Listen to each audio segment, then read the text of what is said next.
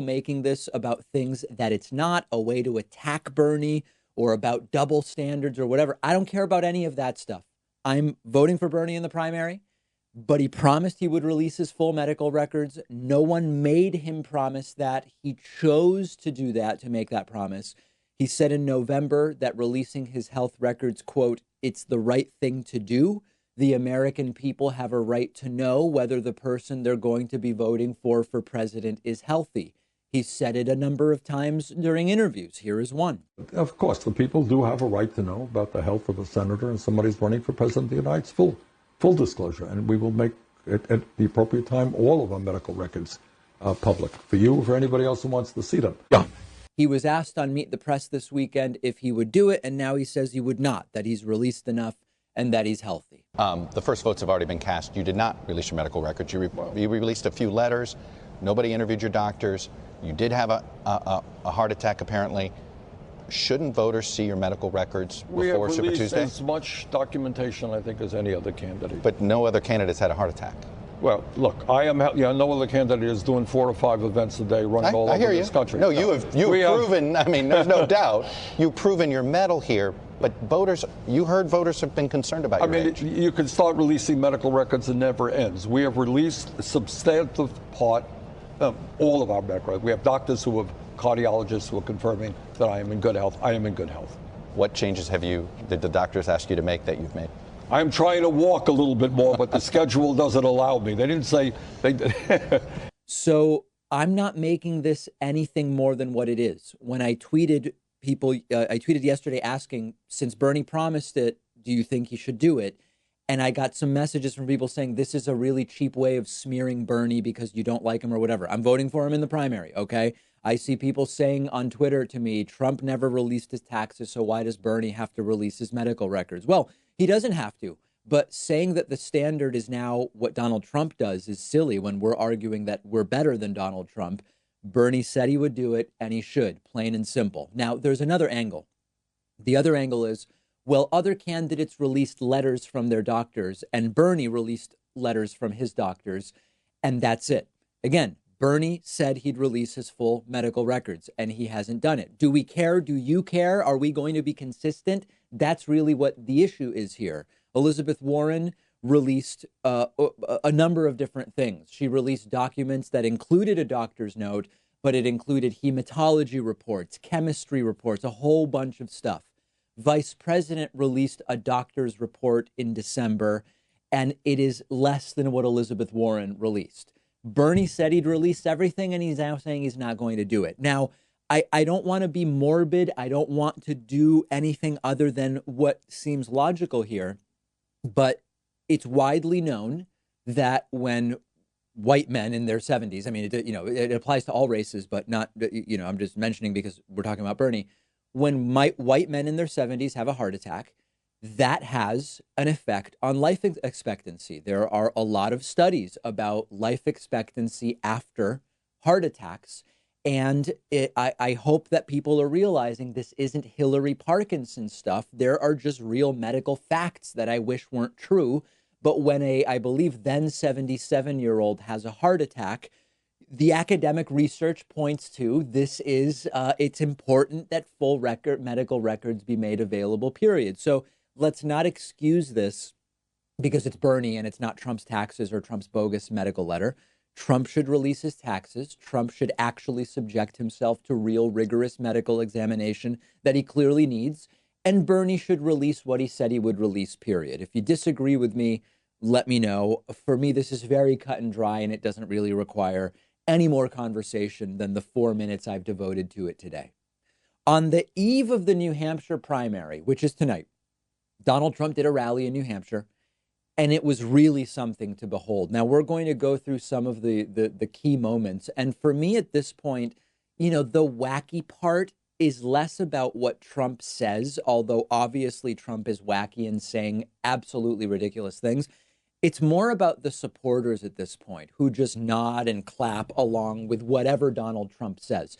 This rally was the epitome of what I would call Trump culture, where facts don't matter, riling up a crowd with red meat that is completely dishonest, if not factually false. is all that matters. And now, to start with, as many of you know, Donald Trump has a very weird history about talking about how he finds his daughter Ivanka very attractive. He's even said things before like, if she weren't my daughter type of stuff. And we've covered that widely before. And once again, Donald Trump talking about the beauty of his daughter. And he seems to recognize here, because he says, I'm not supposed to say that. He seems to recognize that this is something that is a little weird to be saying. Again, yesterday talking about Ivanka, and now clearly referencing the fact that he said weird things about her in the past. Take a look. Also a woman that not too many people know. Very powerful, very smart, very beautiful, even though I'm not allowed to say that because she's my daughter, Ivanka. Trump then went, as weird as that was, into his normal attacks on the media, claiming that they never show the crowd at his rallies, they only show his face. What's hilarious is, as he started to say that, they were showing the crowd, and they continued to show the crowd during this portion of the speech. News, these guys will never report that. They'll never report it. They don't even like showing the crowd. They always show my face. They never show the crowd. But you know what? The people can hear the crowd. The people can hear the crowd. They know. The crowd, of course, visible at the start and at the end of that 25-second clip, during which Trump says, they never show the crowd at my rallies. And the crowd, of course, just loves it. And of course, that's more of the firing up of his base against the media, which unfortunately has led to so much hostility against the concept of a free press. More than any president in recent history, Donald Trump has really catalyzed and coalesced a hatred, if not disdain, for media in the United States under the guise often of fake news, and we know the memes that he's used. Trump then goes on to talk about how undocumented immigrants have no addresses, which is, of course, a strange thing to say, but more importantly, he seems confused between undocumented immigrants and homeless people. We have video, remember, of Donald Trump being confused between health insurance and life insurance. That's a funny and depressing one. We have videos of Trump being confused about many different things. In this video, Trump seems confused about the difference between an undocumented immigrant and a person who is homeless. And then, of course, he throws in the normal dehumanizing language that he uses about immigrants. Record numbers, and we've ended catch and release. You know what catch and release is? You catch an illegal alien by law. You then take his name and address. They don't have addresses. What's your address? What? They don't have addresses. They come into the country. They don't have addresses. So you take his name. Trump then raises the lie that he simply won't stop telling, which is that in 2016, buses full of Massachusetts voters were sent up to New Hampshire to vote illegally. And that's the only reason why Hillary Clinton ultimately defeated Trump by 0.3% there. It's not because she really won. It's because Massachusetts voters voted illegally in New Hampshire. Now, of course, there's no evidence whatsoever for that claim. But if you're watching, watch his audience start to nod with Donald Trump about the hundreds of buses of Massachusetts voters sent up to vote illegally. And if you're listening, you'll, of course, hear the booing and the audio of his supporters immediately just falling for this hook, line, and sinker. Because, you know, you have some pretty strange election laws here, right? Remember last time we won the primary tremendously? We should have won the election, but they had buses being shipped up from Massachusetts, hundreds and hundreds of buses. And it was very, very close, even though they did. But this year, you know, we have a great governor. Look at how little the truth is worth that Donald Trump casually lies about hundreds of buses. Understand hundreds of buses, right? Aside from there being no evidence of this, a lot of these polling places in New Hampshire are tiny. They would be completely overwhelmed and paralyzed by even 10 buses showing up. Never mind hundreds of buses being sent up to New Hampshire, but the crowd doesn't care. They clap and they boo and they nod along to the lies that Donald Trump tells. And then again, riling up the crowd towards possible violence, Donald Trump pulls this entire thing about we're going to protect your guns. They are going to take all of your guns and all of your money and all of your stuff. Take a look.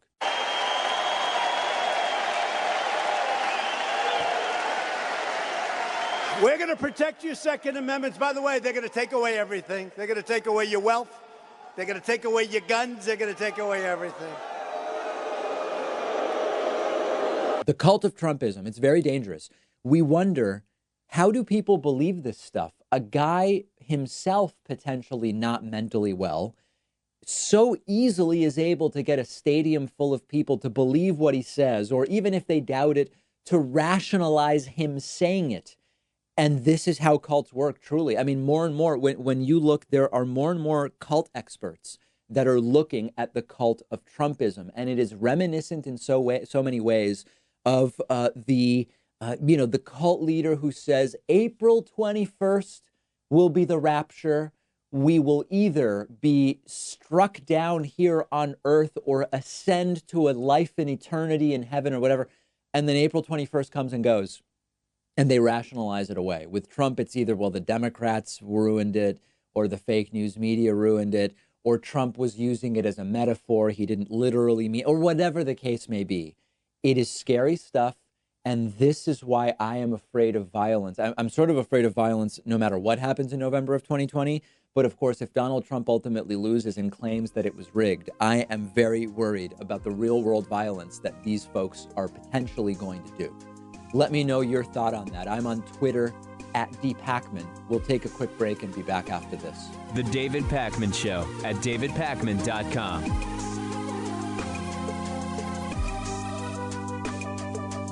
The David Pakman Show isn't some corporate media show with huge advertisers and a media conglomerate supporting us. We actually depend on support from our viewers and listeners. The easiest way, the most rewarding way, the most exciting way to support the show, to get a membership at www.joinpakman.com. You'll receive the world-famous daily bonus show for supporters only, the commercial-free audio and video streams of the show every day, and you'll be part of the solution. Because of membership, we are independent and we're able to cover whatever stories we want, whatever stories our audience is interested in, without executives looking over our shoulder. And it's why we've grown from a weekly show to a daily show. Much to the dismay of the Hatriots, we can't be pulled off the air unless all of you cancel your memberships. Please don't do that, but please do sign up today at www.joinpakman.com. Support independent progressive media.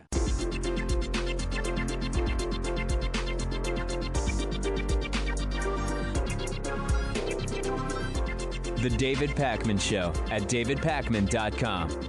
Today's new members of the day are Nancy Kolb and Lori Grentz. I appreciate you both so much, Nancy and Lori. I also want to say thanks to today's longtime sustaining member of the day. It's Scott Rizzo. Scott's been a member for almost 5 years. Thank you so much. Membership is the number one way to support this program.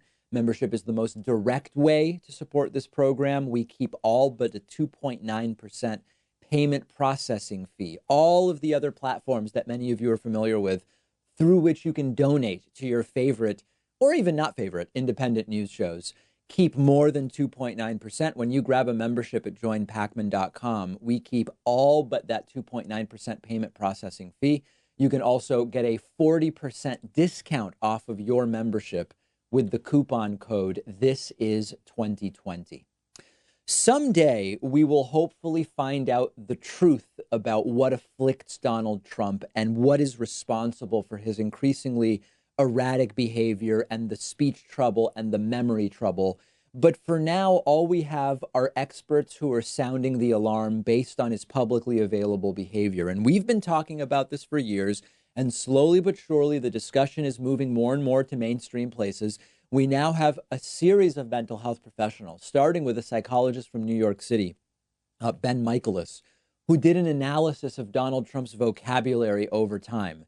And what he found is that Trump's vocabulary has become more and more simple over time, with deteriorating sentence structure. And numerous experts believe that this is indeed, surprise, a sign of cognitive decline by the president of the United States. Now, some are arguing, well, he's getting to be in his mid 70s. There might be some speech decline that would be observable in anybody that age. And that sometimes does happen. But again, mental health professionals saying that what Trump is experiencing, what he is exhibiting, exceeds just age-related cognitive decline. When you look at 80-plus-year-old attorney Alan Dershowitz, I don't agree with a word the guy says lately, but you see a drastic difference in cognitive function when compared to Donald Trump relative to both of their baselines when you go and look at 5 and 10-year-old videos of them. A lot of people seem to forget that Donald Trump used to be very articulate. The psychologist Ben Michaelis says that some deterioration in a 73-year-old would not be hugely surprising, although not a requirement by any means, but that what we are seeing exceeds that. John Montgomery is also a psychologist and says that Trump must be tested so that we can know what's going on, and says, quote, I think it's pretty safe to say that Trump has had significant cognitive decline over the years. Neuropsychologist Sterling Johnson says it could be stress-related cognitive decline. It could be related to neurodegenerative, that's difficult to say, neurodegenerative disease, or now I'm thinking I have cognitive decline, or normal cognitive decline that comes with aging.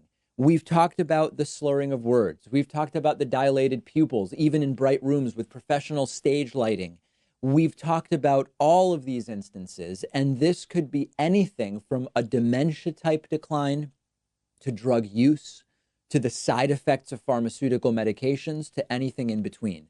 There's also notably the difference between the two Trumps. We've talked before about upper Trump, the guy tweeting hundreds of times a day and retweeting, speaking quickly at events with the rapid sniffing. And then there's downer Trump, tired, slurring, low energy Trump, very slowly reading the teleprompter. There's the misstating people's names and words, everything from Tim Apple to Marilyn Lockheed to wanting the oranges of an investigation. Sacrifice every day for the furniture and future of their children. I hope they now go and take a look at the oranges of the investigation. We appreciate it very much, Tim Apple. Marilyn Lockheed. Mike Bolton, as you know, is in Russia. Mike Pounds, Justice Anthony. You know who I'm talking about. In June of 1775, the Continental Congress created a unified army. Our army manned the airports. It ran the ramparts. It took over the airports. There's those shoulder spasms that coincide with the mixed up or mistaken words that we've observed. And shelter criminal. Look, wait. And let me begin by wishing you a beautiful, look, you remember this? Democrats decided to shield and shelter criminal. Look, wait. You have criminals. All right, we're watching the president here in Wildwood, New Jersey. I just want to get a quick comment before we toss it over to Tucker and Molly Hemming. There's the times that his tongue seems to sort of get in the way of his teeth, like in this example. Your campaign of terror, murder, mayhem will not be tolerated any longer. It will. One more example of that to show you. Based on the core principles of fairness and reciprocity. What? No, it's okay. Oh.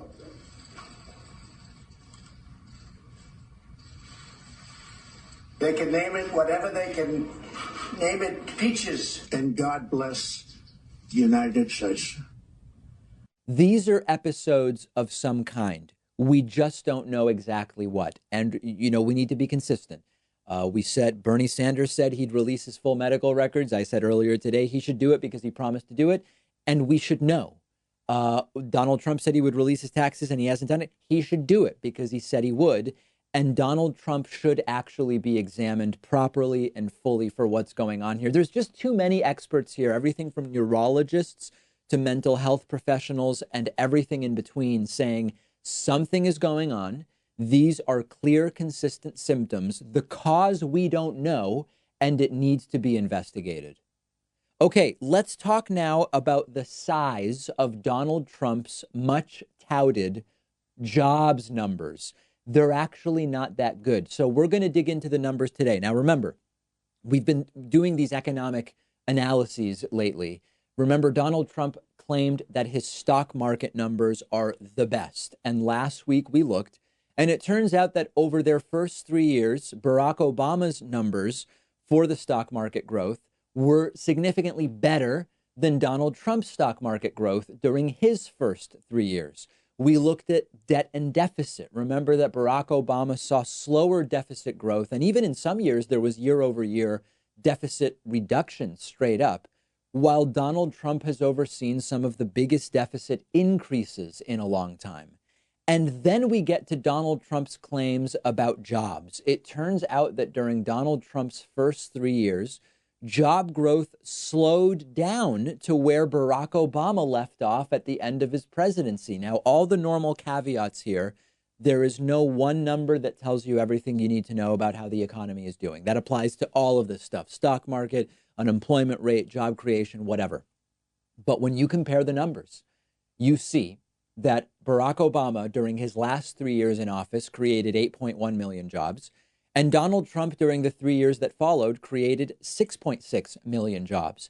This is a greater than 18% reduction in job growth under Donald Trump, per the numbers from the Bureau of Labor Statistics. To put it a different way, if we want to think about it monthly, under the Trump economy, we are gaining 182,000 jobs per month on average. And during Barack Obama's last 3 years, where he handed the economy over to Donald Trump, the economy gained 224,000, 224 under Obama, 182 under Trump. Now, there are two things to understand here. One of those is estimates versus revisions. The first Friday of each month, unless it's the first of the month, in which case it might be the second Friday, we get job creation estimates from the previous month, and those make headlines. But later, those numbers are fine-tuned or adjusted, and they are finalized. We get the final actual numbers. And under Donald Trump, often the estimates are higher than the actual numbers we eventually get. Now, if you present these numbers to Trump or to his acolytes, they'll say, well, Trump's creating higher quality jobs, or wages are higher or up under Donald Trump's job creation, or whatever. Those are different arguments, and we can research those numbers if those are the goalposts that they want to move to. But they have been talking about job creation. And the bottom line is that job creation slowed about 20% under Donald Trump. This is a sort of rinse, repeat, and go back to the beginning with the lies. They brag about stocks. We look at the numbers. Well, the first 3 years under Obama were stronger than the first 3 years under Trump. Oh, well, then they come up with some reason. Obama was in the middle of a recovery, and it's expected that you would have bigger stock market growth, whatever. But then later they say, Obama's recovery was actually terrible. Well, I thought you cited it as the reason why the numbers were better than Trump's numbers. It's just it's a circle. It's a never-ending circle. So then they brag about jobs. But then we look and, well, actually, job growth slowed when Donald Trump took over. So then they switch and they'll brag about growth, as they recently have been, GDP growth. But remember that Donald Trump promised 4 to 6% GDP growth, and we actually got 2.9 in 2019.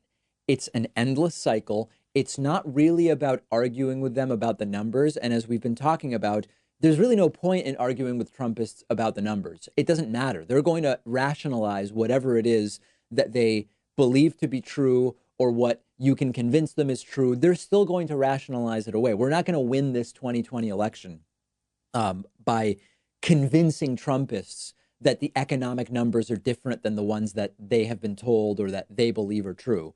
But the point is to understand that because it's this endless loop, we just need to ignore the Trumpists. They're going to do their thing. Trump's going to do his rallies, and he's going to lie, and they're going to be fired up and cheer and believe everything he says.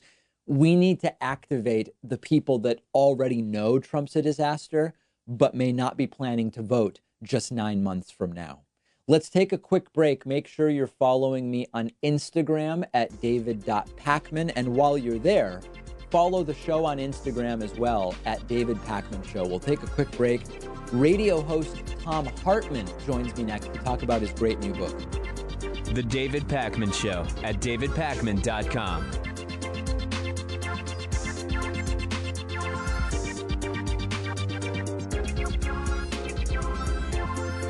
The David Pakman Show is audience-supported media. I really mean that, not just a catchphrase. And much of that support is small contributions on Patreon, contributions as small as $1 per month, meaning just cents for each hour-long episode of the show. Plus, patrons can also get the daily bonus show and the daily commercial-free TV show by pledging at patreon.com/David Pakman Show. We've rolled out great new perks on Patreon, including free bumper stickers, t-shirts, coffee mugs, and more at different giving levels, as well as exclusive content. And it all comes with the pleasure of knowing you're supporting independent progressive media, an alternative to the corporate stuff that is as much a part of the problem as our political system. If you value the show and have as little as $1 to put towards independent media, check out patreon.com/David Pakman Show and make a pledge today. It'll feel good, and I'd really appreciate it. Patreon.com/David Pakman Show.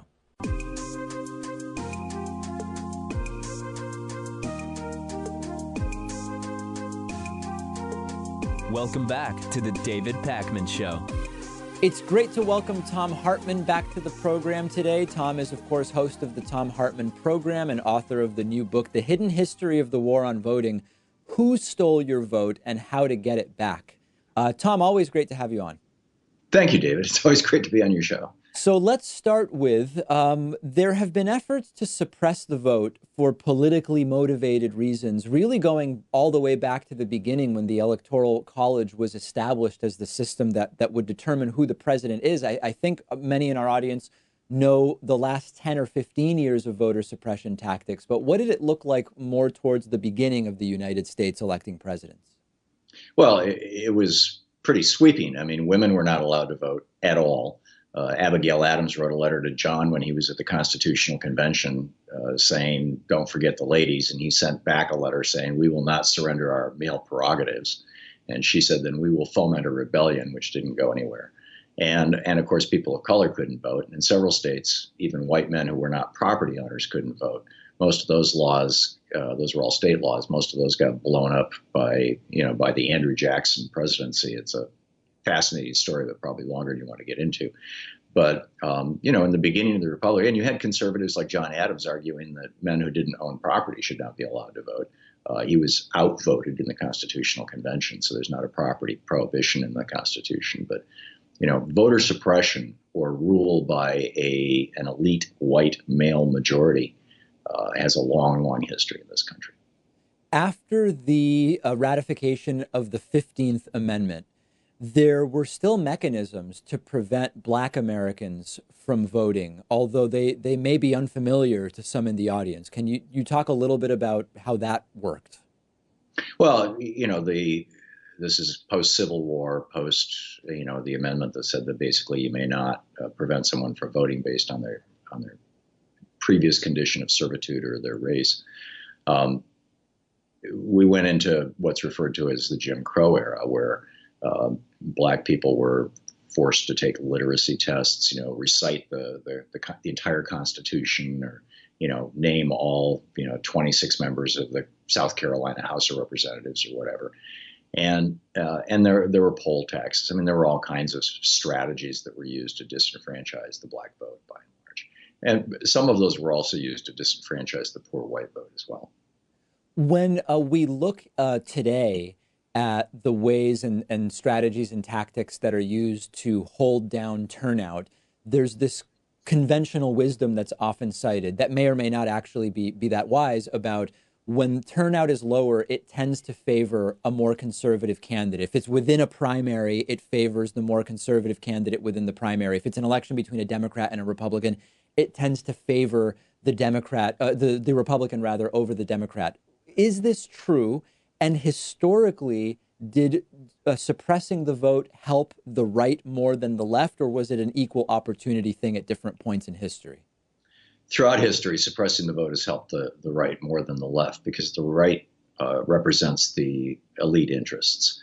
And the simple fact of the matter is, if voting requires you to leave work for a half a day and go someplace and do something and jump through a bunch of hoops and particularly prove your identity and things like that, then people who are wealthier, who tend to have salaried jobs rather than hourly jobs, People who live in areas where there's an abundance of access to polling places, typically white suburbs, find it very easy to vote. It's not all that inconvenient. Whereas people who are hourly workers find it far more inconvenient, far more expensive to vote, and so they tend not to as much. Now, on the other hand, the easy solution to that is what we've done in Oregon and Washington State, which is mail-in voting, and we've seen a substantial increase in voter participation as a consequence of that.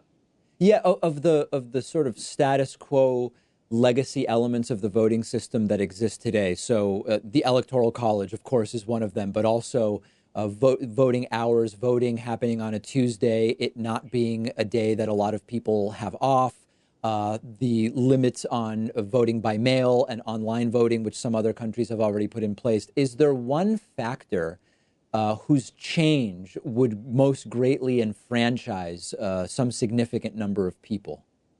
Yeah, voter suppression.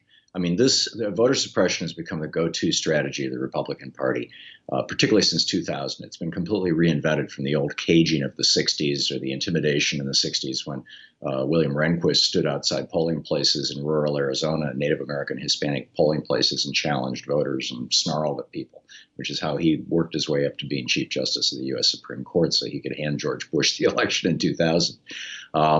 It's gotten quite sophisticated. And there's this huge thing called redshift where we see exit polls, which are the gold standard around the world. We overthrew a government in Ukraine because there was a discrepancy between the exit polls and the actual government produced election results. I lived in Germany for a year. People in Germany vote on paper, as they do in all the European countries. And it takes 2, 3, 4 days to count the vote.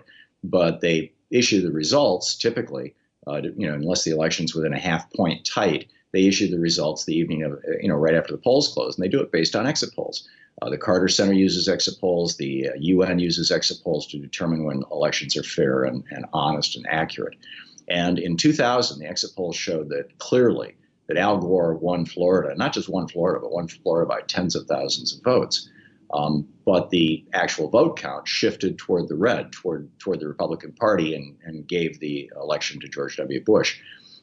This, it turns out, was because Jeb Bush, George's brother, had acquired a felon list from the state where George was the governor, from George, basically, from Texas, and compared that felon list with the voter list in Florida. Now, the felon list in Texas was more than half African American and Hispanic, and African Americans and Hispanics largely representing a name pool that, in the case of African Americans, is Anglo names. They're the people who owned slaves in this country are principally Irish, English, and Scotch. And Hispanics, all of their names are derived from Spanish, or the vast majority of them. So when you compare whereas on the other hand, Caucasians have names that come from Scandinavian languages, Baltic languages, Russian, Czech, Slovenian.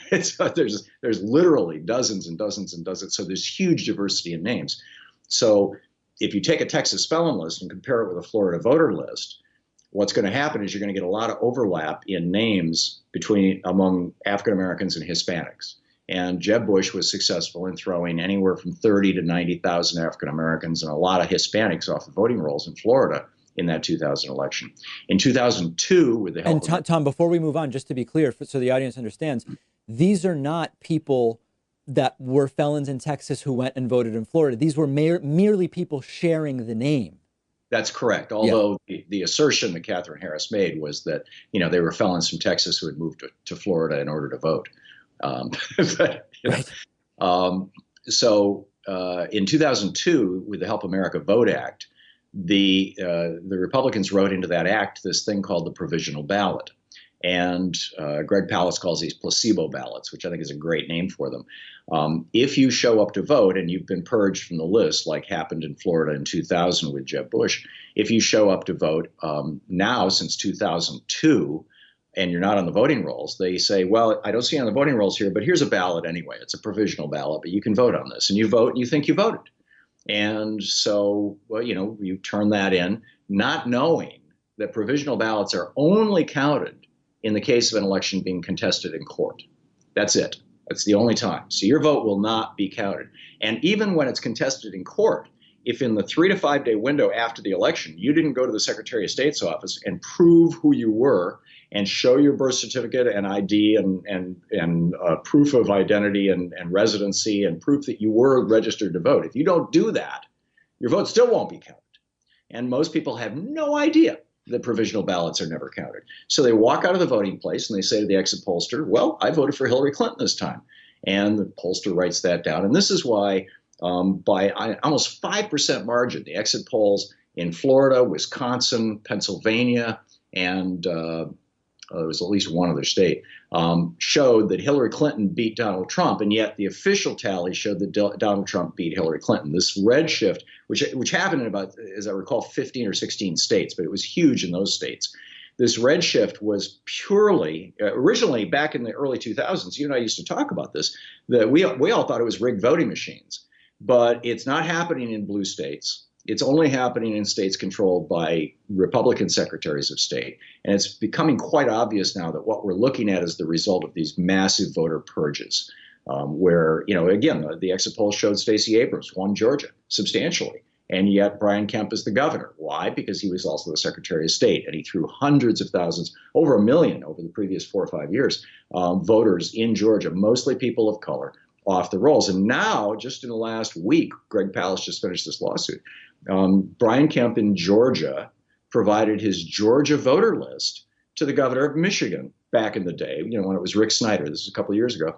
And but the Michigan Secretary said Michigan is still aggressively purging these people from the voting rolls. I mean, it's insane. They're saying, oh yeah, well, they live in Georgia, but they come up to Michigan to vote, and it's double voting, and so we've got to get them off the rolls. And we see this in red state after red state after red state, and it is the only reason, in my opinion, why Republicans control the Senate, why they control the White House, why they have controlled the White House since 2002 in every election. The exit polls showed that John Kerry in Ohio wiped out George W. Bush. Just like they showed that in 2000, Al Gore won Florida. The exit polls showed Hillary Clinton beat Donald Trump. And it's the only reason that they control the Senate. We see this in multiple states, the red states in particular. So this is the big, this is the elephant in the room. This is the thing that we need to deal with, and we need to be waking people up and educating them to this. And to the point where, probably 95% of Americans don't know what a provisional ballot means. To the point where if somebody hands you a provisional ballot, you freak out to the point that you grab a bullhorn and start yelling, that you call the newspapers. I mean, we need to start a counter-revolution to this very, very sneaky, slick thing that these Republicans have been doing since 2000. So this is kind of a good entry point to the last thing I wanted to touch on in the limited time we have left, which is whether Wisconsin goes to Hillary or Trump becomes, at least under 2016's numbers, irrelevant if we have a national popular vote rather than the Electoral College. So my question is, how important do you see that activism about trying to get a national popular vote? Is it a futile effort? Because we know that outside of something like the National Popular Vote Interstate Compact, that actually changing the way that elections work at the constitutional level would be very difficult, particularly when the Republican Party has won several presidential elections because we go by the Electoral College rather than the popular vote. Is that where our activism should be, or is it not a good use of activism capital, so to speak? In addition to fighting provisional ballots or even eliminating the whole concept, which is simply at law, it's part of the Help America Vote Act of 2002. And this gets fixed, by the way, by H.R. 1 to a large extent. But outside of that, yes. And nationalpopularvote.com is where you can find all the information on this compact. And so far, you've got states representing 170 electoral votes who have signed on to this. It takes 280, 270? 270, thank you. 270 to win the presidency. And so when you get enough states to equal 270 electoral votes, then basically you've wiped out the Electoral College. And that's a whole lot easier than doing it through the process of constitutional amendment. There have been 29,000 attempts to amend the Constitution since the founding of our republic, and only 27 of them have succeeded. But Virginia now is back in Democratic hands, and it looks like they're going to join this thing.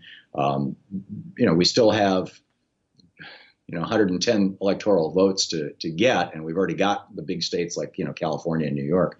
Republicans are fighting this like crazy. In fact, they're proposing legislation in the Senate right now to say that your electors have to vote. The whole idea of faithless electors gets blown out of the water. The electors have to vote, which is their way of legislatively eliminating the possibility of the National Interstate Compact to do this. Yeah, so preemptively trying to kneecap the entire effort. The book is The Hidden History of the War on Voting, Who Stole Your Vote and How to Get It Back. We've been speaking with the book's author and also host of the Thom Hartmann program, Thom Hartmann. Thom, really appreciate your time today. Thanks, David. It's great being with you. The David Pakman Show at davidpakman.com.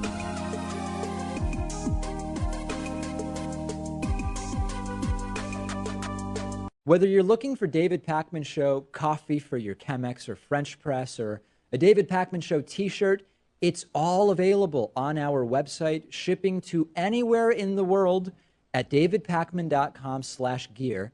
Don't miss the bumper stickers too, davidpakman.com/gear. Did you know the David Pakman Show is on all sorts of different platforms? Find us on YouTube at youtube.com/The David Pakman Show. And on Steemit, the blockchain-based publishing platform at steemit.com/@DavidPakman. That's STEEMIT.com/@DavidPakman.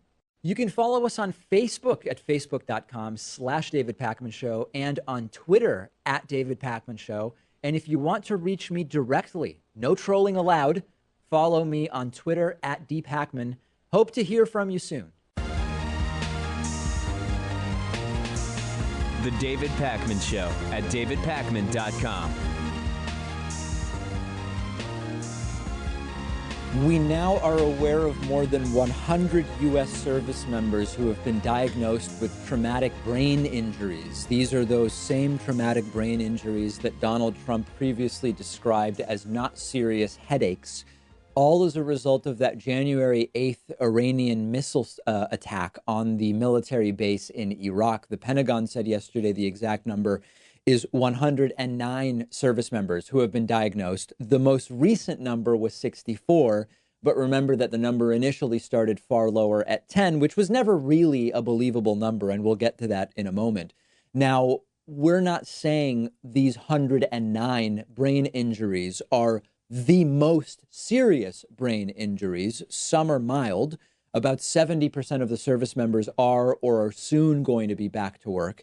But remember that Donald Trump wrote these off as headaches, cadet bone spurs deciding that these are mere headaches. Remember this? I want to play, though. Here's how the president described it when he was asked about these injuries. I heard that they had headaches and a couple of other things, but I would say, and I can report, it is not very serious. And Republicans actually ran interference for Trump. Here is sick, vile Senator Tom Cotton, truly one of the worst, saying, well, Trump's not really dismissing them as headaches. He's describing them as headaches. And that, of course, is perfectly fine to do. So I think veterans groups are calling for the president to apologize. Should he apologize for calling it not very serious? He's not dismissing their injuries. He's describing. He said they're headaches and not very serious. I think he's describing their injuries. He's not dismissing their injuries. Head injuries can be on anywhere. Headaches. I don't consider them very serious. Well, that's like saying that having a flesh wound is not very serious. Well, veterans groups, and I know you're a veteran, and I know you know people who suffered from TBI, as do I. Don't you think it's serious, and that the president may need to apologize? No, I mean, if they are in fact, if all these injuries are not serious, if they're on the less serious side of the scale than the severe traumatic side of the scale, the president is just describing what happened to him. He's not dismissing them. Nice people, right? So when we talk about a brain injury, TBI, traumatic brain injury, it can vary in severity, but it's not a headache. That we know for sure. Sometimes they happen in sports. We know football, this is a big issue. Hockey, it can be a big issue. There's even questions about younger kids using their head to hit a soccer ball, potentially causing a sort of a similar dynamic. It can happen in a car accident when a passenger's head hits the windshield of the vehicle, and they happen to people in the military. The most notable thing here is that from day one, we knew that they weren't giving us the real number. They said, well, it's 10 or 11. And that number was clearly BS. And the phrasing of how they gave us that first number suggested that it was not 10 or 11. We knew it couldn't be the right number. And then it became something like maybe 35. And then we had the number 64. And now the number is 109 because they are lying. They are lying all the time about everything, period. And by the way, we hear about service member injuries because we're hearing about it from the U.S. Pentagon, and the number is now 109.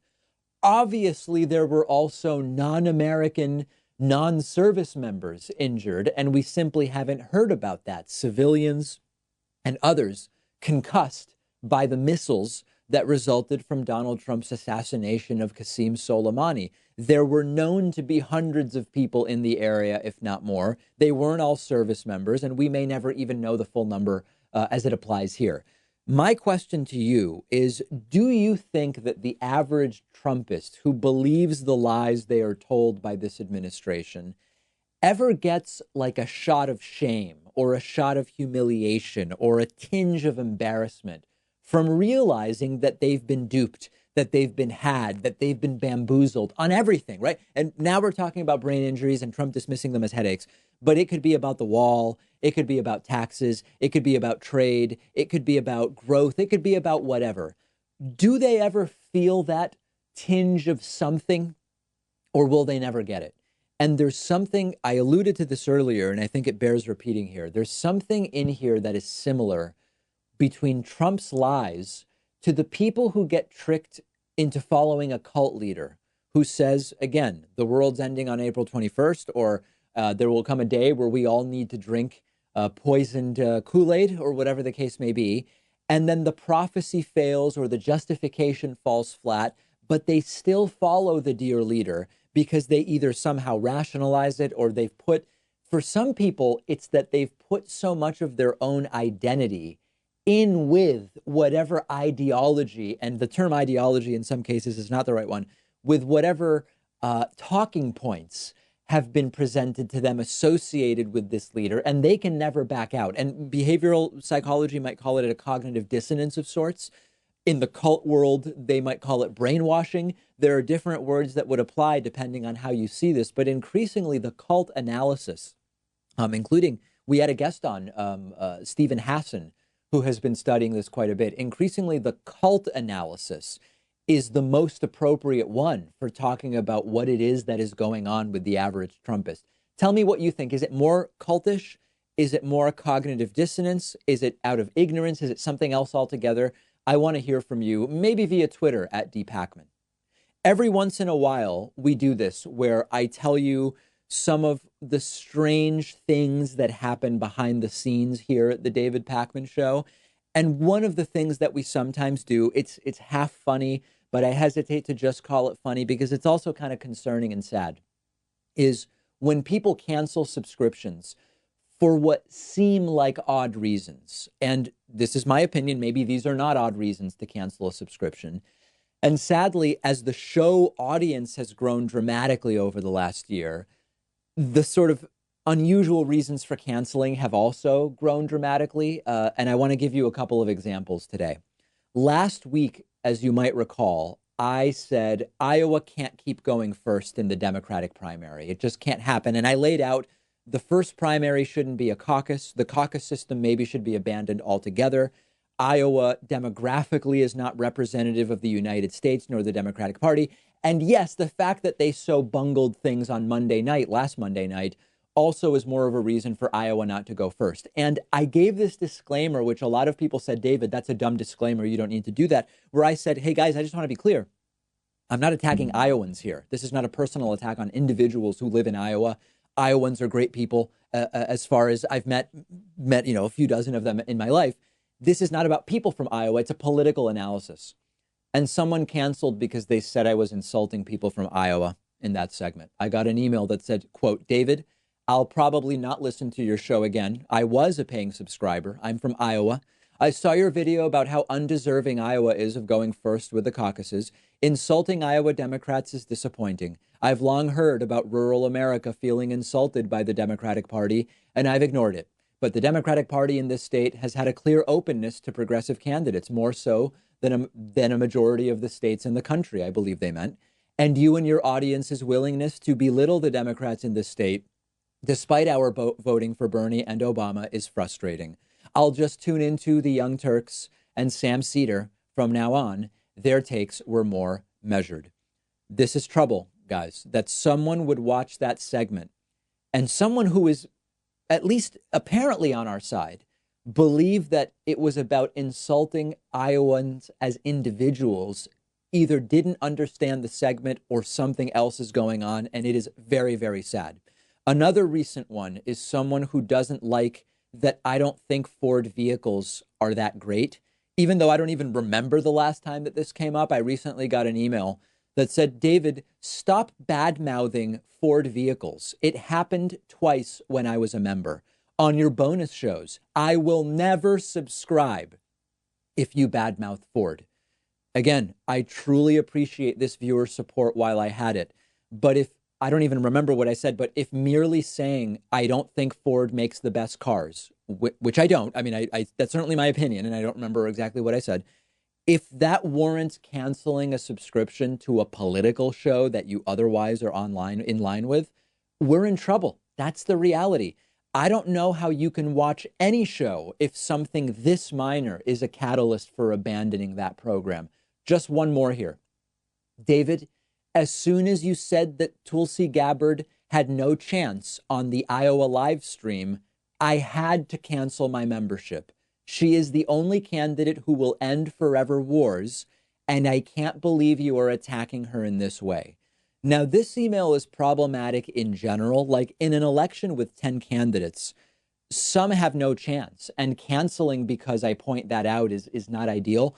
But the person is saying they canceled because on February 3rd, I said Tulsi has no chance during the Iowa caucus result live stream.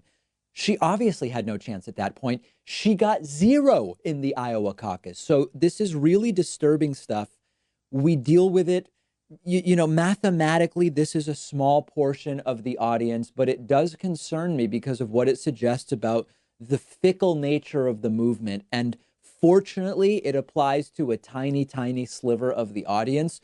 But this is not concern trolling. This is nothing other than that really does concern me, because when we think about, we need everybody on board to defeat Donald Trump, everybody, right? Really, because we need to so overwhelm the meddling and the voter suppression and all of this stuff, that when someone says I'm abandoning a show that I guess I used to agree with because they said something about Ford, or I misunderstood a story about Iowa as attacking Iowans, or I stated correctly that Tulsi had no chance of winning in Iowa on the day that she got 0 votes.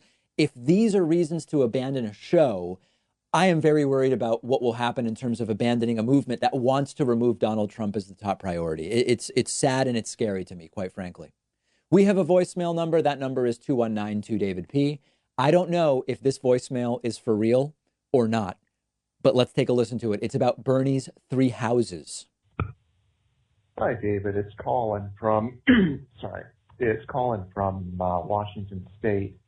I had a question about Bernie Sanders. My dad, who listens to conservative radio all the time, he claims that Bernie raised a lot of money outside of selling his book, and he's got like 3 houses or something. Could you possibly make a video on that and clear that up?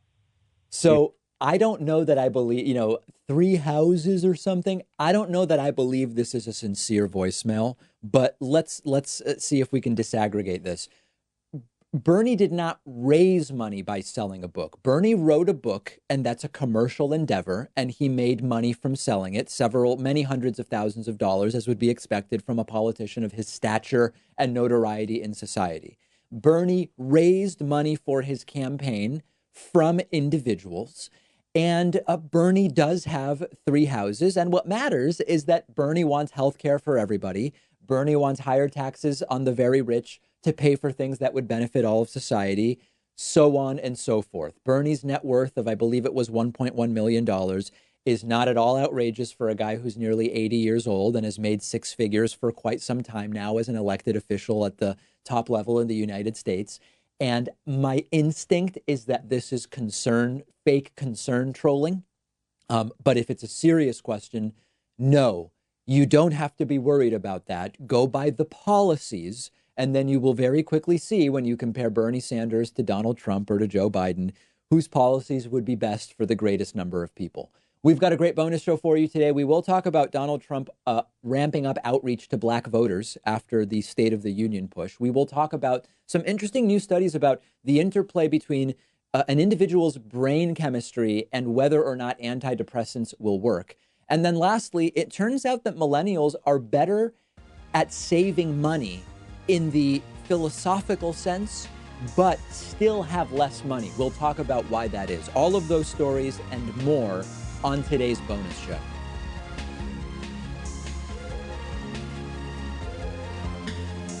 The David Pakman Show at davidpakman.com.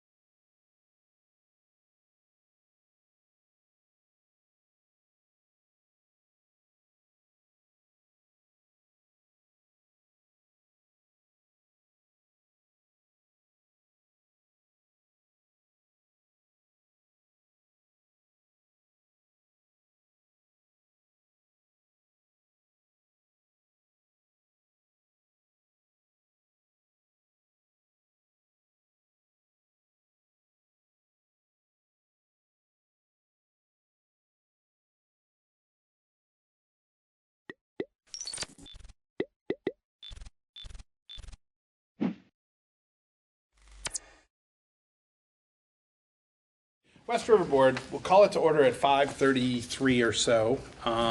Thank you all for coming. Apparently we just dropped this off the last agenda. Single purpose meeting. All we got to do is make a motion to approve the warning. Everybody has a copy of it attached. Skim through it, make sure we have all the right dates in there, you know, no 2019s. Second page. No polling date, no polling hours wrong or places wrong. Check your towns. We checked with all the town clerks on those because specifically Wyndham toggles between, and Jamaica wanted to be at 9 a.m. I think historically, are they 10 a.m.? Yeah. Yep. So they I want mean, to be known. I went through it once, but I'm like, just do it again one last time. Because I'd hate to have an emergency meeting to correct the warning that was improperly warned. Jamaica wanted to open at 9. It says 10. It says 10 for Jamaica. Oh, that's Wyndham. That's Wyndham. No, It says look at it 10 for from- Jamaica in the preamble, it says 9 for Jamaica in the back. Okay, so then. In the back. Page 2. Oh, I was gonna say the hours on the Yeah, back. the very Yeah. top Yep. page. We're blind First and then- page. Yep. Okay, Yeah. we'll check in here and see. Says 9 a.m. Brookline, 10 a.m. Jamaica. Yeah, it's supposed to be right 9. in the other side. It's right in the back, but not in the front. Correct. Right. Okay, so this should be 9 9. in Newfane, 9 in Townsend, and 10 in Wyndham. Perfect, though, but the sign-in This sheet, one so I is can the one change that's- that. Yeah, you can slip sheet the front cover. Thank you. I'll make a motion that we accept the warning with the adjustment of the time for Jamaica. I second that. All right. Any discussion on the warning? Anything on the warning? All right, ready to vote? It's been moved and seconded to approve, adopt? What's the right little word there, You're going to Bill? approve the warning. Approve the warning? And you can make one motion where you approve the warning and allow the chair to sign. That was your motion, right? And on to my motion, allow the chair to sign the report. You were seconding that? Sure. Excellent. All right. All in favor, please say aye. Aye. Opposed? Abstentions? Beautiful. Thank you all. Anything else we need to do, folks? Yeah. No, 100,000. Switch seats. Yeah. You three are staying, right? I'll make a For the motion to adjourn if we don't have anything else. WCSU. All right. Motion to adjourn. Do we need a second? We need a second. Second. All in favor, please say aye. Aye. Thank Coffee you. is the more important one today. All right, WCSU. What is today? Yeah.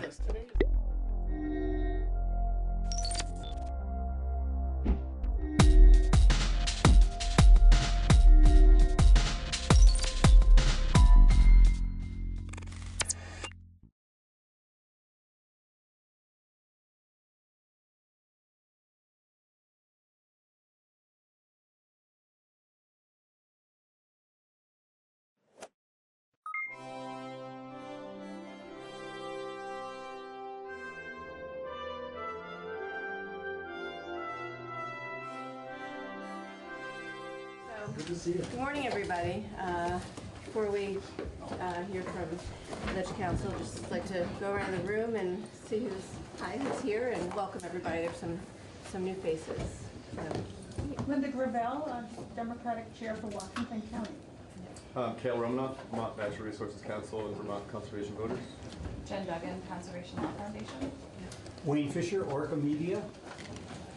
Catherine Rhodes from an LLM student at Vermont Law School and an intern at the Attorney General's office. great. Are you getting your environmental degree, the joint degree, or? It's an LLM in Yeah. energy and environmental law. Great.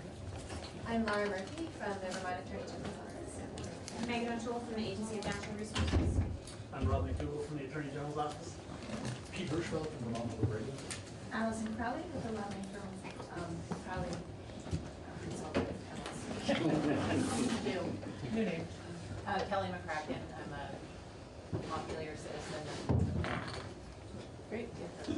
Heather Schuldeis with William Schuldeis and Associates. Luke Marland, Ledge Council. Mike Bailey, our assistant, and Gwen. Gwen Zacher, Vermont League of Cities and Towns. Great. Okay, welcome. Welcome, everybody. Okay, so we're starting with addressing climate change, 688. Hopefully everybody has either a hard copy or access to it.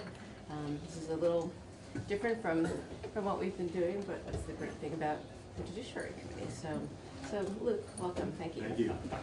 Good morning, everyone. Luke Marland, the Director of Legislative Counsel and Chief Counsel of the General Assembly. It's good to see you.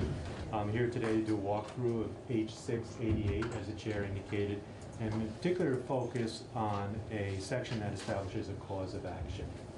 And what I've done is prepare a PowerPoint. It might be easiest for you if you simply look at the PowerPoint on the screen. It's meant to give a structure to the presentation and highlight some key points. I don't think you need to follow it on your laptop or iPad. And instead, I would suggest you just listen along. Please always ask questions.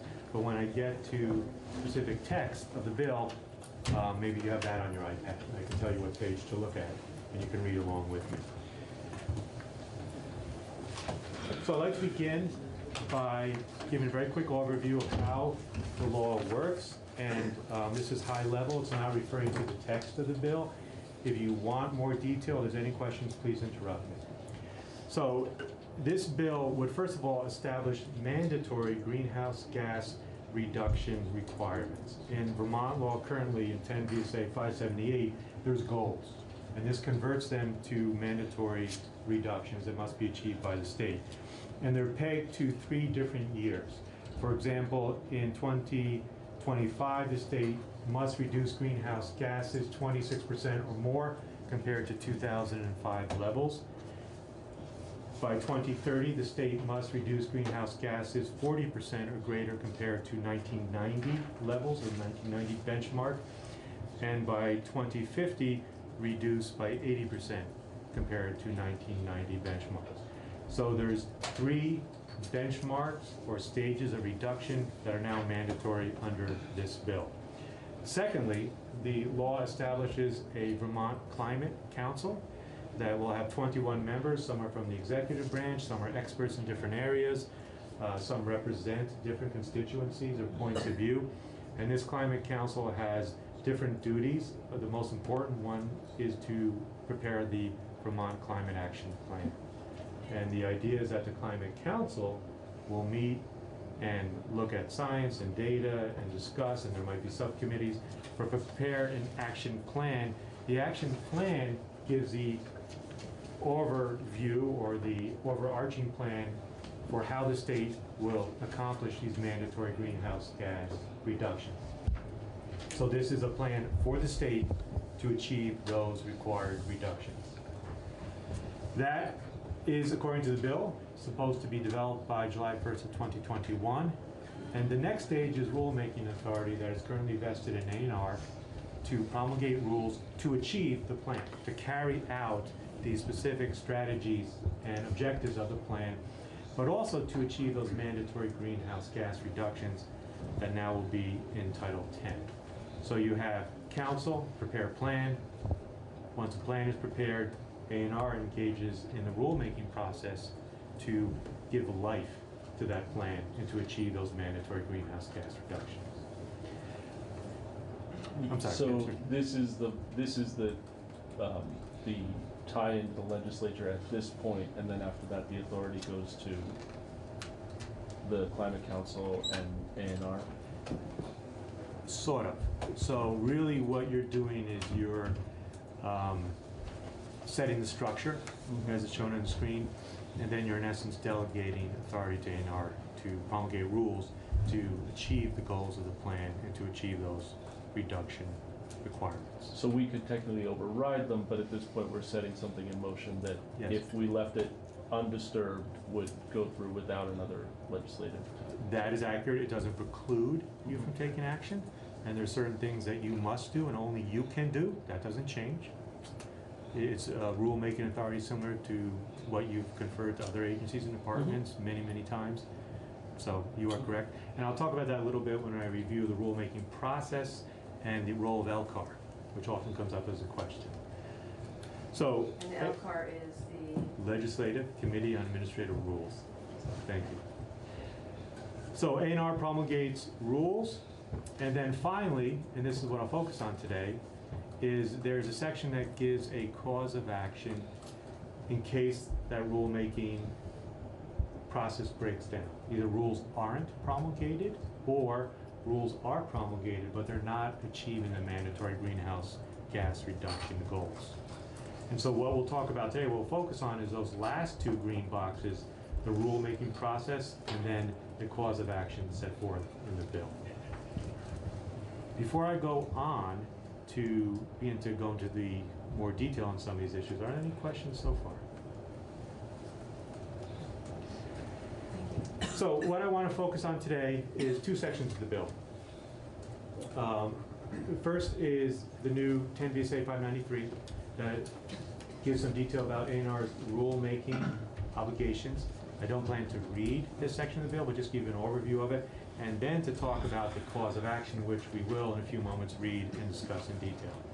So pursuant to 593, ANR is obligated to promulgate rules that are consistent with the specific initiatives, programs, and strategies set forth in the action plan. And if you remember, the council develops the action plan. To also achieve the mandatory greenhouse gas reductions, and in doing so, ANR is required to develop and file, and we'll talk about the process in a moment, file a detailed record of its process and its decisions. And this record goes beyond what is already required for most rulemaking. ANR is also required to conduct public hearings as it develops its proposed rules. And we'll talk about the stages in that in a moment. The timelines is that its rules to achieve the 2025 reductions that I just mentioned have to be promulgated by 2022, to achieve the 2030 reductions by 2026, and to achieve the 2050 reductions by 2040. And there's also a required mechanism when ANR comes out with its rules to implement the plan to achieve those benchmark reductions, and then every couple of years it goes back and reassesses its rules, and it can modify them or change them if necessary if the rules that have promulgated are not achieving the required reductions. So for example, you'll see that 2040 develops the rules to achieve the 2050 reductions. There's language that every couple of years it goes back and reassesses whether those rules are on track and can update or modify them as appropriate. 594 is the section of the bill that is the cause of action. That's what we'll focus on today. It is written under two different scenarios, and I'll be the first to admit that those scenarios are a little, there's probably some gray area in them, but as I introduce it to you, I'll talk in terms of two different scenarios just to make it a little easier, but in reality there might be some overlap. The first scenario is that ANR fails to engage in rulemaking. So if the bill becomes law, ANR is required to engage in rulemaking, it doesn't do it. Or what it does is so obviously deficient that it's not carrying out the plan for achieving the greenhouse gas reduction. That's what I call scenario A, and that is set forth in subsection A of this part of the bill. The other scenario is that ANR does engage in rulemaking in good faith, but those rules, for whatever reason, aren't achieving the required greenhouse gas reductions. And we'll talk about that in some depth.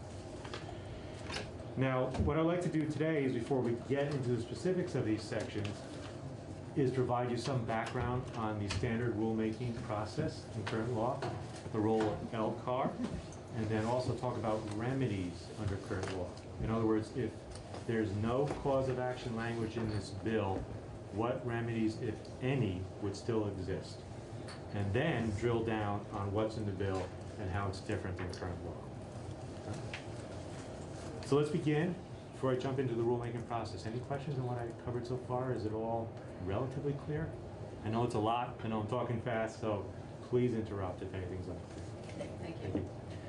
So let's talk, give some background on the rulemaking process. Vermont's rulemaking process is set forth in Vermont's Administrative Procedures Act, which is in Title III, Chapter 25. Remember that this bill is exclusively a Vermont law. There's no federal Climate Change Solutions Act. In a lot of areas, there's a state law and a somewhat similar federal law, or there's a federal program that the state is implementing, so there's some crossover with federal administrative procedure law and state administrative procedure law. In this context, we're talking about a state law that has no federal direct counterpart. So we're talking about Vermont's Administrative Procedure Act. As background, in Vermont law, rules have the same force of a statute that you pass. So it's the same force of law. There is no implicit rulemaking authority vested with an agency or department. You have to confer that authority. And in this bill, that authority is conferred on ANR. And rules cannot provide for penalties, fines, or for that matter, fees that are not authorized in statute, or for that matter, taxes that are not authorized in statute. In addition, a rule cannot enlarge or expand the authority of an agency or allow an agency to issue permits or licenses unless that is also authorized in law. So those are some of the big picture guardrails as to what a rule can and cannot do. So for the rulemaking process, there's numerous stages set forth in Title III.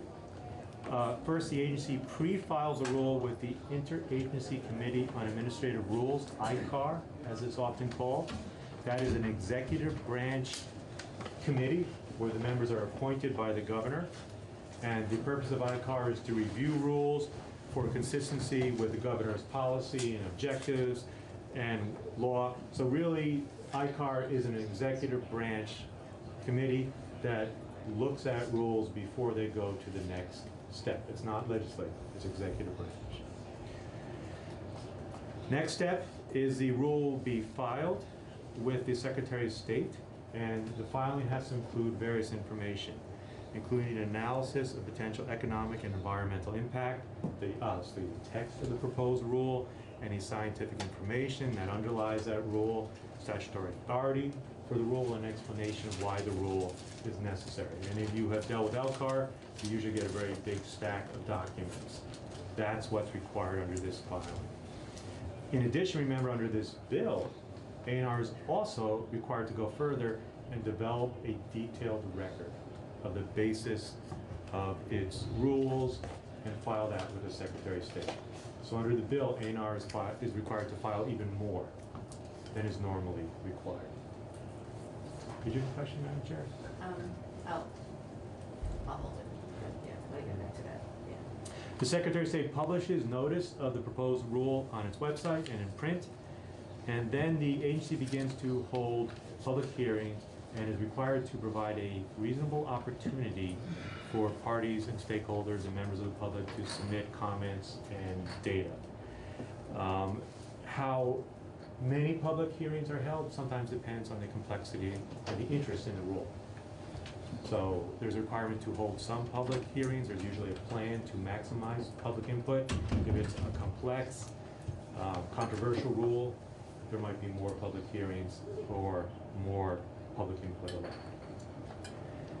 Next, the agency will file the, after holding the public hearings, the agency will file the proposed rule with the Secretary of State and with LCAR, with the Legislative Committee on Administrative Rules. So at this stage, they've had the public hearings, they've gotten public input, they may have incorporated some of that or changed that. They're now filing the proposed rule with the Secretary of State and with the legislature. The legislature reviews the rule, and we'll talk about that in a moment. And then, after that process is finished, the final rule is adopted by the agency, and it eventually will become effective. So that only happens after the LCAR process, and we'll talk about the stages of the LCAR process in a moment. There's also a ability under Vermont law to do emergency rules. Usually they're only appropriate if there's an imminent threat to health or safety or some other emergency situation. I don't think that applies in this case.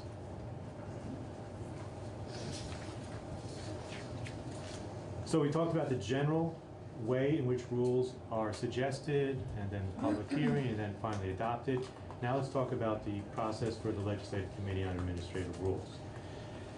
So LCAR can approve a rule. It can approve a rule with modifications that it's agreed upon in a back and forth process with the agency or department. It can also take no action on a rule, and it can object to a rule. But the basis for objection is limited. In other words, LCAR cannot object just because it thinks the rule is bad policy. There's only 7 grounds upon which LCAR can object, and they include things such as the rule goes beyond the authority of the agency. It may be contrary to legislative intent. It's arbitrary, which we'll talk about later, which is a defined term. The agency failed to maximize public input. The rule wasn't written in the correct style, or the economic and environmental impact statements were not sufficient, were not carried out in an appropriate manner. Those are the only grounds upon which LCAR can object to a rule. So once again, it can't object to a rule just because it disagrees with the policy set forth in the rule or the decisions made by the agency or department. Now, in actuality, there's often a back and forth in which the people on LCAR may express their opinion, the agency may modify the rule accordingly. So often there's a back and forth and modifications to the rule. If LCAR does object on one of those 7 grounds, it can recommend that the agency amend or withdraw the rule, and then the agency is required to respond to that objection.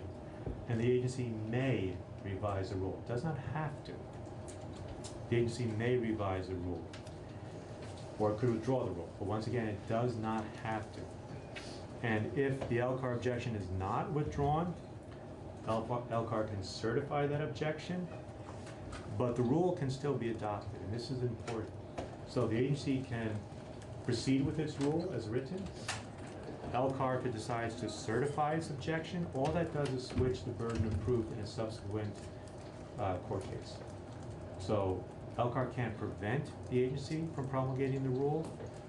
Its objection only switches the burden of proof at a subsequent case.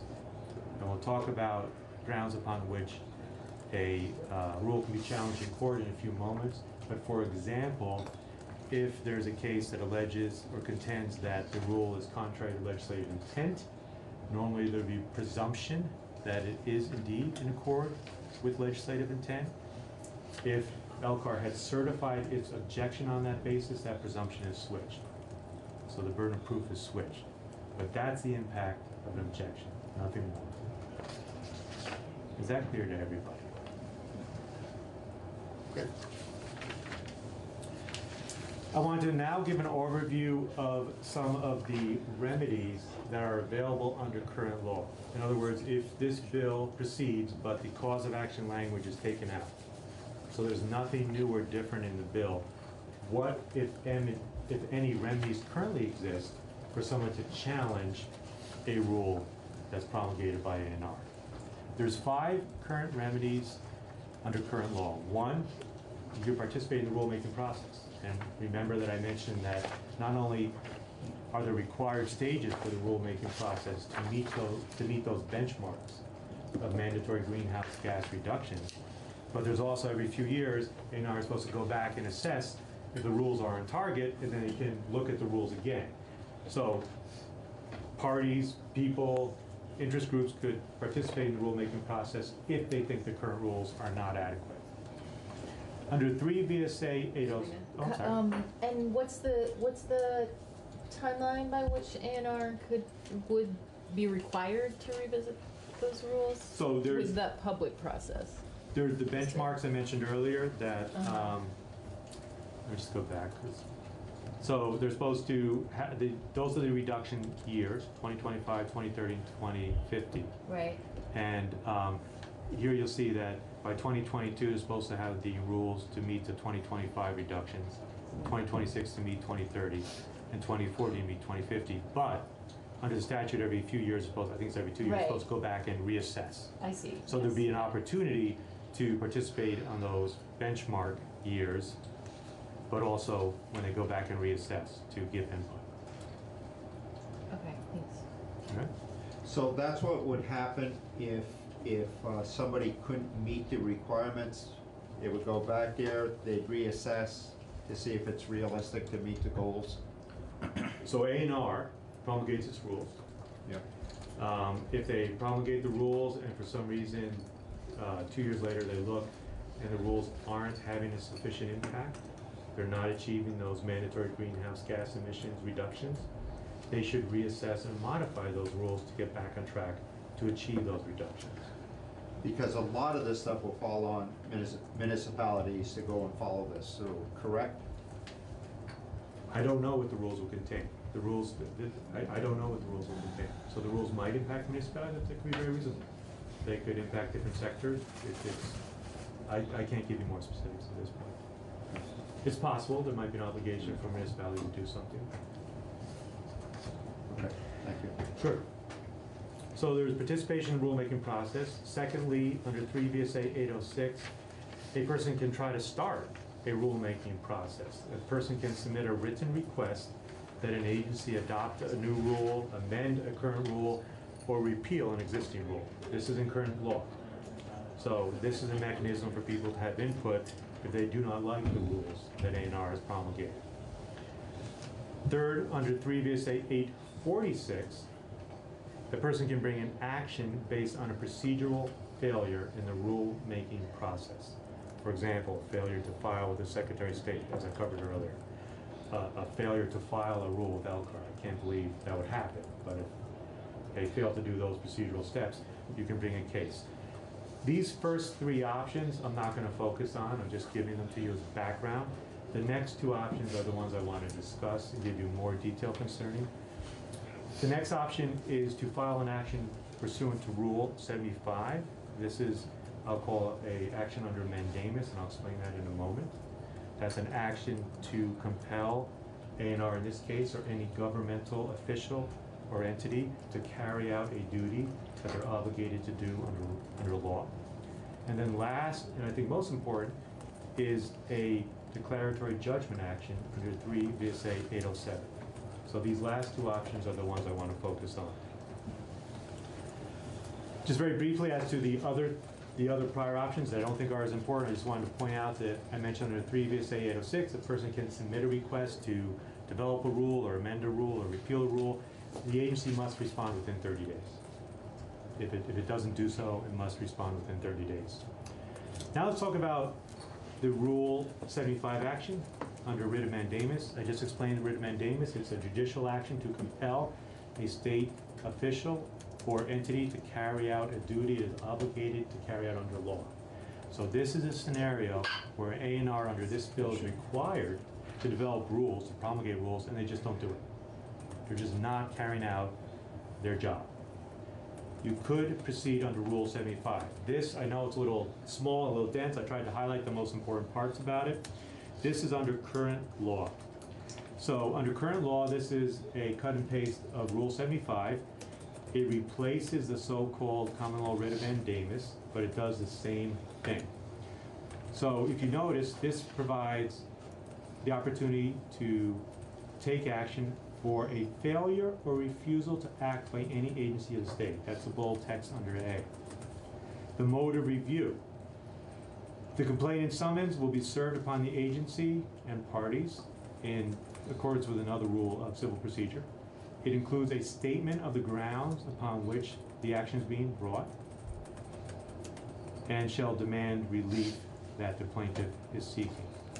Under time limits, the time in which review may be sought shall be provided by statute, except that if there's no time limit specified in statute, the complaint shall be filed within 30 days after notice of any action or refusal to act upon which review is sought, within 6 months after expiration of the time in which action should reasonably have occurred. I'm emphasizing this because we'll talk about the time limits under the bill in a moment, and they're different. This is under Rule 75. Then there's language about trial or a hearing. I think in almost all these actions, and you certainly should hear from the Attorney General's office, this would be a judicial, the judge would make the decision. I don't think it would be a jury trial. But under certain circumstances, that might be an option. And then review by the Supreme Court. That appeal is to the Supreme Court of Vermont. So it'll be filed in Washington County, appeal to the Supreme Court of Vermont. Once again, this is Rule 75, existing rules of civil procedure in Vermont law. Are there any questions about that?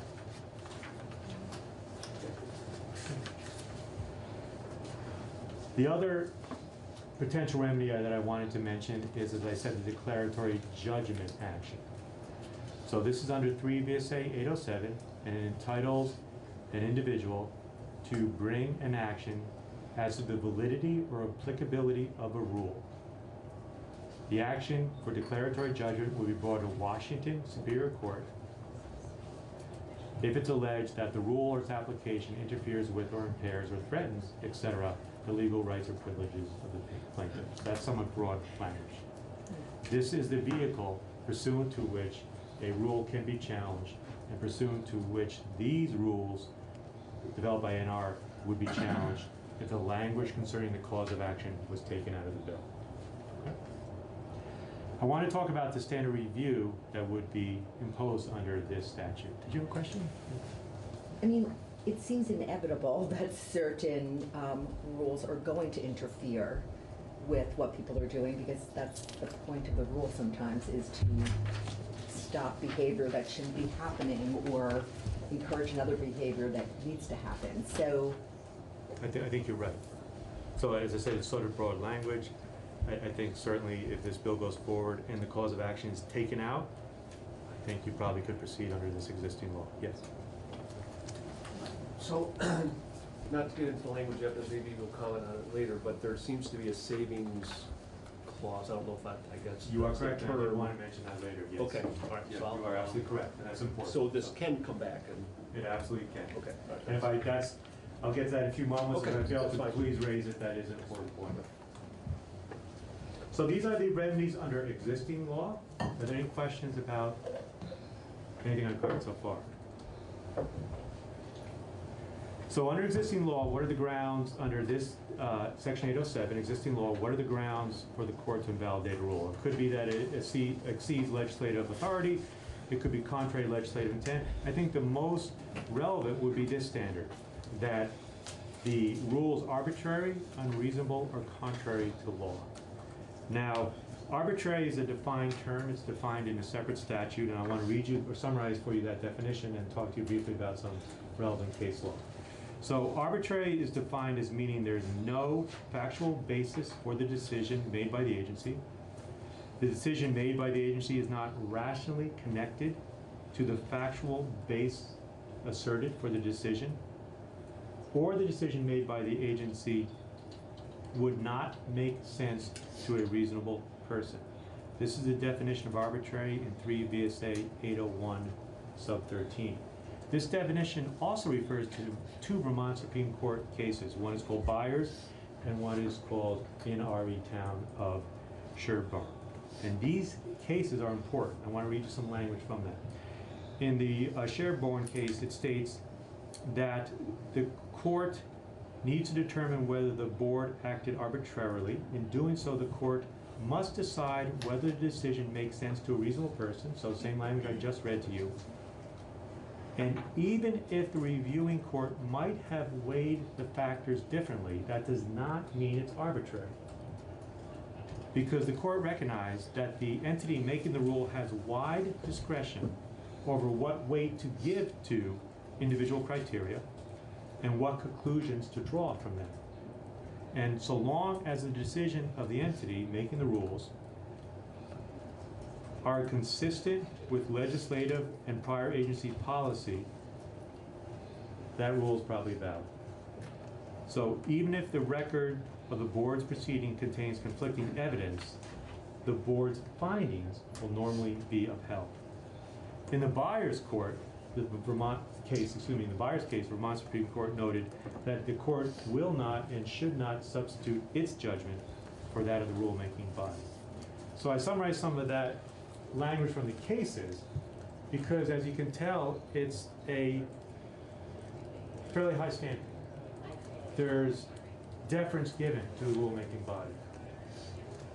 So even if the court disagrees with how certain factors should be weighted or considered, if the ultimate decision, if the ultimate rules of the rulemaking body seems to be consistent with law and is reasonable, that rule will probably be upheld.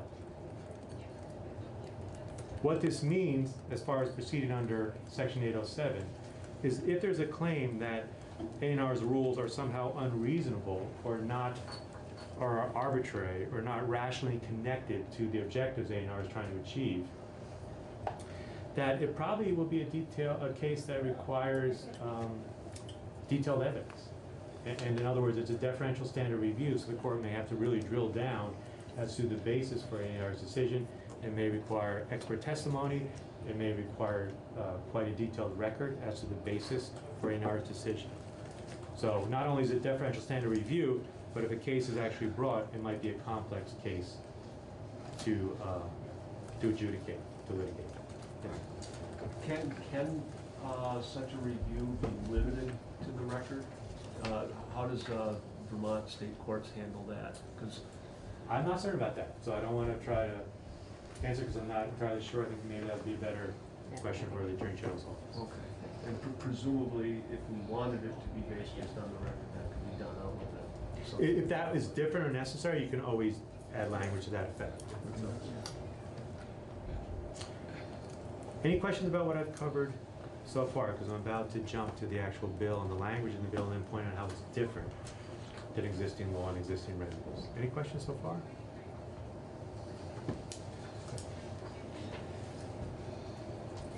So let's look at the actual language of the bill, and I want to actually read you some of the text from the bill. I don't know if you have the proposed bill up on your iPads or copies. If you do, we are jumping to page 20 of the as introduced version. It is section 594, cause of action. It's on line 3. Is everyone with me? Great. So I want to read you the beginning subsection A, and then pause, and maybe we'll do subsection B. Once again, it's divided under A and B, and there's slightly different scenarios, but as I indicated earlier, there might be some crossover between them or some gray area between them. So A, on line 4, any person, and person is defined very broadly. It could be a natural born person, you or I. It could be a legal entity, it could be an organization, may commence an action based upon the failure of the Secretary of Natural Resources, in other words, A&R, to adopt or update rules pursuant to the deadlines in section 593 of this chapter. So that is a scenario where A&R has not promulgated rules, or they promulgated rules and they failed to update them as required by the law. 1. The action shall be brought pursuant to Rule 75 of the Rules of Civil Procedure in the Civil Division of the Superior Court of Washington County. So it's pulling in Rule 75 explicitly. 2. The complaint shall be filed within 1 year after expiration of the time in which A&R was required to adopt or update rules. However, a person shall not commence an action under this subsection until at least 60 days after providing notice of the alleged violation to the Secretary. In other words, A&R. 3, if the court finds that the Secretary, in other words, A&R, has failed to adopt or update rules pursuant to the deadlines, the court shall enter an order directing the Secretary to adopt or update rules. If the court finds that the Secretary is taking prompt and effective action to update or adopt the rules, the court may grant the Secretary a reasonable period of time to do so. A couple things to point out about this language. It pulls in Rule 75, but the time periods are different. And under 2, a person cannot commence an action unless they give notice to A&R. The remedy, if the court finds that A&R has failed to carry out its duties pursuant to law, the remedy is that the court enters an order directing the Secretary to do so. However, if the court finds that the Secretary is taking prompt and effective action to try to meet the deadlines, it may grant the Secretary a reasonable time to do so. What would be a reason that A&R had not met the deadline set forth in the bill? Maybe the public engagement process takes much longer. Maybe there's many more comments. Maybe they've gone to LCAR and there's a back and forth. Maybe it's tough to achieve all those stages I went through earlier quickly, and the process slows down and they weren't able to promulgate the rules on time, but they're really trying hard to meet the time period. The court could look at that and perhaps give them an extension of time to do so. You'll notice there's no mention of damages in this text. So the remedy is the court ordering A&R to carry out, to promulgate the rules. There's no mention of damages. Okay? So it says, the court shall enter an order directing the Secretary to adopt or update rules. But then, if the court finds the Secretary is taking prompt and effective action to adopt or update rules, the court may grant the Secretary a reasonable period of time to do so. So it's not required. That would be, to some degree, at the discretion of the court. The extension is discretionary. You're absolutely correct. Thank you. And the court would have to weigh whether the A&R is really taking prompt and effective action to meet those deadlines that it was trying hard on. Any other questions? I guess I'll just, for the sake of it, what would be considered a reasonable period of time? That's not defined in this bill. And that's something that's therefore left up to courts to figure out. I think courts often play with those concepts. What's reasonable, what's prompt, what's effective. I think courts often play with those concepts. You know, you're doing so. But it's not defined. There's no rigid time period, for example. And, I mean, might that be because, so that then there's the option for this to be case sensitive for judicial discretion, so if there's like a meaningful impediment to having adopted the rules, that would provide a different window than if it was clearly just like, you know, I think that's a valid point. inattentiveness, yeah. It's always case and fact sensitive or specific. Also, this committee is very familiar with the role of the judiciary and that they play with concepts like what's reasonable or burdens of proof. So I think you're familiar with that in many statutes, and that's what courts often do in various cases.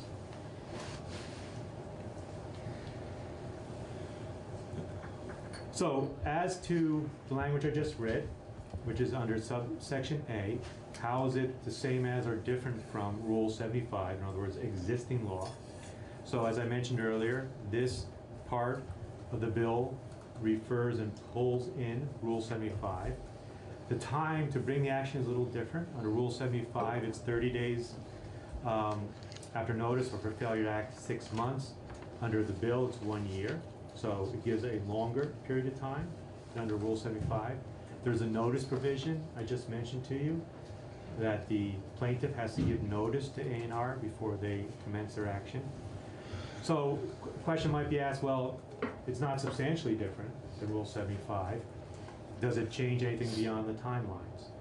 And I think that's a judgment call for you and the other committees that may take up this bill.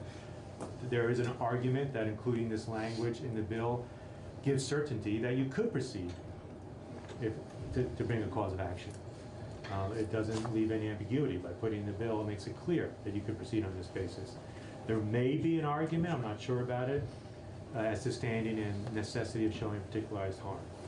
That would have to be shown in any cause of action, but including the language in the bill may make it clear that this is, that you can proceed on these actions. It may infer standing. Yes. So the language about the prompt and effective and reasonable period, that's not in Rule 75 either, or is that just generally what a court would do for a challenge on a deadline type case? Good point. So that's not in Rule 75 either. That's unique to this. That seems to be probably one of the more important components of this. That's a valid point. Could you just say that again, Martin? Well, under Rule 75, if somebody brings a case under Rule 75 because of a failure to meet a deadline, it's not clear to me whether the court can decide to extend that deadline. If there's, and we've given a rationale for doing that here. And I think that's a pretty important difference as well. It certainly makes explicit that the court can do so. Yeah, it makes it explicit. The court might do that anyway in its equitable powers, but makes it explicit. Any other questions or comments? So let's jump now, let's proceed to subsection B of the cause of action language of the bill. So I want to read to you subsection B. This is still on page 20 of the as introduced version. We're starting at line 20. B says, any person may commence an action alleging that the rules adopted, there's a cross-reference to another section of the bill, on line 21, have failed to achieve the greenhouse gas emissions reductions required pursuant to, and there's a cross-reference. Under 1, the action shall be brought in the Civil Division of Superior Court of Washington County. 2, the complaint shall be filed within 1 year after the Vermont Greenhouse Gas Emission Inventory is published. This is important. The Greenhouse Gas Emissions Inventory, you've all heard of it. It's an existing law. It's published periodically, but it may not be published till 2 or 3 years after these benchmarks. It takes a time for A&R to process the data, to get the data, to develop the report. So there's a lag, or there could be a lag, between the year you're trying to reduce greenhouse gas emissions, and when you actually know how much those emissions were actually reduced. For example, they came out with the latest version, I think it's referring to 2016 data. It's a couple of years delayed. So in this language, you're referring to when the inventory is published, and it might be a couple of years after the year you're looking at. Is that clear to everybody? So that really narrows the window of being able to address it, given the delay in, not the delay, the length of the process to get them published. Well, it gives you more time to bring an action under this language. So it gives you more time to do that. As far as knowing if you're meeting the benchmarks, yes, there would be a delay. And I don't know if A&R gets interim data that can point the way to how they're doing. I don't know the answer to that. Okay.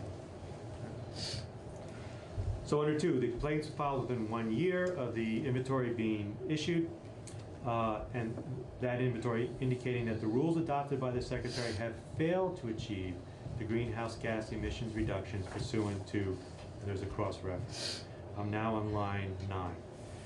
The language continues. However, a person shall not commence an action under this subsection until at least 60 days after providing notice of the alleged violation of A&R. So that's a notice provision similar to what we just covered under A. 3, I'm now on line 12. If the court finds that the rules adopted by the Secretary are a substantial cause of failure to achieve the emissions reductions, proceeding to line 15, the court shall enter an order directing the Secretary to adopt or update rules that achieve the greenhouse gas emissions reductions requirements. If the court finds that the Secretary is taking prompt and effective action to comply, the court may grant the Secretary a reasonable period of time to do so.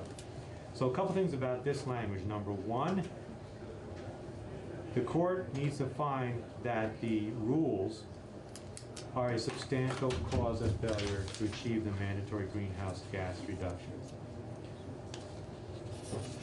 2, just as we did under A, the court then shall enter an order directing the Secretary to adopt or update rules to achieve those reductions.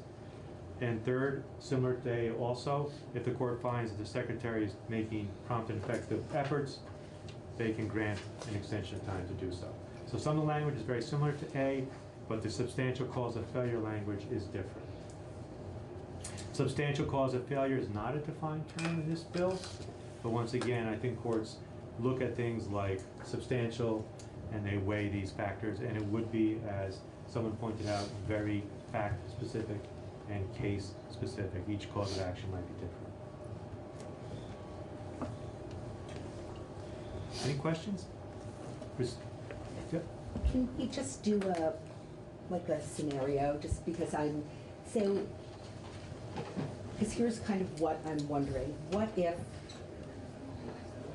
I'm not saying this would ever happen, but what if a secretary of this department or commissioner didn't do anything until the final stuff came out and was published, and of course they're going to be behind because they didn't do anything, and then they go to court showing that they are doing something, so they sort of got an extension. Well, 2 answers to that. First is, I think you always assume that agencies and departments will make a good faith attempt, and that's a legitimate assumption. So you often give rulemaking authority to an agency or department to carry out the specifics of some objective that you've established in statute, and you assume that they'll do it in good faith and as quickly and as well as they possibly can. So that's always the resources that they have. Well, resources is another issue. That's valid too. Secondly, well, you're talking about a scenario A, where they haven't done it. They're just sitting in their chair and they're not even trying to promulgate the rules, or the efforts they make are so de minimis, it's no way they could get to those greenhouse gas reductions. That would be a cause of action under A, and you don't need to wait as long. But assuming they did promulgate the rules, but still didn't, then, I mean, the deadline to promulgate is not much before that first benchmark that they have to meet. So it could be a teeny tiny bit of time that they have. And so they're going to have to be like ready to go as soon as it's approved or finalized, right? I think there's validity to your point of view. there might be a narrow window. Okay. So that's accurate. And just to be clear, you might not know the impact until a little bit later if emissions are really being reduced. But then somebody might get an extension. It's possible. Yeah. Any other questions or comments? I don't, maybe you are planning on commenting on this. Just what is the scope of the relief that the court can order? Well, good question, and this is under both A and B, the scope of relief is not awarding damages. It is, and we'll talk about attorney's fees and costs in a moment, but not damages. It is to enter an order directing A&R to carry out its duties, either to promulgate rules if they haven't done it, or to promulgate new or improved rules if the rules they have promulgated aren't achieving the emissions reductions requirements. That's the relief. But can the court tell A&R what those rules should be to help achieve greenhouse gas emissions? So as it's currently written, good question, it is to tell A&R to, in essence, do its job or do its job better. You know? But how specific that order could be is not addressed in the language of this bill.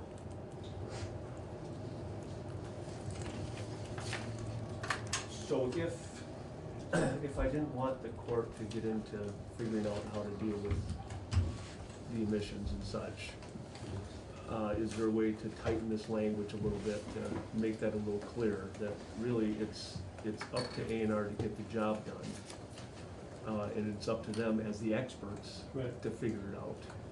You certainly can attempt to tighten this language, and there very well might be a way to do so. I think what Representative Milan is getting to is, could the court order that A&R with great specificity adopt this rule, this rule, and this rule? There's nothing in the language that precludes that. Whether that realistically would happen, I don't know. But you certainly could try to add language to prevent that. And let me leave it at that. Any suggestions on what that language would look like, or should I ask the other witnesses, or do you have any other ideas of how we might do that? I do. I think you should definitely ask the witnesses who litigate in this area. They might have good ideas also. I mean, if the committee wants to add language like that, I'm sure we could draft language that would achieve that goal. Well, yeah, from the other witnesses, I'd certainly like to hear the pluses and minuses of how far we let the court go in ordering a remedy. I certainly want to hear from the services. But if you want to try to narrow it, I'm sure we can get you there. So when you were discussing Rule 75, I don't remember you talking about attorney's fees. Did I? I did not. You're correct, and I, off the top of my head, don't know if or how attorney fees would be imposed. I'll tell you about what's in this bill in a moment. So I can't answer that question. I'm sorry. Okay. I don't know the answer to that. Okay. I'm just not sure if this is different from what's currently there. Okay. I'm sorry. I don't know. Yeah. Shall we move on then to, it's now C. I'm on page 21 of the, oh, I'm sorry. Let me just make sure that I cover all these. I think I did. So this is the differences from B that we just went through and current law, the declaratory judgment action. There's differences as to the time period to bring the action. The difference, as I indicated earlier, is based on the emissions inventory. So arguably, also as the second bullet point here, the language in the bill is perhaps more limited than under existing law, under Section 807 action, because there's a requirement that the rules be a substantial cause of the failure to achieve those reductions. That's what the court has to find before it tells A&R to change its rules. And there's a prompt and effective, basically extension language that's in the bill. So is everyone clear on those 2 points? Okay. So let's talk about attorney fees, and then let's talk about the catch-all, which was raised earlier, which is an important part of this bill. So under C, this is now talking about attorney fees. It says, if an action brought pursuant to this section, a prevailing party or substantially prevailing party, and I think you're familiar with this concept of substantially prevailing party. It could be multiple causes of action. You win some, you don't win others, you still substantially prevail. There may be a resolution that achieves your goals without going all the way to trial or a verdict. So substantially prevailing is a concept that's in a lot of, in other statutes, and I think you're familiar with that. Are there any questions about that? Okay, so a party that prevails or substantially prevailing, number one, and now on the top of page 22. The plaintiff who prevails or substantially prevails shall be awarded reasonable costs and attorney's fees unless doing so would not serve the interest of justice. So a plaintiff who sues A&R will get costs and attorney's fees unless the court finds that this does not serve the interest of justice. And this phrase, not serve the interest of justice, is something I think you also may be familiar with. It has been commonly used in this context of judiciary, and it gives discretion to the judge to decide if for some reason those fees should not be awarded. Under 2, if the prevailing party or substantially prevailing party is the defendant, that's A&R, they may be awarded costs if the action was frivolous or lacked a reasonable basis in law or fact. So if A&R wins, it prevails or substantially prevails, they can be awarded costs, not fees, costs, but it's up to the court. It's not mandatory discretionary. If the action was frivolous or lacked a reasonable basis in law or fact, and that's based on so-called Rule 11 language, which is both state and federal standard for frivolous action. So it's tracking concepts the court should be familiar with. So there's obviously a difference between what the defendant gets and what the plaintiff gets, and I'm just wondering if you can either give me an example of why a court might not award it because it isn't meeting the interest of justice, and or why doesn't it say if the plaintiff has a frivolous or lacked a reasonable, like why isn't it congruent? So defendant A&R may get costs if the plaintiff's action is frivolous. That's what 2 says. What would not serve the interest of justice? I can't give you a specific example. That's discretionary to the court. It's similar to language in other contexts. So. Okay. Now I want to proceed to the catch-all, and I'm almost done. And catch-all is in D. It was pointed out. This is important. D states, I'm now on line 5 or page 22. Nothing in this section. So everything we've talked about, cause of action, A and B, nothing in this section shall be construed to limit the rights, procedures, and remedies available under any law, including the Vermont Administrative Procedures Act pursuant to, and there's a cross reference. So this is the catch-all that this adds to but does not take away from and does not limit any existing right, whether that's under Rule 75 or there's actually another Rule 74 or the 807 action. So it doesn't take away anything. So going back to an example that you used in response to one of Barbara's questions, if the, and I don't assume that this will happen, but if A&R, the rule making that comes out is pretty clear that it's no way going to reach those goals. The rule says only we will ask everybody to turn their lights off at night or whatever. Again, A&R will do more than that, but I'm just saying if it's pretty clear that the rulemaking is not going to be sufficient, there could still be the action under the APA, the Administrative Procedure Act, that it was arbitrary and capricious. Yes. Right. So you are correct. But as far as you haven't met that goal, and that's the part that's really quite different. So you've done the rules, but the rules aren't achieving the emissions reduction. Right. Okay. And that wouldn't necessarily be a straightforward standard APA type case, it seems, and that's I think you would bring that action under 807, the existing statute. No, I'm just saying but under the current statute. Right. Under the bill or the current statute? I'm sorry, under the bill. The bill, yeah. Yeah. That provision B, subsection B, is really adding something different that is, there's not necessarily a straight path under the Vermont APA in that scenario. Is that? I think there is a path. Right. Whether you call it straight or not, I think it exists, it's there.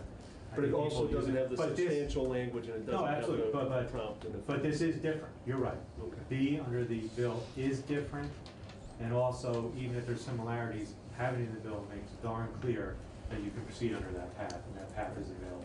So, it does add. Thanks. That Barbara. concludes my walkthrough. Oh, sorry, if So- there's any questions, yep. If you were able to sort of sum up what this bill is hoping to accomplish, is it making the rules more specific? Is it loosening some up? Like what is the overall attempt compared to other rules? Or, I don't know, what's the overall attempt here? I think the people who sponsored this bill decided to include this language. So, I mean, it's a policy call. I think I've highlighted for you differences from Right. existing law. I've summarized for you what existing pathways there are. I've highlighted for you what's new, different, but it's a judgment call whether to include it or not. And I'm talking about the whole bill. Oh, okay. Because so I guess I'm wondering how often, given that I haven't had much to do with LCAR, is it unusual for things to be sort of tailored, or are they usually more in line with very specific rulemaking processes like you went over? Or, because again, there are some variances, and I don't know if that's to expedite meeting the outcomes, or if it's to give defendants more, like I guess I'm just trying to figure out. Well, there's no differences in the LCAR process. Right. Except for that requirement, Right, they have a yeah. detailed record.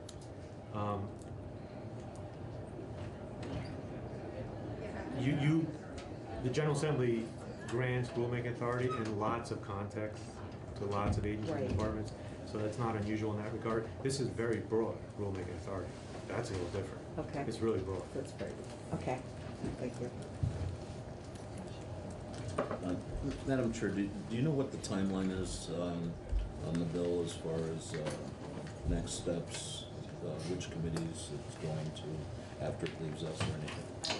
We don't have I mean, we don't have possession of the bill either. It's just applied by to either bless what we see or give them recommendations. I'm not sure what the committees, do you know the committee's timeline upstairs as far as? Well, the question. I don't know, and there's no appropriation in this bill. So it may not go to another committee? I don't know. No, it was just a question because if, I wasn't sure if I should wait to amend the bill on the floor or. I think it depends what, if it pertains to our jurisdiction, then this is the place to have that discussion. Maybe it might. Well, is it related to section 4, the cause of action? No. Then probably isn't, you probably should talk to Tim. Okay.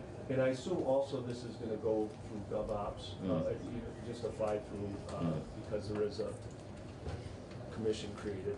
Yeah. Or council, I guess it's called. Cool. Thank you. Luke, what happens if the A&R adopts rules and the legislature fails to appropriate necessary funds for it? And so therefore, even though A&R has fulfilled their part of the process, the necessary funds weren't appropriated. Then they couldn't, you're talking about for A&R to engage in the rulemaking process, or they adopt rules requiring someone else to do something, there's not funds to do it? They adopt rules, Yes. there's, the funds would be required, an appropriation would be required to do it, funds aren't appropriated. What happens with the people being able to take action at that point? So, as I pointed out, there's no appropriation in this bill. So as far as A&R carrying out its rulemaking functions, I guess the assumption is they'll be able to do so with current resources. As to other resources that may be necessary to implement rules, I don't know what would happen if there's no appropriation to do so. I don't know. I guess, is the ability still there for someone to bring or to make a complaint based on inaction if the inaction is a result of failure to appropriate? I think there could be. I mean, there's that substantial cause language under B, so I don't know how the court would decide if that's a legitimate reason or not. I don't know. But I think you still perhaps could bring the cause of action. I think, because I was going to ask something similar to what you were getting at, and I think from my reading of it, and this, I don't know if this is how you would read it, Luke, but if, for example, the legislature didn't appropriate, but the rules were in place, the substantial cause of failure would not have been that the rules were not in place. The substantial cause of failure was that there was no funding for it. I don't know if I can say that with certainty. I think it's fact-specific, case-specific. I think it might depend on a number of factors.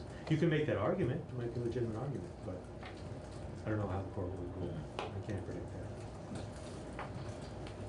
Yeah, I was just gonna comment, that was the intent for the substantial language. You know, not just that, but that was one of the scenarios that was thought of.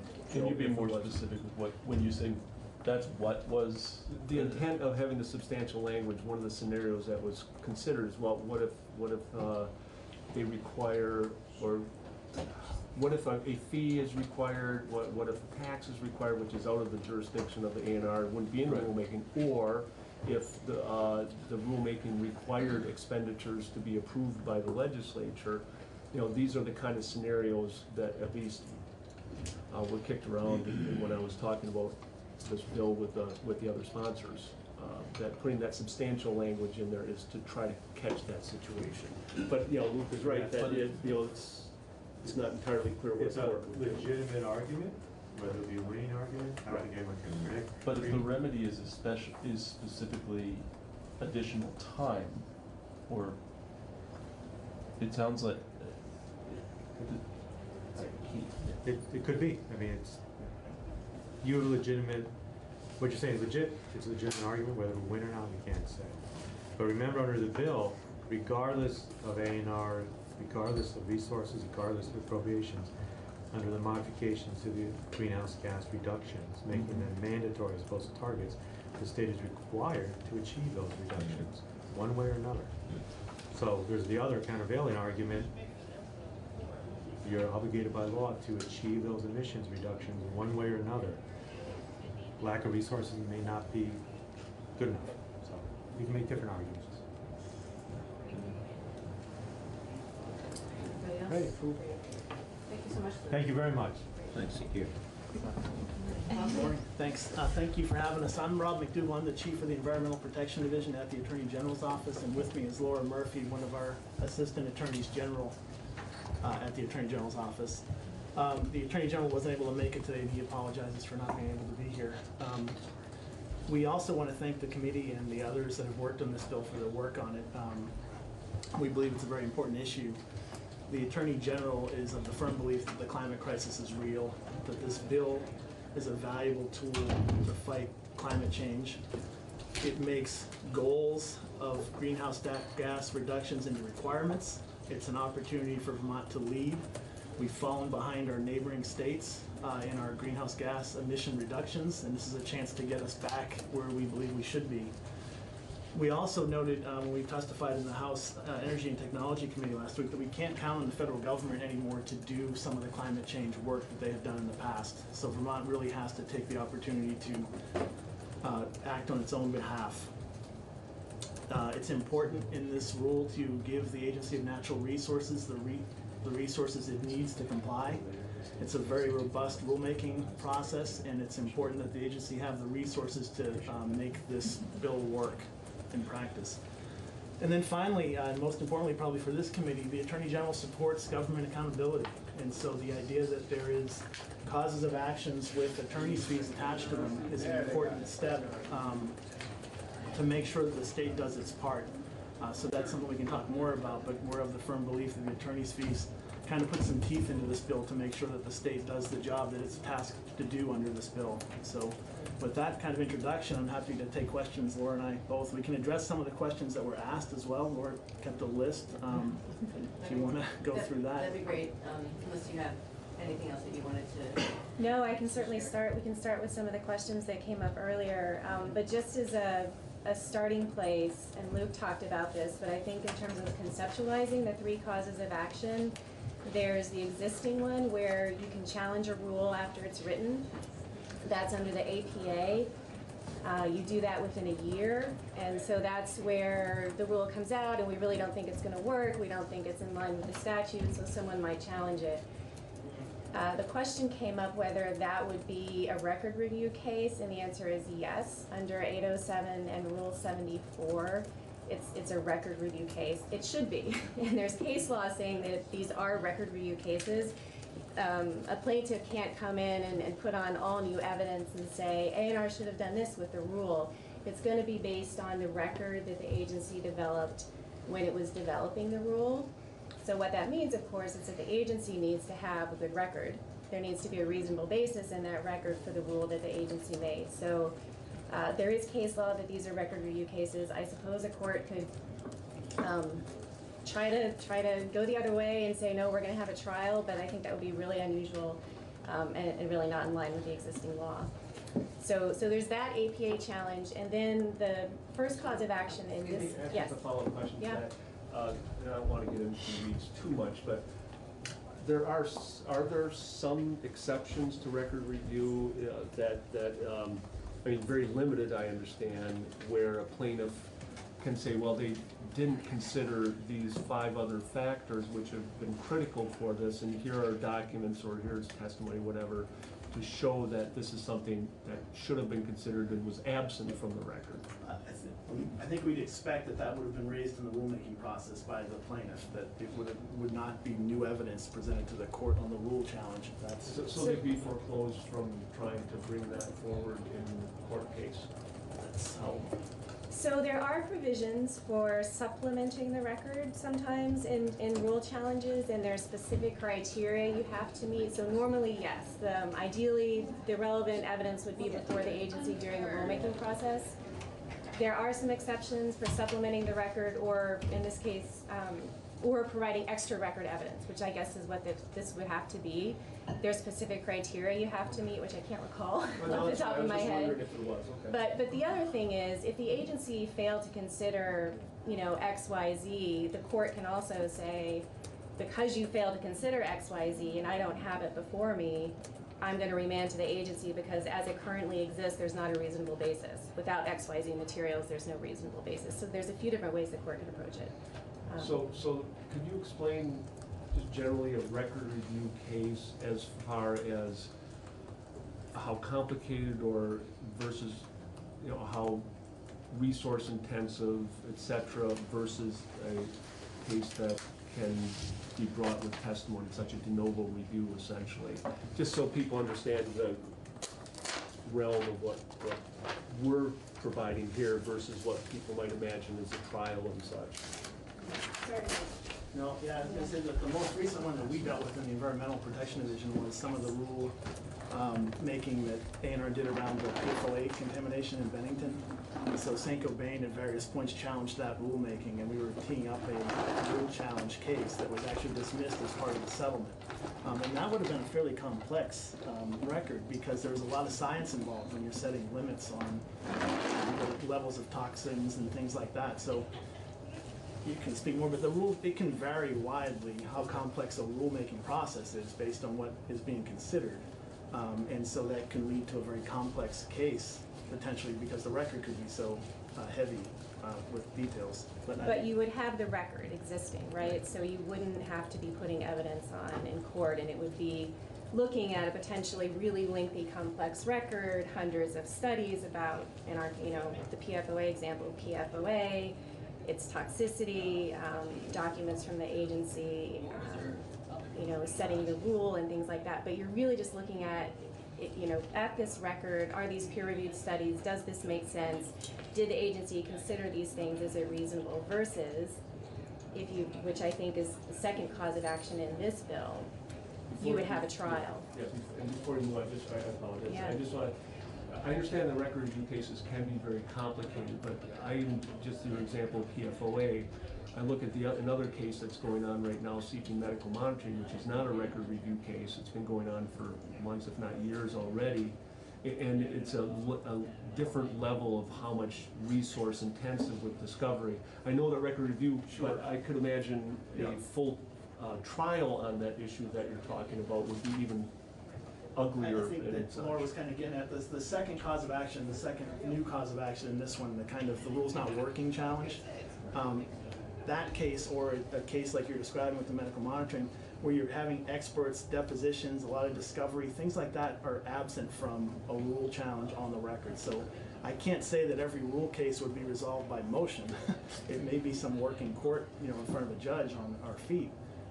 But it's certainly a lot different than a case that requires a lot of kind of pre-courtroom work in depositions, preparation, witnesses, experts, all the kind of things that might happen when you're bringing in new evidence to a judge that isn't part of a record that's before the judge. So it's not as, the cost may be less on a rule challenge than you would have on a kind of open-ended litigation. Thanks.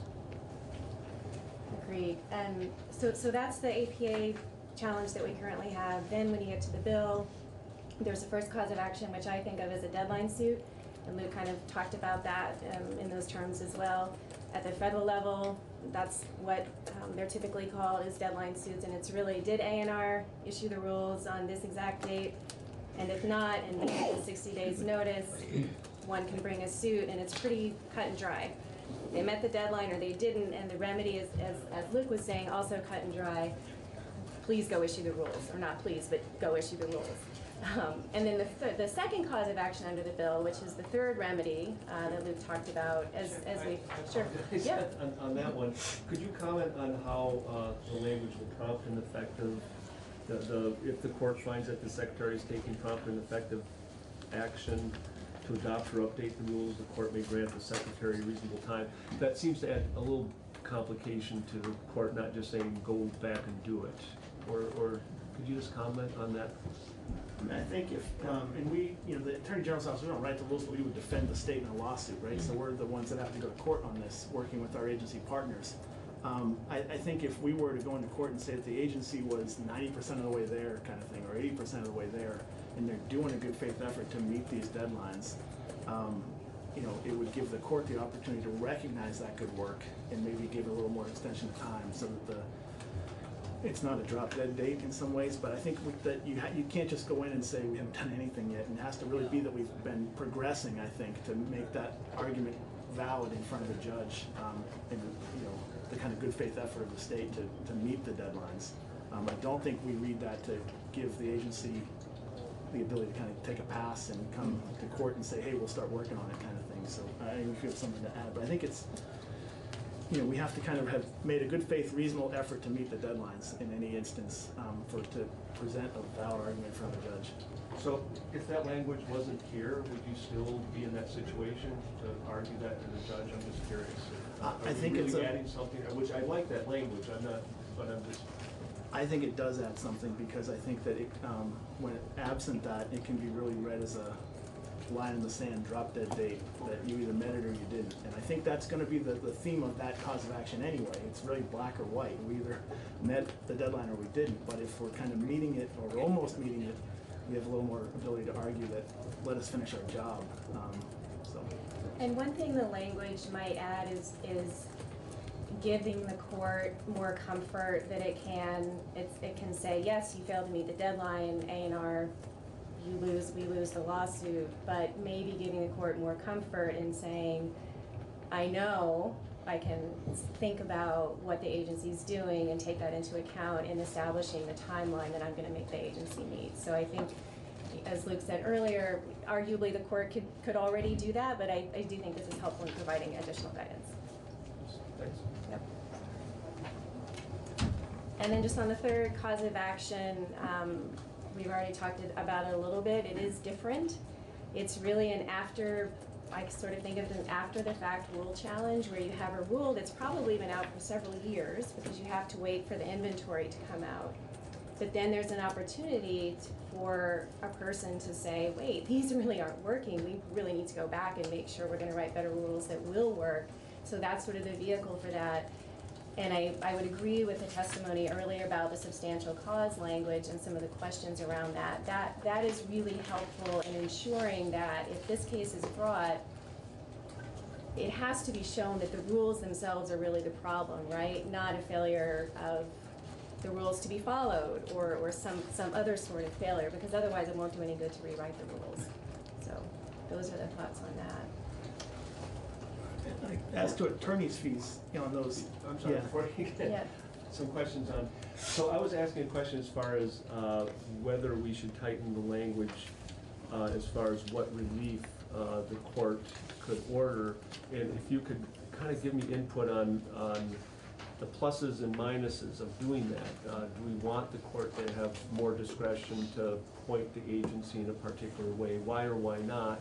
And if not, what your suggestions might be for narrowing this? And so that's a question that came up last week when we were in House Energy and Technology as well. The question was kind of, is the court going to write the rules, or is the agency going to write the rules? Or could the court write the rules in that second cause of action instance? And so we're finalizing a written response to that question for the House Energy and Technology Committee, but we can preview the thought on that a little bit. And If you could provide us that answer too. Sure, we can send the written same here, but we had a couple language tweaks to that second cause of action that we thought would make it more clear that the remedy is kind of a remand back to the agency to make rules consistent with the goals of this section in the bill. So you don't want the court to come up with a plan? That's not our place to say. It's really, but I think that the thought that we heard in that committee last week was that they want the agency to do their job as the experts and write these rules and not have a judge that's not as familiar come up with the rule in the court hearing. So we'll have that, send it to your way too. And that's typically the court, oh, I'm sorry. Oh, no, go ahead. Oh, that's typically what a court would do, should do anyway, in a typical rule challenge is remand back to the agency, because the court is just reviewing for, does this comply with the rulemaking standards, not rewriting the rules. But because this new cause of action is different, we do think it might be worthwhile to tweak the language. Are you all set? Yeah, thanks. So as I read the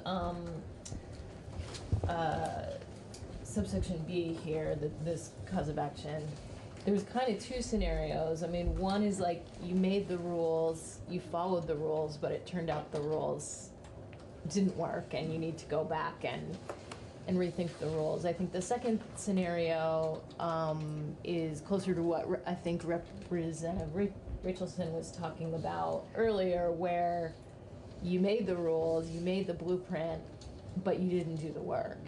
You didn't fully implement the roadmap, essentially, that was laid out there. And I'm wondering just if you see, how you see the remedy in that second case, like playing out. That ties obviously to kind of what we said earlier about the resources to the agency too. It's going to be so important to give the agency the resources it needs to make this work. Right. Because if they could write the greatest rule, and if they don't have the tools to implement it, it's not going to work and do what we want it to do. So the second example there, I think it goes back to that language about, is the rule a substantial cause of the failure to meet the goals or requirements? Mm-hmm. And if the rule itself is not, I think the defense would be that it's not the rules problem that it didn't work. That there's a whole bunch of other factors that came into play, and it could be the resources, it could be the whole different, that people aren't following the rule.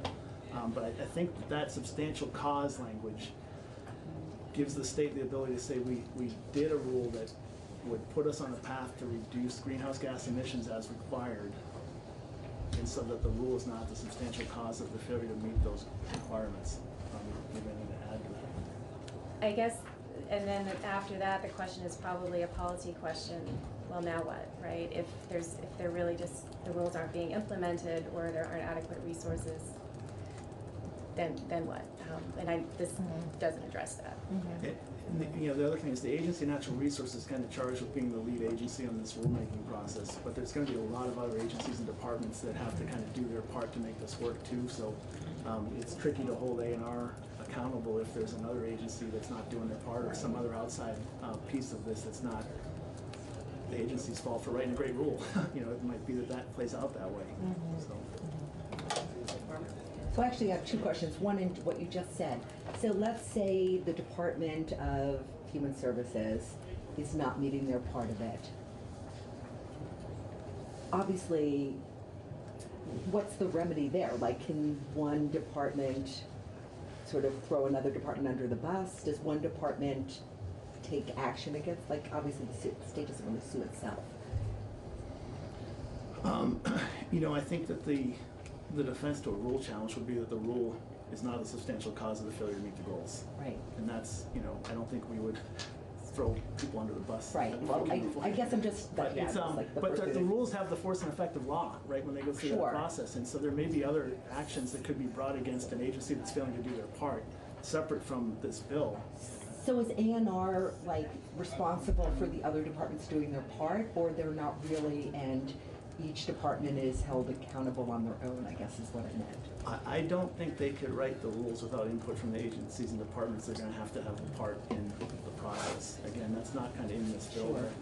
They're gonna kind of be the lead on it, but they have to work with their agency partners to make this work. And so it won't be a surprise to those agencies if they have a part to play, I hope. Right. So in the third cause of action, if a business all of a sudden says, wow, we had no idea we would have to put up this much money, or we now have to get, we have to build something else. Is that, I mean, would they have a cause of action just based on lack of resources at that point? Like, I know we're talking about A&R having that. You're talking about the third cause of action, Yeah. the existing APA rule challenge. I think that, that has a longer timeline, so it's a year from the implementation of the rule when it becomes final. Right. So there's quite a period there. There's also a very robust process for rulemaking, and so there's public meetings that have to be held around the state, and so you would hope that people that would be affected in that way would have some awareness of it and would have participated. And then the bill sets up these kind of reviews of the rule every couple of years too, so there may be other chances to kind of come in if that's the case in a secondary or third rulemaking. Thank you. Yeah. There was also a question about attorney's fees earlier, existing attorney's fees. Currently, under Vermont law, unless a statute provides essentially for attorney's fees, it's each party handles their own fees. And so when it comes to the attorney fee provision here, that is adding something to existing law as far as attorney's fees go. There are other provisions of Vermont law, as I'm sure you're aware, that do provide for attorney's fees. But this would be adding that when it comes to the APA rulemaking challenge that currently, actually no, I take it all back. The attorney's fees doesn't apply to that rulemaking challenge, so we still wouldn't have attorney's fees there. But this does add fees for the other two causes of action. And just on that point, so you have the deadline suit, that attorney's fees there. That may be an easier case because that probably is a motion case that either did or didn't happen. The second case, the rules in place and it's not working, that's where you're going to see potentially more significant attorney's fees in play if someone prevails. And it could be a very legitimate dispute over science in that case. And this agency could have done a great job, but someone else may come in with their science and show the rules not working, and the court may agree. And there's attorney's fees that could be substantial because we're talking then in that case potentially about discovery and experts and depositions and all the kind of things associated with litigation. And then the APA case, the existing one, there's no attorney's fees there. And last week when we were in the House Energy and Technology Committee, the Attorney General was there, and he, again, supports attorney's fees because it gives teeth to the bill, it holds government accountable, and knowing that we have to defend these cases, the best defense to a case like this is to do good rules, make them work, meet the goals, meet the requirements. And that's, again, the resource issue too. We want to make sure that works, and then we don't have to, there's no damages here. It's just attorney's fees, and we can prevent that by making good rules and meeting the requirements. So this may not be a question for you, but I'm just wondering, because I don't know how government works compared to like private organizations. Does the state have the kind of insurance that covers the suit if somebody does sue to help reimburse for lawyers' fees, or that's just a surprise in a budget in a year? I don't know the answer to that. Okay. We tend to do enforcement work and not the defense Sure, I work, didn't. so it might be, yeah. And if the state wins and it's frivolous, does the AG's office get reimbursed for the time? Like, so you actually would bill out, like, what, this is what? The fees, and Okay. the same rules would apply to us as would apply to plaintiffs, and it's important to know that, when the court looks at attorney's fees, you have to keep a documented record of your time that you spent on this.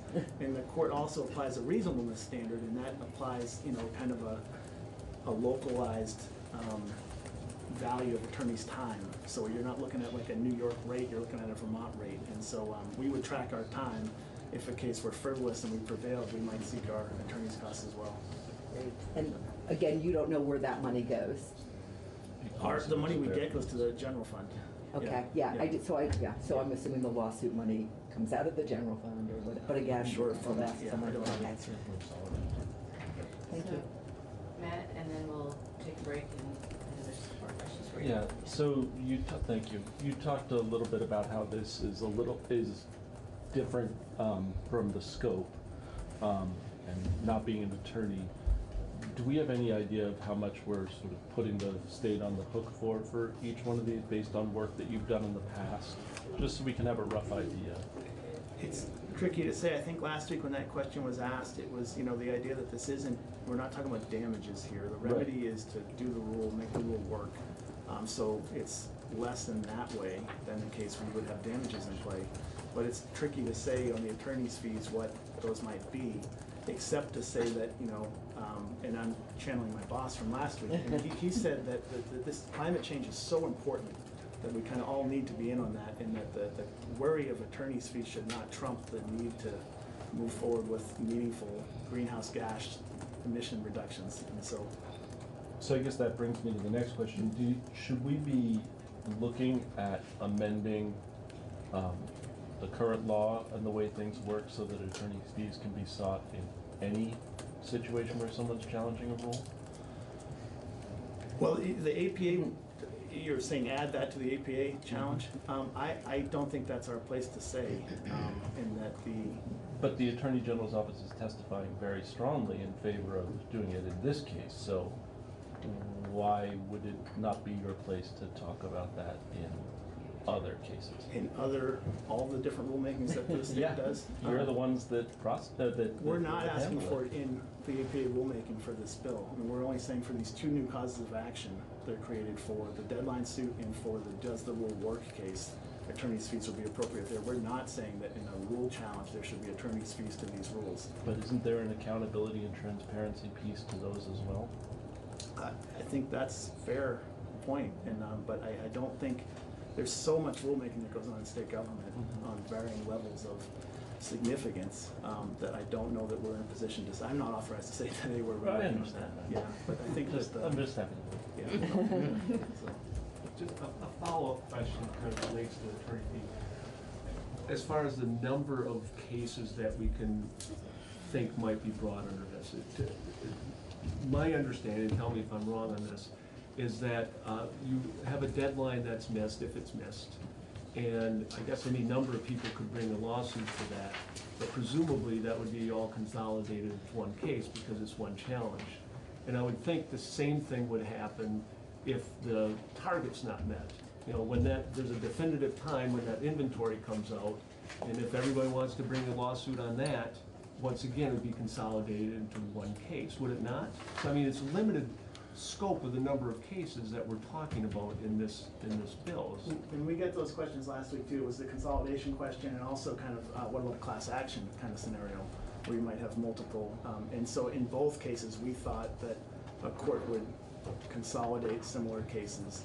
We probably are not looking at a situation where you're paying 5, 6, 7 attorney's fees. It's really one plaintiff's attorney's fees, reasonable fees that a court would then distribute among multiple attorneys, but that's the way we would envision it It happening. would seem like in the next 10 years, if all goes wrong for the government, we're talking 3 cases, maybe big cases. The third case being if there is a challenge to the actual rulemaking, which is not necessarily going to happen. That's fair. All right, let's take a break, and I think you have more questions. Yeah, I had some more Yeah. questions. Yeah, okay, so let's take about 10 minutes or so. Thank you. Do you want to touch base really quick on? So I'm not sure if you had additional comments or if what we're looking at so far. Otherwise, I have some other questions. So, just in a preface, this all looks great. I think it's coming along really well, having the causes of actions. But I'm still concerned that when plaintiffs get to court sometime in the future, they have the barrier of having to prove standing. To be able to proceed with the case. They have to show their particularized injury, they have to show causation, they have to show redressability.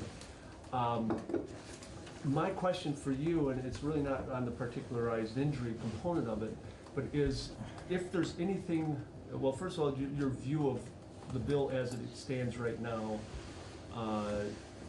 and if there's anything additional we can do to help individuals be able to establish standing. And I just looked recently at the Juliana case and out in the Ninth Circuit that looked at an issue of standing with respect to climate. It's different. It was suing the federal government and such, but that's kind of really brings us to the fore for me at least.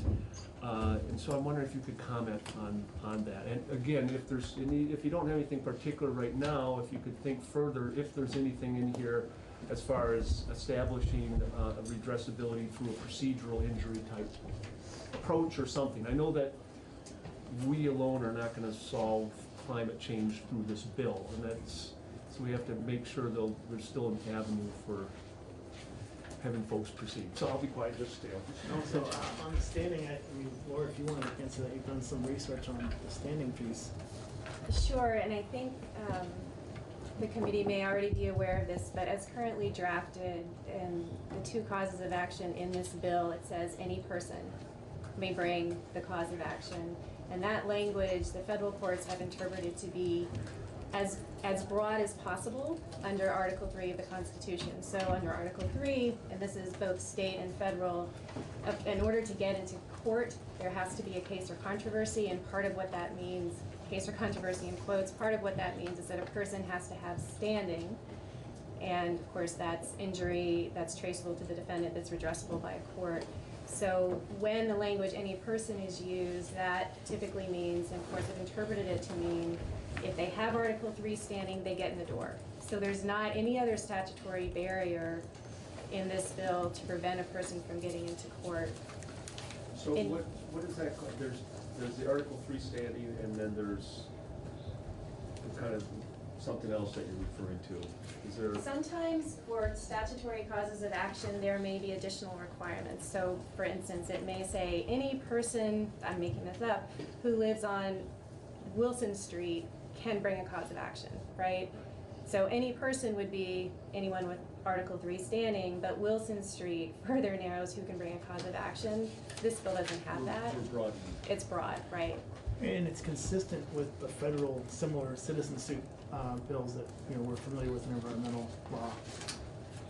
And in terms, this idea that any person can bring a challenge is consistent with kind of similar provisions in federal law for different environmental statutes that have citizen suit provisions. So it's a model we're familiar with in environmental law.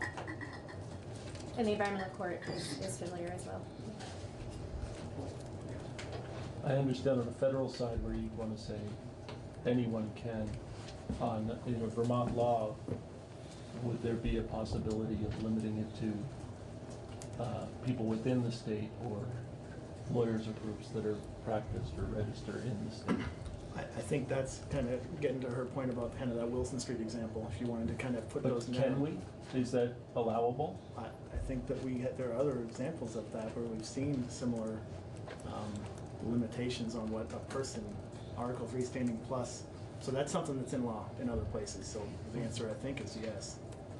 So I think that as a commentary on this, if we are going to sort of create a new mechanism for people receiving court costs and attorney's fees back, it may be worthwhile to examine, if we want some citizens group in California being able to sue in Vermont courts for this purpose. So, yes, we can ask some of the other folks about that as well, but does Article 3 standing already do that, if you could go on? I mean, does it already limit in practicality to Vermonters, or not necessarily?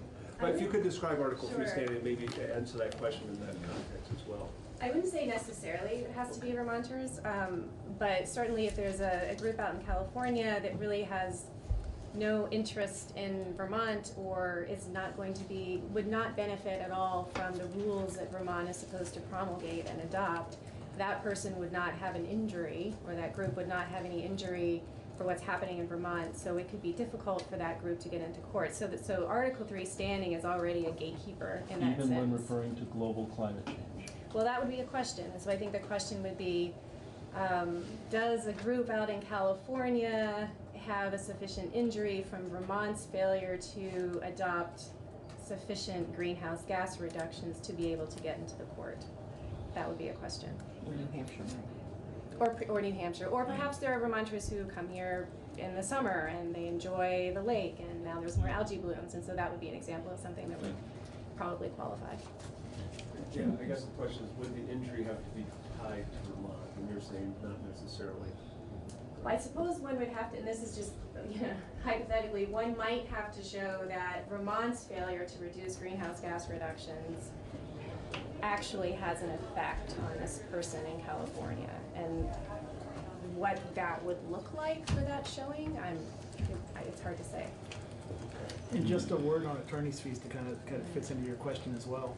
When the court considers reasonable attorney's fees, the guidance that comes from the in Vermont, it's the Perez case from 2006, and the starting point is called the lodestar amount, which is maybe something you guys are familiar with, and so that's the number of hours, reasonable number of hours spent on a case multiplied by a reasonable hourly rate, and that is based. So that means that amount is based on a reasonable market rate, not necessarily what's paid to the attorney. So it's not just the attorney showing the court his bill or her bill.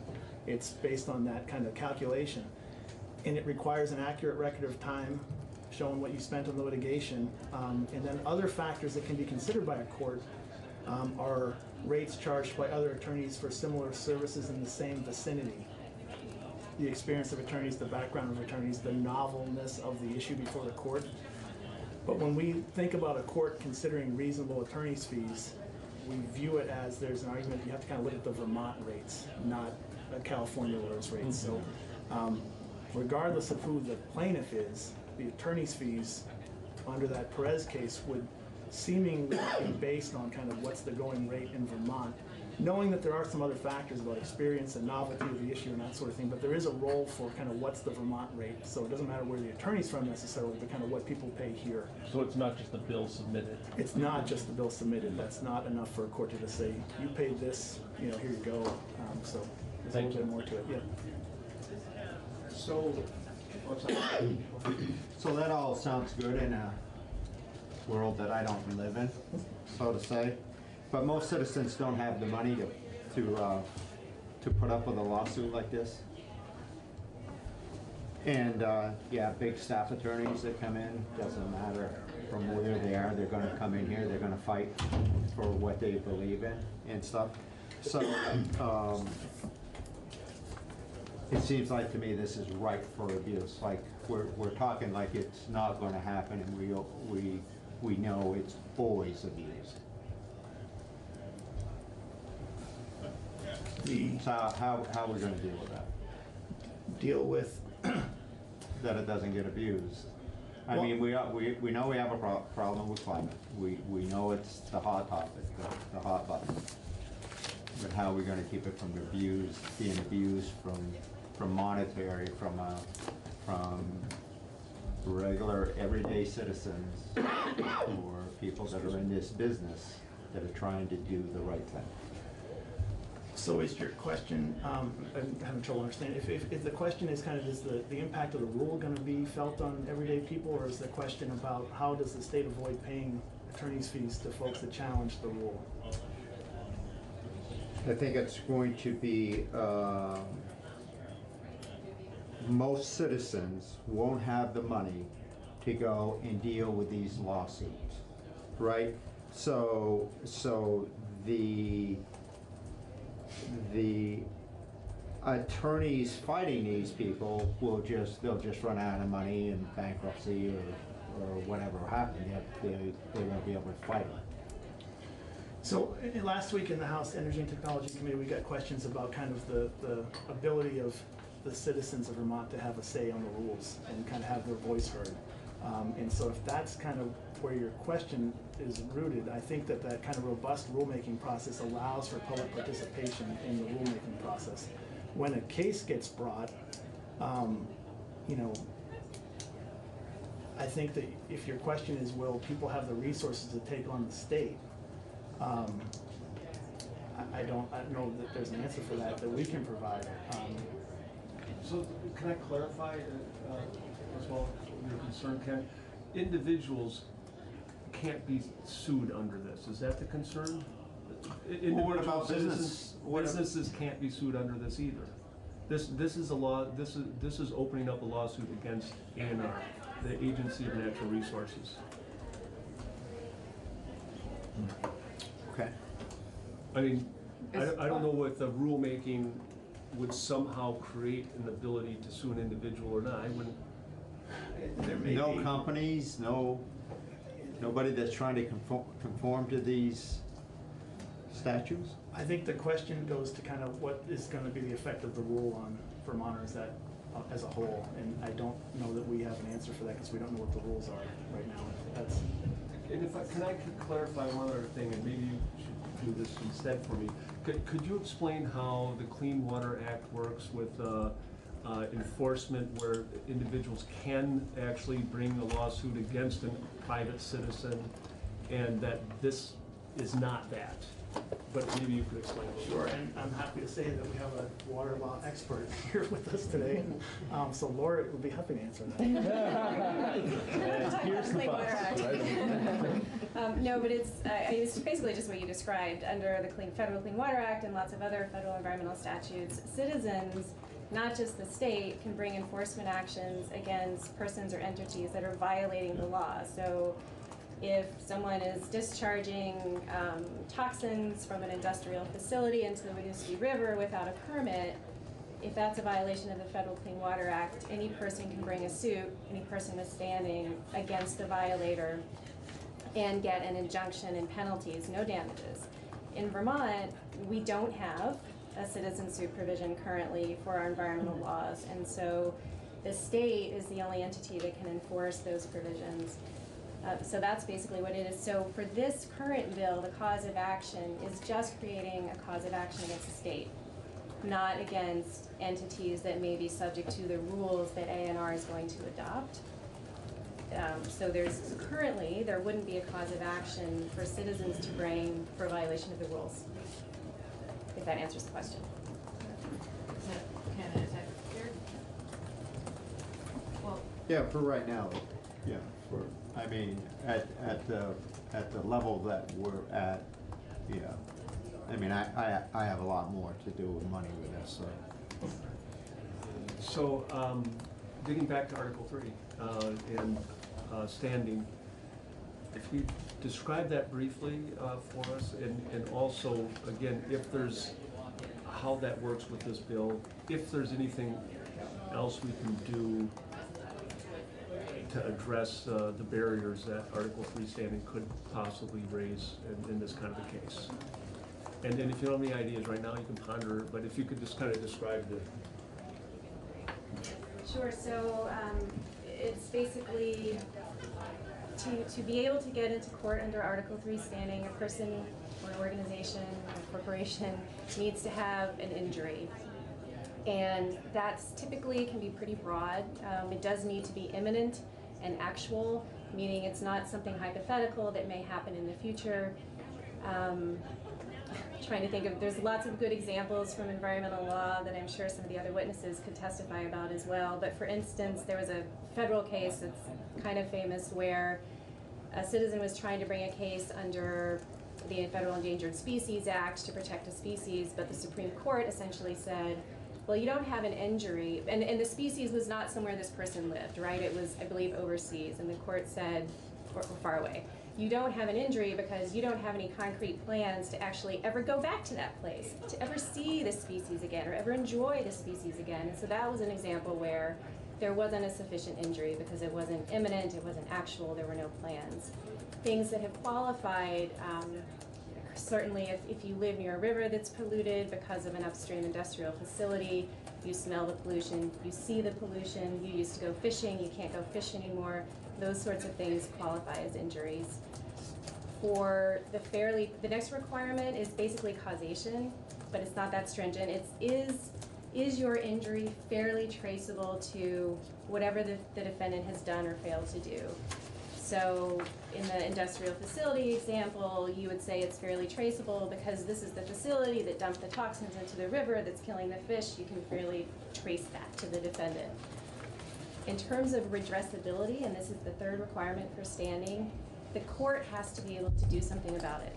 So if it's a problem that the court simply cannot fix, if there's nothing the court can do to actually help to fix the problem, there's no redressability and there's no standing.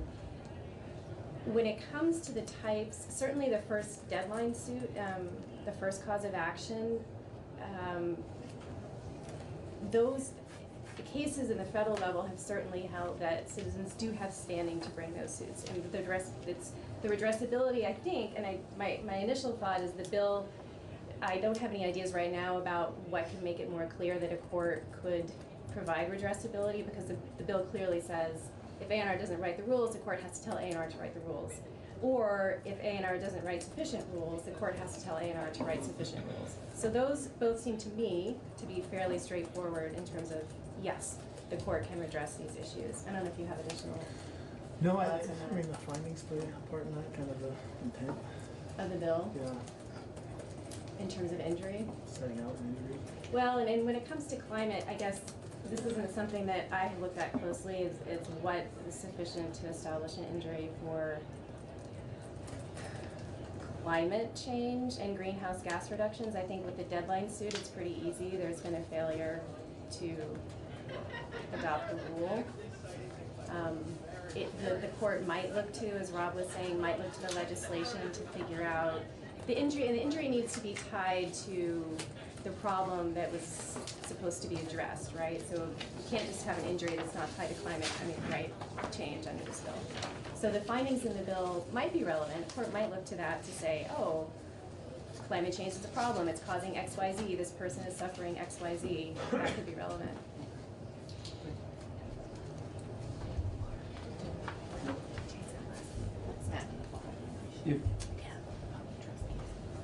If the findings in the report refer to, I mean, just reading the findings in the report and all the global issues related to climate change, I'm just wondering how that doesn't open this wide open for legislative intent.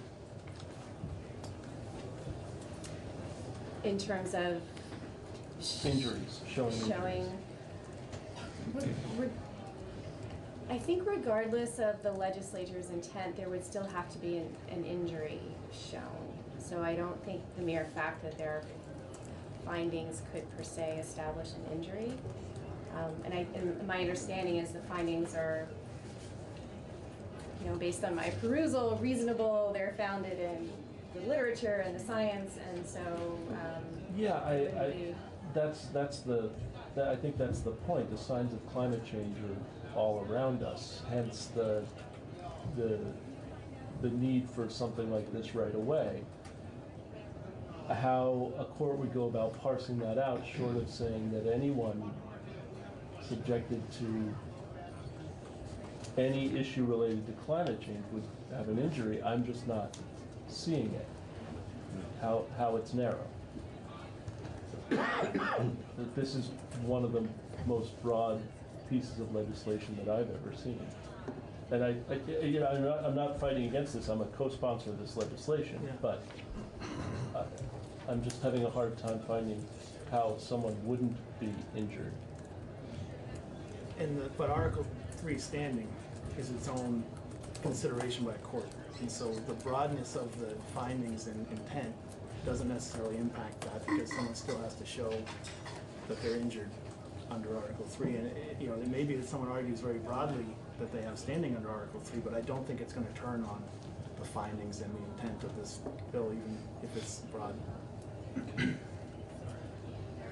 Yeah, I have a question, and it's, if I'm completely off base or don't know what I'm talking about, you can dismiss it right away. But so when an action is taken against the state under this bill, what potentially if it was proven that the Agency of Natural Resources did not do what it was expected to do, what would the state potentially have to pay to the people bringing the action? That's difficult to say in the abstract. It kind of goes to that case-by-case thing, except to say that we think the first cause of action, the deadline suit one, that's really black or white. Either the rule was written or it wasn't, you know, and that is probably a case where it's a motion to dismiss or a motion for summary judgment. It's a legal filing paperwork. There may be a hearing, but it's not a full-scale litigation because it's so black or white. So probably not as much on the first cause of action. The second cause of action does open the door to potentially more in attorney's fees as a payout, because that's where you have this kind of science battle. It could be a battle of the experts, and you have attorney's fees, costs, depositions, litigation expenses. So there's potentially more risk in the second cause of action than the first, but it's difficult to say here's a dollar amount that we might be subject to at this point. But aside from just the costs of, you know, working through the courts, is there any kind of like payout that would be given to someone? Is any damages? No, there's no damages in this bill. The remedy is, you know, write the rule or revise the rule as we read it. There's no payout for damages, and that's an important distinction, that this is just talking about attorney's fees, and the remedy is craft the rule or rewrite the rule.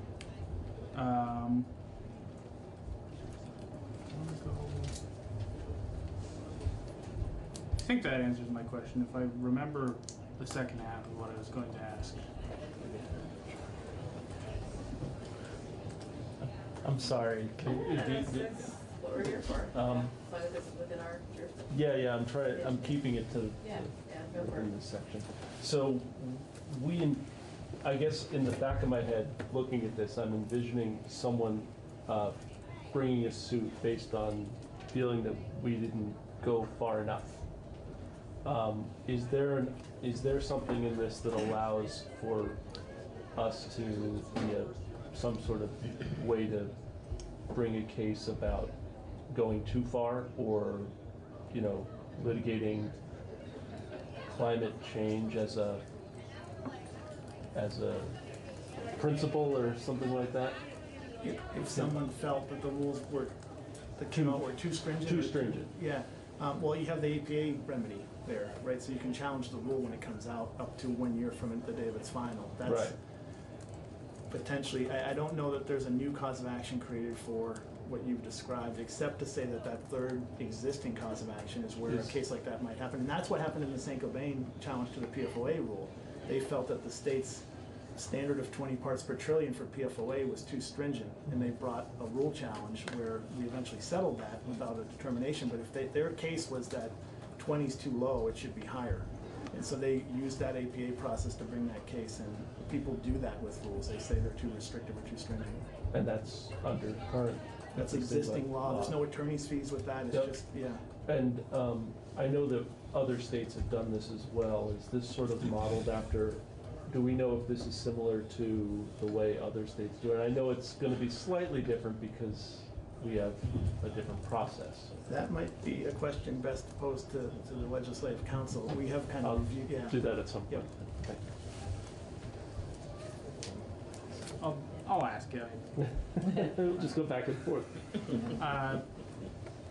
So the costs, because I don't know, and this is a good question in general, the costs of attorney fees and things through court proceedings, what funds does that come out of? I mean, if this comes to be a fairly expensive trial that ends up being one, a decent amount of attorney fees paid to the winning side,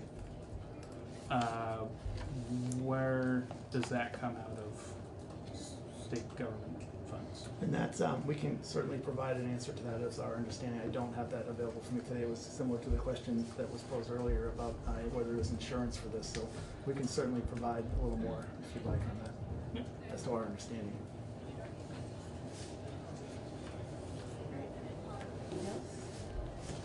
Thank you. Thank you so much. My name is Megan O'Toole. I I'm the Associate General Counsel for the Air Quality and Climate Division at the Agency of Natural Resources. I have a few things to mention, and I'm happy to answer any questions that you might have for ANR. To the extent that I can answer them, I will, and I will find answers for you if I can. Just in general, I think my comments would largely align with the statements made by Laura and Rob from the Attorney General's office, to the extent that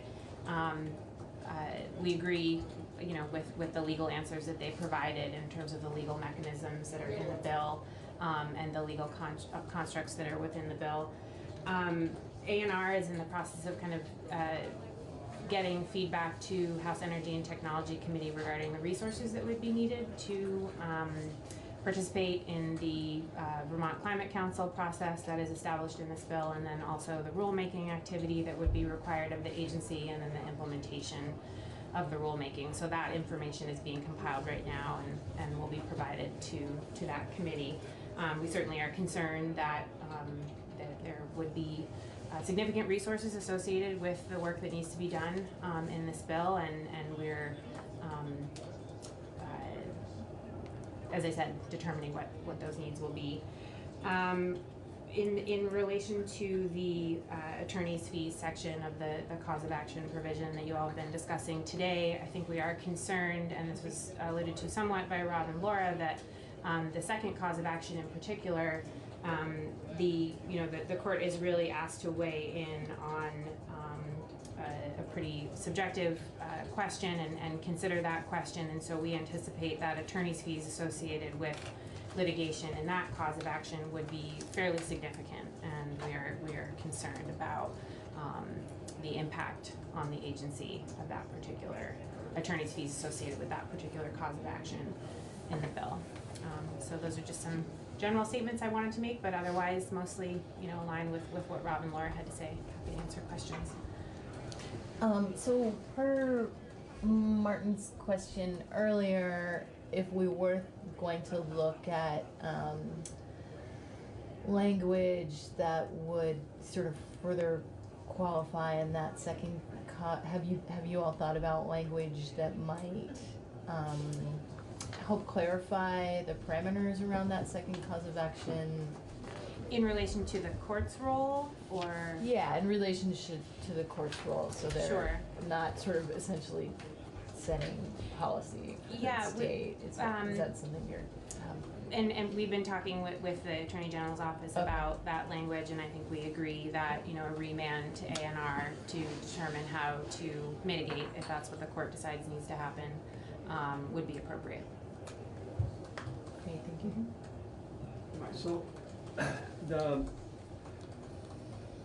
So the litigation that you would perceive that would happen under the subsection B, that would revolve around whether the rulemaking or the rules were a substantial cause? Is that the concern?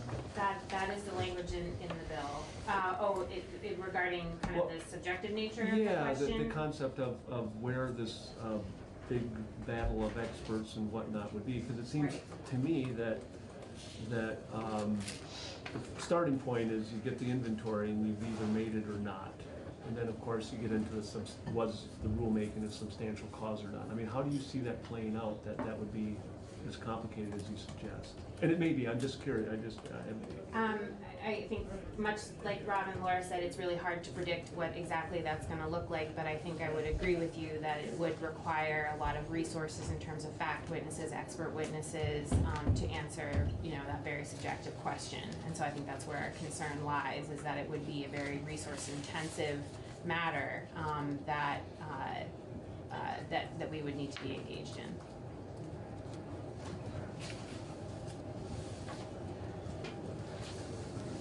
Is there a fix that you see, but that ANR is?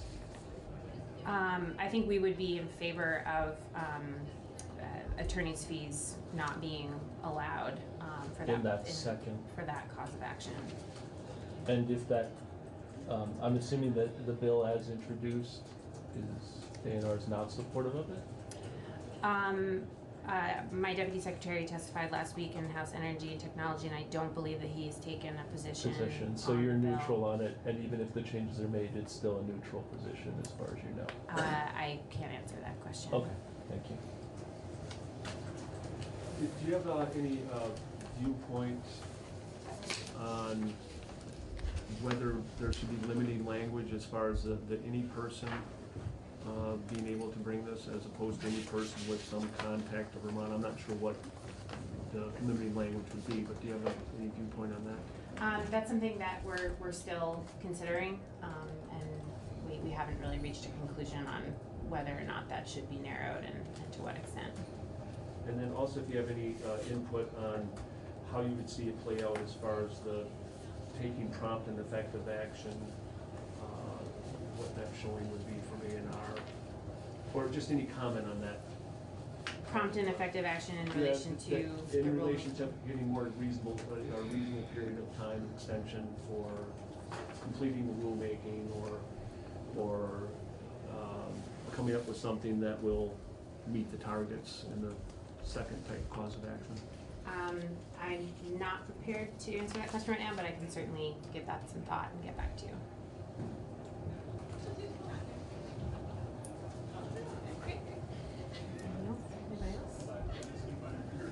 All right, thank you very much. Thank you. Thank you.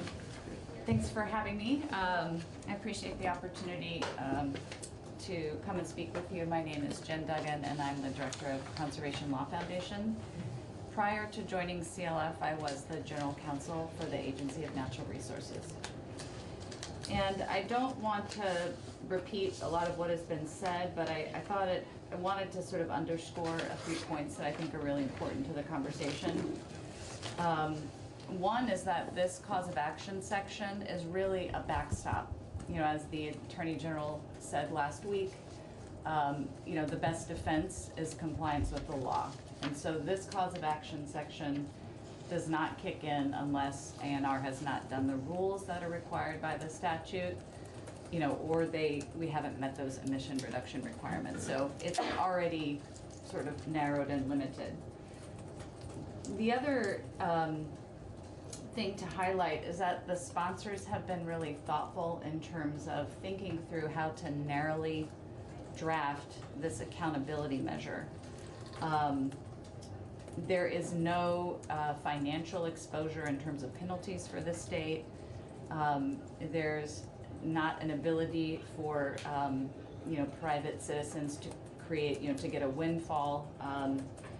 And the remedy is really limited to a remand back to the agency to do what they're required to do under the statute in the first instance, and reasonable fees to support that policy of making sure that there are resources available for government accountability. And the third concept is that, you know, we're here because this is really necessary. We need binding requirements and we need accountability. We are not on track to meet any of our climate commitments or the goals. In Vermont, we have the highest per capita greenhouse gas emissions as compared to our neighbors. And we have an obligation to take action to do our part for global climate change, but also to respond to the impacts that our communities are already feeling from climate change. And we've talked a lot about how this bill addresses mitigation of greenhouse gas emissions, but it also requires action to build resilience to make sure that our communities are prepared for climate change. And we know that even mitigation and all of these resilience measures bring about economic benefits for the state, public health benefits, environmental benefits. So this, you know, we've tried the goal route. We've done a lot of small steps to address this crisis, but those have not been sufficient. And so these binding requirements in this bill and an accountability framework that's narrowly tailored is really critical to make sure that we can meet this challenge.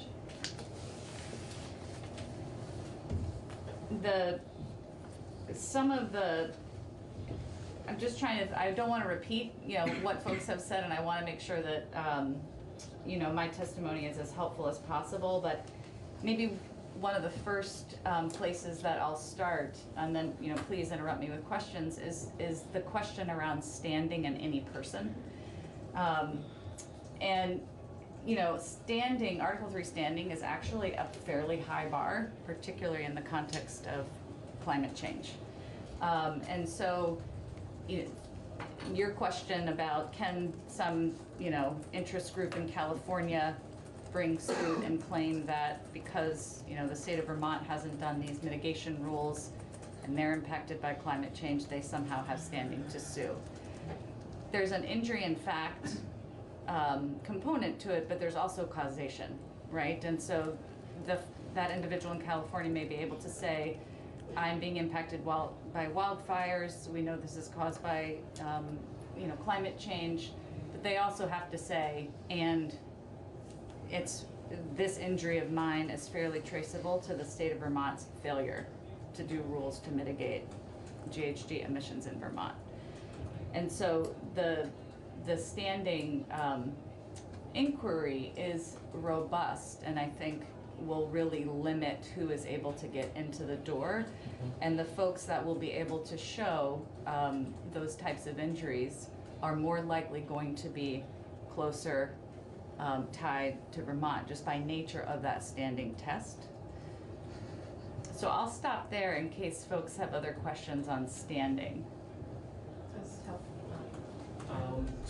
I'm wondering if there is anything else that could be done in the language of these findings, although findings don't necessarily make it all the way through this body, or intent, or if there's anywhere else, because frankly, that is my biggest concern about this bill, is that we're gonna have this all laid out and people aren't gonna be able to get into court because it is a very high bar.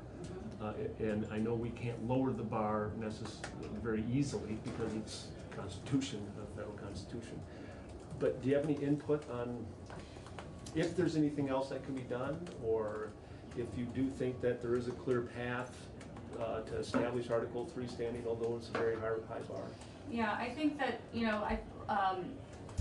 Laura Murphy started to touch on this. There is case law with around procedural causes of action. So where a statute gives a citizen the right to challenge agency action that's been unlawfully withheld, so a failure to act in compliance with the statute, like in subsection A of this bill, there is a somewhat relaxed standing requirement for redressability and immediacy. And so recognizing that there is a lack of clarity about exactly what those rules might be when they're promulgated, the courts have found that there is standing where the rules are designed to address the injury that the plaintiff is complaining about. So I think that's an important concept, is that there is case law that addresses the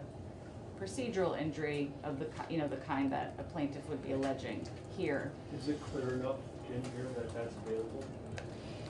That is federal case law, and Vermont courts have adopted the Article 3 standing test and frequently look to federal case law when they are making decisions about standing. Is it clear enough in the bill that that avenue is available? I think so, because that is the words of the subsection A, where it's there's a cause of action when A&R fails to do a rulemaking by a deadline. Right. But how about subsection B? In subsection B, that is a little bit different, although I think that there are some similarities. This is an interesting component of the bill. But I think that the causation component, this, as I mentioned in the opening, when we reduce greenhouse gas emissions, there's global climate change. That's one of the things that we're trying to get at here. But when we reduce greenhouse gas emissions, we also have very tangible public health and environmental benefits that look more like traditional injuries under environmental law. And so I think that, you know, you can always include additional information in the findings and the purpose of the statute to say that, you know, this bill is intended to mitigate and reduce greenhouse gas emissions, and doing so, and also to get all of the benefits associated with doing that in terms of public health and environmental benefits. So you can always include more robust language in the findings, you know, and a purpose statement in the bill. Is that something that's being done upstairs, Energy Committee, or? They are considering, you know, I was in there on Friday afternoon when they started discussing potential issues. And so there was at least one of the committee members that had suggested a finding related to the public health benefits and the other benefits associated with. Yeah, I guess it's just whether we would weigh in on that or not. Catching it. Yeah, this is just so given the barriers to the broad term of any person, is there any real reason not to restrict any person a little bit, because as to avoid frivolous cases in courts of something that won't have any actual, couldn't actually be brought forward as frivolous? I think that there already are several deterrents to bringing those types of claims. One is sort of the attorney ethical rules. If you move forward with a case in bad faith or something that is frivolous or lacks any reasonable basis in law or fact, you can be sanctioned, and you can have ethical challenges going forward as a lawyer. That's a really big deterrent for a lawyer. And then the attorney fee provision, in the statute, also, makes clear that if a plaintiff, that a defendant, may be entitled to fees if a plaintiff brings a case in bad faith or that's frivolous. So I think that there are already pretty significant deterrents from a plaintiff that would be acting in bad faith. So what's the argument for leaving? Oh, I'm sorry. Great. Well, if that's a follow-up question. Yeah, it's just a quick follow-up. What is the argument for having that broad, for having any person without any qualifiers? I think that if the intent is to ensure that there's accountability for government action that may impact an individual, you want to have that be accessible to them. And I think that I would worry about trying to define who is in and who is out in terms of who is a Vermont citizen, who is allowed to bring a case and who isn't. I think that because the Article 3 standing test is a fairly high bar and is an important gatekeeper, it's not necessary, and it would create other challenges if you tried to start defining who is in and who is out in terms of protection of the statute. I was going to ask just a broader question, which is, I know because I was involved in the earlier bill and this bill, that part of what we were looking to is what states like Massachusetts did and what the impact of having an enforcement mechanism was. And I know the Conservation Law Foundation was really involved in the lawsuit that came, helped bring the lawsuit that came forward in Massachusetts. And I wonder if you could just talk about the value or impact that enforcement mechanism had there for somewhat comparable legislation, and maybe how what we're proposing here kind of is similar or different from their experience. Sure. There is no express cause of action provision in the Massachusetts Global Warming Solutions Act. And so there was a significant sort of pathway through the courts to establish that, to get to an agreement on what the remedy would be. And here, because there is an express cause of action section, there's a very clear path to court. There's certainty for both the agency, for the plaintiff. It reduces uncertainty around the litigation, to a greater extent than there would be otherwise. And it really, this particular provision is really narrowly tailored to focus on making sure that, there is accountability, and that A&R does what they're required to do under statute and nothing more. And I think that, without that, without a clear procedural pathway, without that certainty around remedy, there is more to, to discuss with a judge. And there's just lack of clarity there. So I think that this sort of gives certainty to everybody about what the rights are and what the remedy is. And can you tell us just in the Massachusetts case a little bit about what the remedy was there and how that may or may not have? It's been a long time since Okay. I looked at the specifics, and I'd be happy to get you a really detailed summary of that. But basically, there was an order to implement the GWSA, their GWSA. But I can get you more specifics on exactly what that order entailed.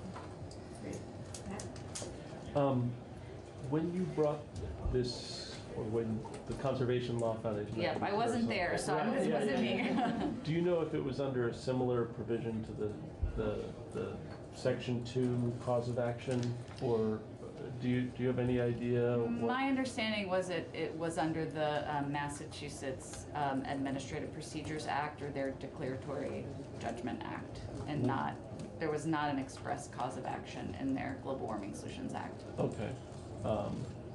I'm just trying to figure out, I guess it's the History of Appropriations Committee for me. I'm having a hard time getting my head around something that I don't know the cost of, and voting to move that forward without even a rough idea of what that costs in the. Could you comment on A&R's concern about removing that attorney's fees from the second cause of action? Sure, and just in thinking through potential costs, it's very hard to put a number on that, but under subsection A, that case really looks like motions practice. So people are filing papers that say they either did or did not meet that deadline. So that's going to be really limited in terms of the time for both parties. For B, just as a reminder,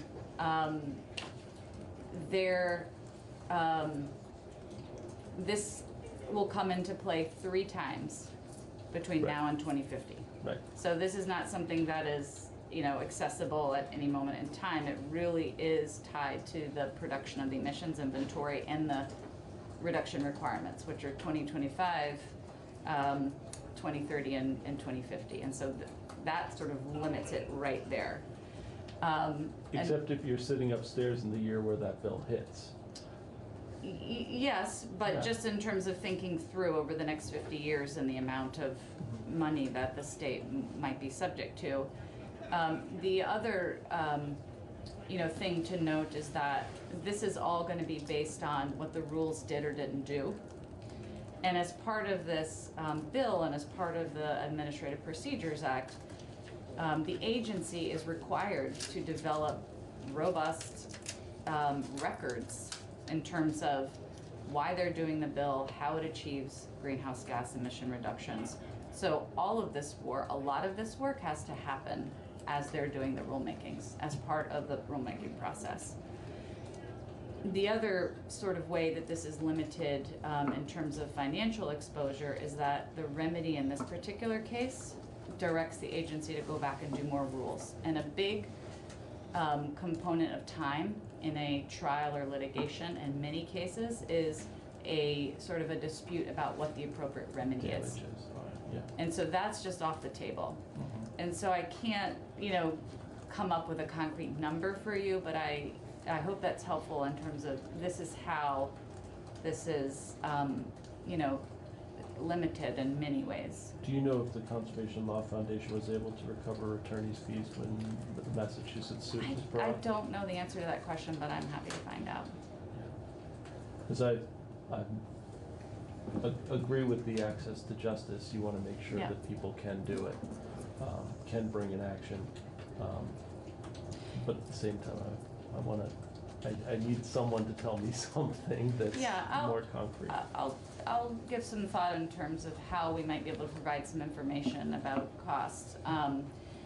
You know, the other point I wanted to touch on is, and you know, sort of mentioned this, is this important policy rationale for allowing, you know, for fees. You know, there's a pretty significant differential in terms of the balance of power between citizens and government. And so this really attempts to address that imbalance of power while creating, you know, while balancing against, you know, frivolous or bad faith lawsuits. There is a deterrent built in here. Thank you. So I want to make sure I understood, for the subsection B, the substantial cause of failure, that component, it's your understanding as well that it's just a remand, straight remand that we're intending here, and if, you know, I won't have you comment on language that we don't have yet, but you know, we'll certainly, when we see language that hopefully tightens that and makes it clearer. Yeah, and I think that it's important to just remember that, you know, the separation of powers doctrine applies, and judges are not allowed to engage in, you know, legislative making or you know, implementation of laws. And so there, in terms of the roles of the legislature and the executive branch, and so there is some discretion that judges have in terms of remanding for rulemaking. You know, they may give guidance and information to say the rules were deficient because the transportation sector, you know, didn't meet X, Y, and Z. You know, that's different from saying you must regulate these things in the transportation sector, right? So there's a little bit of discretion in terms of what guidance they give back to the agency, but the further they drift towards dictating the substance of a rule, there is a higher risk of being, you know, overturned on appeal. They're in sort of dangerous territory the closer they get to actual rulemaking.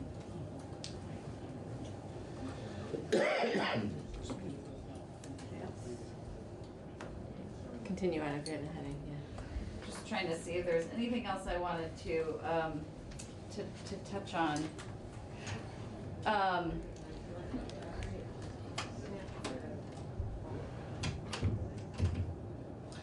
I think the other thing came up that I think we've kind of talked through it, but you know, it's in terms of subsection B, you know, it's my understanding, and it is the way that I read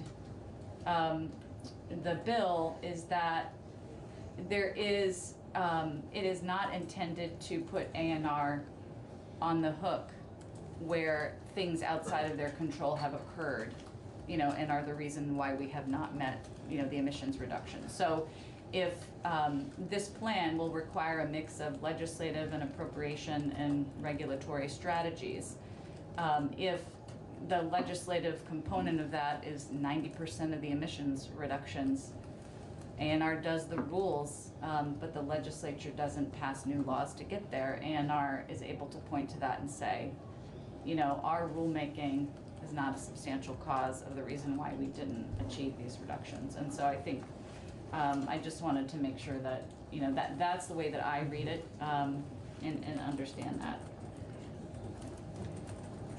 Thank you. Yes, no? Great, all right, thank you. Thank you. Thank you very much. Yeah, Thank you. All right, so we are adjourned. Should we discuss for just a few minutes as far as what else we need or not?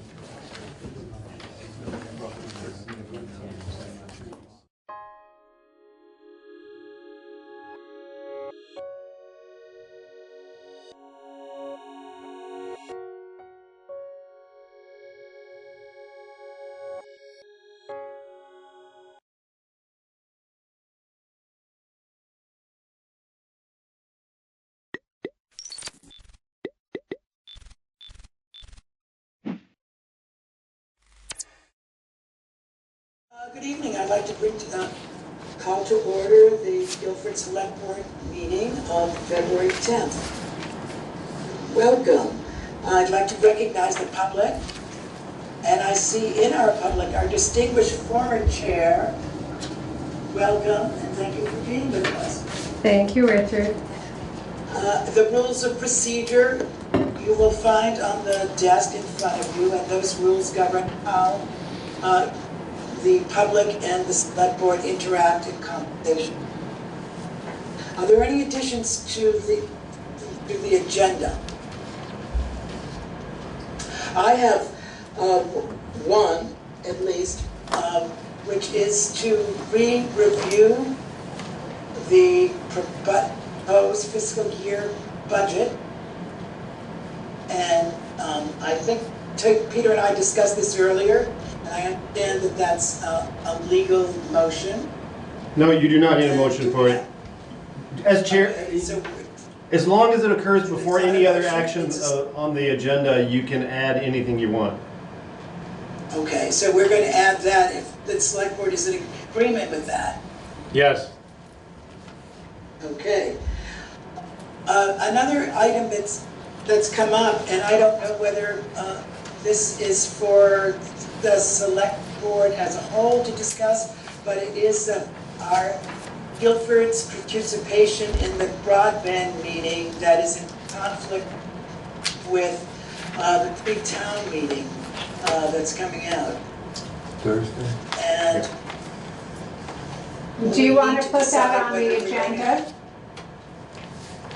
Pardon me? Do you want to put that on the agenda? I think so. If the select board agrees that that should be on the agenda. Sure. Do we, select board? Sure. And anyone else want to put their oar in? Yes. Yes? Okay. Gordon, you too? I'm okay with it, absolutely. Yeah, we're all okay with it, I'm sorry. Okay. And there was another item that seems to be outstanding to me, which is the talking points for the select board in regard to the town meeting, which we haven't been brought together, or we haven't come together to discuss. And I don't know whether this is the time to do it or not. But we really need to go over those. Discuss what? And we need to assign. Who's gonna do what for the town meeting in Oh. Are terms you of the talking articles? about town meeting or pre-town meeting? Technically both. Both. No, I'm Okay. talking about both, actually, the talking points for both occasions. Should we do that in a meeting? Yeah, so why don't we do that too, Richard? Good idea. Okay. I mean, So, as long as- Richard, so I don't have those printed out for folks because I was waiting your feedback on those items. And I hadn't received it, and so no one else was prepared to give their 2 cents worth on those topics. Well, I saw him in the, Everybody received them, huh? yes, I saw him in the folder. That impression. You guys, Did you all get them? I'm trying to find it. did he share the talking points with you? I haven't seen them. No, I saw them. Yeah, So then we're gonna have to, well, the talking points, maybe I'm not being clear. I saw the articles. Yeah, there's the articles, and so what I Yeah, did but is, that's not what we're talking about. I'm sorry, Yeah. then I have not seen so whatever you're talking about. every year what I do is I put together just a few brief talking points about each article. I saw and, and then, because Richard had asked me to share them with him so he could review them prior to sharing them with the rest of the select board. Yeah, I didn't see those. right, I did, and I was under the impression that you had put them up in the folder. Not, It's an email, let's see. not until you said you wanted to review them before I shared them with them, and so anyhow. So are they in Okay, our so folder? is there gonna be an occasion that we can find to discuss those talking points? And certainly I will look at them this evening and send them out to you. Well, I mean, considering that Sheila has her hand up, by the way, would like to make a Hi comment. Sheila, yes, I'm recognizing you. I think in the past, it used to be that Peter would prepare them, we would read them, and there wasn't much discussion about the talking points. And I think particularly this year, unless you make some decisions tonight, there's not going to be much that you need to hash out about the different talking points. It's just who's going to present which article, and a little bit to say about each article. So it's not like rocket science about. We could do that via email. I will send out an email to the select board and with some instructions and basically seeking your comments, and also seeking which one of you would like to talk about that particular article at the town meeting. Yeah, so they are shared with all of you. They're actually in a separate folder. They're not in a select board meeting folder, but they're in the 2020 town meeting folder. Oh, and how do we access that? That would be in the shared with me via Google Drive. Okay. But basically, just like Sheila and I did in the past, is there's a couple of brief notes for each article, talking about, just a little information for it, and then one select board member would take one article and just read out the article and then talk about those few points, and then the next article, and then, if any residents had any questions at pre-town meeting, we'd answer those questions and then move on to the next article. Right. So it's just, I think what Richard's getting at is which select board member is going to take which article. Right, so I'll send out an email concerning this and ask for your input, and Right. we'll get it settled, okay? Okay. Thank you. Okay, so in regard to these additions, why don't we begin with the agenda as it was written, and then add these to it? Sounds good. So okay. So I'll move to, we accept the minutes. Do I have a second? I will. Okay. Is there any discussion? All those in favor say aye. Aye. Aye. Are there any opposed? The motion carries. Thank you very much. Is there a report from the highway department? I spoke to Danny very briefly this morning. He stopped in for about 2 minutes to drop off the timesheets, and they have been plowing and sanding and salting and fixing equipment. And that's it? It is it. That's all he said. There's been a lot of Thank you weather. very much. Now on to old business, the town administrator's job description. Everybody's had a chance to read that? Yes. And what are your responses? Well, I was wondering how much time the revisions to your job description would free up. The tasks that you peeled off for the administrative assistant, how much of your time would that free up? We were looking at it in the time frame of 5 to 10 hours a week. Obviously, it would vary. Some weeks would maybe have 1 hour, and other weeks would have 10 or 9 or 11, or depending on what the tasks were in the time of year. So, I think it will be difficult to specify really clearly, but same thing with the work that I do. Does that make sense? Mm-hmm. But you're comfortable with this document, one, in relationship to your role and responsibilities and that of the administrative assistant? I do, and I think that it reflects some things that Sheila and I talked about for quite a while that would have been good to shift off to someone else. And so I think that it does, enable me to be able to have time to do these other things that I've been given responsibility for. I feel comfortable with it. I think that it looks good. Other than a few clerical changes, I didn't see much content change. Is that accurate? That is accurate, Okay. yes. There were a few grammatical things, there were a couple of minor things that Veranda had suggested be clarified slightly and added to the admin assistant description. Okay, yeah. But And they were, and they fell into sort of preparation for Peter's oversight. Well, there is the addition of the emergency management duties, and I mean, that's the large change in this position description. Yeah, and I just wanted Sheila, to do be. you want to say something? Maybe after Gordon? I just wanted to be clear on, okay, I see the list. You're thinking it's gonna take between 5 and 8 hours a month, is that on average? for the For the Emergency- the yes, EOC? yes. You know, there might be something where it, you know, takes a couple more hours than that. There might be another week that takes Less. you know, another month that takes 1 hour. You know, it really depends. Although I think in the next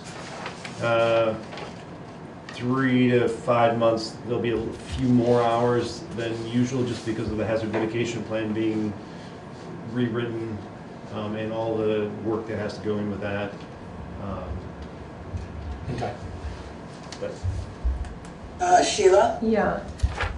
Maybe for this I Could can you- yeah, why don't you- bring my chair Come up. up to the table.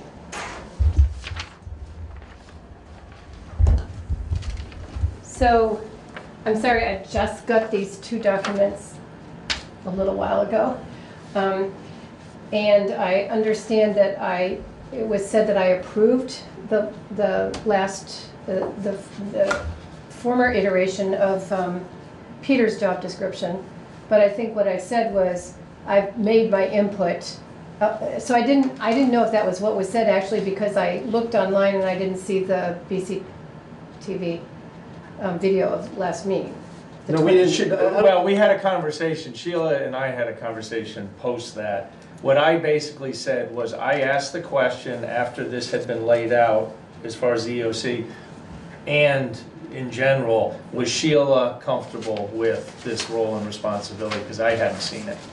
At least that's what my recollection is, that I asked. So I wasn't able to track that conversation because that's what there's you're no referring video to, I of the think. last meeting.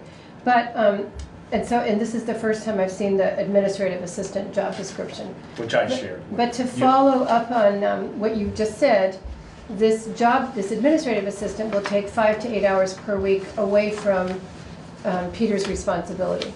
And in the town administrator position, you're talking about 8 to 10 hours a month of EOC time. So But there's also other responsibilities that have been added to my job description over time. I think codified is, as opposed to being added, I think you've done a lot of the things that are now, that your job description is more up to date than it has been.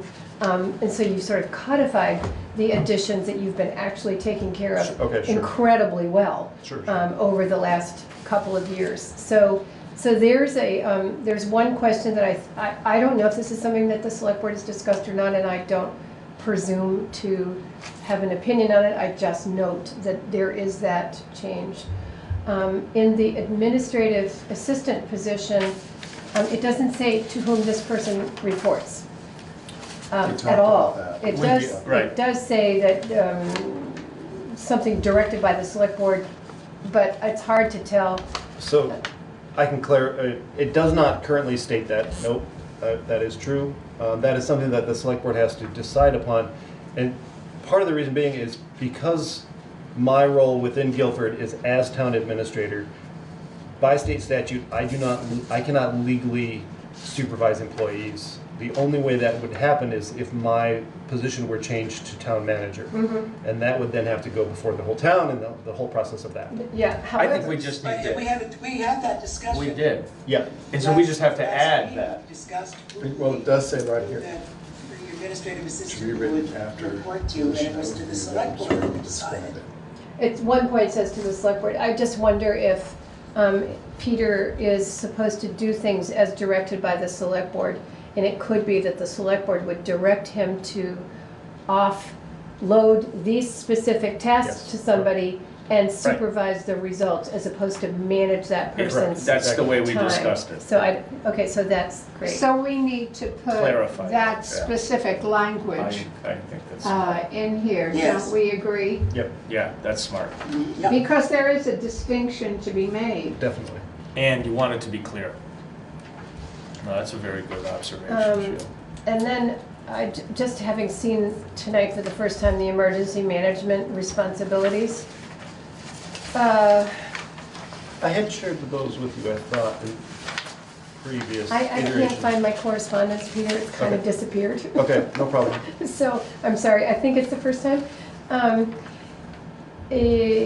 I think, so the local emergency management plan we do every year, that's an annual job. Local hazard mitigation plan. You have an LEOP, is the LEMP, They're both, and then there's the LEH in the Yes, hazard so there's all mitigation- three. There's 3 plans, There's 3 okay. plans.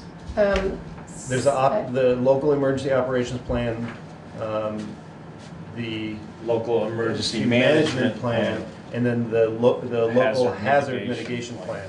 That's correct. Which isn't reflected. Oh, I see. No, it is. It's Okay, down okay, below. sorry. So I just thought it might be useful to say when these are required, like 1, 2 are annual and the The other one is going every to be 5 now, years. no, it's going to 8 be years? 8 years now. So that's good, because, Which one's 8 years? The hazard mitigation plan, mitigation. starting this year, it will now You be. have to do it, and then it will be 8 Correct. years. It will be 8 years before it happens again. So I can add that in. The other two are annually? That's correct. They're due by the end of May every year. And so do you think it would be useful to just add the word annual before local emergency operation plan and local emergency management plan? I mean, that's just a question, for clarity. No, I think it makes Well, I sense. think That's very there's still specific. some editing things, let's see. So Also, Peter's edit, as we're talking, and so if it's annual to maintain those plans, we should say annually. Yeah. Agreed. Oh, okay, I have no problem with that. So for C and D, I just added the word annually at the beginning of each Yeah. bullet point. Okay, Perfect. fine. you might also correct and see, manage and maintain. But Sheila, does that respond to your concerns about the time that we're Yeah, talking about? The time is for you all to decide, and for Peter, I know the hazard mitigation plan is a lengthy process, but it's once every 8 years. Right. The rest of it is kind of boilerplate, or has been. I think we did the hard work last year, so I think it's supposed to be pretty boilerplate now. I would,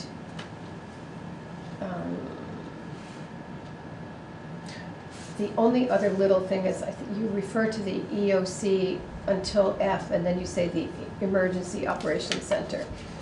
And I would change that, and I would also sort of give an idea of what it means to coordinate the EOC. Because usually that's just in time of emergencies.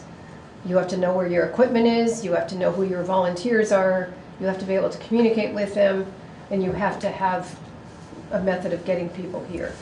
And that's about it, so you might want to say something like that. Okay, I'm putting a note in to clarify further. But otherwise, it's, I mean, just as, literally as a quick review tonight without having gone through my other notes from when I was helping do this, I think it looks pretty good.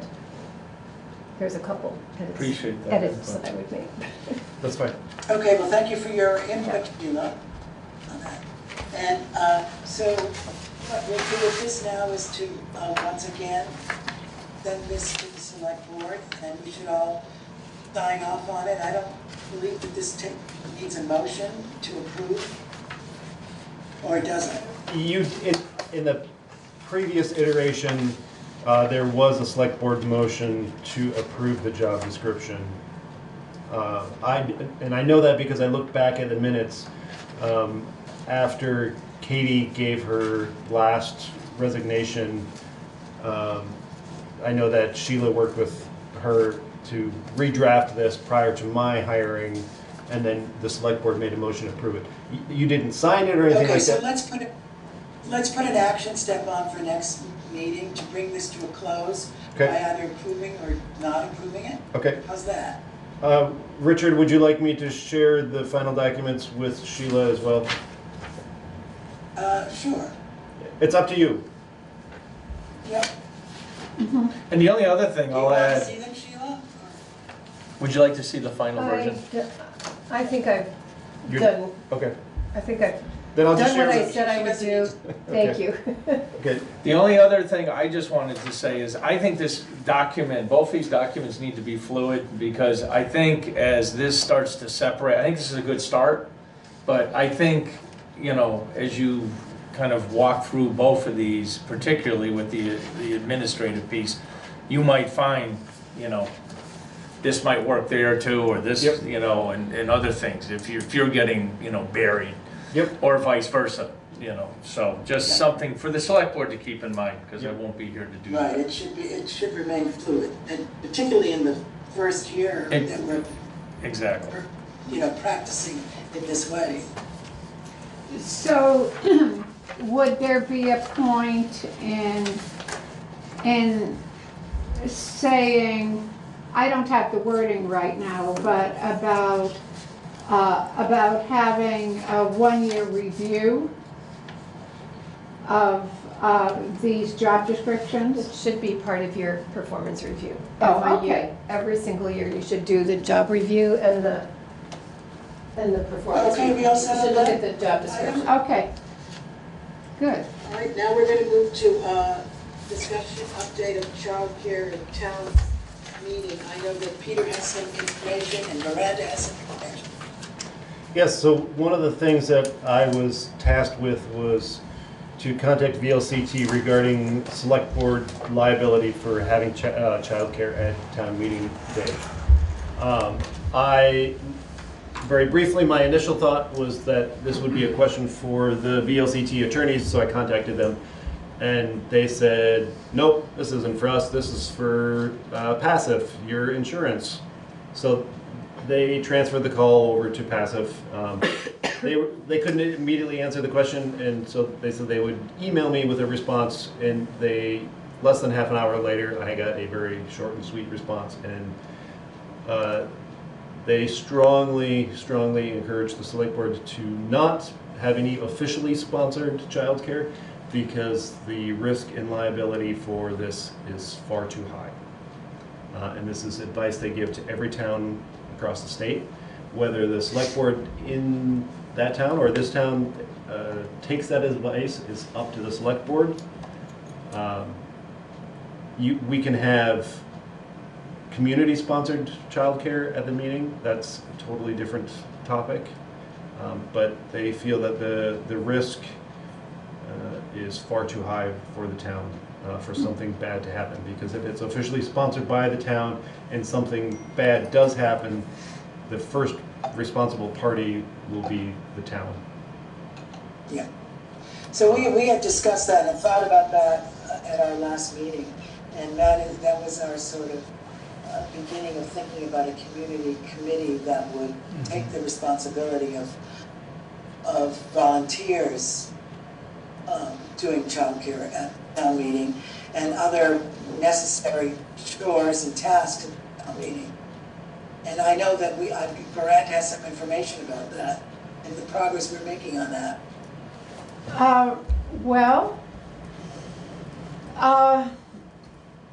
Yeah, I'm just trying to get online so I can access the information. Okay, so Laura Lawson Tucker and Tasha Tillman have been working on locating qualified people to do childcare.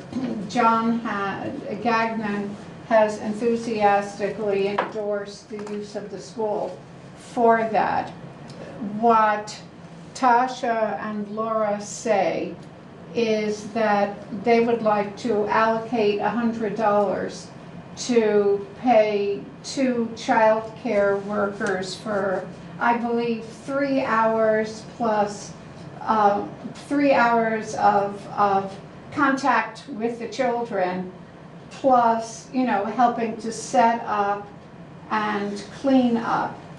And if the select board doesn't have a formal relationship with this project, I'm not exactly sure how we could allocate those funds, but I do believe that that it's the responsibility of our town to provide free childcare to people who come to town meeting, to send a message that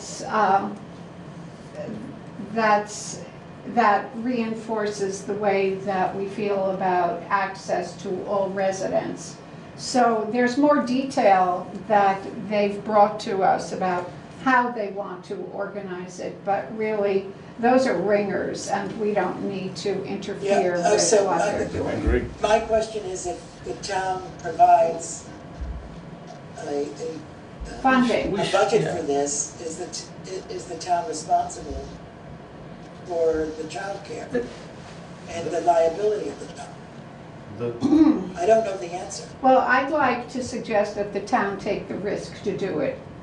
I mean, I just feel as if on one hand we have passive saying that this is a dangerous thing. On the other hand, we have our values, which to me require that we provide access to all of our residents to participate in public discourse. And I have more to say about it, but that summarizes my point of view. Does it seem possible that, I mean, I don't know where the lines are drawn, but it seems possible to me that the town, the select board and the town could be engaged in subcontracting a group of people to take care of these responsibilities. It's not our job to decide exactly what these responsibilities are or to fund a specific portion of this, but to just say, here, we need these tasks taken care of. One of those happens to be childcare. Are we then saying it's town-supported childcare? I think we're not saying that. I wondered whether there was money in the budget having to do with voting, whether there was some kind of budget for running elections. You know, certainly having people have childcare when the bulk of deliberation for town meeting was going on seemed to fall generally under an umbrella of voting. But I couldn't find whether there was a budget for running elections. I think there is. There's a line item for that. I know that. To some degree, it's mostly for checks. It covers buying pizza for the people who count votes. Right. Yeah, well, there you go. I mean, I would think that we'd be able to offer up $100 out of some fund to be used as however. I mean, that's not signing on to what's going on. Do you want me to contact Passive again to ask for clarification? I would be comfortable for you not to contact them. I love the spirit of your conversation, Miranda, and I'm wholeheartedly in favor of it. My only issue is my job here is to support the town's interest overall as a select person, and I struggle with, you know, if we can't do it, then we can't do it from an insurance standpoint, but. Well, I guess our alternative is that we could have a telethon, and the select board who wanted to could just start throwing money on the table for childcare. I was just going to suggest that. I can. I wasn't being serious, Richard. Oh, well, I am. I mean, I think that we could find folks in town to come up with $100. I think that the select board needs to show its support. Well, so I'll go back, and I think that if we can find other issues that are related to running the town meeting, that there's an array of things that are required. I think the further we can remove ourselves from actually managing and taking care of childcare, the less we are at risk and responsible in that way. So, and yet we can say this is an open meeting, and here are some of the things we provide. You know? So, isn't there also free lunch? No. No, You have to pay for lunch. You have to pay for Everybody lunch. does. Okay. under the BCA, we have election support. Oh, from the Board of Civil Authority. Yeah, so perhaps the Board of Civil Authority could. So you'll have to talk with Penny about that, because that technically falls under the town clerk. Part of the town clerk responsibilities. Well, that may be where the child care should be coming from. How are we able to sponsor a lunch and We not, what's that? We People- don't? We ask, I mean, Mark Peter to make it. organizes it, Yeah, but right? we don't. But we don't, the town doesn't pay for it. Whoever goes to lunch pays for it Similar yourself. situation. I just make sure that they show up and they have lunch for sale, but the town doesn't pay for lunch. I would just. Sheila, did you have something to say? Since I'm here, sorry. I think that what I'm hearing from Peter is passive says it could be a risk. You make up your mind whether or not it's a risk worth taking. What I hear Veranda saying is the benefits are far greater. Then The likelihood of there being a benefit to this is far greater than the potential for a risk. And I would say take $100 out of your BCA account and do it. Well, I mean, John Gagnon, whose site, I mean, it's our school, but he is responsible for safety in that school, and he enthusiastically, 2 thumbs up, I think it's endorsed great. the family members who I'm came not- to him and said, this is what we want to do. There's no question, it seems to me. I mean, it's the right thing to do, for sure, for all the right reasons. Well, let's, why don't we take a vote? Does the... Well, do we have to talk to Penny about it or not? Well, Does someone want to make a motion to take $100 from the civil board, the Board of Civil Authority? Is that her for bucket or elections, ours? When the buck stops, it stops with the To select pay board. for childcare? That's ours. Okay, I move that we allocate $100 from the budget of the Board of Civil Authority to provide childcare for all of Guilford's residents. I'll second that. Do I have a second? Yes. Michael, did you Yes, second that? I second it. Okay. Is there any discussion? All in favor? Aye. Aye. Thank you. Thank you. Now on to a re-review of the proposed budget. And Gordon, I believe you wanted to speak to this? Well, the key point I really wanted to speak to, yes, was the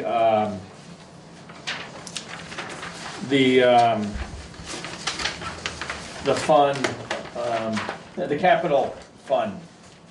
I missed, I believe, the budget meeting that was held on that, because I was in Kansas City. And Kansas? Kansas City, Missouri. Just checking. A note of There's only levity. one No, Kansas there are City 2. where I'm concerned, because Oh, everyone I say I'm in Kansas City, everyone thinks I'm in Kansas, Right. when I'm really in Missouri, but Dorothy wasn't with me. Yeah. So, anyway, my question, it was brought to my attention through Sheila, that there was discussion at that meeting discussing whether or not we have to fully fund the capital fund as we have in years past, at the tune of, I want to say, $225,000, which we have, Guilford has done an outstanding job funding this fund and supporting it since its inception, which was in, I can give a little history if you want. that would be helpful, Sheila, thank you, So, because you know better than I do. I think we started it in 2014. That sounds The idea was that rather than going into debt to maintain the town assets and improve them, we would set aside a certain amount of money every year. And we started from zero, and we are now at almost 500,000, or we were, we're at 500,000, 490,000. And the express purpose of that fund was to just maintain our capital assets and improve them. And then in 2017-18, Richard, you and Gabby worked on the capital needs assessment, and I went back to that document today and discovered that the entire budget for all of the proposed improvements that the select board approved in 2018 was about $402,000. And you look at inflation and it gets to $500,000. Now we have already, this town has already taken the major chunk of asset improvement and maintenance through this town office. Everything else is relatively minor compared to that. Yet this town has continued to fund this this capital program fund, I think, wisely, because now there is no debt. However, I think can I just put that aside? Yes. And say we're in a good shape. Yeah. I know there is an argument that once you put something into the budget, it's easier to let it stay than it is to take it out and put it back in. The argument that I was proposing at the budget workshop was that we don't need to fund this capital project fund to the amount of $225,000 annually, particularly when we have completed the major investment that we need to make. I know there's the town garage, which I think you were going to be working on.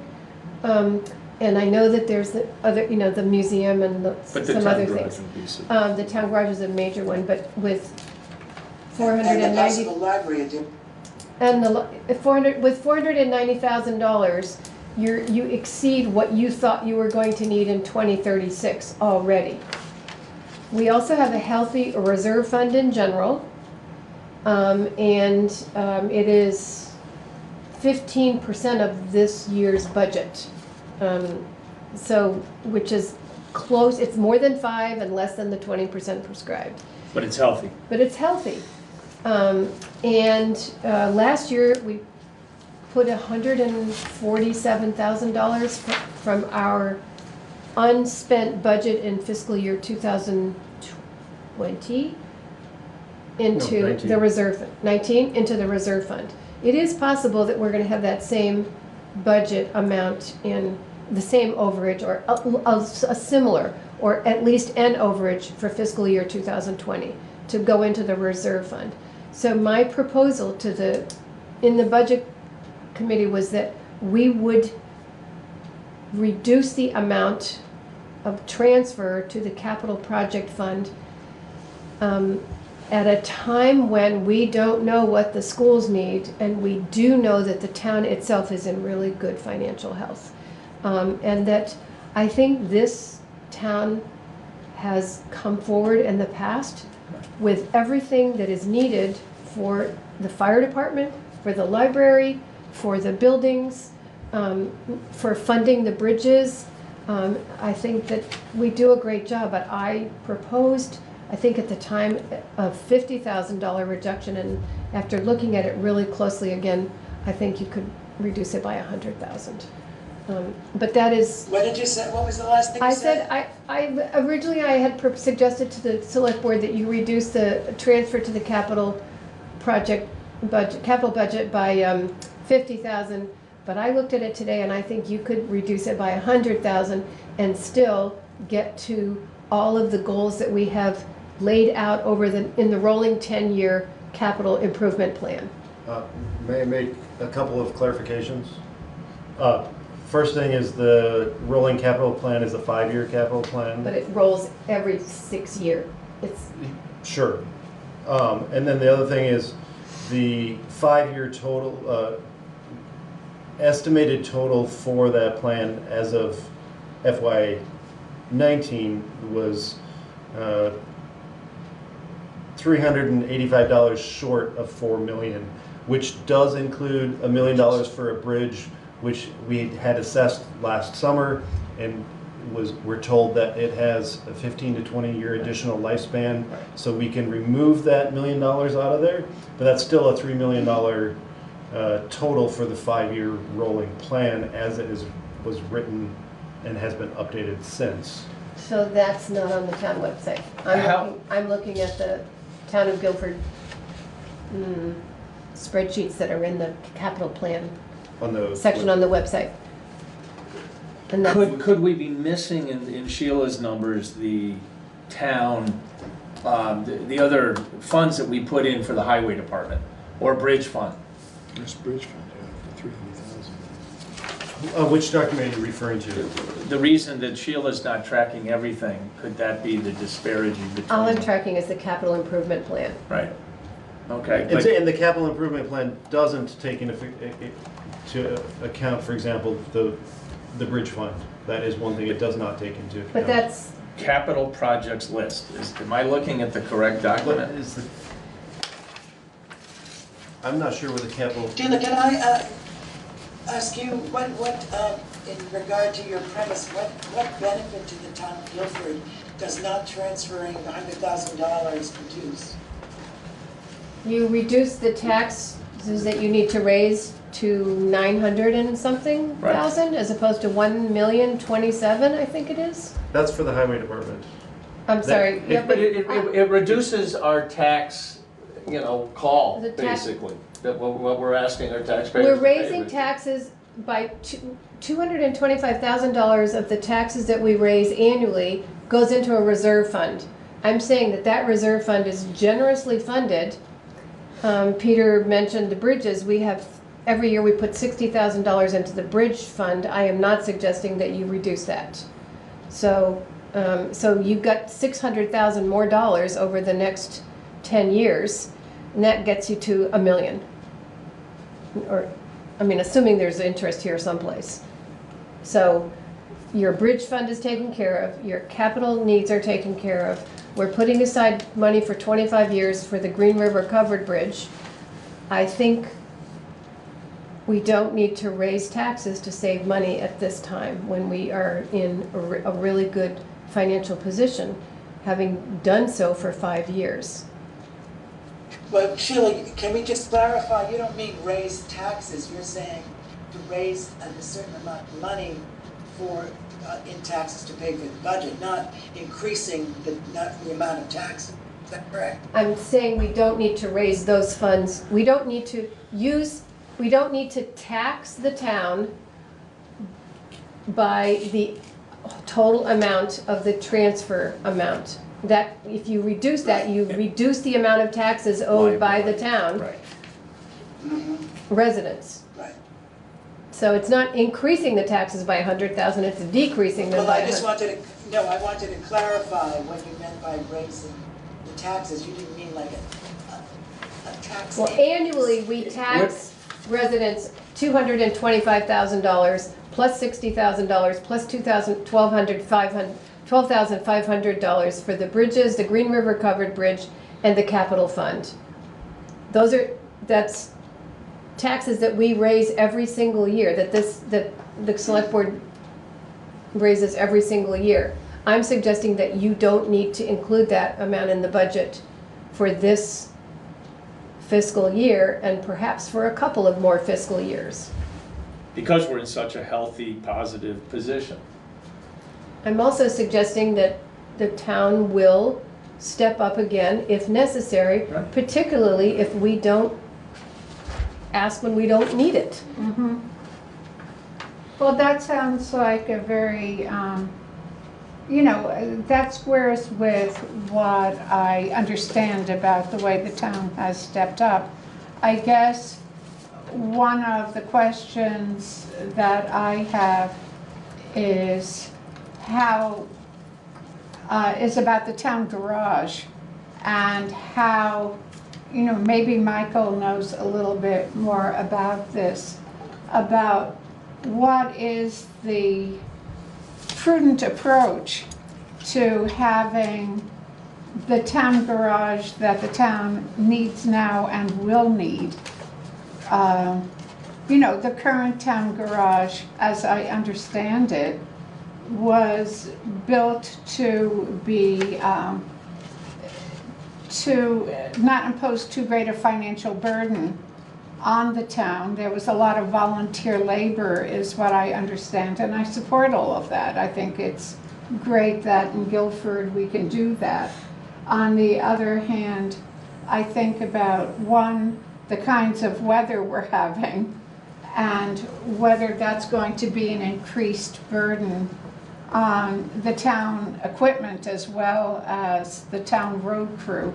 I just don't know what we're looking at in terms of the future town garage, and that's the only thing standing between me and saying I really appreciate your idea and am ready to go with it. I'm glad you brought that up, because that's the forefront of my mind as well. It seems like there's a sort of significant cost, not too far down the road. But it's been projected. $500,000. Right. I'm not sure that's necessarily. I don't think that's going to cover the replacement of the garage. Yeah, that we have sounds to like a remember fraction too, of- that just to add Is that on what to we're talking about, replacing the garage? Because is that what the capital, that's not what came back. It's not in the document. capital, It's not it's not currently in the capital program. I think it's something that needs to be discussed by the select board and needs to be considered, because the garage as it is doesn't meet the needs of the town road crew. Remember, to add to Veranda's point, when that garage was built, we had a third of the amount of equipment that we currently have. So that means we have equipment that sits out in weather year-round, which is not good for the equipment. They don't have space to work on all of the equipment. How do we move that conversation forward? That's up to the select board. You mean to the idea of replacing the garage? Or an Expanding it. addition. Addition. I There's suspect a whole bunch I of think you options start like with that. Danny and get a good understanding Well, of what let's he wants. put that on an agenda for another time. How about the next meeting? Can I propose that now? It's up to the chair. I mean, the chair sets the, so that's the last select board meeting prior to town meeting. At the moment, there's not a lot on the agenda, but it's up to Richard. Were you asking if it could be on the next agenda? That's Yeah, what yes. Michael was asking. Yes, I don't see why not. Okay. I will, Go ahead. I was just going to, all I was going to say is I'll put an action item that I'll speak with Danny about the topic and make sure that he's at the next meeting. Right. So, and to that point, I and mean, I'm kind of we with, really need a presentation from Dan about what the needs of a garage are. so I'm feeling like maybe we should have that conversation before we proceed with your suggestion of removing or reducing that. And just to note, regardless of what decision happens with Sheila's suggestion, because the select board has already approved the budget and it's already been put on the warning and the warning has been posted, this would have to, and Sheila knows this, but I'm just putting this out there for the general public, that it would have to be an amendment on the floor of town meeting day for this to change. So you have a month to figure this out, and you can start with the original capital assessment that was done in 2018. There's a very detailed survey of what needs to be done to that garage. It wasn't a $1 million project by any means. And maybe it's changed to that, but that's not what's reflected in that document. And remember, Let's put this on the agenda for the next meeting, and also, if Peter, if you could prepare the necessary documents for us to look at. Sure. That would be important to inform the discussion. And I think having an updated, what we could support the high, if there was a highway garage discussion, what finances could touch that? because there's a highway reserve fund, and I don't know if that's all been accounted for. You can take it out of the We reserve fund. can take it out of our you can reserve take it out of fund, capital which fund. has to be brought down after that's been applied this next year. So, I mean, Peter, there are. can you do that, but? And the general fund. And then yep. But I think Sheila's point, I mean, I support this idea. I certainly support a garage, you know, if we've got major garage issues, we've got to deal with that too. But looking at this budget this year with the line items that we're talking about, we don't need to, you know, overextend this capital fund, in my opinion. Oh, I had just a quick comment about, I'm looking at the capital needs assessment, if that's what it's called, of the town garage. And, I mean, and this is responding to the town garage that we have there, the physical condition of the buildings, not necessarily the needs that the town has for the town garage that can, you know, go forward based on the equipment that we have and the needs that we have. And I would be happy if we could build the garage that we need by shifting funds without, you know, without the proposed increase in the capital needs fund. But I don't have that information. Yeah, you're right. You know, and I know talking to Danny, I mean, the trucks, when was that garage built? 1991. Yeah, but they've gotten bigger and taller, and yes, correct. You know, you can't fit wings, and I mean, it's an issue for sure. But I think we've really got to come to a better understanding. I think we can wrap this up. We've got an action item on one. Can I say one more thing, which is thank you all for listening to me tonight. No, it's No, we really appreciate important. you coming and having the I dialogue. personally really missed your detailed understanding. You know, you Makes a have a difference. lot of the history and also profound management experience that I certainly don't represent, and so I appreciate that. Thank you, Miranda. Sheila, what did you want to say? I said thank you. You say it already. Oh, and let me, on behalf of the select board, let me say thank you for your perceptions, your observations, and your recommendation. Thanks. Thank you, Sheila, Thank for you. joining us, raising the question. Okay, on to now, the subject is the broadband meeting and Guilford's representation at that meeting. It's in conflict with the pre-town meeting. And so we were going to have select board members attending as well as Peter, and now it's a question of can we not have select board meeting members at the pre-town meeting and not have Peter at the pre-town meeting. And so we need to decide, do we want to send a representative to that meeting, or do we want all of the representatives of Guilford to go to the pre-town meeting? And if, Peter, you could help us by characterizing what the purpose of the broadband meeting is. Yep, I was just going to ask, so this, I was not able to find an agenda for the meeting because one does not currently exist, but I just would like to read 3 sentences directly from Sue West, the senior planner at WRC, who is organizing this project. And she states, and I quote, "This meeting will focus on strategies and ideas to put the aforementioned survey in front of as many people in each town as possible using electronic and paper format. While it will be critical for each town's broadband appointee to participate in this meeting is open to anyone interested." So she's saying that it's critical that a representative be there. Yes, and in order for without reading all the other detail, she does state that this survey is critical for the feasibility study to realistically give them enough data to determine whether or not they should take the next step, which is to potentially create a business plan. So whoever goes to this meeting is taking the survey? No. No. They're designing a survey, correct? Not even that. Just talking about how to sort of get it out. It's how to get it to as many people as possible, as well as they will have sample surveys there.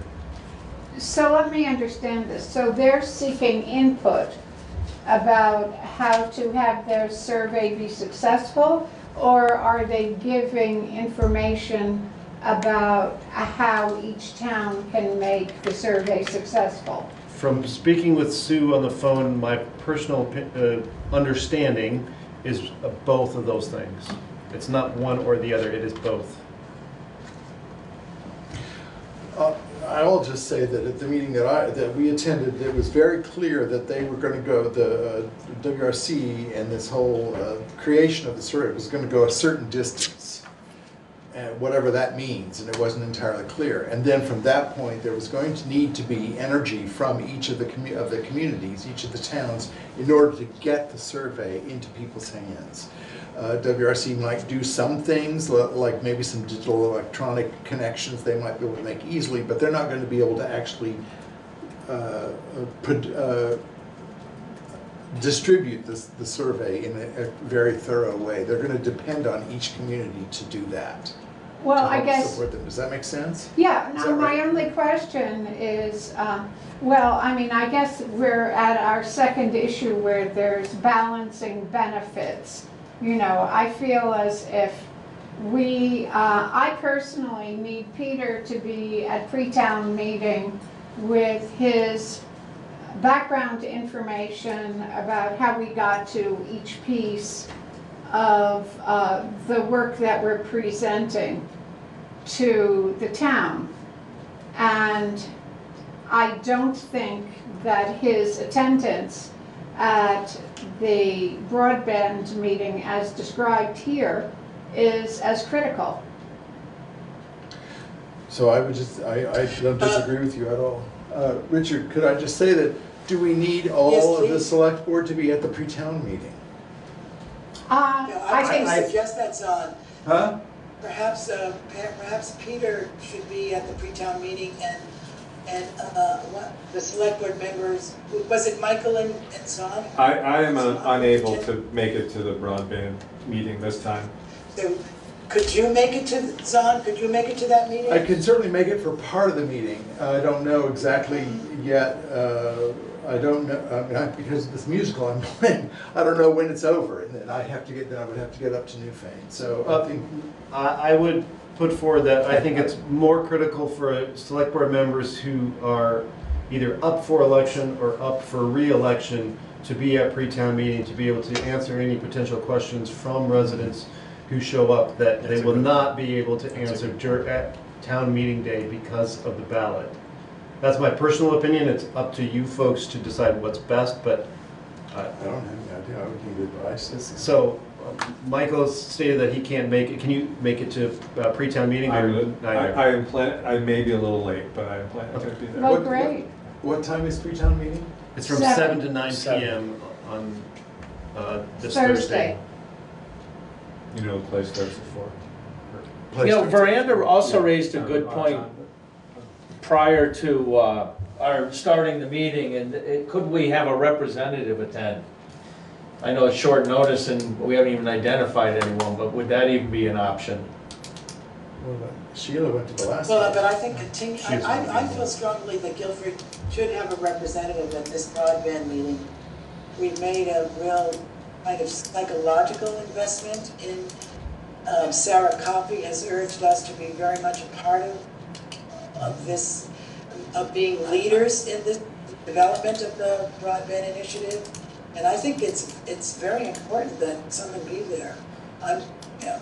Well, no, I don't disagree with that, but I just don't, with our pre-town meeting, the select board's primary responsibility is town meeting and, in my opinion, our pre-town meeting. So I just think that someone else could commit this for Guilford other than a select board member or a committee member or the town administrator. I share Veranda's point. I think Peter should be at the pre-town meeting. I do too. And we can, you know, maybe among ourselves, we could try to think of somebody from Guilford who has a strong interest in broadband and who's sort of broadly knowledgeable about the subject to attend the meeting on our behalf. Could our assistant possibly? Well, no one has been fall under? offered that position Oh. as of yet. Okay. There's been tentative discussions as to who might fill that role, but that role has not been. They're not. The select board has not offered that position to that individual. So, well, then there was also, at the last meeting, Steve Lemke was there. I wondered if he might be going. Oh, that's a good idea. Because of his role on WRC, he might be going. And Veranda wasn't sure he's back or. Well- Yeah, he's been, they were out of town. I don't know if they're back in town. But he's. I could email him right now. Yeah, that's okay. Because his name did come up as a possible person who has a vested interest, is part of WRC, and is a very high proponent of the town of Guilford. Well, Gordon, I like the way that you put it, that you're saying that it's the responsibility of the select board to be at the pre-town meeting and/or the town meeting. And so it seems to me that Peter should be at the town meeting, and that what select board members can attend should be there as well. Does anybody agree with me? Yes, I do. I certainly think, as I wrote to you earlier today, I think that it's really essential that we stand behind our process and present it to our neighbors. Well, I say the case is closed then.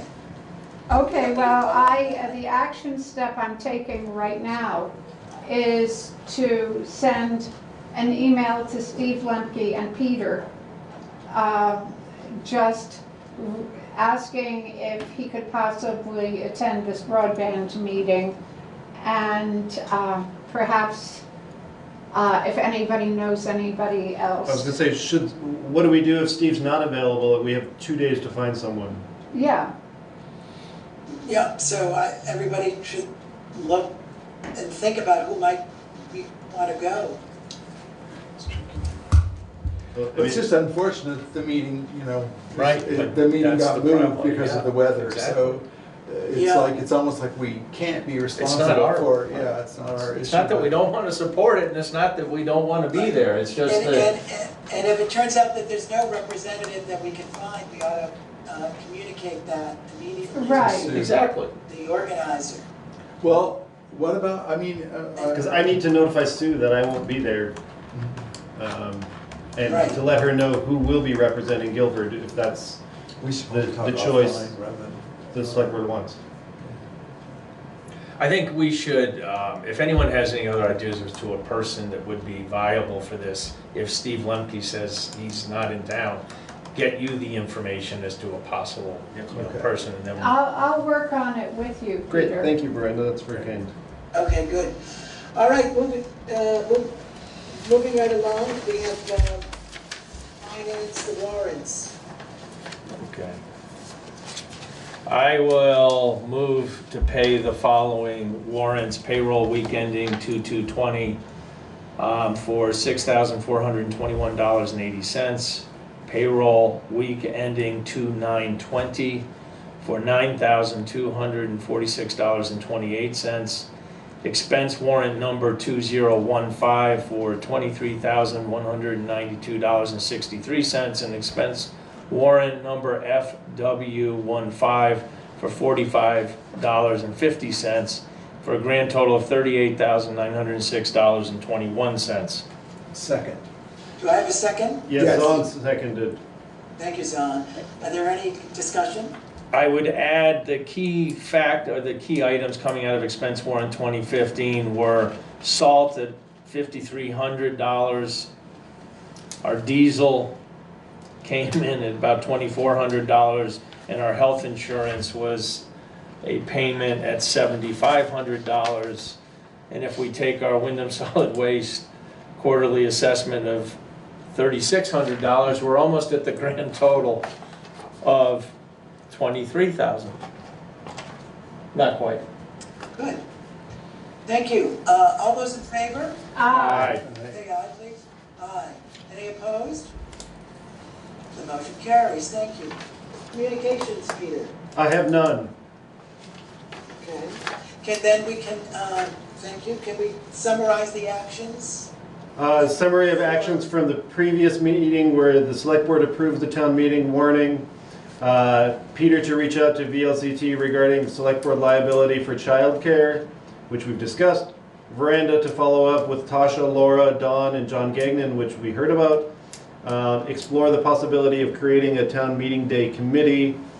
That's very simple. If the select board feels it important for a committee to be created, you would say, make a motion to create a committee and then find people to fill in on that committee. But I think from the discussion, I don't think that's necessary at this point. And then last but not least. Okay, so can we put that on the agenda for next meeting? Meaning creating a town meeting day committee? Creating a town meeting committee. Yeah. I mean, are you open to the idea of maybe putting it on 2 meetings from now so that we get done with the town meeting and then have it right after that? Yes. It cannot go on that's good, Zon, yeah. It can't go on the meeting immediately after town meeting day. We have a whole prescribed thing that we need to do that day. Okay. It would have to be the second meeting in March. Okay. But that still Okay, will well, be let's in put time that for on the act. Okay. future meeting, good. And then from this meeting, add the town administrator and administrative assistant job descriptions to the agenda for the next meeting. You took the action to allocate $100 from the BCA budget to fund childcare at town meeting day. Add the future needs of the town garage on the agenda for the next select board meeting. And that is it for the summary of action. No, there's one, no, the talking points okay. for the select board. So does everybody have those talking points now? I don't have them. I have most of Peter, them. can you send them to the select board? They've already been shared with everyone under. Okay, I'll find them. I haven't looked at it. Okay, and so I'll send out an email asking you some questions about those talking points and seeking your comments on them. Richard, I'll just send out a quick email with a link to everyone so it'll be easier and quicker for all of you. Thank you, that would be appreciated. Thank you. Thank you. Thank you. Okay, do I have a motion? I'd like to move that we adjourn. Do I have a second? I'll second. All those, any discussion? No. All those in favor? Aye. Aye. Aye. The motion is carried and thank you very much. Thank you. you. Have a good evening, Richard.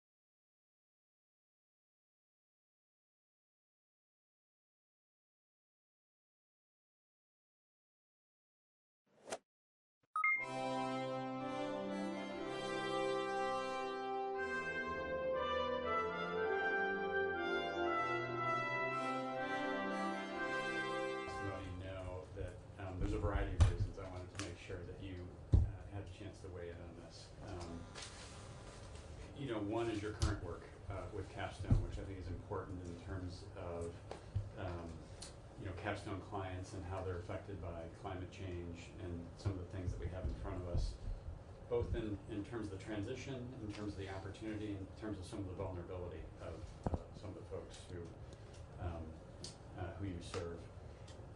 Also, you have kind of past professional experience that I think is really relevant to what we're doing here in terms of your work as the Chief Recovery Officer with regard to Tropical Storm Irene, in terms of your work as the head of VTrans and the work that you did there, which is, ultimately our transportation system is very closely tied into what's happening in the kind of climate emergency. So it was a variety of reasons I wanted to make sure that we had space and time for you to kind of offer your thoughts on this bill, but also bring some of the things that are going on with Capstone right now, which we're eager to hear as well. So thank you for joining us. And as you know, we record our hearings for the record, so if you wouldn't mind introducing yourself. Absolutely. I really want to thank you for inviting me and kind of envision this maybe more as a discussion than sort of just me testifying. But for the record, I am Sue Minter, the Executive Director of Capstone Community Action, which is an anti-poverty organization in central Vermont, which really includes the counties of Orange, a few towns in Windsor, Washington County, and Lamoille County. And Capstone is one of a network of community action agencies across the state, one of 5. And we are a network called VCAP. I am here testifying really on behalf of myself and, as you say, some of my past experience. Good morning, Heidi. And I also, so I'm not testifying on behalf of VCAP, the network, but definitely representing Capstone. Thank you. And I wanted to just start out because driving here, I was listening to the radio as I tend to, and I learned that yesterday, which happened to have been my birthday, the doomsday clock was moved. And now the doomsday clock, you may recall, was really about the atomic energy, and it is put forward by the Atomic Energy, not Commission, scientists, the Bulletin of the Atomic Scientists. Anyway, we are now 100 seconds to midnight by in the view of these scientists, and that incorporates both the threat of nuclear war and of climate change. So what I heard on the radio this morning was it's time to wake up, which I thought was good because I didn't necessarily get a great night's sleep. So I thought I'd wake up for you. But just a reminder that this is a global emergency that I'm really pleased that you are taking seriously and thinking I guess across sectors, long-term and sort of short-term. And I do want to, and as I point out in my testimony, I appreciate your bringing some of my past experience here, Secretary of VTrans, also Irene. And I think when we are talking about resilience and planning, I think the experience we had in Irene is the closest we've come to really what severe, intense, extreme storm looks like.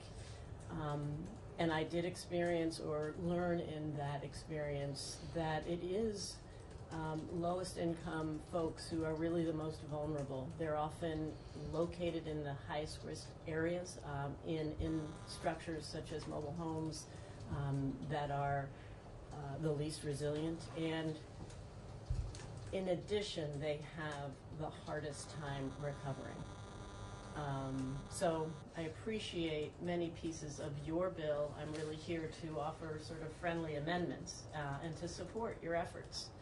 I also had the experience when I was, so my experience is I was at the Transportation Agency as the Deputy Secretary when Irene hit, and during that first 4-month period, which we consider the emergency phase, it was really logistics and response. After that phase, we moved into what they call the recovery phase, both the short and long-term recovery, and that's when I was appointed to become in charge of, I would say that we were incredibly poorly equipped and unprepared for Irene. And one of the reasons I'm so pleased that you are thinking in the way that this bill does by bringing together a council that is cross-sector and longer term in its horizon is because I worry a lot. We learned so many lessons in Irene and from Irene. We tried to record them. We did a little bit of structural change within our government to at least have a position and a little post within the Department of Emergency Management who's thinking about mitigation and resilience. And we are certainly more prepared simply because of what we learned during that disaster. But I hope that we can use this opportunity to incorporate some of those lessons learned. I did also have the really extraordinary opportunity when I was redeployed back to VTrans. The state of Vermont was asked to join an initiative of the Obama administration, the Task Force on Climate Preparedness and Resilience. So this was, and I was lucky enough to represent Vermont, really our governor in that position, which meant I was joined by 26 other governors, mayors, county commissioners, tribal land leaders from across the country, all these different jurisdictions, and trying to really combine and coalesce our lessons learned into a report. It was an extraordinary year-and-a-half experience. I was then co-chairing a subcommittee that really talked about sort of recommendations for FEMA.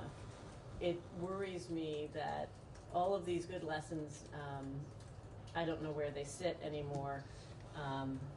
It was impressive that the entire cabinet of the former president actually attended our convenings, and that every single cabinet member had climate preparedness at one of the top things they're doing. So I worry that we're becoming increasingly unprepared. So I'm very pleased by key elements of your plan. I did learn a little bit at a forum a couple nights ago that other states in our region are adopting similar approaches. I guess I start by just in my testimony saying I very much appreciate that you do include marginalized and disadvantaged Vermonters or their representatives in your thinking for exactly the reason that I shared, and I hadn't realized that the IPPC report actually referenced the disproportionate impact on these communities, and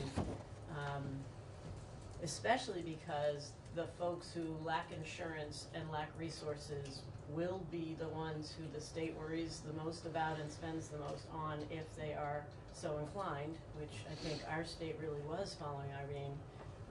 The more that we can be prepared, the lower those costs are. So I think there's an economic argument, frankly, to becoming more prepared in a broad sense. I do really support incorporating some clear enforceable reduction requirements. I was a member of this body along with many others in the room, or at least some. Representative Sherman and I shared a seat on the Transportation Committee. And when we, I think, first adopted this legislation, I think we set forth goals, and I think it's hard to achieve goals when they aren't really staring you front in the face. And I don't think we as a state have figured out good, constructive ways to measure where we are relative to where we want to be in a consistent way, and thereby think about strategies to reduce. So I can't possibly think to testify about what the right targets are, but I've certainly seen, and I did as a graduate student study environmental policy, and at that time watched very serious positive impacts under the Clean Air Act by mandating emission reductions and with targets, and in certain states, and I certainly think of California, who have already started adopting greenhouse gas emission requirement reductions as part of their air quality infrastructure have really seen differences. So I support that. It's not going to be easy, but I think it's the right approach. One recommendation that I'd like to make about the council and is really in the structure and who you have as the chair. And again, I think this is my experience after Irene. So I would recommend that you actually have the Secretary of the Agency of Administration chairing that council. You know, when I was the Irene Recovery Officer and I followed Neil Lunderville in that position, he was there in the most intense first 4 months. And he had been the Secretary of Administration. And he, in that experience, understood in a way that few others could, the levers of power and influence and how to conduct significant response. I learned then by being within the Agency of Administration just how much, you know, when you are a secretary of one agency you are on a parallel, you are not above the others. And unless you have someone who has the authority to actually oversee those other agencies, I don't think it's effective. I learned that, you know, I was in the Irene Recovery Office, and I think Neil Lunderville specifically set it up this way because of his understanding, having been in that position, that the Secretary and Agency of Administration oversees all of state government on behalf of the governor. It's separate from the governor's chief of staff and staff. It's really responsible for government. And we created a multi-sector, interagency, essentially, cabinet around Irene. And I think because I had the authority of the Secretary of Administration, I was able to be more effective. And that's why I suggest you consider that structure. The couple of people who I think you may want to add to your membership, the regional planning folks, VAPTA, I think are very important. I didn't see them, at least on the draft that I had. And they're not on there. Yeah. You know, after Irene, and certainly, okay, I have to say I have a degree in planning. I believe in planning, but I think what this council is about is trying to plan for our state. And we certainly relied tremendously on the regional planning commissions to undertake a lot on behalf of their member states. So that makes some sense to me. The other thing, I don't know whether it makes sense, but at least you should hear from the Department of Public Service. One of the recommendations we made after Irene that was not adopted was that the emergency management leader actually become higher up within the cabinet and a member of cabinet. Many other states do that, and those are states who are much more used to having emergencies to respond to. Can you just walk? So Say right, that again. So Yeah. right now, we have, you know, you have the Agency of Administration, and then you have the Department of Public Safety, and within that you have a division of emergency management.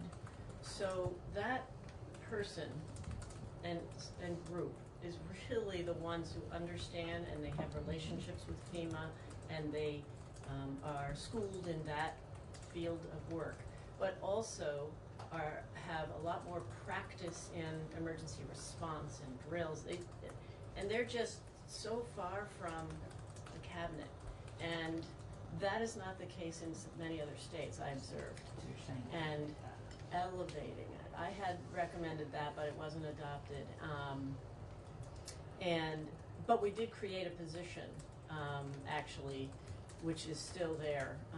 We had never had someone at that time really full-time focused on mitigation and resilience planning. Wow. This is pre-2010 Pre-2011, yeah. We have a very,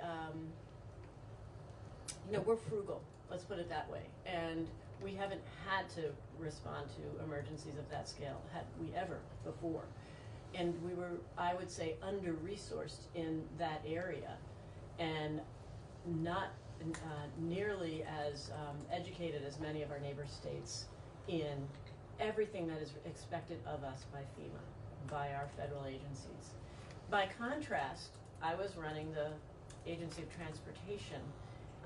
Our federal agency was the Federal Highway Administration.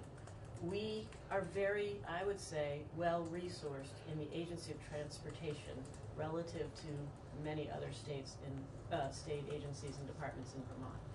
And I think it has a lot to do with the fact that we have federal dollars and that we understand, and that the transportation world understands what it takes to do the incredibly important work.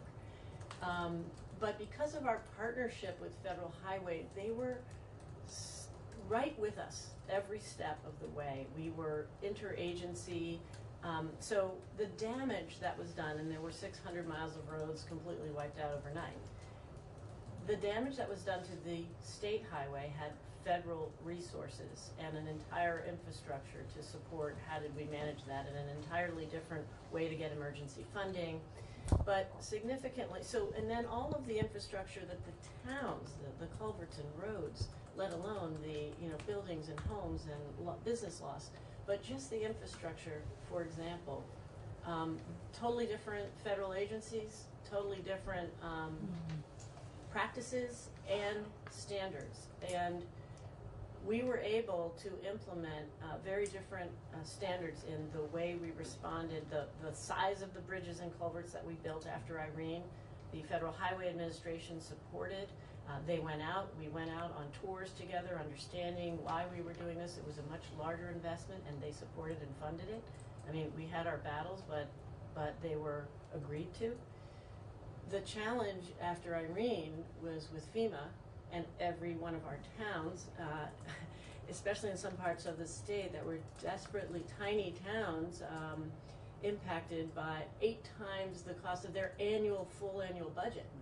But the FEMA organization said, no, we're not paying for larger culverts. We're not, and we got into a situation where we actually, the government, we adopted larger codes and standards that we required the towns to use, and FEMA said we're not paying for that. So literally for 2 years we battled legal battles, and FEMA is not does not respond to a court. You can only appeal inside FEMA.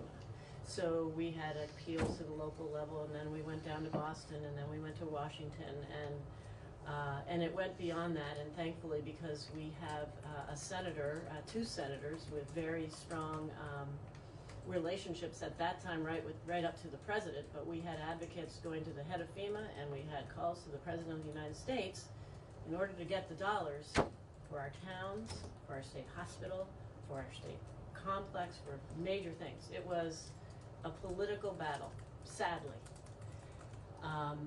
But at the very basic core, we didn't have the ability to offer our towns and even FEMA the kind of information and training and understanding of what's expected of you. So that's what I see coming out of this, hopefully.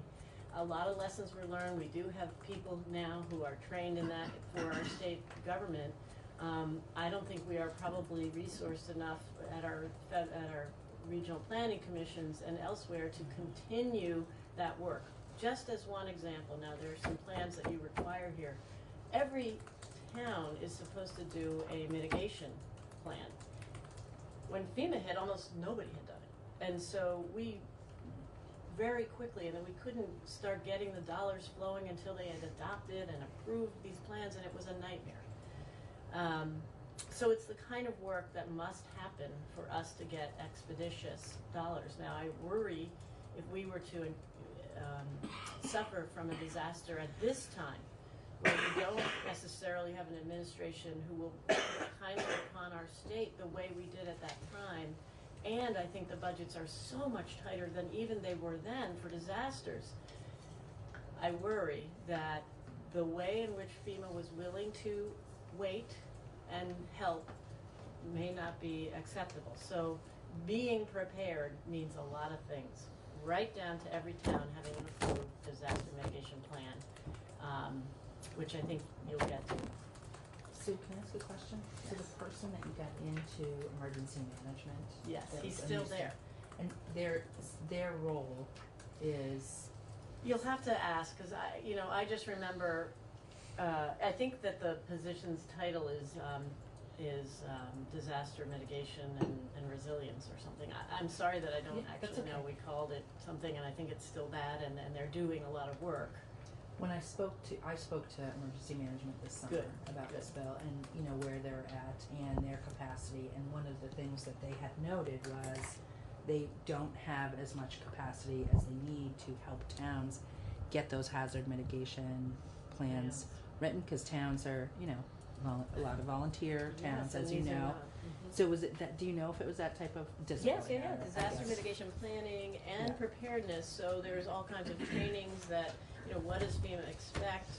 I'm sorry that That's okay. I don't have the details really in my head, but it is exactly that kind of work that is very basic that we were completely under-prepared for before Irene, and we tried to make adjustments to help us be more prepared, but at this moment I don't know where we sit. What was the difference in reimbursement from FEMA with it, whether you it went literally town by town. I mean, there's a lot of things. One of the first battles that we had to wage was getting to what they call the 90%.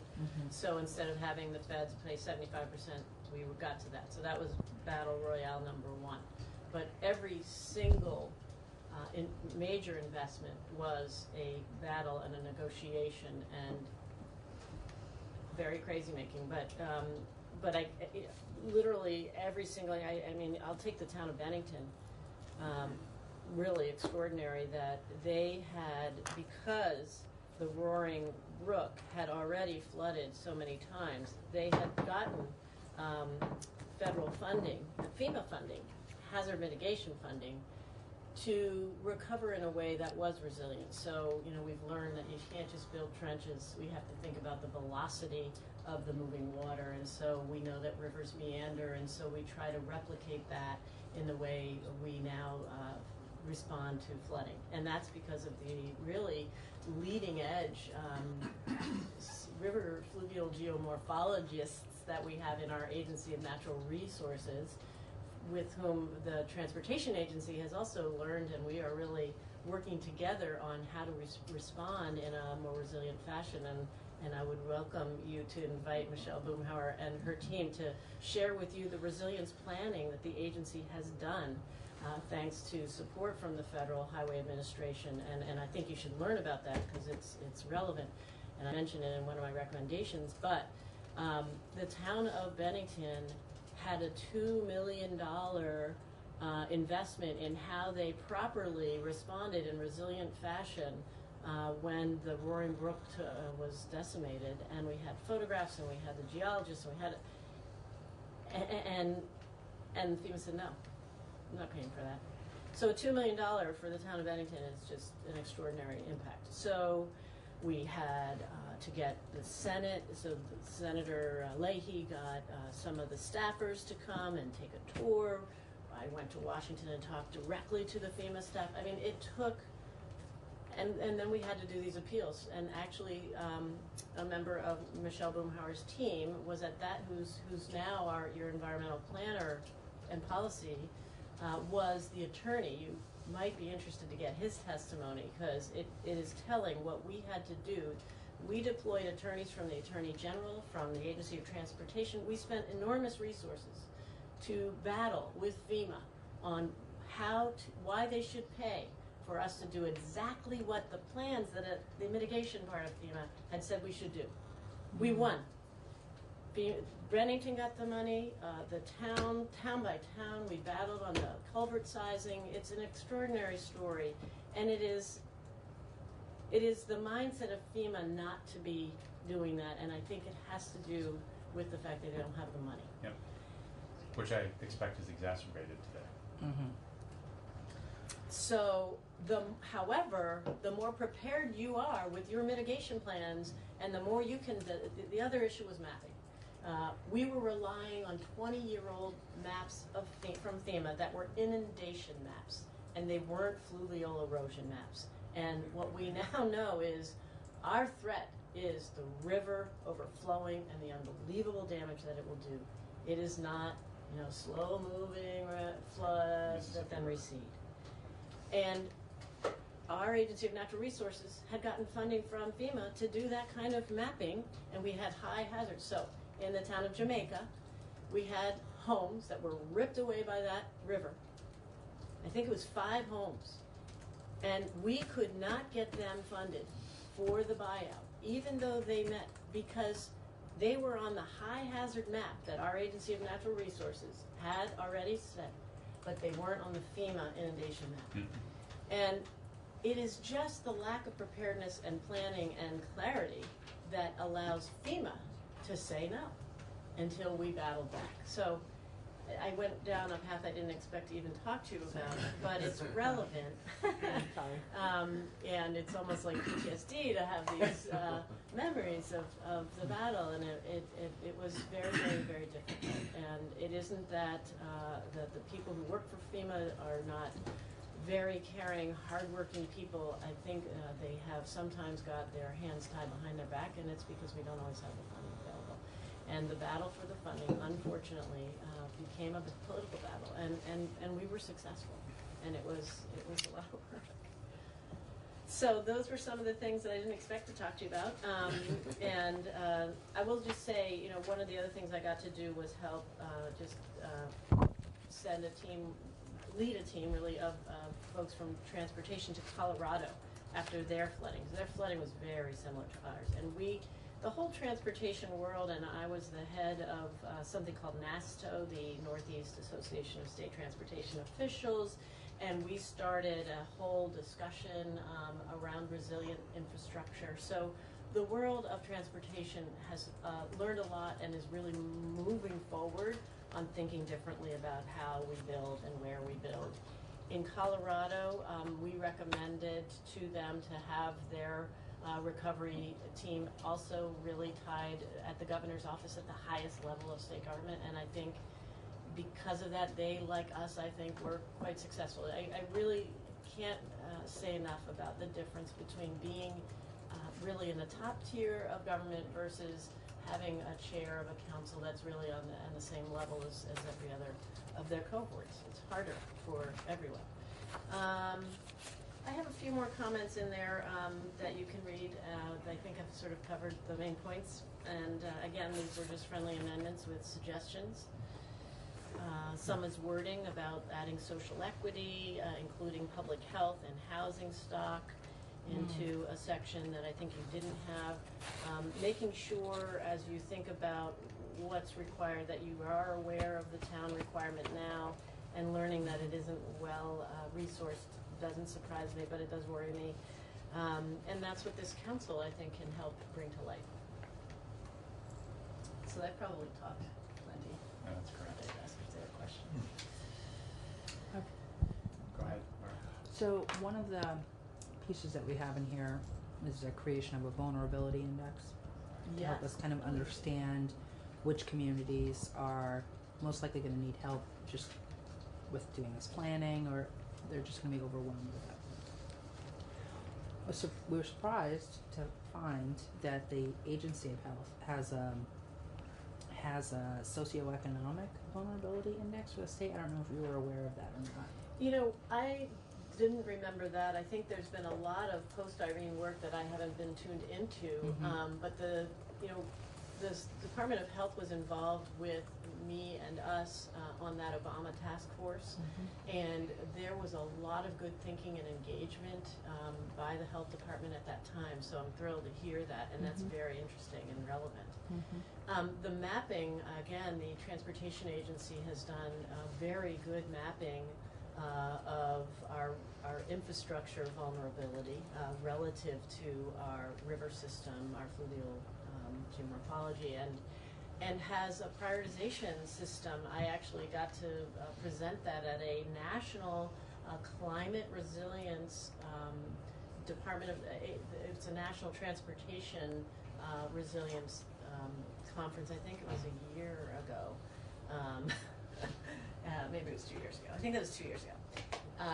But anyway, we've done a lot of thinking with the support of the federal government to actually map our vulnerabilities, and I think that all of the different mappings that may be going on may already be put together in some way, but if they're not, that's a great thing. And if they are, then that's the resource the council can begin to really utilize, because while we're mapping, and we even have a way of prioritizing, I don't know if we've adopted those priorities and thought about the investments that need to be made, and being strategic about getting going. Right. That's what's not, I To don't reduce think. the vulnerability.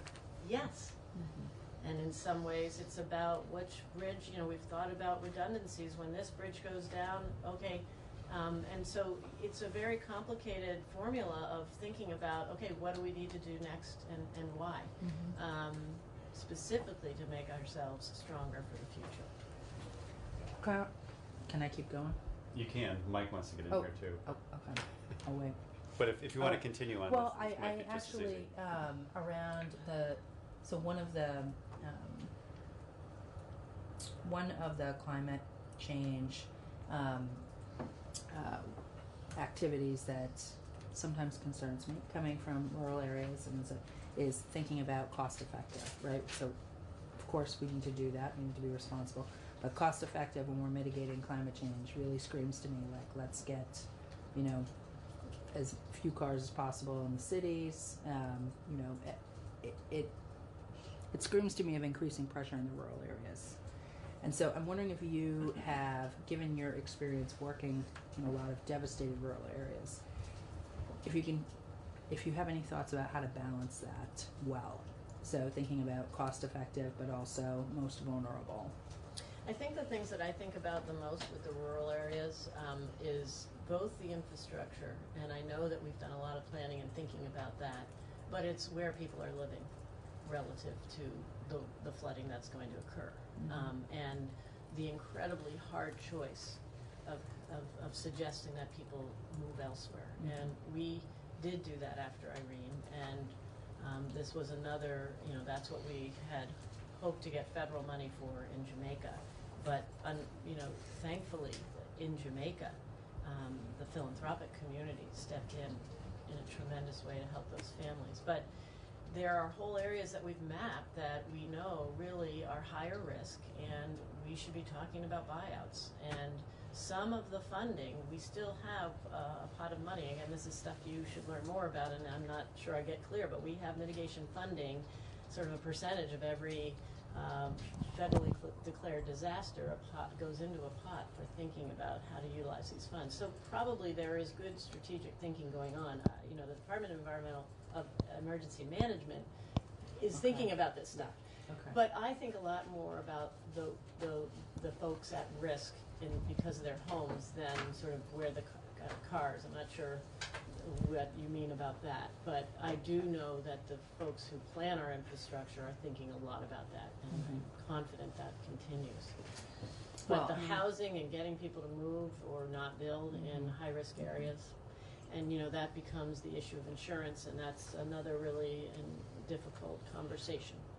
As we're dealing with,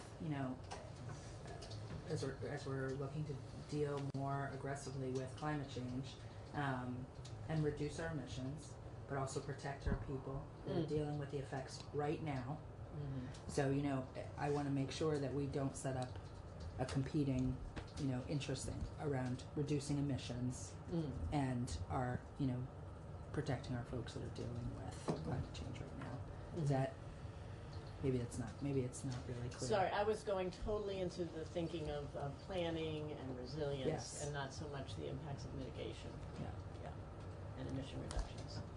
Well, I'm thinking a lot in my work at Capstone about different ways to invest in, low-income communities with how do we get people around differently? How do we, your body supported the effort to help reduce emissions by getting lower-income folks, helping them get subsidized to purchase used high-efficiency vehicles. So getting off the road, what many low-income people rely on, gas guzzling, high polluting vehicles, but helping to subsidize them to get into the used high efficiency car market. So that's a very small example of something that last year you all passed in your T-bill, that we're working with the Transportation Agency to implement. And I'm hoping that that's a program that you'll continue to fund beyond this 1 year. It was a one-time funds from the VW settlement, so hopefully there will be a conversation, and I'll be talking to others in the building about that. And it's just one example. And we are also working with the Agency of Transportation on a very new program that the Federal Highway Administration is rolling out called Mobility for All. We have invested, I think, mightily for a rural state in our public transit system. I learn now with the folks that we serve that have access to no transportation and are literally trapped in poverty due to the lack of access. So we're looking to purchase or create an all-electric fleet of vehicles to help get rides for people so they can go to work, because our large employers can't find people and they're in our doors, but they can't get there. People to get to their healthcare appointments, which the hospitals are now very concerned of the number of people who aren't showing up. People get to their recovery. So we're trying to think locally about a system that uses electric transportation to meet the very desperate needs of folks in rural poverty. Yeah, so thanks for your expertise. Your expertise is a goldmine of information on It's a little old and rusty, but I can pull it out. Gold never rusts. Yeah, so, no, but I mean, it's amazing to hear your accounts of what it took to get funding from FEMA. Anyway, where I was going to go though, as director of FEMA, of Capstone, you do have programs that help people save money by reducing their greenhouse gas emissions and heating and transportation and such like that. Tell me about the backlog of people that are requesting assistance with weatherization and aren't able to get it. You have a lot of backlog there, or? Yes, we have definite waiting lists, and we have waiting lists and we do not advertise. The only way that people know is honestly last year, and I want to thank this committee. I know you really supported efforts to increase the amount of weatherization funding that we have, and even just the debate, we got a spike in phone calls. And that we can't really meet the demand. But, part of what's challenging is, in order to meet that demand, we have to hire new folks, and we have to really build out our base of employees. And unless we know that that's going to be a consistent, and honestly, there's probably another expert in this room who could speak much more about this, but it's a little bit, we want to grow, but we can't start hiring those folks unless we know there's a real growth path. I cannot testify exactly how many people are on a waiting list. I know that we're constantly having to triage and prioritize who it is we will serve first by a very complicated but important formula, and I know we're not meeting the need. And one part of it is people up to 80% of area median income are eligible, but people below 60% are prioritized, so the people between 60 and 80 essentially never get served. Right. Thank you for reminding me of that. So the only way to approach that is by increasing investment. Yes. Well, we definitely, I do have, I hope, just a 4-minute video maybe to close up and talk about a little bit of what we do. You got 4 minutes, look at that. I noticed that. But I thank you really for inviting us into this room and even more so inviting representatives of the folks we serve onto this council, and look forward to continuing the conversation. Happy to be a resource in any way. Yeah, no, I hope we get a chance to have you back. So this is just a video to give you a sense of what it is we do, because what I've learned in my just over a year is that we have an extraordinary challenge of people in poverty who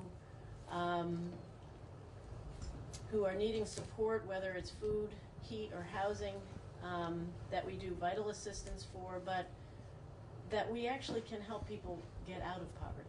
And that's the thing I feel is the most important work we do. We support people in crisis, but we also have very innovative strategies to help people get economic and self-sufficiency. So this is a little portrayal of what we do. Thanks. My wife gets a check one week, I get one, a couple weeks later, and then I get one from the VA. It's just, you got to plan all your money for each pay period. I didn't do a whole lot of good. I did a lot of drinking, and I wasn't able to maintain jobs or relationships. I really didn't feel like I had much opportunity. A lot of people right now, their income is so limited, and they really cannot make ends meet. I made the mistake of marrying to support for my family and got myself into a very bad relationship. I did 22 years in prison and I got out here. I didn't understand the seriousness of what I had forfeit, not knowing that my life was going to be changed forever, that I wasn't going to never raise my son or be a father to my child. I'm 71 years old, and my wife and I are both retired, and we're raising grandchildren, so my parents just weren't able to raise their children and raise them properly. And DCF stepped in and took them away from them and gave them to us. As a single mother, it was really hard.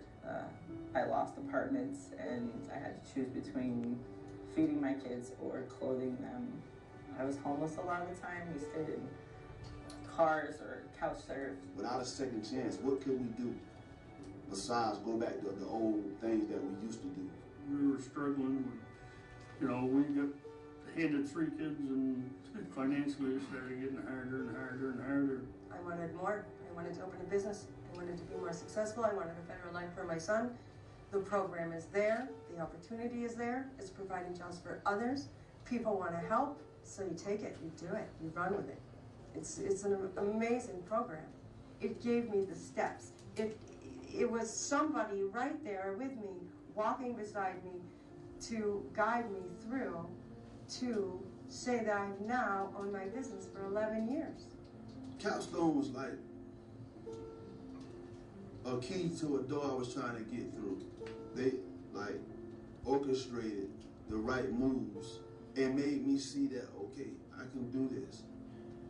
I can be a cook for real. Whether it is the food shelf or the cooking class or help with the taxes, there's hope.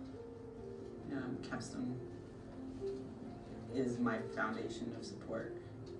When they did our furnace, they told us it would save us about half of what our fuel was the prior year. I'm relieved that I'm going to be able to do more with the grandkids. I've come a long way, and my children have seen it, and there's plenty of opportunity. And that's really what Capstone has done. I mean, isn't that the American dream, really? To go be what you want and do what you want and be successful, be happy in your career.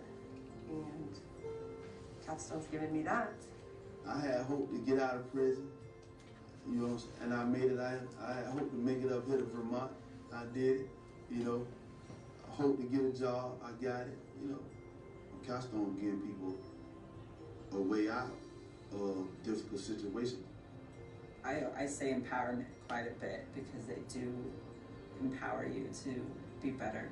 And Capstone has always been that stepping stone for me to get to that next level of confidence. I'm able to do so much more and help so many people because of Capstone. I am president of Policy Council and part of the Head Start program. With what I started with, which was not much, except for the desire to have my own business, that I was able to get that help, receive that help. It's fantastic. Team is a team of things working together to accomplish one goal. And that goal is, that to live and to have better, and to want better, and to do better. You can't do that without a team.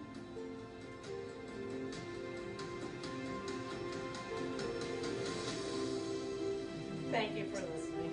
Nice to meet you. Thank you. It's good work. Thank you. That's very nice. That guy's in Stowe. Yeah. You met him. Yes. Thanks for your work, everybody. I know it's hard. I know you're working hard, and I appreciate it. And Thank you for joining us early, Sue. Yeah. It wasn't easy for you. Thank you for making time for us today. We're in the middle of considering the Global Warming Solutions Act, I think as you know, H688, and I know that you have some thoughts to share with us about that in representing Associated Industries of Vermont. And I wanted to welcome you here and thank you for your patience and waiting for us to get off the floor. And if you wouldn't mind introducing yourself for the record as we record our hearing. Absolutely. So my name is William Driscoll with Associated Industries of Vermont. We represent primarily the manufacturing sector in the state, and certainly appreciate the opportunity to talk to you today about this legislation and hope to continue to engage with you folks going forward. I'd like to maybe address some sort of high-level issues today, and can certainly follow up with further comments in writing and more specifics, and obviously engage in some of the questions and answers and discussions as you folks try to figure your way forward with this legislation. So just want to maybe start by putting into context, it's not that it shouldn't probably be pretty obvious where we're coming from, but just the perspective we're trying to bring to some of the issues and the specifics in the bill here. For us, this issue is not, these issues, because obviously this is a broad and complex topic, it's not about whether or not to have climate policies. Our primary focus is how do we have the most reasonable and balanced policies. One of our concerns, not surprisingly, is trying to avoid undue economic harms, but also harnessing positive economic opportunities as well as we get into eventually what are details and specific proposals. Because however important climate priorities are, obviously there are many critical priorities that we're all charged with trying to address. And although climate and economic priorities don't have to be in conflict and often aren't, there are always the possibility that they can be when you get down into specifics. So that's the perspective that I have some sort of basic comments or recommendations both on the Climate Council itself and sort of how it's set up, but then also the sort of implementation and accountability provisions further on in the bill. With regard to the council, again, from the perspective of trying to make sure that you're getting the kind of perspectives and kind of balance input that I think is important, both in putting forward things that you ought to do and things you ought to avoid. Obviously, there are a lot of perspectives and stakeholder groups represented already in what's proposed, but I think it could be adjusted to be include additional representation that I think is important to the topic. The first thing is that, if I recall correctly, you have farm and forestry combined as one representative, and I think honestly, a lot of both the challenges and opportunities in farming and in forestry are not necessarily the same.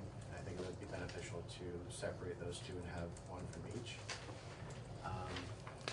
Second, having a representative from the manufacturing and industrial perspective, I think would be helpful. Obviously, a lot of emission concerns and economic concerns and opportunities stem from manufacturing and industrial activity. So I think having somebody from that sector would be an important ingredient. And similarly, transportation and freight providers.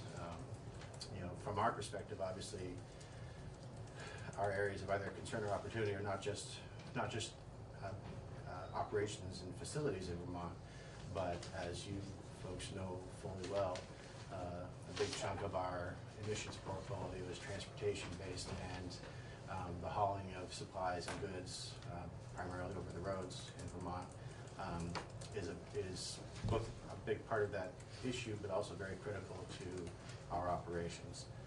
And so having folks that can speak to those issues is important, and that's not necessarily entirely within the manufacturing sector. A lot of that activity operates on its own in terms of a business sector. So those would be the primary sort of membership recommendations. The other one, which obviously you provide some, some flexibility in the subcommittee structure and approach, but I think we think it would be helpful if, in addition to, I think you have 2 subcommittees specifically cited in the bill. It would also be helpful to have one that's specifically charged with looking at avoiding or mitigating economic harm, but also realizing economic benefits from, again, the interaction between whatever proposals come forward and businesses in the state. I think that's an important part of the overall discussion. I think having a subcommittee that makes sure that that's really looked at, I think would be helpful as well. One question I have, and this maybe speaks to the sort of next area of suggestions, is also the question of the decision-making mechanisms of the council. Anybody who's ever put together, served on, or sat in the same room as study committees and things like that the legislature puts forward, the whole question of do you have the right mix of people and do you have a fair decision-making process is a very difficult one to get right and to figure out. And unless I missed it, I don't think that this really speaks to exactly how the council will make its decisions. Like, for example, majority, consensus, unanimity. That could be a factor in how the sort of the quality and the reception of their final product could affect that. Although I think that can be addressed with what we would propose on the implementation side. So unless anybody has any, I think hopefully fairly straightforward, but if anybody has any questions about anything recommended so far. You are accurate. There's not in here a mechanism that says, here's what the vote count is, for example. Right. If it was that straightforward in terms of adopting the plan, so you're right about that. So what we would recommend, the next part, which obviously has to do with deadlines and schedules and frankly the cause of action and the role of the courts, which we have concerns about that for a number of reasons. What we would really recommend is, rather than what you have on the implementation side in the bill right now, is you have the council make the recommendations and reports that they're required to do, but have those not simply submitted to the legislature, but require their approval by the legislature. That, I think, first of all, given the balance of considerations that need to go into specific proposals, I think having that go through the legislative process is both important and reasonable. That can also serve, frankly, to be a filter or if you will, for the other challenges of trying to make the council the perfect representative body with the best process for approval. I think similarly how we don't have study committees and working groups go straight from report to law or rule. There is good reason why those go through the legislative process. And I think given the significance of the issue and the policies and proposals that are likely to be coming forward, it's all that much more important that those should be approved by the legislature. Excuse me. Sure. Just looking for clarification on what it is that should be approved. You said that so we require reports. Mm-hmm. Is that what should be approved, or are you looking? Is it before that? Is it involved in the rulemaking? Right. Well, so say the council's recommendations include the obvious one would be legislative changes, but also specific rules that the agency would be required to put forward, that the legislature would either adopt the legislative proposals, or if there's specific rule, direction, and authority that's recommended, that the legislature approves that. So, similarly to how now the legislature passes laws that require rules for implementation. So it would give an opportunity for the legislature to review the actual specific proposals and approve them. And if necessary, maybe make adjustments, if they see that there's good reason to do so.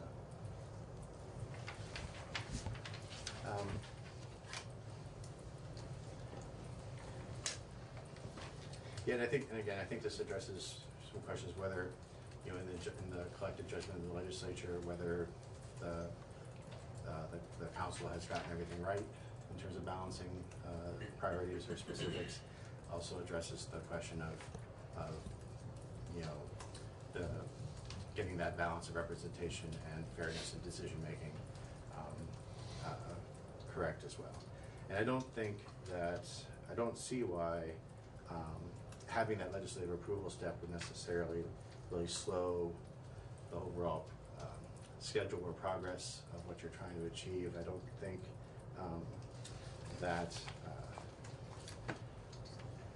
I don't think the timing or the substance or the merits of what's done would change by requiring legislative approval. And I think you might be able to achieve some balance and judgment that sort of a more I want to say ham-fisted in a clumsy way, but a more sort of strict way that court intervention might lead to in terms of input and considerations that are brought to play. I think, frankly, sometimes, especially if you look at court intervention, where there's maybe some delay in the council's recommendations or a delay in the rulemaking. Sometimes there's good reason for those delays. It's not necessarily something that warrants a court case just because you're off by a month or a couple months or whatnot. There may be practical reasons for that. And I think having the legislative approval process allows some more flexibility and not having such a sensitive trigger on that.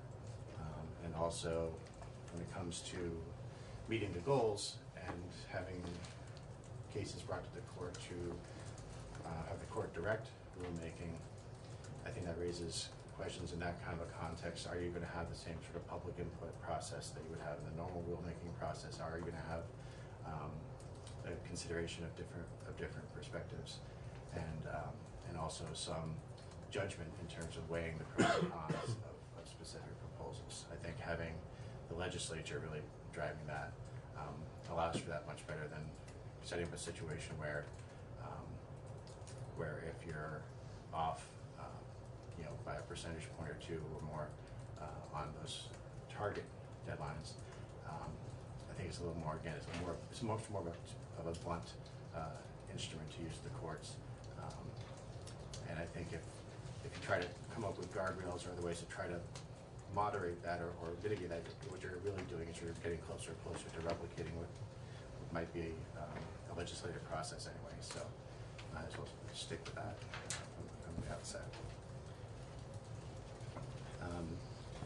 So that's a very general area of recommendations.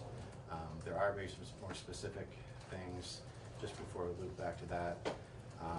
One thing I'm hoping to think about more and come back more. The bill makes reference to maintaining net zero emissions across sectors after 2050, and I think we would like to sort of consider more what that might mean in terms of, say, for example, business activity or manufacturing activity that obviously has a greenhouse gas footprint, regardless of how efficient you might be. Could be written into a situation where you could have a state-of-the-art facility, but if God forbid we actually have more manufacturing expansion here in Vermont, are you going to run into situations where simply expanding activities that we might all want for various reasons might run counter to again a net zero concept. And part of that, to be frank, I need to talk to more people about when we say net zero, what do we really mean in terms of specifics. Can I just mention something about that? Because I think it's actually relevant to a number of your members. And I think some of the consideration of this is reflected in looking at what New York has attempted to do.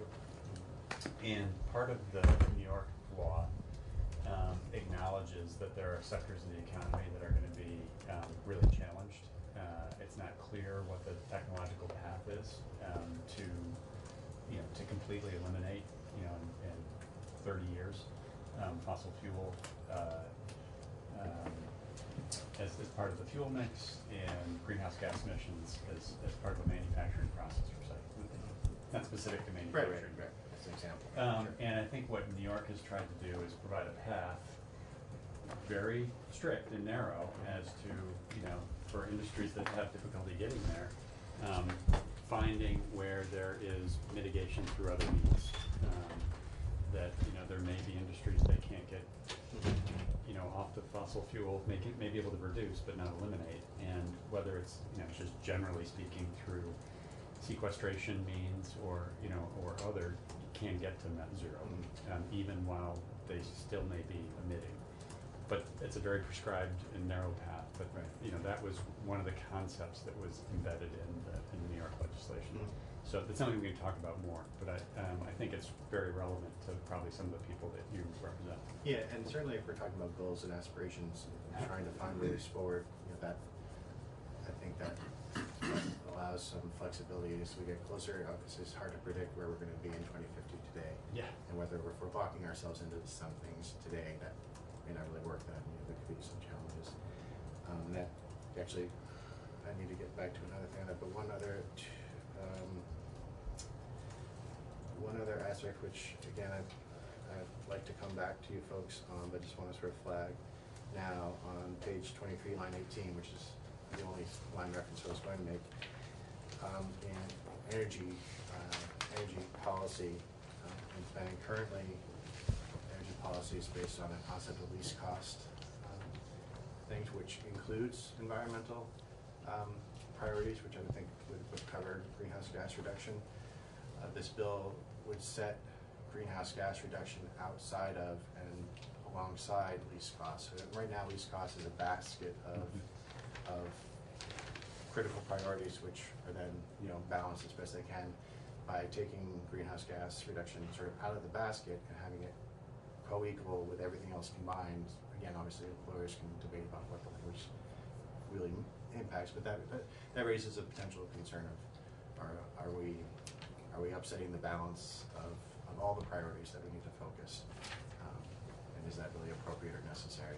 And again, I'd be happy to, you know, come back to you with more thoughts on that. But just to loop back, and I kind of skipped over this part as sort of following on to having the implementation authority and timing put into the hands of the legislature. We would further recommend that you remove the cause of action for enforcement of it. And then frankly, I don't think you need to make the goals mandatory if the legislature is going to be involved in implementing the targets along the way. If for whatever reason the legislature takes actions that don't meet up with those mandatory goals, I would presume it would be for some good reason or not. I think as long as certainly if you have an explicit cause of action, and even if you simply make it mandatory without an explicit cause of action, I think you just raise some potential legal concerns that I don't think are necessary if you go along with the legislative approval as you go through the schedule, the same schedule that the council is already supposed to be working on.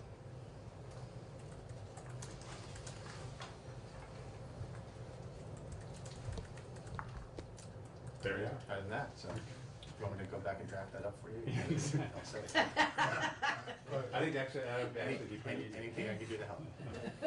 Really just a comment following up on what you said and what the comment the chair just said, because I think about this a lot in terms of the manufacturing sector. I'm very aware that depending on what it is they're manufacturing and what the manufacturing process is, that some industries are at this point in time and for the immediate foreseeable future much more dependent on fossil fuels than others. Those that require huge amounts of heat as part of the manufacturing process, that's where it comes from now. And I read of other alternatives, you know, coming along the pike, but not next year, 10 years, maybe 15 years from now. So I think that's something we should be cognizant of, I think, and it's just an observation because it came up. I'm not making a particular suggestion or proposal in terms of representation on the council or anything like that at this point. And I think a big part of that part of it too, in terms of what can be done and how quickly it can be done.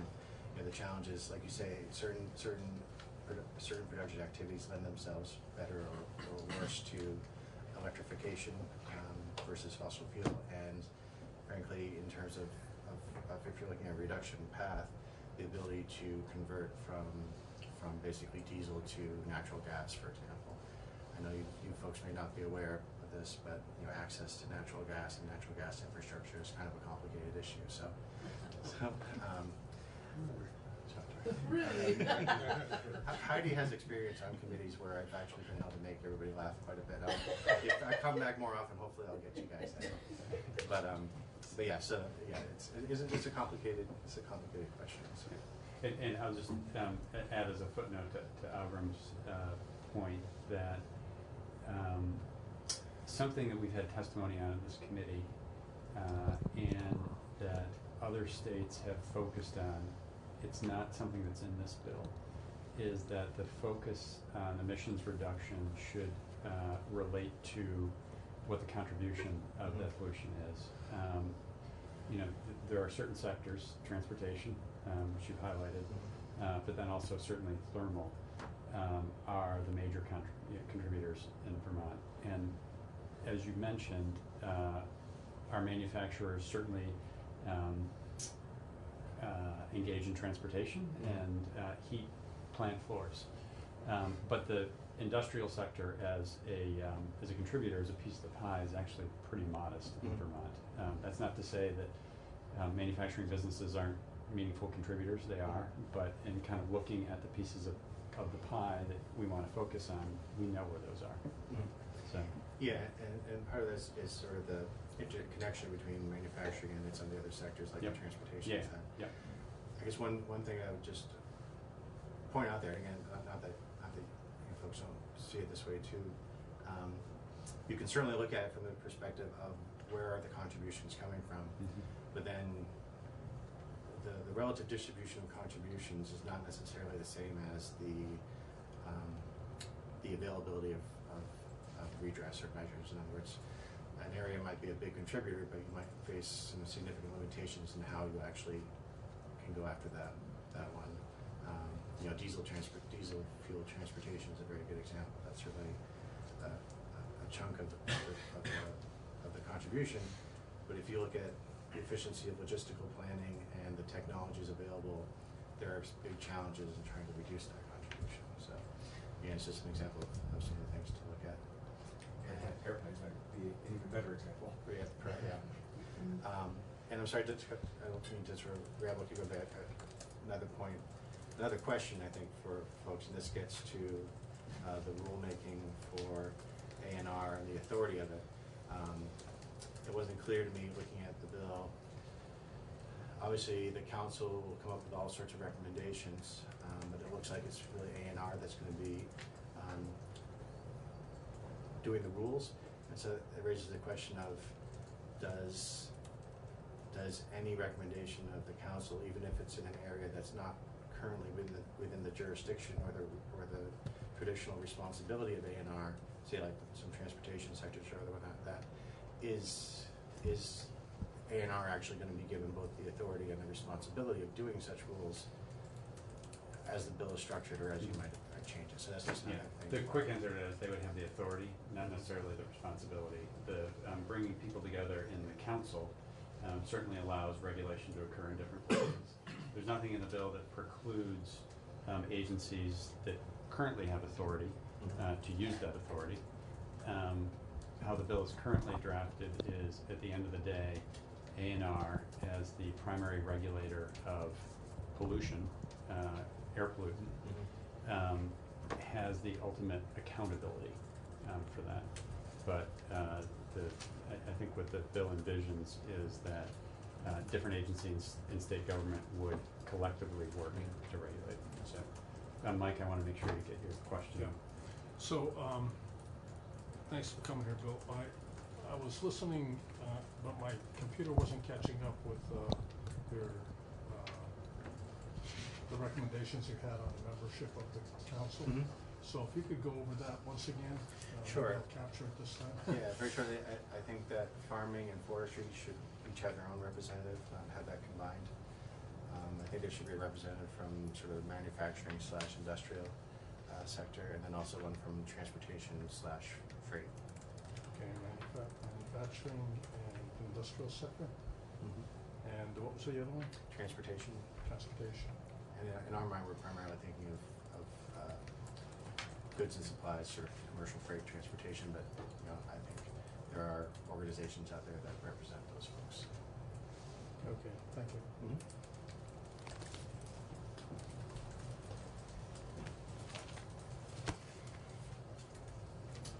Any other questions? Great. All right. Thank you. Thank you for joining us. Thanks for the specific suggestions. Yep. Multiple.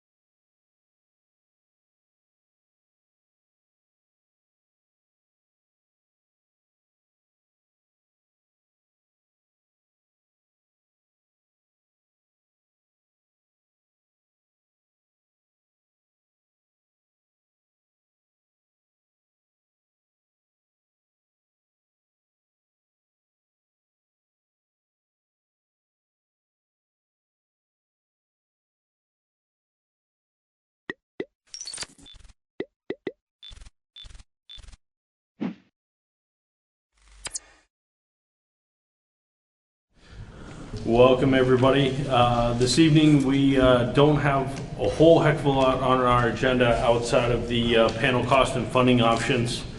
So we are going to get started. So I will work from my left side, starting with Chris Campney. Introduction of the panelists, please.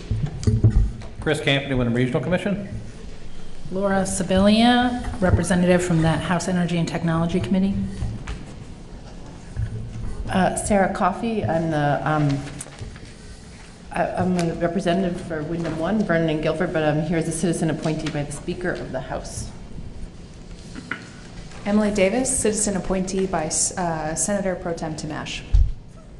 Bob Leach, appointed by the governor. Josh Unruh, chair, appointed by the governor. Madeline Arms, Town of Vernon. Jim Tierney, Commissioner, Department of Public Service. Bill Irwin, representing the Agency of Human Services. I work for the Vermont Department of Health. Corey Daniels with North Star. David Pearson, North Star. And we have two people on the phone.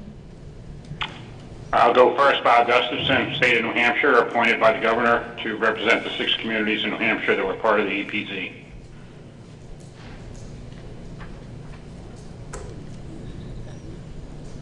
Second person on the phone, let's hear from you.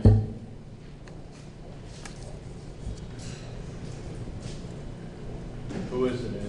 It's Commissioner Emily Boddicker. Tony, can you hear me now?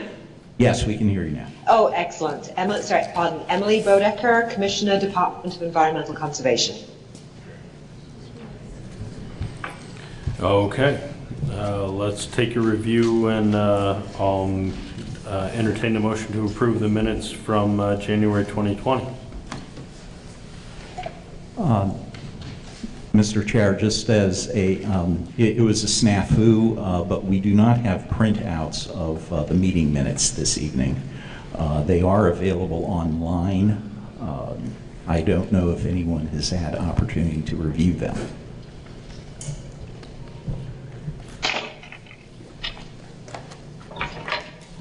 Seeing that there's nobody jumping at the chance to review and approve January 2020, maybe we will move those to the next meeting for approval. Is the panel happy with that?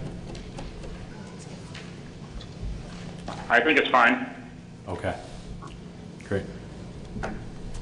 So we will begin our discussion on the panel operating cost and potential funding options.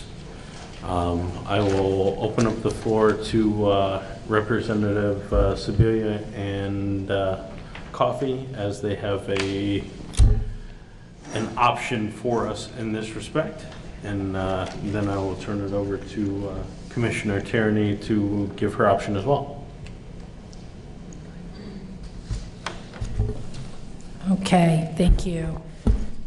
So I think all of the members received, and I think it's posted, a letter talking about what Representative Coffey and I have done, as well as a draft discussion proposal for some potential funding. I think pretty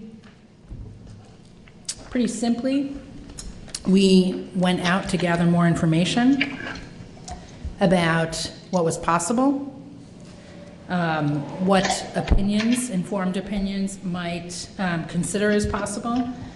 We did speak with North Star.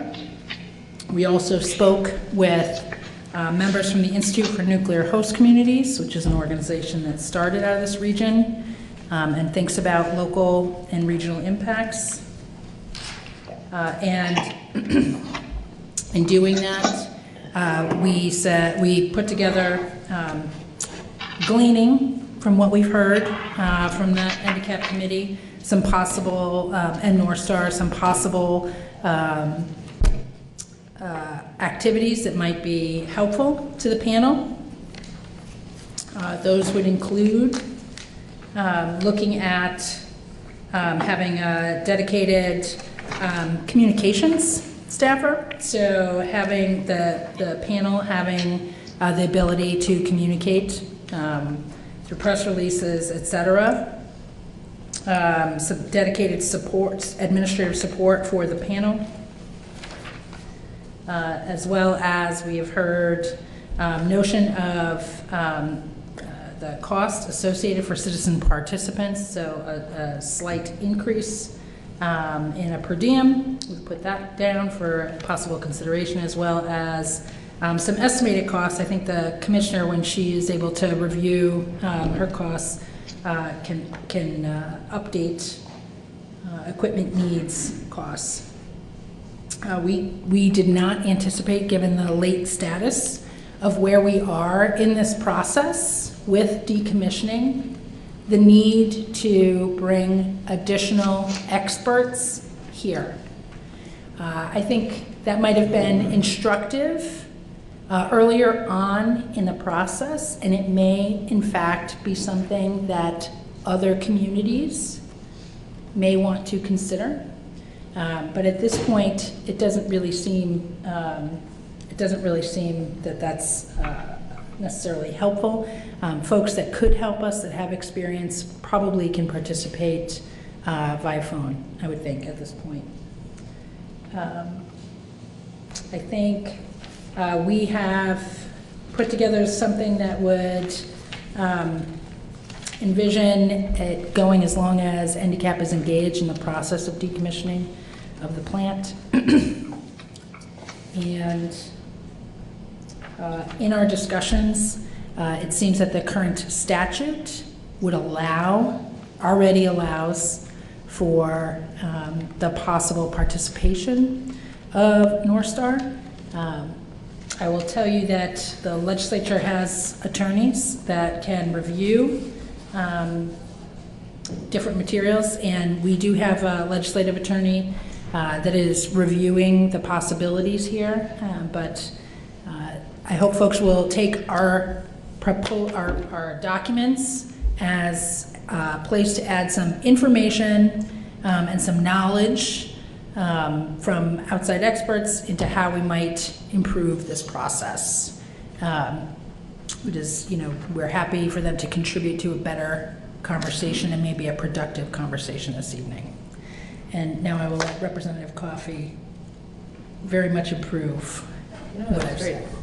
I mean, I think everybody understands, but for the public, you might know that understands the context for this funding proposal. It came from whether we needed to change language in statute. And just to give back up a step, is that in putting forward the changes to the statute regarding the composition of this panel, which had been the primary changes that the panel had recommended, the question came up about how do we fund this activity, and it's been a question that's come up because currently the Department of Public Service bears those costs, and so that's where this is coming from, and it's by no means seen as an end run around this panel process. It's just that we happen to be in the State House, and folks, some of the folks who work with North Star suggested that there might be a way to bring in funding that did not require a change to the statute. So really, we're bringing this here as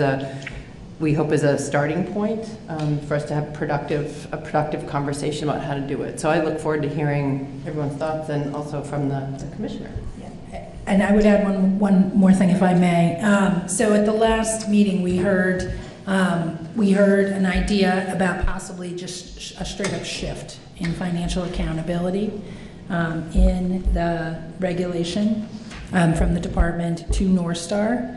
And that, folks may recall, that felt a little like, wow, that seems like a pretty tall mountain to climb in terms of legislation. And that really was my motivation in terms of understanding what we could do in this legislative session, what was possible, readily possible. I think we certainly could change the language. I think that will be involved, and I think this panel will need to be pretty sure about what it is that they're trying to accomplish and how it is that they plan to engage in that process. Good. So I'm going to open it up to the panel and specifically to Commissioner Tierney to make comments regarding the proposal that was brought forth by Representative Civilian Coffee, and how it varies from, you know, what you're looking at and how it would work within your department. Thank you, Mr. Chair. A question to the panelists first. Do folks have a copy of the document that I provided online that summarizes costs? So folks do have that for discussion purposes tonight. I thought it might be useful to provide a little walkthrough of this, much as Representative Civilian, Representative Coffey just did, of the documents that they have put before us. I would begin first by thanking Representative Civilian and Representative Coffey for the efforts they've made in coming up with the information that they've provided. I find the $35,000 figure that you've identified instructive, and it's precisely that kind of spade work that this panel has been needing to do for some time in order to have a frank conversation about expectations as to what can and cannot be done realistically in the framework of this panel. I note Representative Sebelia's comment about the need for experts, and I think that too is instructive. That goes to the heart of the matter that has prompted my concern. I am very eager to hear from other panelists as to what their views are in terms of anticipating future needs, because it's that prospective need that has driven my concern about amending the statute if we're going to go forward with that kind of work using experts and the like. It is certainly a topic that's come up in the past on this panel, though earlier in my tenure, which I think predates a couple of the panel members we have here today, I started this work in January of 2017. And I should also note that at that time, my agency was running a deficit and had been running a deficit for a while. And this is something that I was only able to straighten out last legislative session, so that this year, for the first time, I actually have enough funding to pay for my agency's operations. That's huge, because as you can see from the document I've provided to you, the costs that the agency's been bearing over and above what I call the Section 1 costs are considerable. And I have had to think for some period of time now hard about what realistically that can come out of the department's budget in order to underwrite the activities of NDCAP. So turning to the document I provided to you, at the top on page 1 you see Section 1, and those are the nuts and bolts logistical costs of our meetings, things like the room that we're in tonight, the videography that we have, the notes that get produced afterwards, and the like. Those costs are not substantial in isolation, but I would just point out that in the year that I took over, they appear to have peaked at $11,000, and that followed several years of going upward. That cost curve was bent down a little bit thereafter, and then significantly in 2019, and this reflects the fact that the panel started meeting less frequently at that point, and so the costs came down. That will continue, I would expect, and so I think it's fair to say that the cost figure from 2019 is probably representative, just on the nuts and bolts. If you drop down to Section 2, this is the time cost of my agency devoted to NDCAP activities, and I might say that this is distinct from the other agencies in that under the existing statute for supporting NDCAP, it is the department that is assigned primary responsibility for doing all of the activities that the work of Representative Civilian, Representative Coffey would shift to an individual who is dedicated as a communications staffer under the control of NDCAP chair.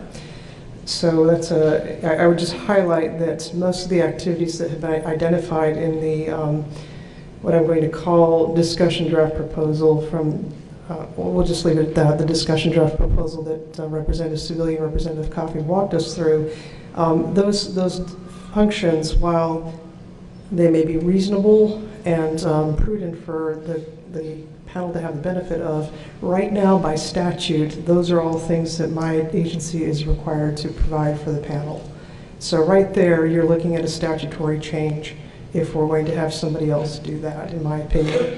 And I do not believe this is something that can be altered by MOU.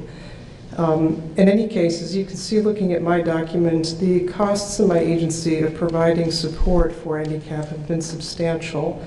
Just to give you some context, in the fall of 2018, I had to conduct a reduction in force where I had to release 5 positions in my agency. That $43,000 would have come in handy, or the $61,000 of time equivalency would have come in handy that we incurred for 2019. So this is not an inconsiderable issue for the department. Turning to Section 3, this is just to give you some insight into what preparation and attendance at these meetings alone costs. It comes to something like $14,000 for a year.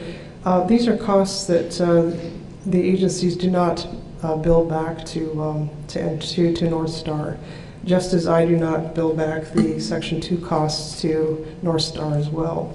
In my judgment, reading the statute, I do not have the authority to bill back such costs right now to North Star, which is one of the reasons why I'm so keen to at least recover the logistical costs from Section 1 from North Star, as well as to clarify that the company would be responsible for any other costs that are incurred under Section 1700. I think it's A6G, meaning the experts and the contracting for services and the like. So on the bottom of page 2, you see just a snapshot of what the cost of handicap was in 2019. In my judgment, the $4,000 is something that North Star definitely should have been paying. I think there's a case to be made for the $61,000 in time costs that my agency spent, but I also think that there's a case to be made that that ought not necessarily to be billed back to North Star absent a different statutory change. And the $14,000, you know, I think there's an argument to be made for that being billed back to North Star as well, but that's not driving my concern at this point. What really drives my concern, to repeat myself, is if this panel is to make use of the option that is reserved to it under 18 VSA 17 G6. This is on page 3. It's the middle statutory provision where I've underscored the language. In that section 6, it says hire experts, contract for services, provide materials and other reasonable necessary expenses of the panel. To be candid, and this is why I wanted to have the conversation with the panel, in my time as commissioner, this issue has not been forced because we've been preoccupied with reorganization, adapting to a new chair, trying to figure out what our issues would be. The settlement with North Star that resulted in the decommissioning process starting sooner than anybody expected was a real game changer. So this issue of where is this panel going and what resources does it need to get there has sort of been dormant under the surface. But we're there now because we're looking at amending the statute. As I have said at prior meetings, when you open a can of worms, which is what statutory amendment is, you are well served by getting it all done at once and not doing it piecemeal. And that is the spirit in which I came to this panel and said we need to have this conversation about expenses, which I've been trying to have for quite some time now. And I thank the panel for its patience and its willingness to convene tonight's meeting. I will also say that the process we've been through and the conversations that we've had have informed my thinking. I really do go back to Montpelier and reflect on what I hear here. It is never a meeting that I get over and then just go home and forget about, because I'm the commissioner of everybody, which is also the commissioner of this panel and the public that we serve.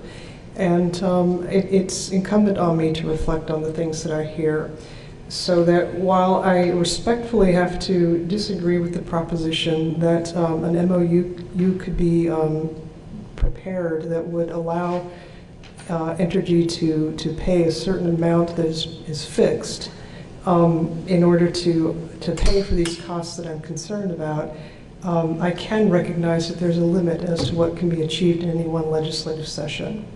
So I have heard what our legislative colleagues are saying about what realistically can be achieved. And from my own view, I have looked at the existing statute, and I have language that would amend the statute to the satisfaction of the Commissioner of the Department of Public Service, but I don't know that that would necessarily be to the satisfaction of this panel. And I'm happy to share that language with anyone who'd like to see it. But in a nutshell, what it says is North Star will bear the costs under 6G, and North Star will have an option of seeking review of the reasonableness of those costs from the PUC. And in the first instance, it would remain the Commissioner of the Department of Public Service who determines whether those costs are reasonable in the first case. So I do not see that as a complicated statutory amendment, but I do appreciate that I don't sit under the Golden Dome day in, day out, and I especially do not sit on House Energy Technology, so I must defer to Representative Sevilla's judgment as to what the likelihood of success is in seeking an amendment of that kind. I do give you this notice, if you will. If I have to accept that we will not be amending the statute on this particular issue this year, notwithstanding the panel's vote last time around that we did want to shift costs to North Star, it is very likely that the department will seek this amendment in its own right next year with the proper timing, because it is, in my judgment, a matter that needs to be addressed in this fashion. Turning to the materials that Representative Coffey and Sevilla have provided, the reasons why I don't think the MOU route would work are as follows. Looking at the existing statute, I don't see any authority for NDCAP to be entering into contracts or directing actions that would result in an MOU. NDCAP has an advisory mission. The ability to contract or to otherwise make arrangements for logistical support is vested in my office. And I take that to mean is that I would have to be the one who acceded to an MOU. As you well understand, I have a regulatory supervisory relationship with North Star. It is a relationship that seeks a constructive dynamic, and I should hasten to add that in my judgment, the company has been a good faith partner in what it's doing here as a decommissioning company. But if things go wrong or if discipline is necessary, that originates in the first instance in my office. And so to put me in the position, or to put my successors in the position of also being a counterparty to a freely entered into MOU, in my judgment, is not tenable. And even if it were something that I was inclined to do, I have serious reservations about entering into an MOU or a contract that effectively displaces statutory responsibilities as presently enumerated for my office. In other words, I question whether I could enter into a contract that hires an individual to do things that the statute says my office is supposed to do. Footnote there, I would take from the proposal the suggestion that perhaps there are things that my office needs to improve by way of the services that it's providing to NDCAP. And that's certainly a conversation I'm willing to have with anyone at any time. But I do not think the solution realistically is to contract for them elsewhere. The language about there being the ability to enter into such an MOU because the statute provides that the funds for our activities shall come from the department's funds and quote, such other sources as may be or become available. In my judgment, it is not in scope such that it would permit the MOU contemplated here. I read that language to mean that if the NRC were to approve decommissioning funding, for which you've heard me advocate, or if the legislature were to make an appropriation to support NDCAP, that those would be things that would be encompassed by that language. But an MOU for which I lack the authority to sign up, I do not feel falls within that scope.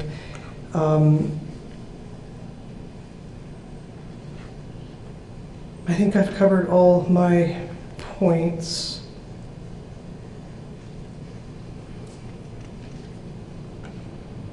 And I think I'll close my comments at this juncture by saying that I am prepared to accept that I am not going to be able to effect the change that I would like to see in this legislative session.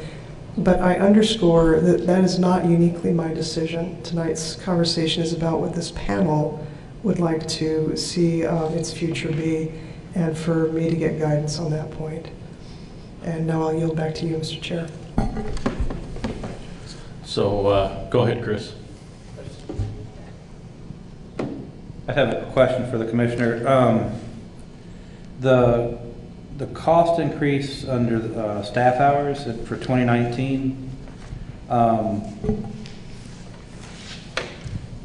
can you shed some light on that? I don't doubt that happened. I didn't know like to what extent that reflected staff doing the work that the previous chairs had done, or what? That's exactly what it is. Wow. I think what you're seeing there is, for folks who were not on the panel at the time, you did not have the pleasure of working with Kate O'Connor, but Kate was a real dynamo, and we learned at the end of her tenure just how much she had been doing in her capacity as chair. And I think for those of us who are still on the panel, it was a real revelation to understand not only that she had been carrying so much administrative and frankly expense for the panel, but also we understood that this was not an acceptable thing to continue to expect from a chair. And Chris, you'll recall your tenure was vastly different in nature as a result, and I think for Mr. Unruh it would be the same. But that's what that jump represents. It was actually a condition of my chairing the... Indeed it was. The only other thing I'll observe, and I'm not disagreeing with the numbers at all, I mean, because that's important to note how much the volunteer hours were contributing to the support of the panel. But in the earlier years, and Tony and Bill and the others who were here earlier on, when the commissioner was chair, did we not start doing reports until Kate was chair? I'm sorry, Chris. These are things that I wouldn't know anything about. Well, I was just looking at the numbers. Again, I'm trying to think about what I'm thinking about the cost of what it actually takes to support the panel. And what I was trying to remember was in the first years, I know the statute said we had to prepare a report.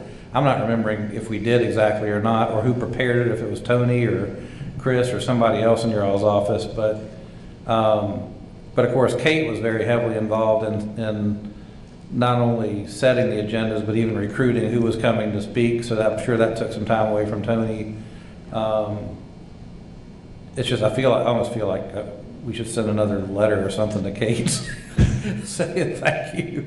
But I was just trying to think about those earlier years, because we had a lot of meetings in those earlier years, and there was a lot of work to be done. But did that still primarily fall to Kate once she was chair? Two issues on that point. One, it's entirely possible that the answer to that is yes, Kate did a lot of that. I wouldn't want to discount that. It is also possible that the records from that time are not as robust as they are now. Yeah. I can only, with perfect confidence speak to the records that date to my tenure. Okay. Commissioner, I can shed some light on that if it would help.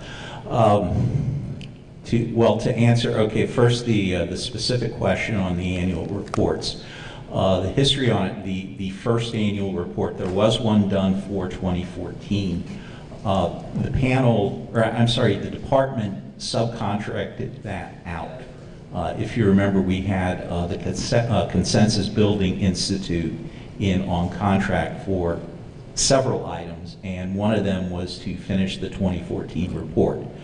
2015, 2016 annual reports, Chairman O'Connor basically said, Tony, don't worry about them, I'll get them done. I didn't realize that meant that she was going to be doing them personally, but what I had expected was that there was going to be a small committee of panelists would actually work on it, but she was doing that herself. The 2017 report, actually, for those of you who remember David Andrews, I know he pulled a lot of that together. And then 2018 and 2019 was, well, okay, 2018 you provided feedback on what you wanted as panel chair, and 2019 I pretty much ran with it on my own, offering an outline to the panel. Some of the other volunteerism, listening to Commissioner Tierney, I realized that very early on there was a discussion between the previous commissioner, Commissioner Recchia, and several senior Entergy staff to provide what was called in-kind administrative support. So for a while there, Entergy provided a note taker. It was someone from Entergy staff who took notes and was the primary generator of meeting minutes. But then when that person moved on from Entergy, there was no replacement for that. So that became a cost that the Public Service Department wound up picking up because, well, we needed someone and we needed a low budget staff person for that. So a lot of it was the prior, Chair O'Connor, but there were some other here and there's of, at one point Entergy covered some costs, at some point the department covered costs, and where the costs have been covered has moved around a little bit in the history of the panel. I'll just wrap up. I think, just for the panel, I was just trying to offer some, or think through the history of how we function in our expenditures. So I would imagine that even though 2019 looks a bit like an anomaly, it's probably reflective of what it actually costs to operate the panel when you're just having quarterly meetings, and frankly, not really taking on that, not doing a very heavy lift. So we're, from a budgeting standpoint or a time standpoint, however that translates into hours and effort, that's probably reflective of what it actually takes.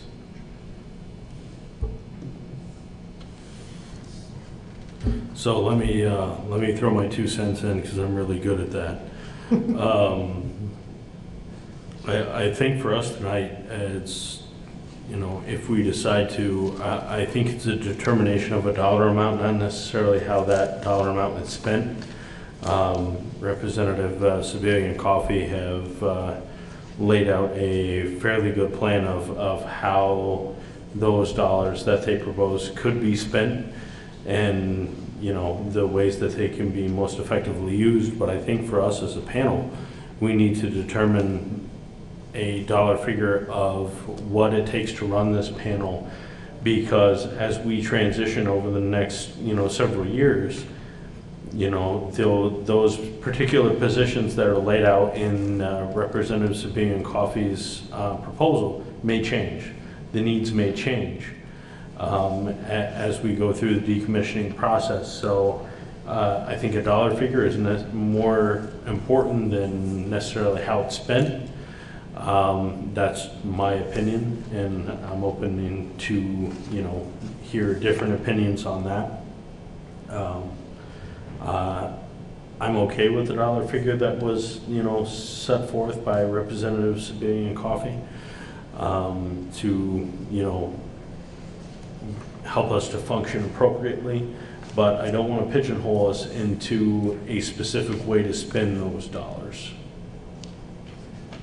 So I'm open to discussion on what we've heard thus far, and anybody's got an opinion outside of what I just said.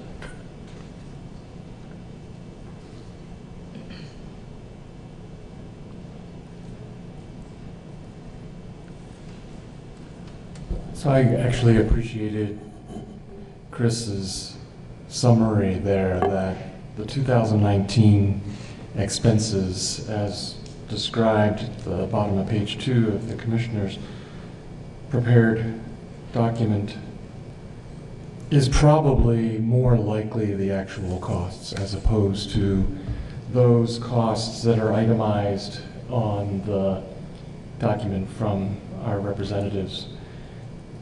Given the ease at which it is possible to actually review and account for those costs in state government. So I would feel that we may be underestimating what it would require to sponsor 4 meetings a year if we were to stay with the 35,000 as represented in our representative's proposal. And I think it would be better to probably work towards the higher figure, which is approaching $80,000, as represented in Commissioner Tierney's document.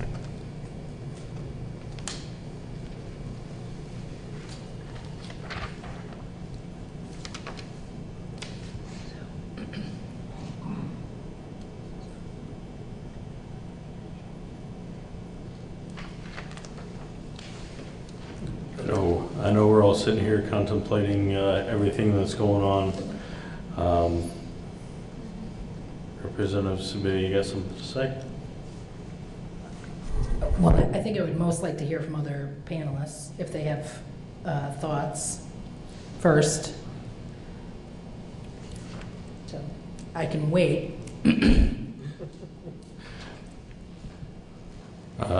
Tony, this is Emily Bodecker, if I could jump in with a question. Yes, please.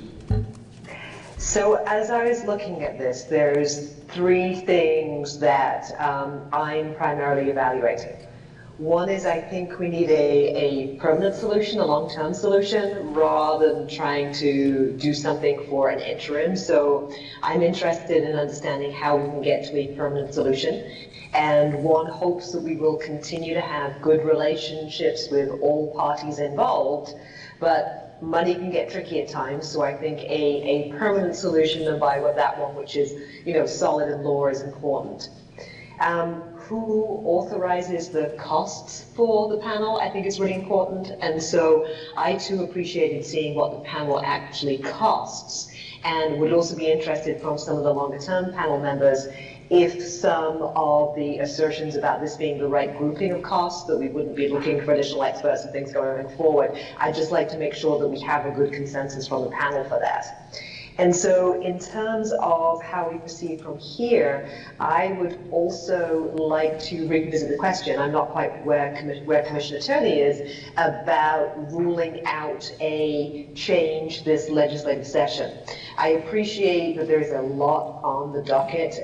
There's some very big bills that the House Energy and Technology Committee has. But if there is a very simple change, the few lines that Commissioner Turney had identified, I also don't want to rule out that possibility of potentially taking this to the legislator, getting clear language in the statute, and having this resolved so we can focus back then on the core work of the panel. So if anybody has any comments and thoughts on any of the statements I've just made, I'd be very appreciate hearing them.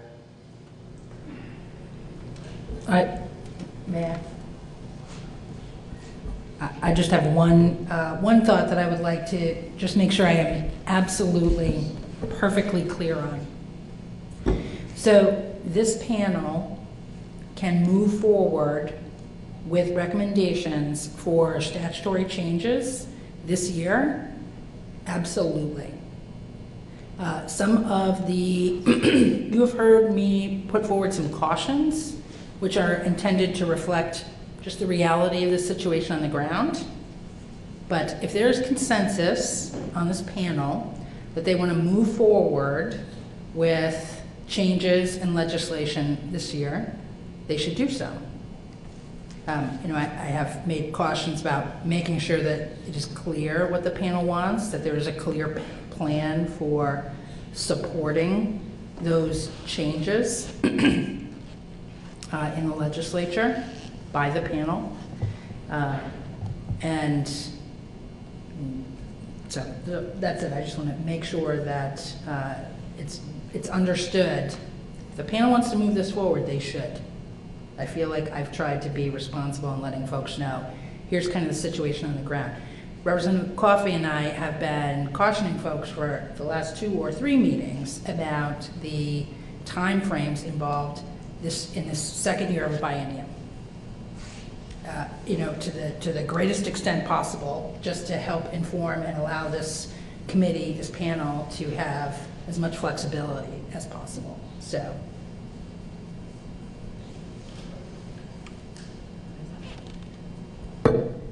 And so I wanted to say two things. One is also, if I agree, the committee is going to be taking this up. It does mean that it gets negotiated in that committee and in a money committee. And that the recommendations from this panel are not the only recommendations that might come to that committee. There can be other folks who might want to weigh in on that. But I think what I'd hope that we could figure out tonight is what are we really hoping for the support of this panel, and how can we get there? Because, I think I've heard a lot of different, this is really just throwing something, it doesn't need to be necessary. These recommendations that we have, this is a brainstorm really about, these are the kinds of things. So I think I'd like to start, how does this panel want to work and operate? What are we doing well? What's missing? What are we've done a little, like the beginning of research. We got a letter from Ray Shaddis here about what they're doing in Maine. I really think because we're one of the states that's in the early wave of decommissioning these plants, and we have an opportunity. I mean, folks are going to be looking to this process as a model. So, and is it the best use of, our nuclear engineers' time to be setting up tables for a panel? I'm not sure if I, as a taxpayer, see that that's the best use of somebody's time. So could we kind of get into this a little bit? Since this is our main piece of business tonight, it would be great to have a sense of the panel. What is it that we need? How much do we think it might cost? Build in some flexibility, and then whether the solution is whether we do it in statute or whether there's a creative way to do it. I think there's a willingness from North Star to pay for some of these costs. I don't really think that is the question.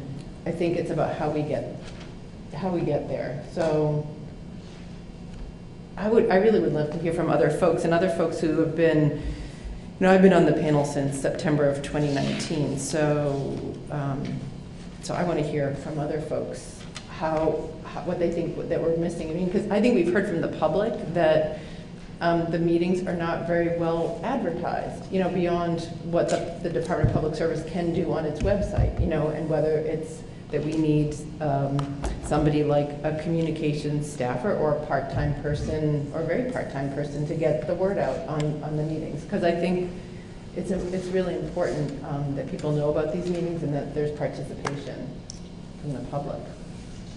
See, I would, personally, I would challenge that particular line of thinking, because when this panel started, especially through the sale process, the meetings have been always worn the same way. And we've had several people throughout the sale process attend these meetings. Our meetings were full. We had 30 speakers, times coming up and, voicing their concerns to the panel. And we haven't changed the way we warn the meetings in the time, like as far as the time length that, they get warned out and that kind of thing. As far as I'm aware, I don't think it's necessarily an issue of how the meetings are being marketed or put out to the public. I think it's just a lack of interest from the public to attend the meetings at this point, since the sale has gone through. That's my personal opinion on it, just basically from seeing where we started to where we are now, and the lack of public participation from the beginning of the sale process till now. And it doesn't mean that anybody's any more interested or not interested in what's going on at the site. It just means that less people are participating in the actual handicap meetings themselves.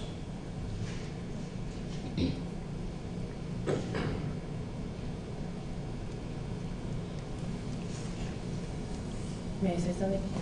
My comment is coming based on what people have come in and said here. It's not based on my opinion. So about participation, but I think going back to it, it's like, is this what we currently have in this budget that the commissioner has put together? Is this sufficient to do what we need to do?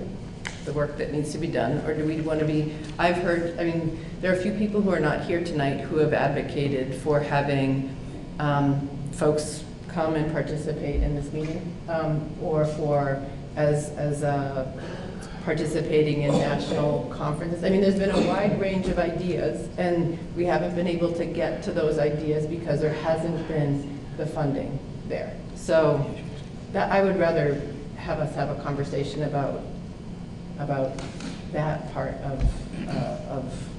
of it for what we want to do. So I would add, I think the vice chair has often spoke to the need to have potentially additional experts, et cetera. I know this probably is not official. I'm certain that it is not official, and certainly she cannot vote. But Representative Coffey and I and the chair did receive, and Tony, did receive an email from her at 4:30 this evening thanking us for putting together the draft discussion proposal, and noted that it seems reasonable. Mr. Chair? Going to go to Chris and then we'll come back. So I'll just start with just what I think would be useful from as far as from a panel perspective, and this is regardless of anybody's proposals or anything. We basically have a roadmap forward about how the decommissioning and site restoration are going to occur, and we have reporting requirements in the board order that says what North Star and the state have to do at a minimum, and that all ties back to the March report, as I recall, to the state, and I think the state is supposed to then provide like a report to the public. And what I was thinking when being involved in that docket around the sale was that a useful role for IndyCap would be looking at that schedule. And let me just tell for the panel members and the public who don't also know, if something goes wrong on the site, if North Star discovers something that wasn't expected that affects the timing of the decommissioning or the cost, they have to notify the state within 7 days. But I'm just talking about just the regular schedule. My thinking had been that a good structure would be plan a big, whatever, I don't know exactly what this means, but the big kind of annual meeting of IndyCap for like May or so, after the report's been in, after the state agencies had the chance to do some analysis, after North Star's had some time to kind of process what it all means. And so then we have like the big, I would say kind of the spring big annual IndyCap meeting. And then the meetings that would follow on after that are kind of check-ins to see how things are going with the regulatory agencies, with North Star itself, and if North Star is great, hear from the town of Vernon how they think things are going. But that we would kind of organize ourselves around that initial reporting of data, that kind of annual check-in. And then, of course, we would also, if something did happen and that you trigger that 7-day notification and something material has changed that's going to potentially affect the cost and schedule, then of course we would want to have another meeting. And so I was thinking that the real function of IndyCap is to take that information, present it as fully as possible to the public, allow the public to comment on the information that's presented, and then after that spring meeting, that could also inform other topics that we take up during those other meetings that we have. As for cost, I just have it seems to me that the cost of regulation shouldn't be externalized, and North Star should bear those costs. And as far as who ultimately does the work, as far as like whether it's a state nuclear engineer or if it's Tony actually doing his job as a nuclear engineer, and then other consultants are hired to provide support work that maybe they're less expensive than state employees, maybe they're not. That seems like another analysis that we could do. You could have other supporting staff or supporting consultants to do the logistical work and other things that maybe Tony doesn't need to be doing.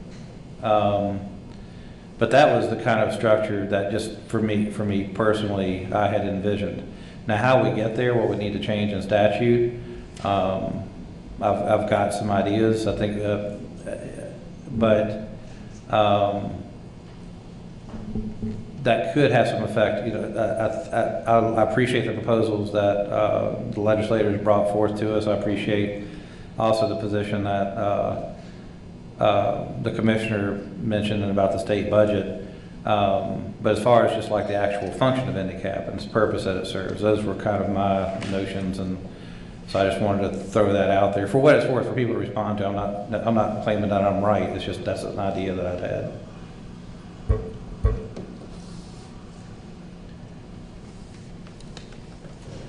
Thank you, Mr. Chair.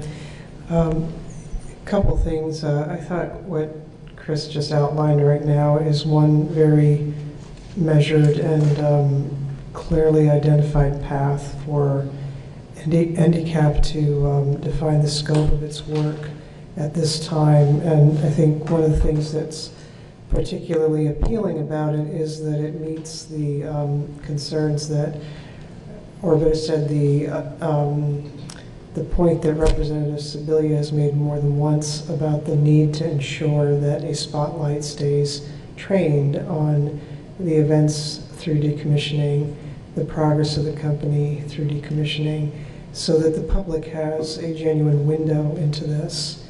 What I would add to Chris's description is this. It's one thing for this panel to lay bare or to make clear in a public forum what the current status is of decommissioning under the board order and the reporting events. It's another thing to provide a place for the public, having digested those events, to come back and to tell us what its concerns are. That too is a part of handicap. And it may well be that through those comments from the public, the panel develops questions or concerns that we can't sit here tonight and anticipate. Some of those concerns might, for all I know, best be informed by the assessment of an expert who could help this panel decide what advice it ought to give to the governor or to state agencies about whatever the particular concern is that has arisen. What has troubled me to date in my tenure has been the prospect that a decision about whether to retain such an expert would turn on whether I have money available in my agency. That to me is a very unfortunate confluence of events, and that's exactly where we have been for the last several years. And to my mind, it's a statutory change that removes that unfortunate nexus so that this panel, should the need arise, is in a position to avail itself of its ability to get expert assistance as needed. Turning to the particulars about who sets up tables and the like, I don't especially like seeing my nuclear engineer employed in this fashion, but those are the resources available to my department, and those are the duties prescribed under the statute. And so unless a change is made, I have to make do with those resources, and it makes even less sense. Mr. Lashinsky actually lives in Connecticut and is down here. It might be less costly, I suppose, to dispatch somebody from my agency who doesn't have the same hourly rate, but I have to figure out who that person is and what work I'm going to remove from that person in order to send them down here in advance of meetings. I suppose another possibility would be to turn to North Star to say, North Star, under 1702, I hereby exercise my authority to have you assist the panel by taking over those logistical arrangements. Those are possibilities as well. But it seems to me that it's the larger picture I've been concerned about, which is how to make sure that this panel is not starved of resources because a state budget is constrained. And to that end, I think a statutory change is needed. Actually, make sure that I have a member there because it's Jeff to speak. Go ahead. Yeah, exactly. I think I have, well, first off, I want to thank our representatives for preparing this discussion draft proposal. Getting the conversation queued up, it's helpful. I've been quiet over here just because I'm struggling with how much that I don't really know about really what the public needs. I don't know that there's a lot of consensus and agreement on this panel. And certainly that's just a reflection of myself, of what the public, whether or not folks in our community and the public have the same emotional reaction to this. I think that's, we can discuss that, but then also just more broadly and outside of, an emotional response to Vermont Yankee and to the decommissioning is what the public cares about. And I think that while it's true, there hasn't been the same awareness and attention to this project and to this whole situation, that might also just be because there isn't a strong vector of what's happening in these conversations into the community. And so that lack of awareness is a little bit self-perpetuating. I can see both. And so the root of that question and me not knowing what the public needs and what the public cares about here affects the whole question of what this should be and what should it become. It leads into, I think that the question is a good one, which is what advice we ought to give to the governor and what experts we might need to bring in to help inform not just this panel, but the community also matters, which is what the public needs and what's the best way for this panel to be a vector and a conduit to the public. So my instinct, like what I want to do is to know that. And yeah, there's my science training, which is like already designing the public survey in my head, which, to bring to the community. And I don't know if that might be, I know that that's an extra step. And I appreciate what our representatives and legislators had done to identify, while it's true that, we could at any point make statutory changes, and that might be required in the long run, but I also appreciate the move towards expediting a change that can still be helpful and supportive of this panel and our mission ultimately. And if it can be efficient and done quickly, that would be great. And so I don't want to pump the brakes and necessarily open this up if it doesn't need to be, but I don't know, right now I'm taking a big step back and really wondering at the root of it, what are the fundamental questions that this panel should be asking? And I'm continuing to draw some question marks. I just don't know enough.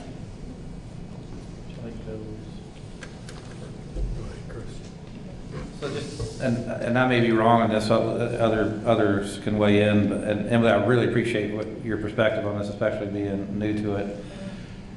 Just having been in this discussion for a while now.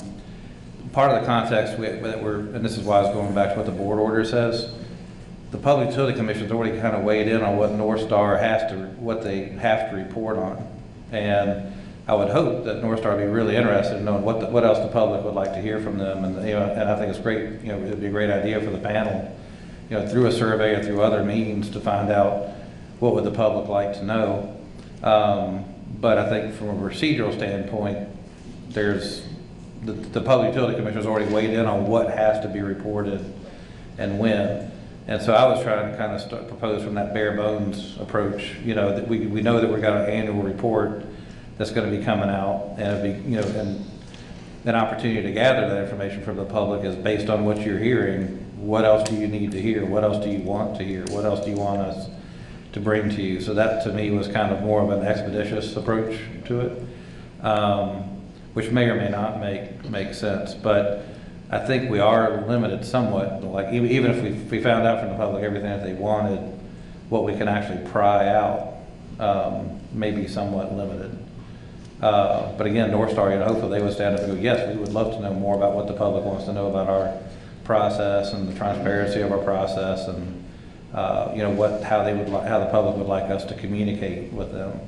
But some of that's going to be voluntary on that their part, which is fine, because they should have the opportunity to weigh in about what they, you know, how they view this whole process too. But I just wanted to kind of weigh in with that constraint. That's why we were, you know, the panel was involved, and maybe not as robustly as would have been desired, but you know and coming up with an advisory position on what to even communicate to the Public Utility Commission about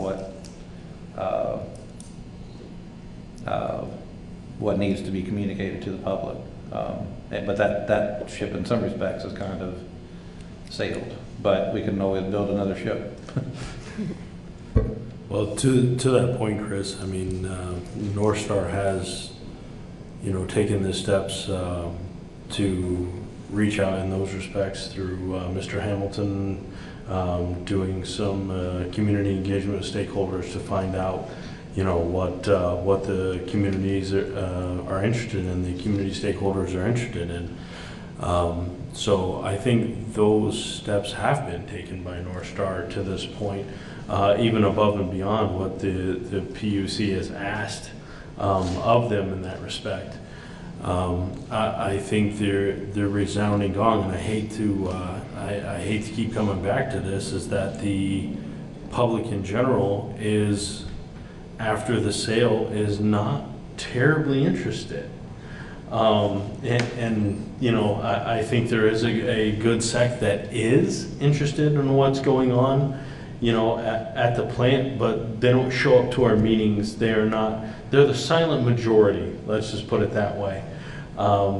They look from the background and, you know, watch for our meeting minutes and that kind of thing, and see what's going on, but they're not necessarily showing up to INDICAT meetings any longer.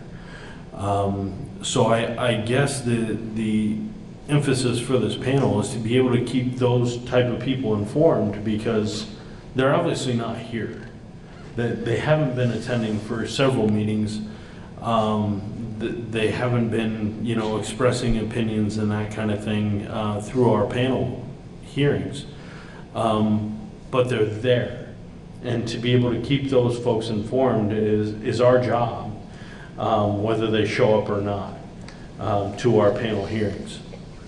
And the question tonight is how do we effectively do that as a panel, and what resources do we need to be able to do that?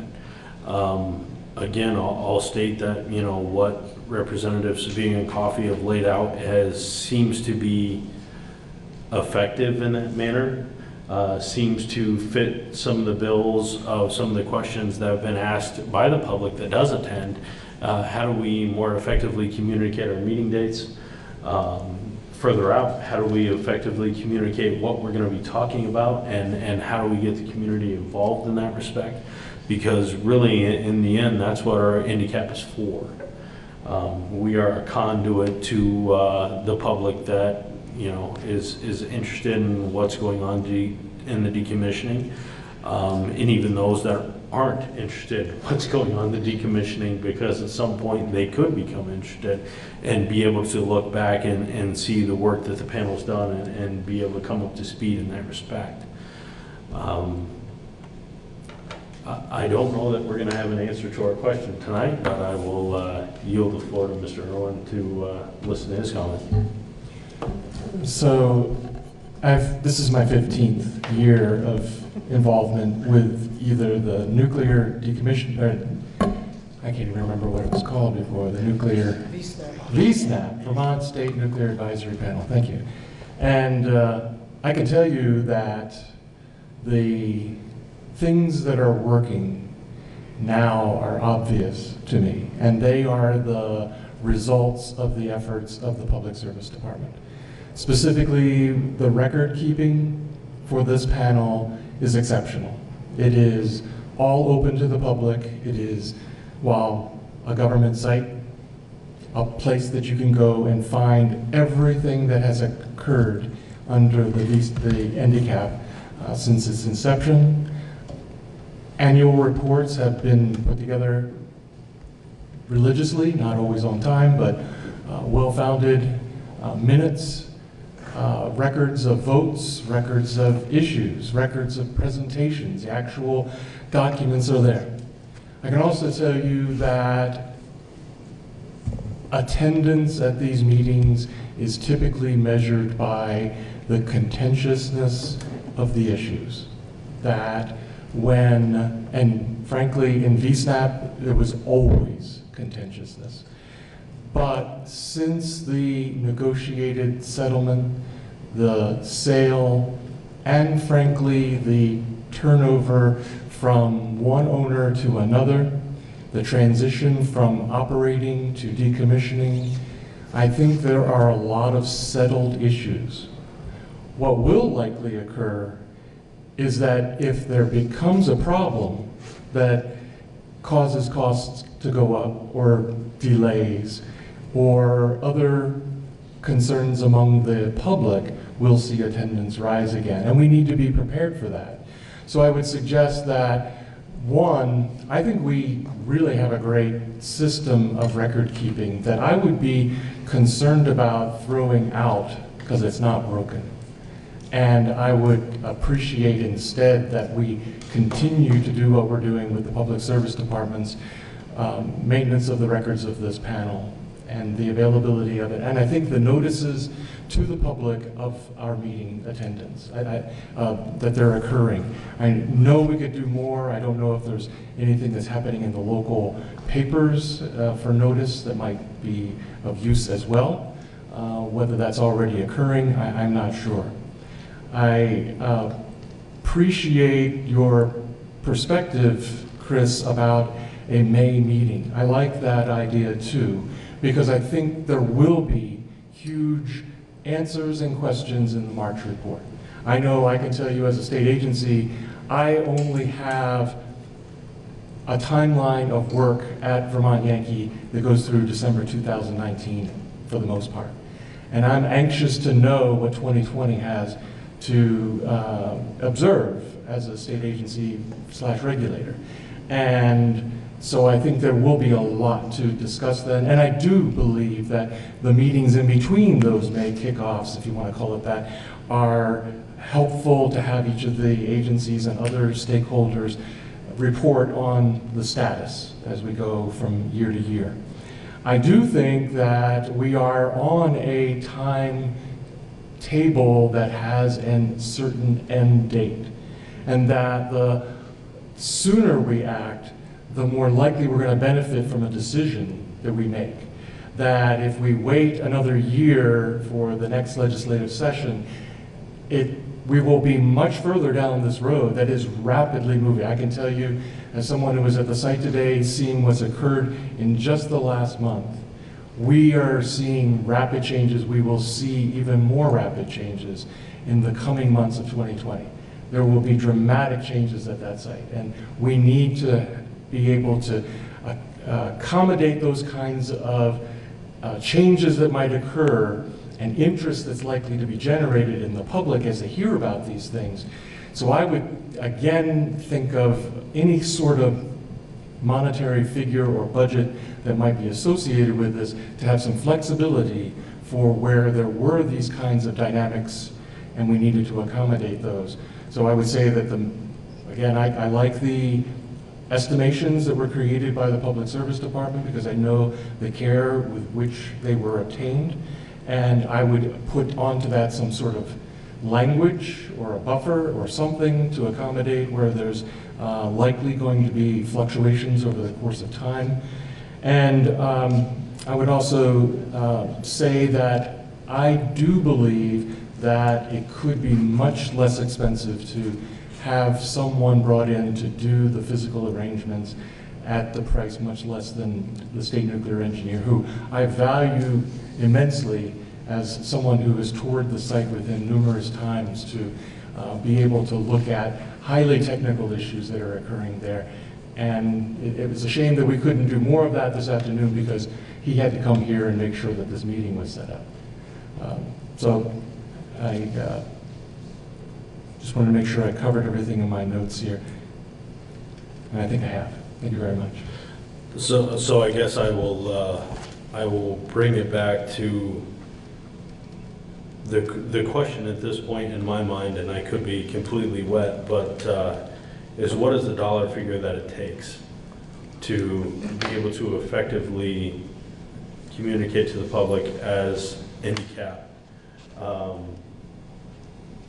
And not necessarily how it's spent and who it's spent on and all that kind of thing, but what is the overall dollar figure of what makes our jobs viable to the public? And I don't know that we can answer that question this evening. I really don't. But that's what it boils down to, how the dollars get spent in the end, whether they're, because it has to be fluid, whether it be a specialist that we need 6 months from now, or whether it's a specialist that we need 2 weeks from now.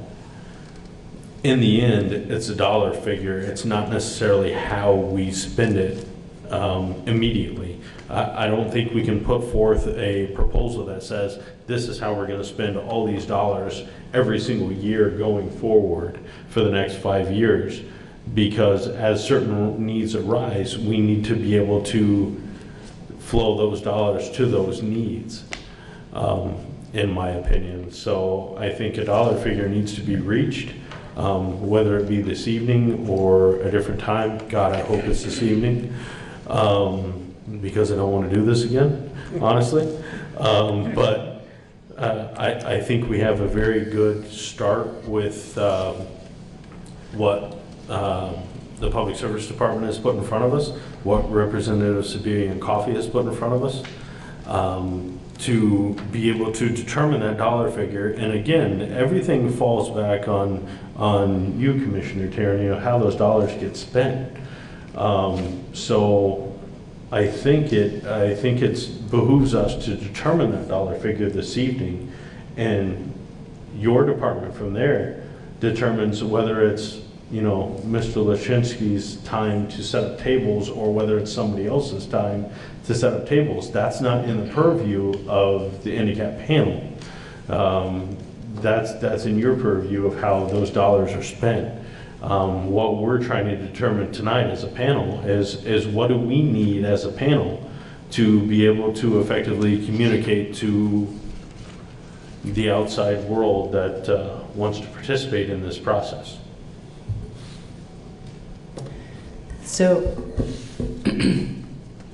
I'm concerned about the notion of, I'm concerned about a few things.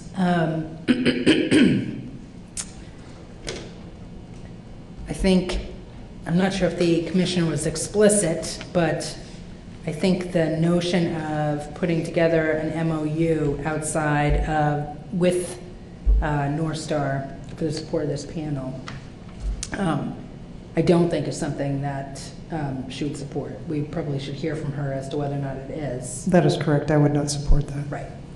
And so that then becomes the place where we get a little sticky in statute. And so if we put in a dollar amount in statute, that's just going to be, I mean, it's fine. We can do that. We can try that. I think that there will be, you know, we have to figure out, is that a tax? Is that a fee? Are there other businesses that would be assessed that kind of tax or fee? So if we're trying to put something like that in statute, and so if we're just putting in place, if we're just shifting who pays, that may be simpler. And although I think it still would have to go to, as Representative Coffey has said, it still would have to go to probably Ways and Means and Appropriations Committee. And I would expect, as I mentioned at the last hearing, that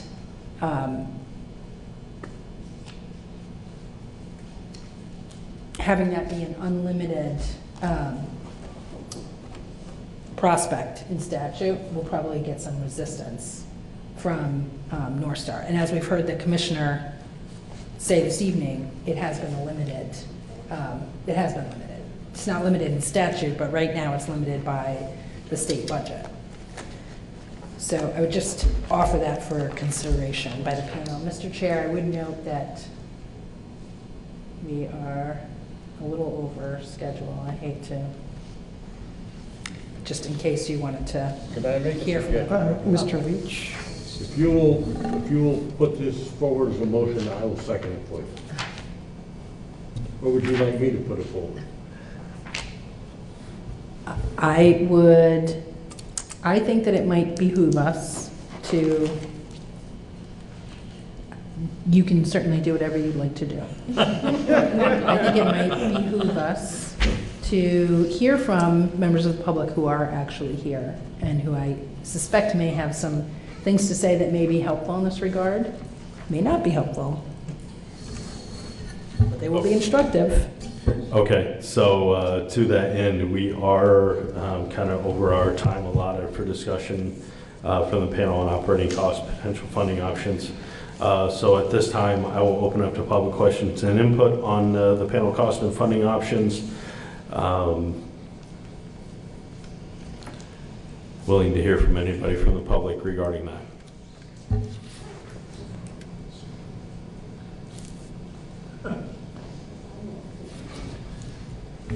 It looks like you're being coerced. Come on up. Good evening. I'm Chris Williams. I'm from Hancock. I work with Citizens Awareness Network, and I'm also with the Nuclear Information and Resource Service in Washington. I have a lot more questions than I had when I walked in the door. But after reviewing the materials earlier today, my thought was that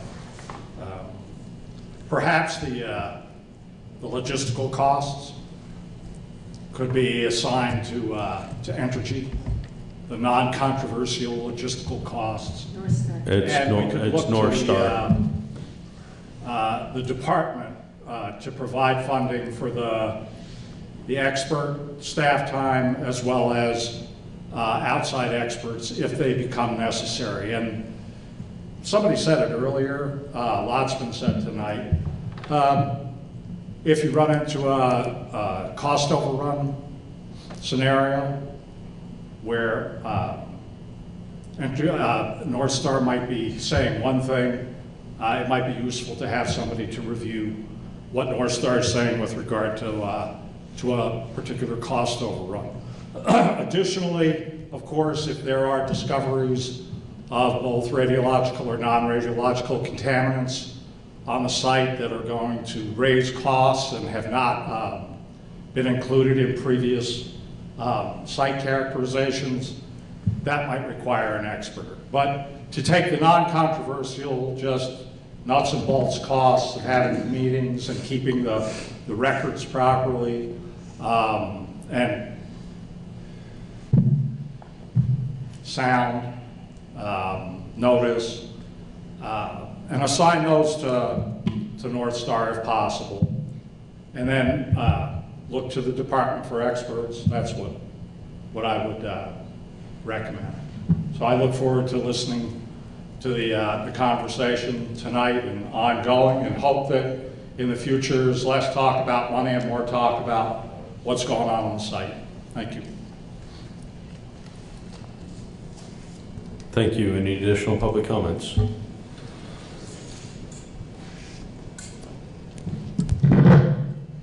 Hi, I'm Ann Darling. I live in East Hampton, Massachusetts.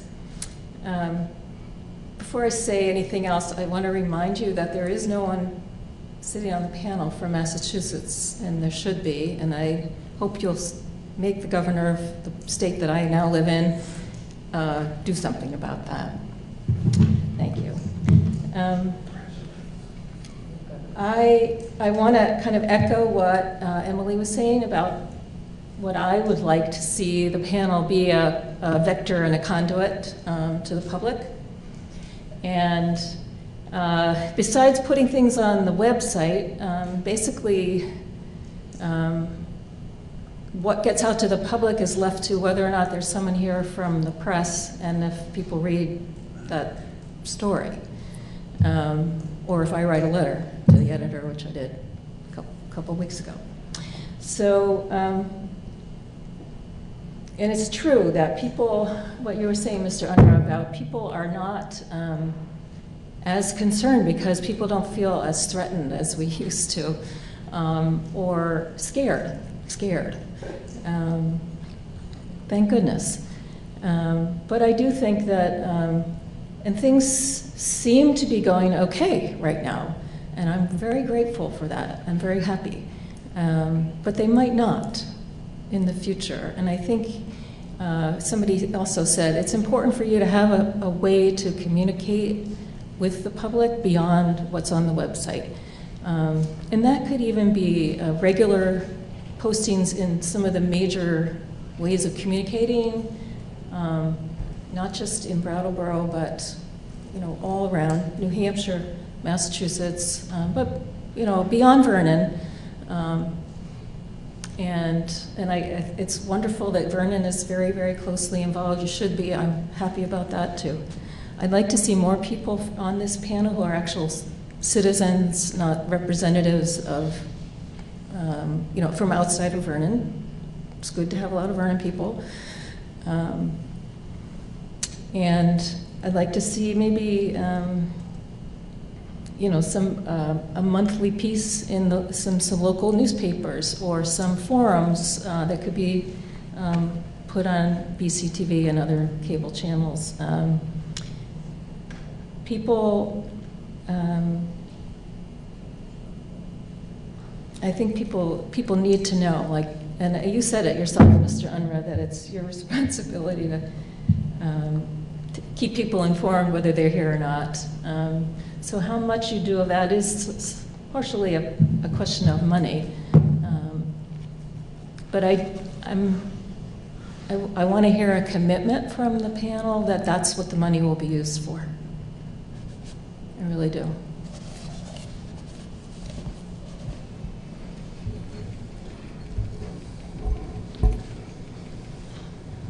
Hi, good evening.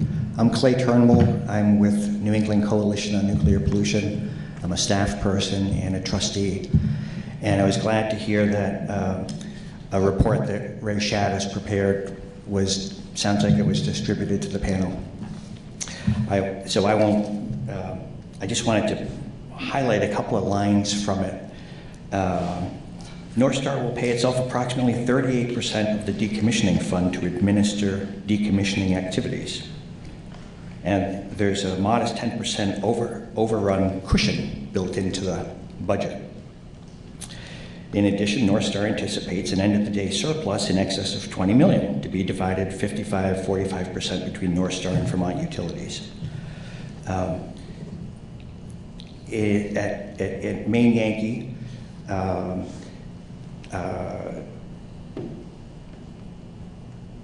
we can get a rough idea of the kinds of monies that Maine Yankee spent on its cap by looking at a short list of the kinds of educative activities that Maine Yankee sponsored. The cap toward 2 sites deploying dry-fueled storage systems, at Calvert Cliffs Nuclear Power Plant in Maryland and Palisades in Michigan. The cap toward plants undergoing decommissioning, including Connecticut Yankee and Big Rock Point in Michigan. The CAP participated in American Nuclear Society decommissioning conferences in Michigan, Connecticut, and Nevada, which included an engineering tour of National Repository at Yucca Mountain. The CAP participated in meetings with counterpart advisory panels in Connecticut and Michigan. The CAP participated in an industry decommissioning conference in Florida and conferences in Washington, Middletown, Connecticut, where travel, lodging, and expenses and conference fees were involved. One should include in any back-of-the-envelope calculations the fact that the CAP averaged 14 to 15 members. This information provides not only a sense of scale, hundreds of thousands of dollars, not tens of thousands of dollars, but it also is hoped that a sense of purpose, that is, education without nuclear-related oversight, can only be arbitrary and vaguely effective.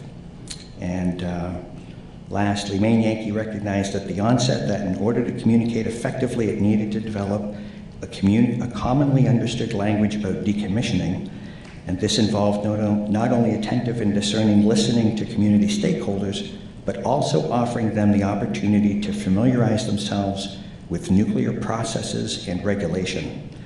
I don't know where this panel, the line between this panel and the group that New England Coalition fought to get established as part of the MOU, where the line between them is, but to me, the education is a missing link. You know, that the company could be funding, could be making more of an effort to provide some real education, whether it's to this panel or to the group that we're trying to fund. I think that the general public, there are people that want to understand the technical issues so that they can determine, so that they can say, okay, I'm not just taking someone else's word for it. And I'm, you know, Bob Leach, you've got an entire career of education that lots of folks would love to understand. So, thank you.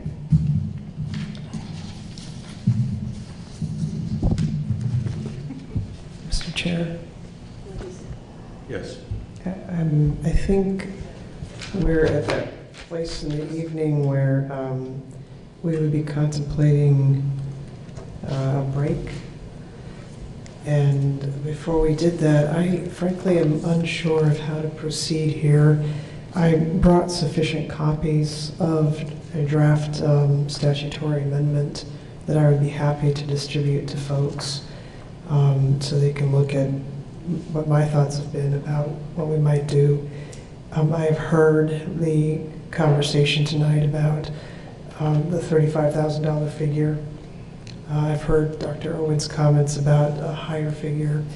It occurs to me that this language that I've put together could be, again, modified to accommodate some sort of cap. I just don't know where and how to prompt that discussion. But I wanted you to make you aware of that as an option for tonight. I do have that material here if it would be of interest to the panel members. I think that makes two of us that I'm not exactly sure where to go from here based on the discussion that we've had both from the public sector and from the panel itself. So I will say that we are going to go to a 5-minute break, and if you'd like to distribute those materials that you have during that 5-minute break, you're welcome to do so. We will reconvene this meeting at 7:35.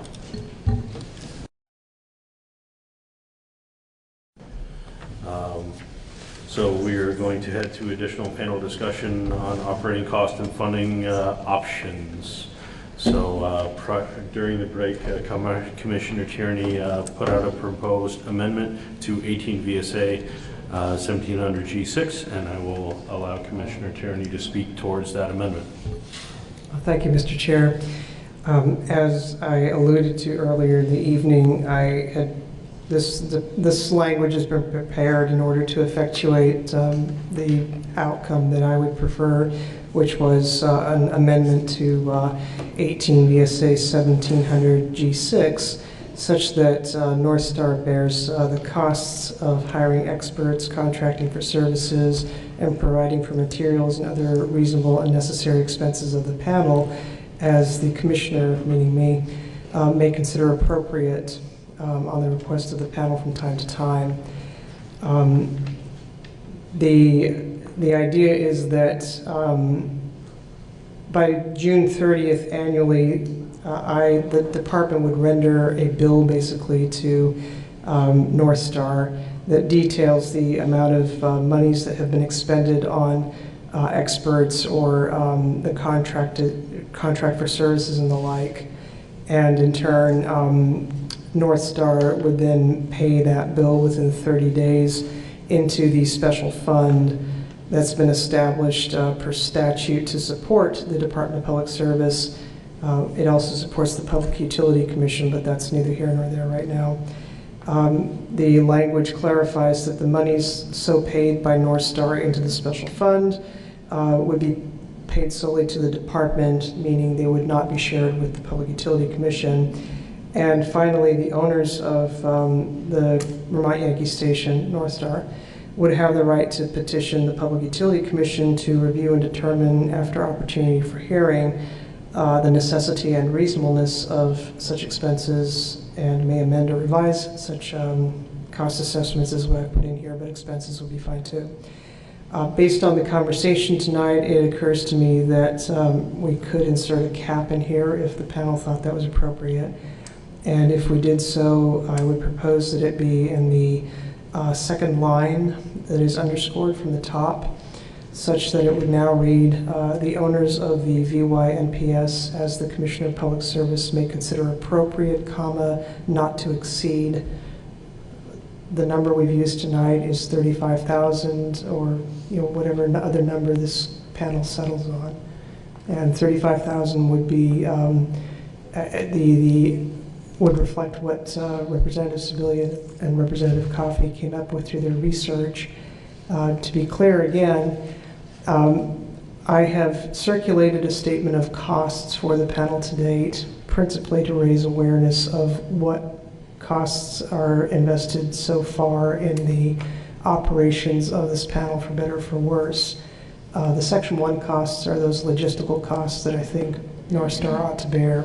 The Section 2 costs are the PSD staff time that supports NDCAP.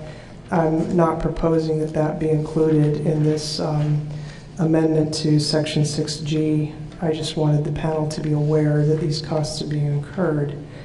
And then the costs on Section 3 having to do with the agency participation, I think it would be fair to put that in, but not necessary. Certainly any per diem increase as suggested by Representative Sibilia and Representative Coffey would be something that would be fair to include under that $35,000. I do agree with Mr. Omaru that there's no need to specify what the $35,000 is expended on, because with the way I've put the language into the statute, I think it's pretty clear that it is supposed to go, the $35,000 would go toward hiring experts, contracting for services, and providing materials, and other reasonable and necessary expenses of the panel. So the Section 2 costs and Section 3 costs are not costs that I regard as fitting into that or being included in that language. Are there questions from the panel? Go ahead, Laura. So I have a couple of questions. When would this end? Yeah, I think that's a really good question, and that's something that I was just discussing with counsel for North Star. It's a very logical question to be asking, but interestingly, it prompts a larger existential question for this panel. If you'll note, as we sit here tonight, NDCAP has no shelf life. So I don't think that it would be necessary for us to put an end date on here. I can certainly understand if there are folks who feel a need for that, but what you're really raising is the larger question of how long should NDCAP exist? I would say this would go on for however long NDCAP exists. So I would suggest a termination of, at the time that partial license termination happens. Because at the time, I feel that NDCAP no longer has a value. I hate to say that, but it no longer has a substantial value, I guess, after the partial license termination. Mr. Chair? Go ahead. If I may add one point to that, there's also the site restoration part of this process that is exclusive to the Public Utility Commission jurisdiction. And it would seem to me that if there's going to be a termination date, that it should also include that. So it's not just partial license termination by the NRC, but also when site restoration has been achieved to the satisfaction of the Public Utility Commission, in my opinion. Go ahead, Chris. Just briefly, I would agree with that. And another thing that, and not to draw out the conversation, I think it's something that could be figured out later on, but I believe, and Clay, maybe you know, or maybe the folk with North Star know, I think both the Yankee Row cap and the main Yankee caps still meet once a year or have some kind of annual something. And so those continue to exist. Now, I'm not saying whether or not it should, but it'd be worth talking to those communities about, is there utility once it's just the ISFC left on the site, is there value? And maybe that's not the Nuclear Decommissioning Centers Advisory Panel, maybe that's something else, but just wanted to put that out there.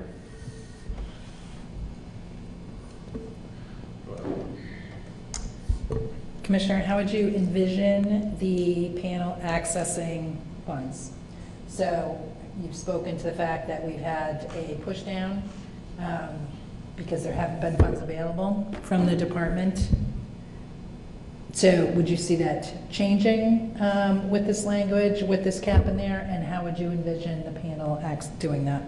Yeah, no, those are also really good questions. And so, yes, if the funds were available and they were the responsibility of the company, I would expect them to then be available to this panel.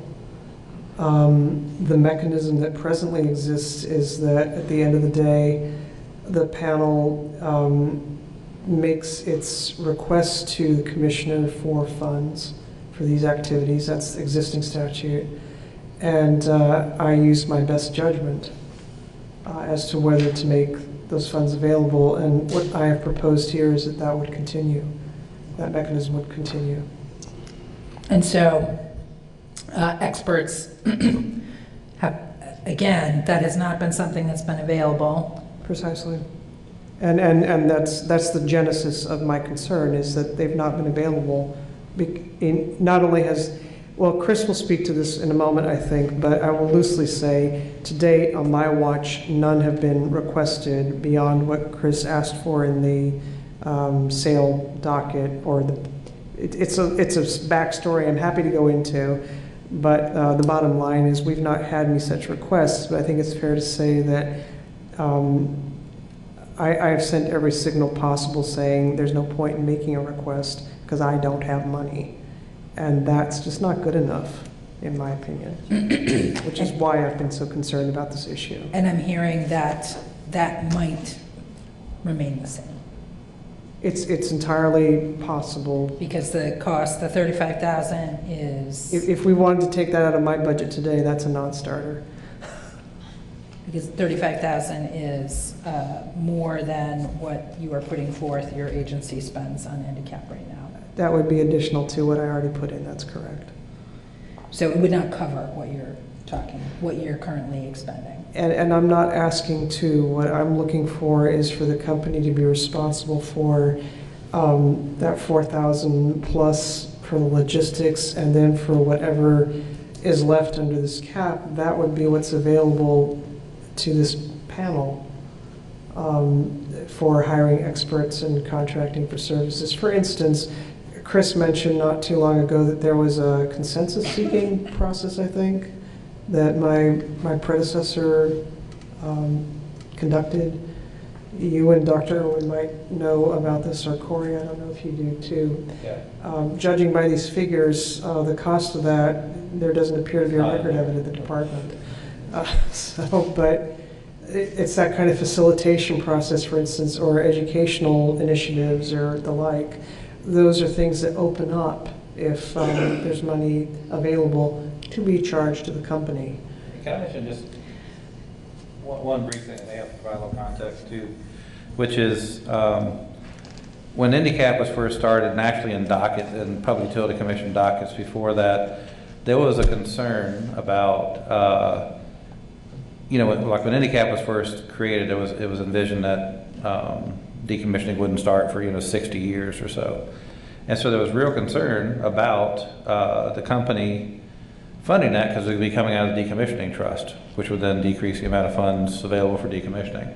So now we have a more discrete timeline, but I would say that it would be just in case anybody has any concerns about suddenly if North Star is bearing the bill, that suddenly folk are going to go crazy and want to spend all kinds of money. Well, we all have a vested interest in being very, very thoughtful about how those funds are used, because I think it's still coming out of the decommissioning trust. I think that'd be the likely source of funds, because that's the source of funds they have to use. So I don't know that that's exactly the case, but just in case folk remember those old arguments from back in the day about concerns about where the funding for a panel would come from. Now at least we know approximately how many years we're looking at, what kind of budget we're probably looking at. So I have additional questions. Looking at the final line here, I'm not sure that it may be a typo or it may be a punctuation issue. The owners of Vermont Yankee may petition the Public Utility Commission to review and determine, after opportunity for a hearing, the necessity and reasonableness of such expenses, and may amend or revise such cost assessments. So is that intended to be that the owners of Vermont Yankee may amend or revise such cost assessments? No, it's for the Public Utility Commission. So I read that as... Yep, I can see why you read it that way.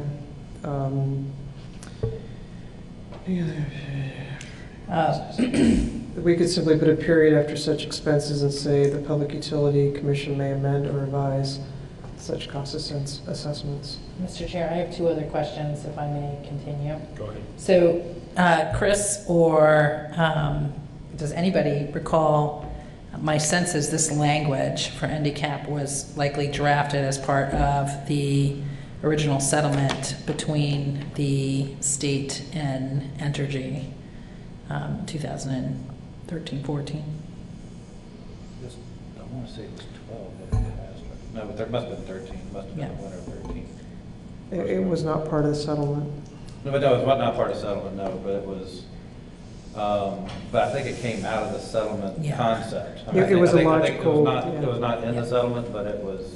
It was intended to be a successor to VSNAP, which had its own issues. So my question, larger question is around, I'm guessing that there's probably some negotiation between the advocates and the company and the government. I can't speak to that. No. I just know Mr. Can Campbell anybody has speak strong to that? feelings. No? Does anybody recall that? And then, I guess... done quickly. Yeah. And then my last question, and I don't know if this is appropriate or they'll be willing to do so, but does North Star want to weigh in on this at this point? We have panel members here. I'll open it up to North Star members on the panel and or North Star Council. Sure. David Pearson. No.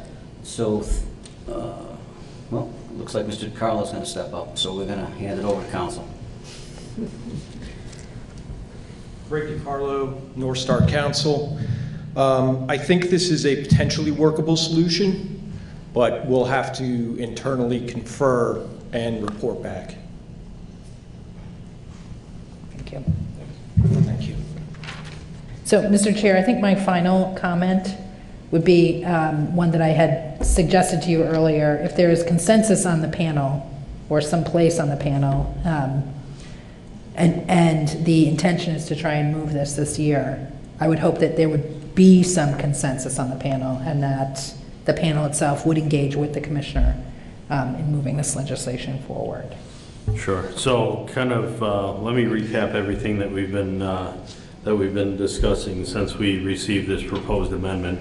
From what I'm understanding, as a consensus of the panel, please correct me if I'm wrong, I will start at the, looks like the second sentence of the proposed amendment. Funds for this purpose shall come from the owners of the VYNPS, as the Commissioner of Public Service may consider appropriate not to exceed $35,000 annually and to terminate at the time of partial license terminations and site restoration is complete. That kind of seems like the general consensus of the board that $35,000 dollar number is acceptable, and that it is to terminate at the end of partial license termination and site restoration. And then at the bottom of that amendment, there at a period as of reasonableness of such expenses, period, the Public Utility Commission may amend or revise such cost assessments. Now I'm looking for a consensus on those particular terms of this amendment, please.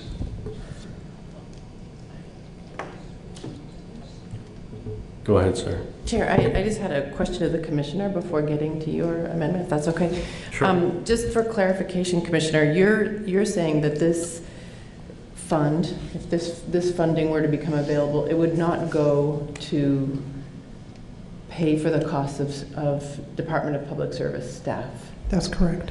So I'm wondering, so in effect, it does bring greater capacity and to this work that we're doing here, so which I think is a very good thing.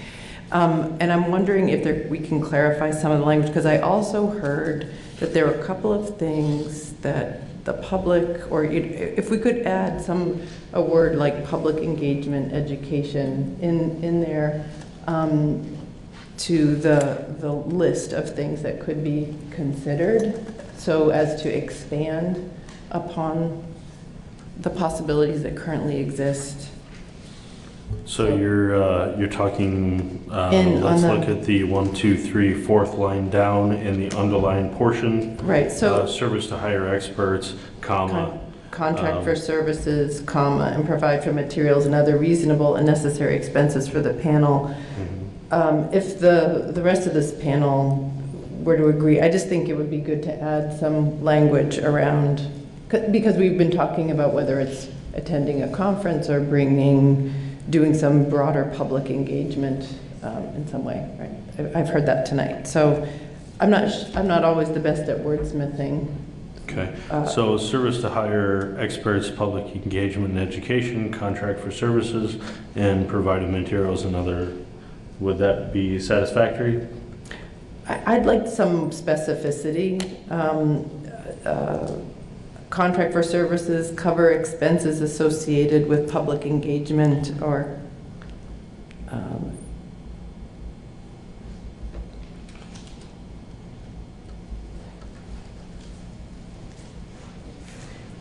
and education. I mean,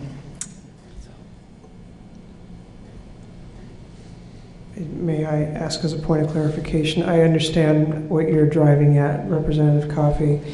In my opinion, that would constitute a reasonable or necessary expense if the panel decides that's what it wants to do, and the commissioner decides it's appropriate.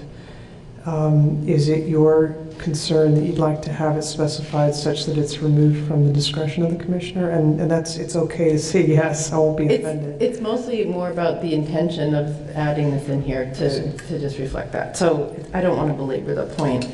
And so my second point is to follow up on the chair's comment about how long this funding would last. If we look at the full statute, I think I would prefer something simpler that said that this would not to exceed $35,000 annually for as long as the handicap or the panel exists. Because I don't think it should be linked to what we think the process is going to be. The rest of the statute doesn't do that. Yeah. So my 2 cents.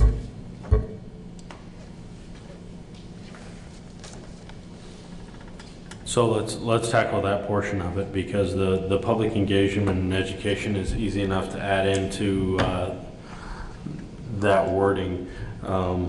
Let's look at the termination of this actual agreement, what the panel feels is necessary. I mean, we can feel it's necessary that we exist for the rest of our lives and get, involvement in this as long as the spent fuel sits on the ISFSI pad, which, if that's what the panel wants to do, that's what the panel wants to do. But at that point, North Star is no longer, in my estimation, is no longer on the site, no longer responsible for the site, because they probably turned it over at that point to some other entity. So how do we, as a panel, charge a company that's no longer in existence in the state of Vermont to fund a panel that we decide, we're just gonna continue this because we have this money. Because we still have spent fuel on the pad. That would be my only concern. It seems to be fairly open-ended in that respect. Mr. Chair, if I may. I appreciate the sentiment that you're expressing. I really do. This has been an exercise in people of good faith trying to set reasonable expectations and reasonable limits. My memory and others on the panel and in the end counsel to the agency may be able to correct me, is that North Star has acquired this site. So when decommissioning is complete, they don't simply turn it over to somebody else. It is their property. They may not have boots on the ground anymore doing decommissioning activity, but they do still own it. So I take your point, though, that we really are getting at the existential question of how long do we expect handicap to continue to exist. And the legislature, at least in prior iterations of this statute, has not specified an end date. I suppose I have sympathy for the simplicity that Representative Coffey has pointed to. But I suppose we could add some, I don't know, I would defer to my legislative colleagues. Is there sunset language that could be put in, or I really don't know. I guess to your point, Commissioner Tierney, yes, they will still own the property after decommissioning is done, termination of the license, partial termination of the licensing, and site restoration happens. But what is it to say that, you know, they don't turn the property over to a developer, to the town of Vernon, whatever the case may be, and at that point, whomever that is, the developer, the town of Vernon, Wyndham Regional Commission, BDCC now owns the property, and we are continuing to ask North Star to fund a panel when they have no skin in the game at that point. Well, just because we want to continue a panel because we still have radioactive material that sits on the ISFSI, but maybe they're out of the game at that point. I take your point, though. I would note the language points to the owners of the station.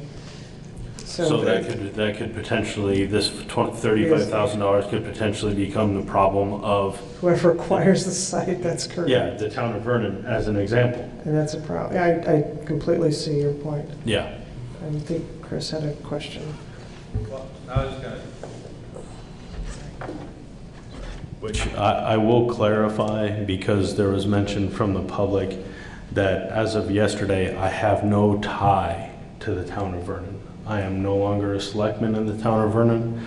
I have no, there is no tie for the town of Vernon with me any longer, with the exception of maintaining the office of Deputy Emergency Administrator. So I am not, I'm speaking in generalized terms at this point. So I was just going to say, I'm looking at, I don't have the enabling statute in front of me, but I've got the our charter in front of me.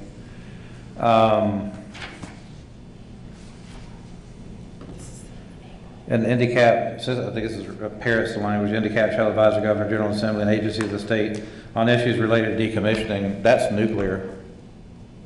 Now, I mean, I would like to see it go through site restoration too, but you could logically say handicap would sunset upon the completion of decommissioning, and then maybe leave an escape clause like this could be reconsidered by the legislature at that time, but that may be the language that you use because that's the actual purpose of the, I mean, it's imperfect to me, and I would defer to the rest of the panel because it seems like it'd be worthwhile for, to have the panel in existence for the completion of the non-radiological decommissioning as well. And maybe that's, and I'd have to look into in detail at the enabling statute because maybe it talks about non-radiological. But anyway, I can, but that may be an approach to take, just reflecting on what it says.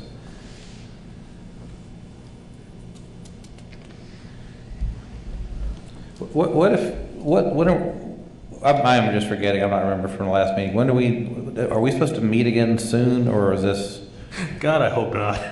So I'm almost wondering if we agree in concept with what the commissioners put forth, and if we've heard from North Star that this seems within the realm of possibility of something they would consider, and you'll take it back to your internal counsel, what if, and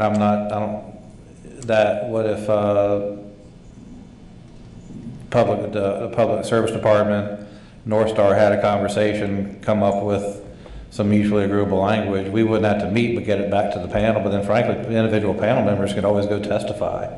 Sure. I guess to Representative Sebelia's point is that we need to come to a general consensus as a panel tonight on the dollar figure, a termination date if we so desire, and then I think your point is well taken that allow the powers that be go forth in making the agreement based on our suggestions.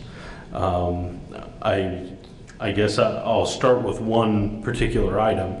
Does look for a consensus of the panel of $35,000. Does that seem to be a good start or the place where we need to be to continue to grow from here as the handicap and get the things that we need to get done?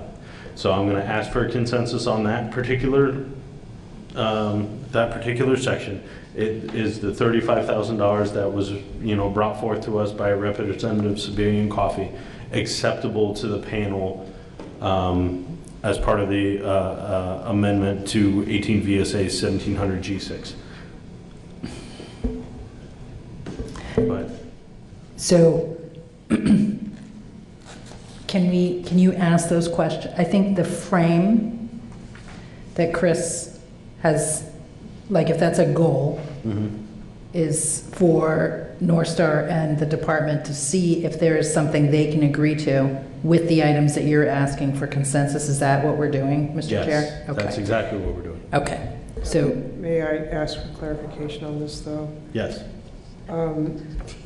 I have tried very hard to avoid being in that very position of it being North Star and department.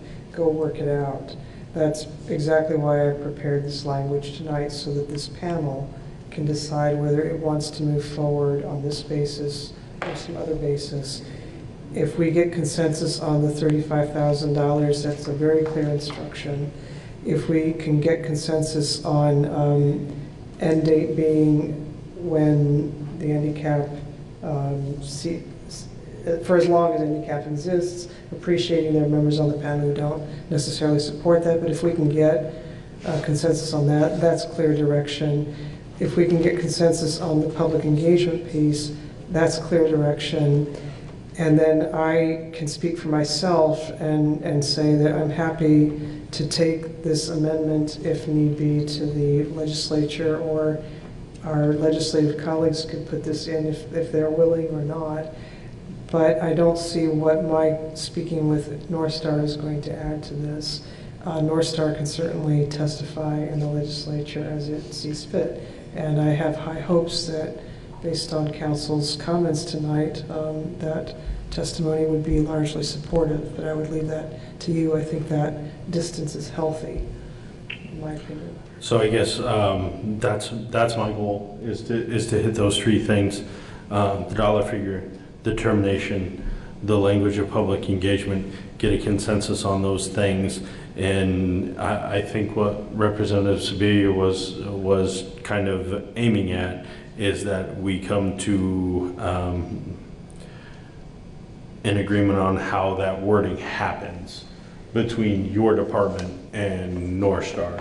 So the clear direction from the panel for dollar figure, for termination, for how public engagement should happen, and then you guys figure out the legalese between yourselves, because that's not our expertise as panel members, is to make those. That's the part that's making me uncomfortable. Okay. I would love to be able to give you all the legalese to make this thing work, but I don't know. Mr. Irwin, you had a question, comment? Just on the notion of the possibility that another property owner would be potentially saddled with the responsibility for funding the handicap.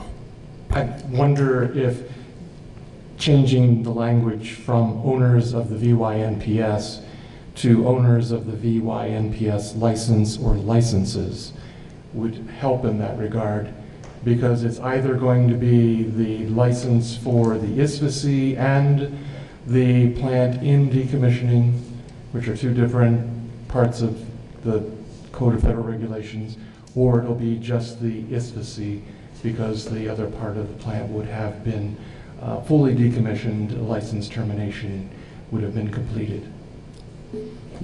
That makes a lot of sense to me. I'm not sure about anybody else. Go ahead. I'd like to, correct me if I'm wrong, Corey, and the license won't really be terminated. What will happen is once North Star has finished the decommissioning and reduced all the contamination to appropriate levels, the property will be released for unconditional use. They would still have the license for the IFC, but the rest of the property would be released for unconditional use. Am I out of turn there, Corey, or is that pretty close? That's very close. The Part 50 license will sustain until the ISVC is finally decommissioned. It's all the same license. But the general terms which you're describing, I'm sure language could be developed that would satisfy what we're talking about. And I think that's Mr. Irwin's intent, is that whomever the property goes to, that the onus still stays on North Star as a licensee of the ISVC or whatever, still exists. Is that correct, Mr. Irwin?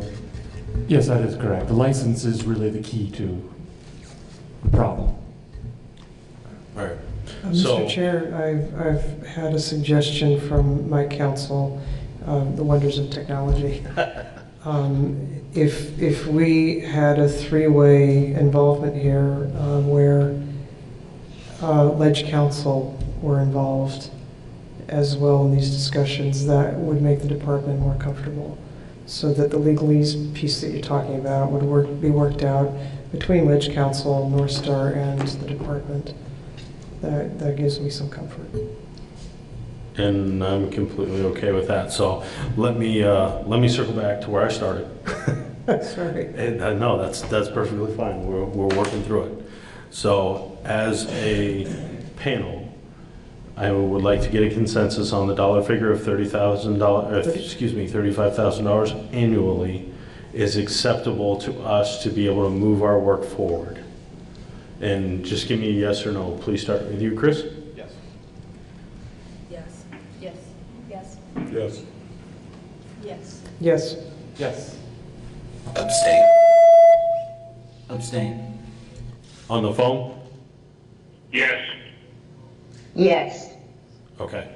So we have a majority agreements on the dollar figure of $35,000 annually. Let's go to the easy part, the public engagement side of it.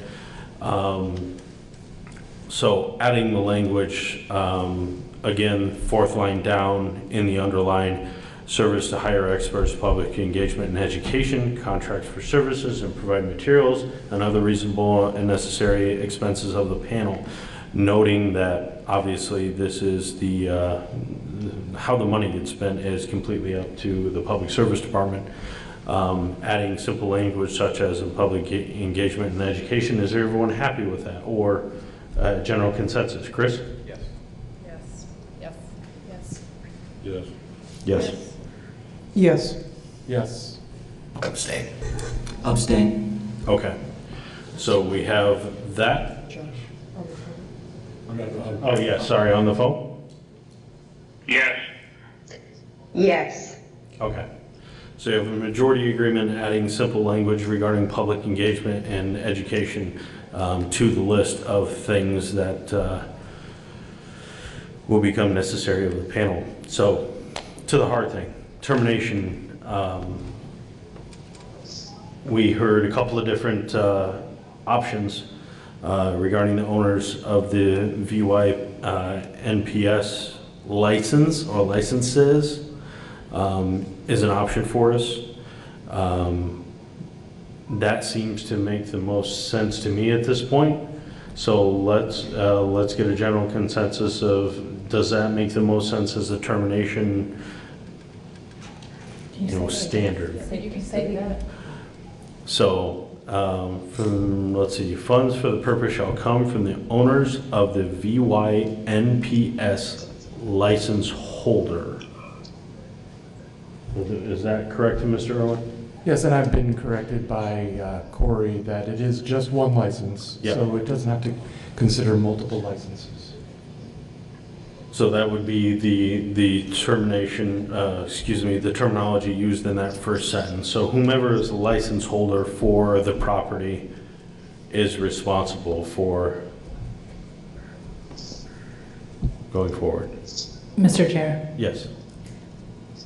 may I interrupt our process? Yes. So I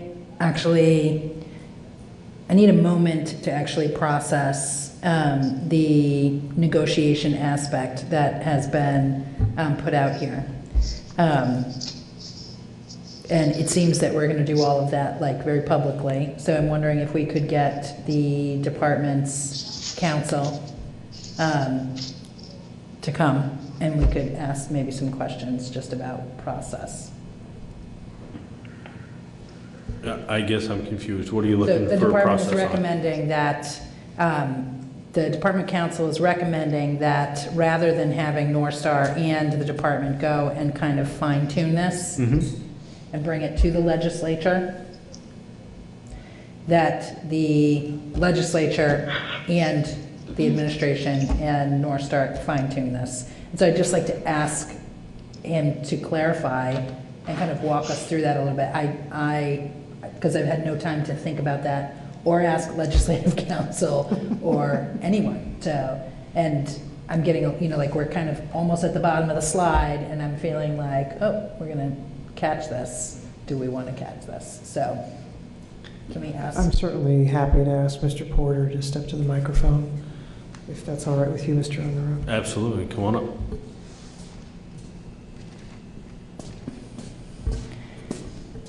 Thank you. Jim? Almost made it out of here cleanly. Yeah. Well, and I have to pick up a soccer kid. Okay. I have to leave in 20 minutes at the most. My question is, I want to understand the difference that you see between the department and North Star fine-tuning this and the department and the legislature and North Star fine-tuning this, and what assurances you'd like to give me that Ledge Council will see those same. So what was in my mind when this came up was the commissioner seemed to have some reservations about the department and North Star going off in a room and drafting the consensus of what you vote on tonight. And I guess my thought would be to have a lawyer from Ledge Council, since we are talking about a bill or a bill amendment, and we've done this in the past with other parties, just sit down with Ledge Council sort of as an intermediary, another party to be there, and we could just both talk with them, was my thought. Okay, but I want to just make sure that we're all aware that whatever agreement we might put forward, we'll have to go through the whole legislative process. Any of the folks in the audience, in the public, anybody in the legislature that would like can engage in this process. And any legislator can access Ledge Council and work to. Oh, right, and to be clear, what I was only going as far as coming up with a draft of a bill that we would submit to the committee. And frequently, Ledge Council has little fixes that help with drafting as well. Just that I think we would then come back and share with the committee, not necessarily at a meeting, but. Okay, great. That answers my questions, and I am comfortable now. Thank you. Okay, so let's go back to the. Mr. Chair, It appears North Star's council may have something to say. Absolutely, come on up. Thank you, Greg DiCarlo, counsel for North Star. I just want to clarify that my earlier comments were premised on termination at partial license termination, not later. Any questions about that? You're aware that's not, there's no such thing as a partial license termination. It's a release of property for unconditional use. It's semantics, but words are kind of important sometimes. It's the shrinking of the license from its current size down to the ISPC only is what I'm referring to. We can work on the proper language, but that's what we're looking at as a potential workable solution. If I could be heard on that point. Go ahead, Commissioner. I think we've gotten to the place where the committee itself has to decide what it wants to do. And then that conversation that Mr. DiCarlo is teeing up is one worth having, and exactly why I would want the antiseptic of Ledge Council being present.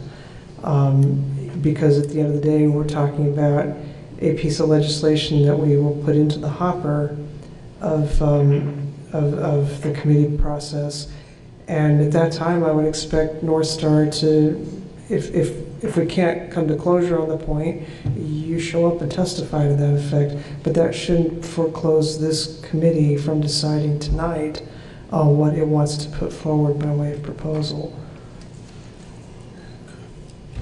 And I expect, I could be wrong, that we're going to need to have 2 consensus votes.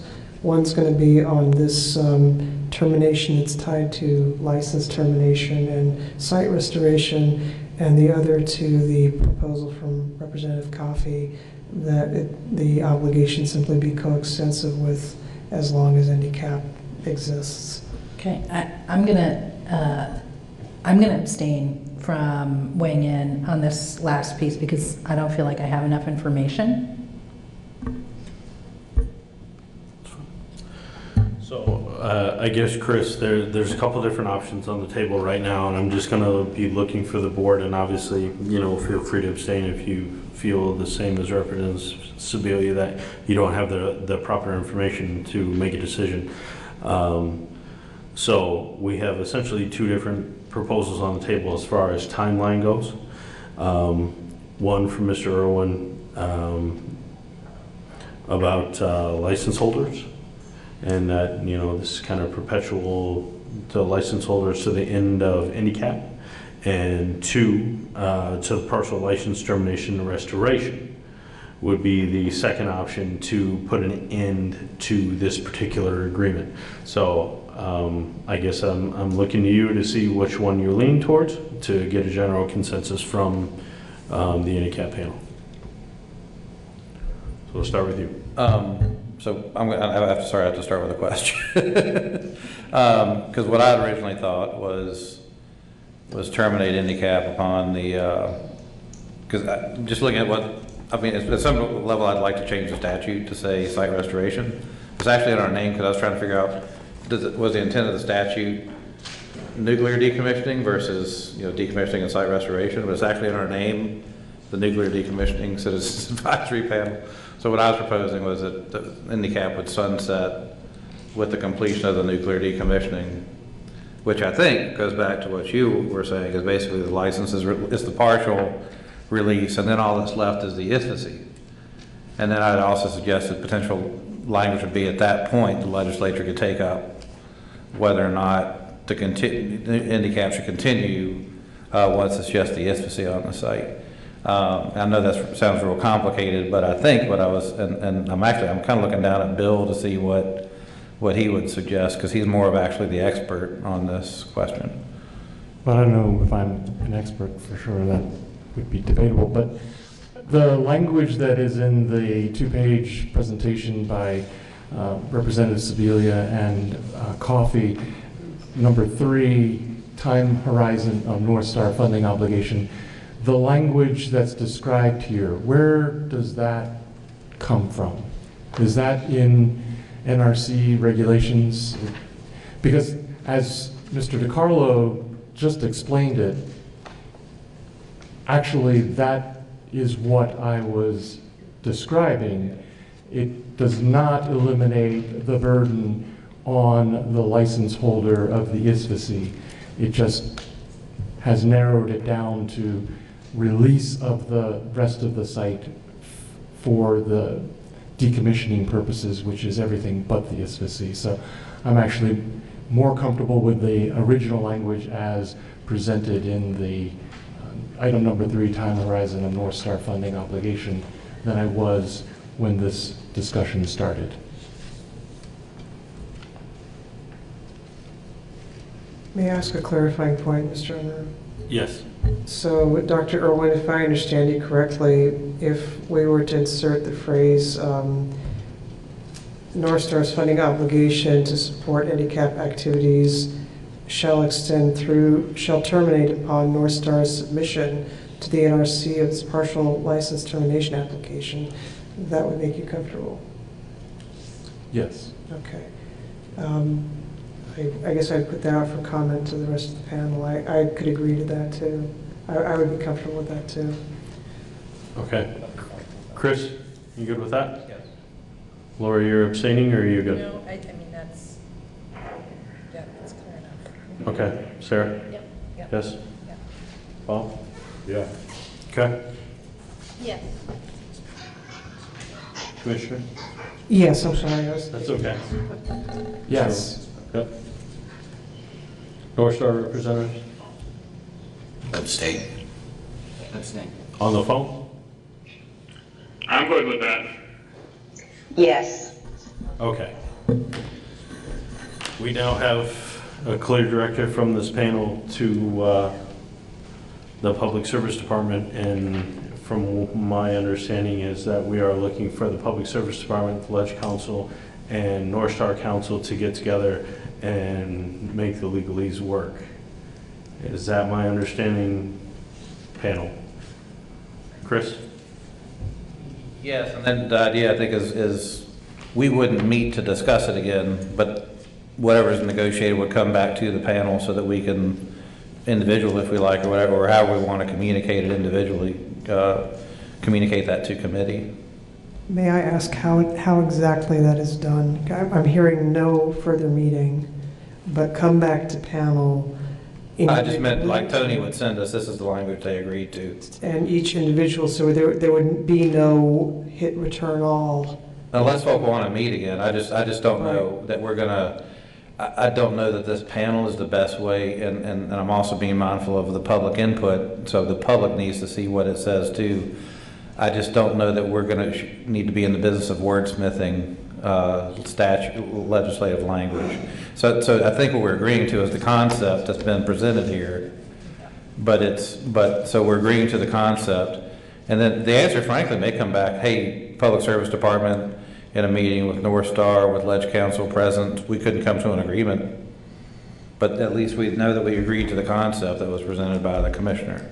So are you looking for, once the wording is acceptable to our parties, what are you looking for the handicap to do, in your opinion, from there? Well, I'd like to be clear what handicap would like to have happen if North Star and the department don't come to an agreement. Then we start all over again. So, well, that's, so Let's that. agree to this concept that was handed out So, by the commissioner. that's right. So that's an option. So one option is the commissioner handed out language. We've made a number of different suggestions. And what I'm hearing is North Star come back with any fine tunes with the department and work with the legislative council to work that through.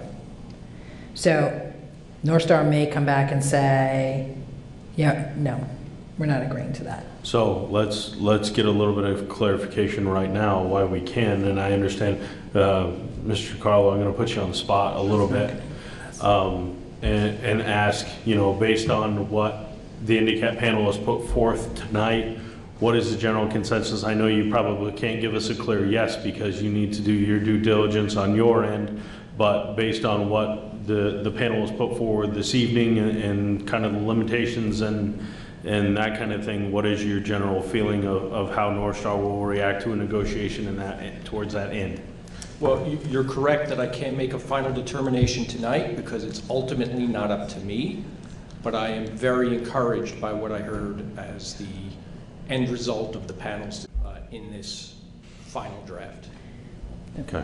Mr. Chair, just to clarify, I'm not asking, I'm not asking for North Star's permission to proceed, but whether or not the panel would want to proceed or would want to meet again if there was some conflict. That's more what I'm asking. Okay. So, Mr. Chair, I have great faith in the efforts of these three bodies that we've identified here to act on our behalf, given the goals as expressed here tonight. So I don't think that it would be necessary for us to go beyond our individual rights to go to the hearings about this matter and discuss them as individuals or as representatives of agencies in the legislative process. I think that we've made our position known fairly clearly, and I appreciate the language, the efforts that everyone's made here to provide us this really good basis to make these kinds of recommendations. Okay. Mr. Chair, may I? Representative Sibilia, I know we're about to lose you because you're turning into a pumpkin. And Representative Coffey, what is your best estimation as to the time remaining for what we need to accomplish? If the department is able to sit down with a representative of North Star and Ledge Council, say within the week, and if the department is then able to kick back to the members of the panel individually the revised version of the language I've passed out tonight, and if that is posted on the website of the department for public comment for an acceptable period of time, a week perhaps, do you think that is sufficient, that there is still sufficient time to have this then go through the legislative process this session? So the bill will have to, as you know, it will have to go through crossover. So it'll have to be heard in the House. Crossover will be the week after town meeting. And then it will have to go to the Senate. Yeah. And then it will have to, if there are any changes made in the Senate, it will have to come back to the House. The House would have to agree or not, all of that. And then the governor would need to sign. So in terms of moving it through the House, it would have to move through the House by the week after town meeting. So the chair of the Energy and Technology Committee has been kept apprised by Representative Coffey and I of what is being discussed and the possibility for this coming through. It is true, we have some very significant pieces of legislation. So So if the proposition is, what I am stumbling over the mechanics here more than anything else.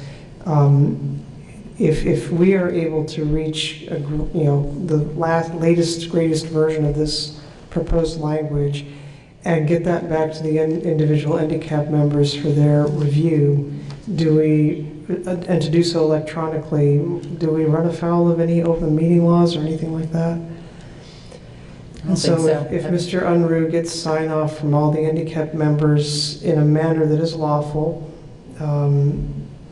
then, and in the interim, the department has posted this for public comment on the website, it would seem to me we should be able to get this into the legislature in fairly short order. Just for clarification, I don't think it's necessary for the handicap individual members to sign off on anything in particular. Okay. That helps me. Yeah, that's what I'm asking basically. But I think we've all expressed our opinion, and to Mr. Irwin's point, if we wanted to pursue it individually, we have that option. As long as it's clear that the representation that will be made in the legislature is that this final version, subject to the guidance you've been given, is the will of handicap. And I think I feel that we've done that tonight in a public manner. And I'm certain the minutes will be. Reflect as Will much. be, yeah, helpful. And in terms of public notice, Commissioner, I mean, the public can engage on this legislation. It's hanging on the wall right now. Fair enough. So we have the bill that is up on the wall in energy and technology now. What we'll be doing is making changes to that. Okay, so what I'm taking away from this is that the department has a mandate to proceed from handicap, meeting with North Star and Ledge Council to get the final version of this and get this thing rolling. Fair enough? That's my feeling as well. Okay. I feel I'm moved by the spirit to comment that I feel this has been a very productive meeting tonight, and I thank my colleagues for their patience and persistence. Absolutely. Do we have any additional input from the panel before I turn it over to the general public? Did we agree to this in concept? We should probably do it formally before Representative Sibilia turns into a Because the other ones pumpkin. we've gone through, you've got the yes, yes, yes, you want the yes on this, what the commissioner gave us? Sure, with revisions, absolutely. So I would agree that yes, well, supporting the concept presented here by the commissioner. With the revisions that were made? Yes. Okay. Is there others? Yes. Yeah. Yes. Yes. Yes. Yes. Yes. Okay, great. All right, so we have a direction, we have a means to an end, and I will open it up to general public comment to the panel. Seeing none, we are adjourned.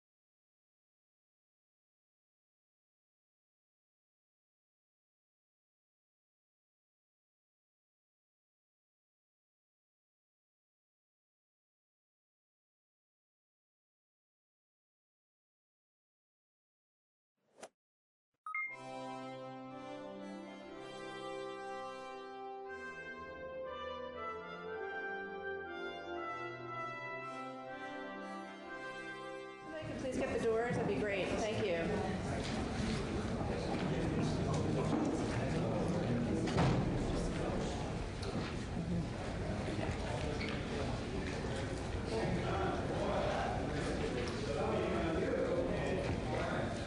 Thank you. Great. Okay. Well, thank you. Welcome, everybody, for this hearing on H808, as well as the general concept of use of force.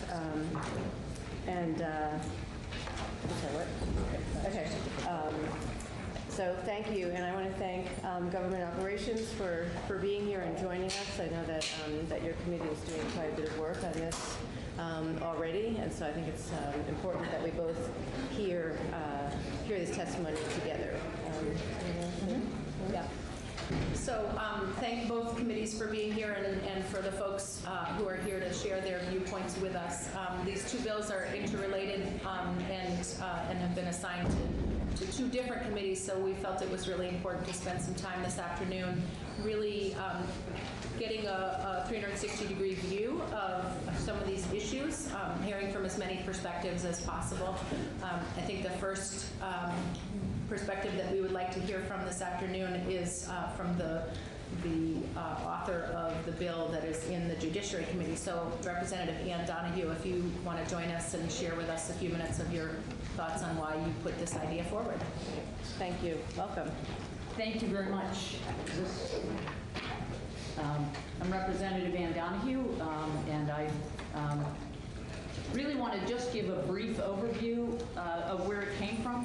I've followed, with the same concern that I think many citizens have when there are situations where there's a death that results from the use of lethal force. But especially in mental health situations, because that's the community that I'm a part of when people are in mental health crisis. And there's been a really significant increase in those deaths in the past 4 or 5 years. And there often seems to be a real perception about accountability. And I think the issue is public confidence, or particularly confidence on the part of members of minority communities like my own. Part of that is just a lack of public understanding about what the standard is for the use of force. That it's the situation kind of right at the moment without a broader context. So people hear about something and they hear, well, there was a thumbs up, thumbs down, whether it was justified.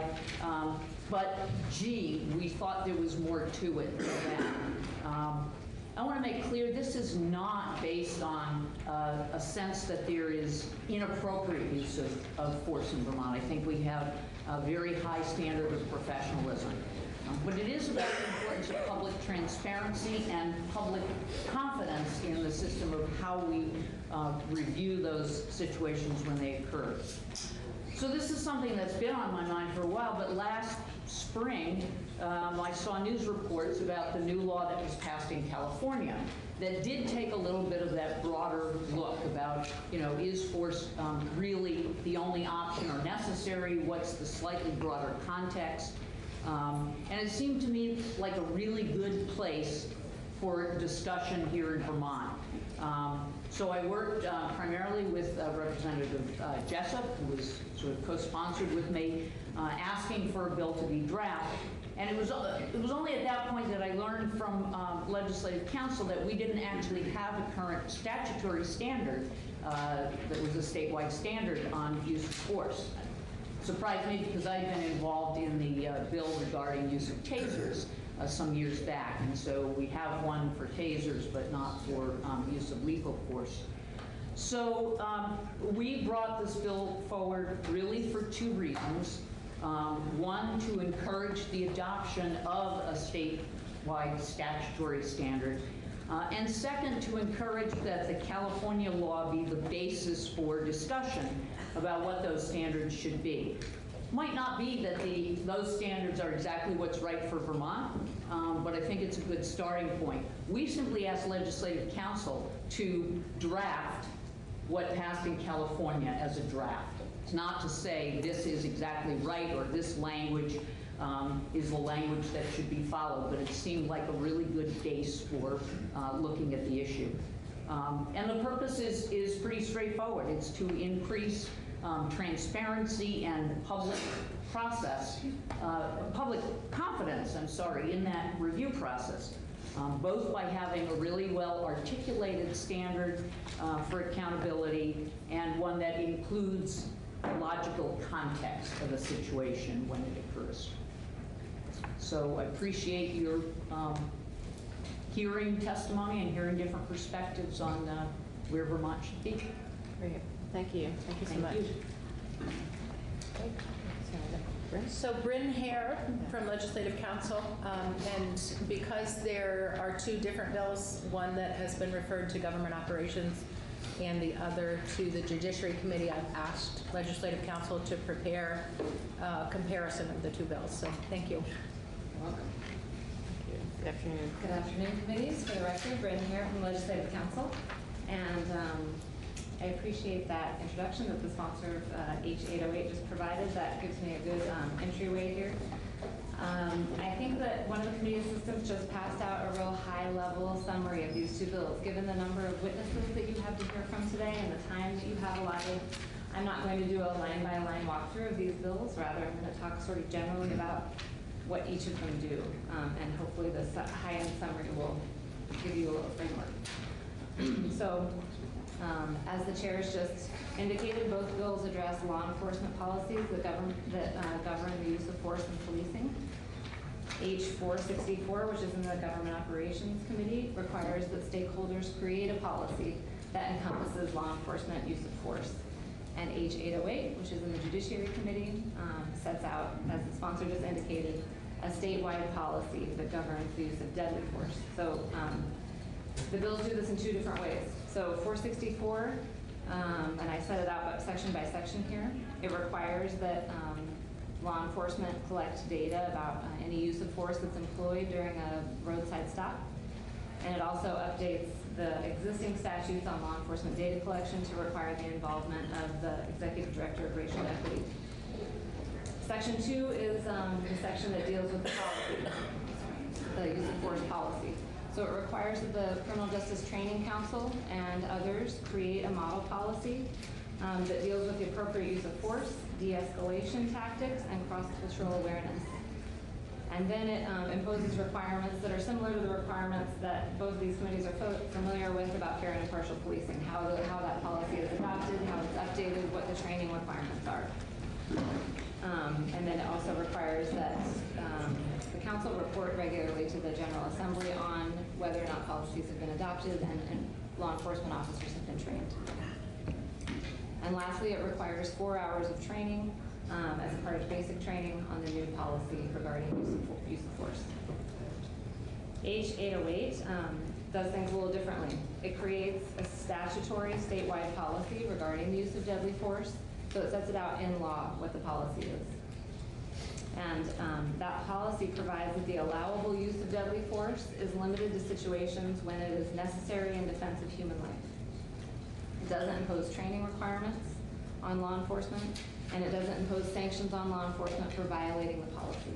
Those were not contemplated in the creation of the bill, as I think the sponsor just indicated. So I did want to point out, though, that statutory policy can be used in a court or by an investigative body in determining whether or not a law enforcement officer, whether or not their actions were appropriate in a given situation. Thank you. Any questions for Bryn in terms of the two bills? I was wondering if you could dive a bit deeper into the main difference as it relates to California and Vermont, because I know it comes from the wording, whether it's reasonable versus necessary. I was wondering if you could further define those words and their differences as it relates to the law. So do you mean the difference between Vermont, the way Vermont has handled it and the way California has handled it, or rather the reasonable person standard? Well, it's my understanding California changed it to the necessary standard, and that's what we're looking to change it to potentially. And I was wondering if you could get into the definition of necessary versus reasonable and how they're different. Right, so H808 really draws on both that necessary standard. The necessary is sort of a threshold standard, and I can point you to the language in the bill, which is on page 2, subdivision B2. This is the language that provides that law enforcement may only use deadly force when necessary in defense of human life. The remainder of the policy talks more about a reasonable person standard. It talks about how law enforcement, in determining whether law enforcement's actions were necessary in defense of human life, it draws on the reasonable person standard. Did that officer act in an objectively reasonable manner in making a determination about whether his or her actions were in defense of human life? So I would say it really draws on both. The threshold standard is the necessary standard, but that standard is determined by whether or not that officer acted in a reasonable manner. Thanks. So it does, I'm a little confused, but hopefully we can straighten it out. So does California follow the standard, the threshold standard? Yes, this is so. To basically word for word, not word for word, but. Yeah, so this is modeled on the California statute. Okay. And it's a little bit different because the California statute does have additional language beyond just this, which imposes penalties on law enforcement if they do violate the policy. So, but yes, the California language does rely on that necessary. Okay, so Vermont doesn't follow California? No, like as I just mentioned. I was just confused because when Representative Donahue was speaking, she said, maybe she didn't say, but I took it as we followed California. That's what H808 does, is it follows California's. But what was the differences? Only in that it doesn't, that it sets forth the statewide policy, but it doesn't also, in addition, impose those penalties for a violation of the policy.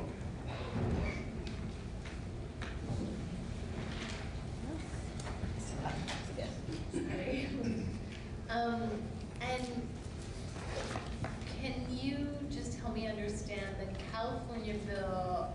This is based on the California bill as passed. Yes. The California bill is introduced. Does that have a higher standard than the reasonable person standard? Yes, as it was introduced, it looks very different. I would not be able to tell you with certainty right now what those differences were, but I do believe it had a higher standard than it wound up with. And I can get you the version as it was introduced.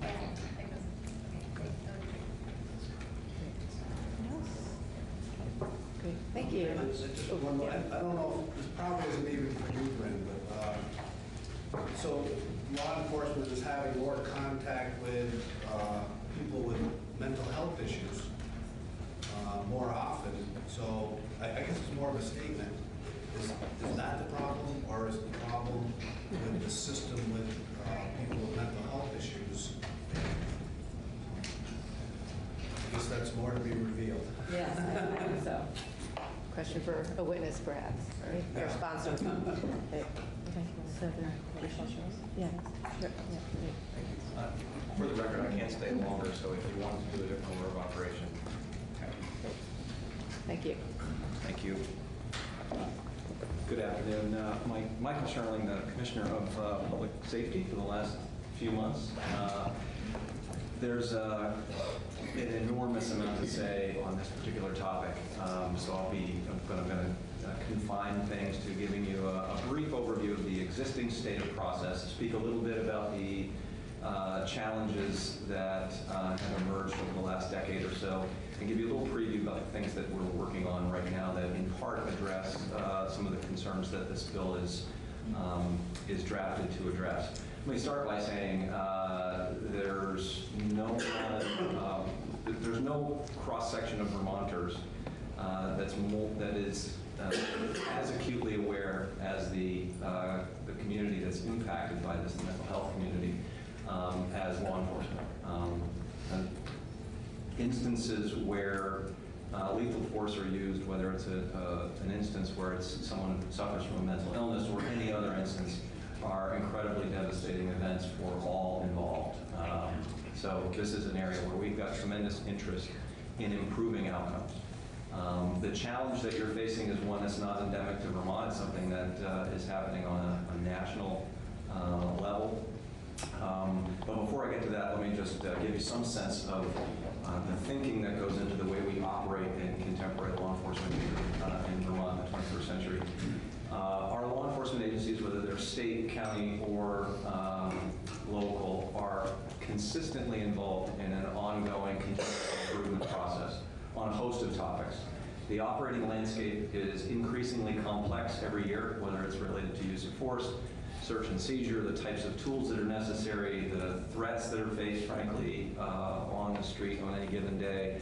The operating environment gets more complex every year. So as a result of that, and because it is the right thing to do, we've got organizations that are constantly looking for the next best way of doing business. And we do that with an eye toward 5 key things that make successful organizations. Good hiring, which is, of course, is a challenge. We'll save that for another day. Training, policy development, supervision, data and data-driven analysis of what's going on to ensure that we're getting the right outcomes, and then leadership, which intersects all of those things. So we have an eye toward a variety of things to get good outcomes for Vermonters. There is a robust amount of training and policy development that happens on a day-to-day basis. It's a constant and iterative process. Our policies that are in place in almost every area of Vermont, I can't speak to every specific department, but in all the ones that I'm aware of, are contemporary. They follow the models that are put forth either under accreditation standards by the Commission on Law Enforcement Accreditation, the International Association of Chiefs of Police, the Police Executive Research Forum, a variety of high-end think tank organizations that help to craft these policies to work on a national basis. Use of force is a constitutional standard. It flows from the Fourth Amendment of the Constitution. The use of force on someone that we're arresting, whether it's at a low level or a high level, like lethal force, is governed by the Fourth Amendment. It is the seizure of a person. There is an almost indescribable amount of case law that flows from the Fourth Amendment that's been interpreted now for more than 5 decades by the courts that very specifically guides the way law enforcement officers across the nation, including Vermont, employ force. It's a very well-formed area of the law. The only state that we're aware of that has differed from the constitutional standards set by the Supreme Court is California, which has created a statutory construct, the outcome of which is unknown because it is relatively new. Shifting gears a bit, the types of things we're trying to prevent, the use of deadly force and or the ugly events that are part of the policing environment, unfortunately by default, because we're the last line of defense when things are not going well in any particular scenario. There isn't anybody else to call. So some of the things that happen are relatively ugly. Most of those things, even when they're disheartening to see on a videotape or described in a witness interview, are handled pursuant to the law and with great professionalism. There is a cross-section like in any other business that involves humans where there are errors made and occasionally, very occasionally, there is malicious intent to the types of things that happen. But to give you a sense of the volume, you all know the kinds of things that make headlines that are those events that go sideways and have poor outcomes. To give you a sense of what that sets against, there are hundreds of thousands of interactions between police officers and the public in Vermont every year. A very small cross-section of them result in the use of any kind of force, and a very small cross-section of those that result in the use of force result in the use of deadly force. Those numbers can be typically measured on one hand, occasionally 2 hands in Vermont in a given year, set against hundreds of thousands of interactions.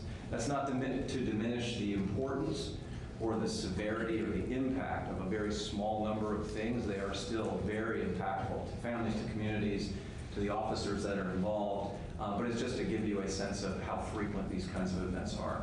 The goal, of course, is to get to 0. Now narrowing the focus a little bit to interactions with folks that are suffering from some type of mental health crisis.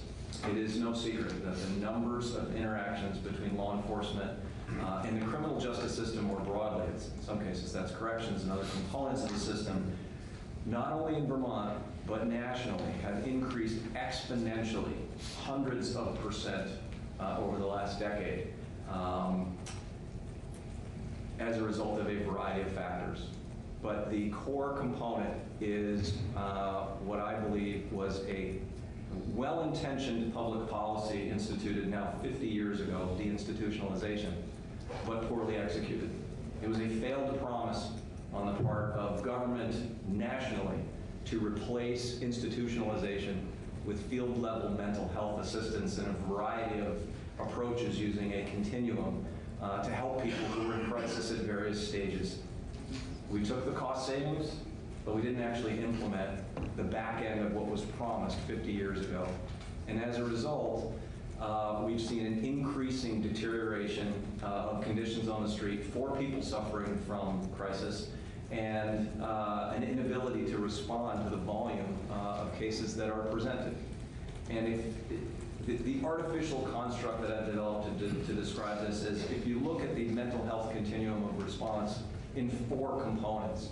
At Tier 1, you have folks that, by virtue of their circumstance, require long-term, secure kinds of placement. It's a relatively low number of people, but they exist. At Tier 2, you have folks that might require in-hospital assessment for a short period of time, but need a bed for a period of time. At level 3, you have folks that require some kind of, what I've heard clinicians refer to in an informal way as a tune-up. They require a crisis bed, we typically think of them as. 1 or 2 days of assistance in a facility where they can get more intense services. And then Tier 4, I'm sort of oversimplifying this, folks that are perfectly fine in the community, they just engage with services on an ongoing basis.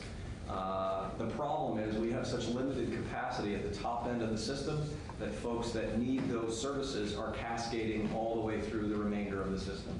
Emblematic of that is the increase in the number of folks that are either getting rides to the hospital in the back of an ambulance or presenting themselves in emergency departments and have multiple week, in some cases, stays awaiting a more secure placement bed for them to get assistance, and the number of emergency responses on the part of law enforcement that are going to these events. So that is not the responsibility of anyone currently at the Department of Mental Health, and it's not endemic to Vermont. It is something that's happening on a national level, and the resources and the tools to create an effective abatement strategy have been elusive for all of us on a national level. Should also note for the record that as we're talking about the intersection of law enforcement and folks that are suffering with some kind of a mental illness, that should not be seen as any kind of a badge of shame on the part of the folks that are suffering with this illness. One of our fundamental problems is, for some reason, we bifurcate an illness that is mental health in nature from illness that is physical in nature. Imagine for a moment you walked into an emergency department and you were told, or you had to sit in a bed for 33 days awaiting assistance for a heart ailment. We would be up in arms instantaneously, but that, unfortunately, is what repeats itself in Vermont and throughout the country with folks that are suffering with an illness that's often less tangible for people. So, important side note. So, all of that is to set up this. When things cascade out of control and someone is unable to access the requisite level of treatment that they need, or the basic assistance, it may not even be treatment, it may just be the ability to see someone at a time they're having a crisis, and things continue to, what's referred to in the mental health world as decompensate. They continue to get worse. Imagine the physical side of things. You have a severe laceration that requires some kind of intervention, but you're unable to do anything with it. It continues to get worse and worse, eventually gets infected, and things are going very poorly. Same general analogy. You're unable to access the treatment you need at the time you need it. You continue to decompensate, and at some point, with a very small number of people, but with some cross-section, they're now in a scenario where they pose a danger to themselves or others, and we're forced to bring, in many instances, the wrong tool to bear.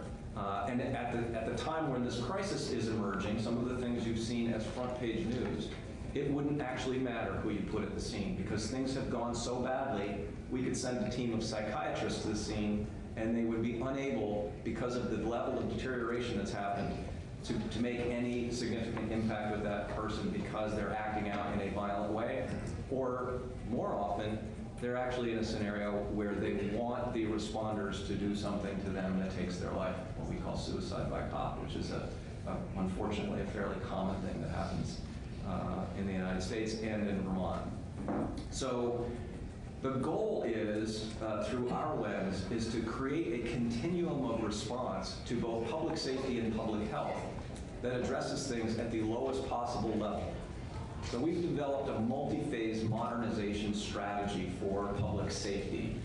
One piece of that strategy is to develop this construct and to develop the tools necessary to ensure that we're putting the right resources on the scene at the right time.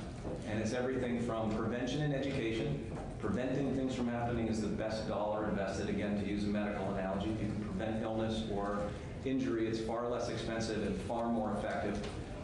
The next level is outreach and intervention, going out and providing services at that low level, what I described as the fourth bucket, field level street outreach intervention, those kinds of response methodologies to help people at the lowest possible level fix whatever the issue is.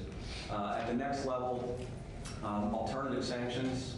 This is really more criminal justice, but our restorative justice models and things like that that can get people onto off-ramps from traditional courts and corrections and or the mental health system. And then finally having enough capacity at the back end of the system for those who unfortunately need the beds to be able to get them in there as quickly as possible, because the quicker you provide the treatment, and I'll let physicians speak to this in greater depth, or healthcare professionals speak to this in greater depth, but just like an injury, the quicker you're able to provide the requisite treatment, the less impactful the stay is and the less impactful the illness or injury can be. So that's the general overview. What you will hear next is a more in-depth analysis or picture painted of what we do around training, around policy development, and sort of the nuts and bolts of what happens. But I want to be really clear. We've spent a lot of time in the last decade talking about how we train law enforcement officers at a higher level to respond to mental health. We have tweaked use of force policies to ensure that they are as contemporary as possible. In many instances, we are looking in the wrong place. The correct answer, I believe, is to put different resources onto the problem earlier in the process. That is what's going to change the outcomes. And to that end, part of what we've proposed during this budget cycle is for a partnership between the Department of Public Safety, the Department of Mental Health, and the Department of Corrections to pool resources to expand statewide the street outreach intervention, a social worker model that we have in 2 barracks that is actively in place in Chittenden County, and there are a number of other departments around Vermont. Actually, I should give kudos to Bellows Falls, who was the first one in Vermont to have an embedded social worker within their police department. We believe that that alteration to the response methodology is the right answer. It's the right investment. It fits in the continuum of approach that we're suggesting is the right way to approach all of these issues. And simultaneously, we're working on a variety of other efforts around data, improving our data systems so that we can help you and help ourselves make long-term better policy and better strategy on these complicated issues. I could go on for about 6 more hours, but I'll get out of the way and let some other folks talk. Oh, thank you. And this certainly isn't the only time we'll be having this conversation. It's really the very beginning of the conversation. So, yeah. Sorry. Mr. Sherling, thank you for your elaborate testimony and your leadership. You talked about continuous improvement process and how that can improve outcomes. So how does that process include input from the community? It varies. It's a great question. It varies on a case-by-case basis based on the size of the department. But actually some of the most, you'd think the larger the department, the more robust the community engagement efforts would be, but actually some of the smaller departments are the ones sometimes we're following. It ranges from everything from community academies, where you're getting people in and both train training them how law enforcement operations work, and simultaneously getting feedback, community meetings on a variety of topics. In some instances, when policy is developed, you have the folks within agencies that are developing policy that are doing outreach to community groups and stakeholders to help inform how that policy is crafted. There's probably 10 others that I'm not remembering off the top of my head. I know the Grand Isle Sheriff has some youth engagement efforts that he has done. He does a community barbecue every year where they engage people on a host of topics. The types of strategies are as varied as the Vermont communities, which is good. Thank you. Hi. Hello. Nice to meet you. And I think what I heard implicit in your testimony is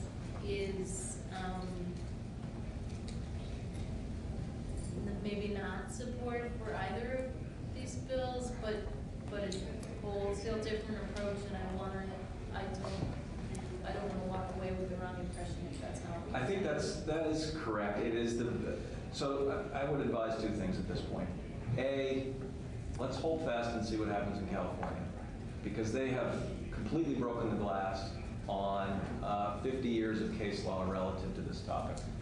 And we don't know what's going to happen. So let's see.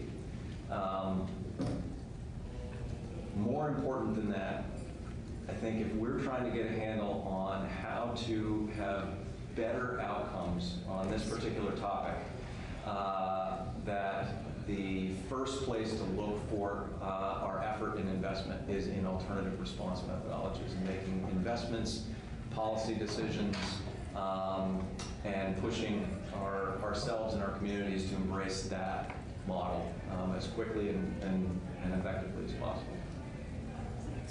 So just a follow-up to that, so do you see any room for or possible proposals around improvements regarding use of force policies or definitions or Yes. statutory provisions as they relate to policing? That's a great question. I think on our, and it's been distributed to some of the committees represented here, but on our website, and the media will be able to read it, and the public as well, dps.vermont.gov/modernization is the modernization strategy.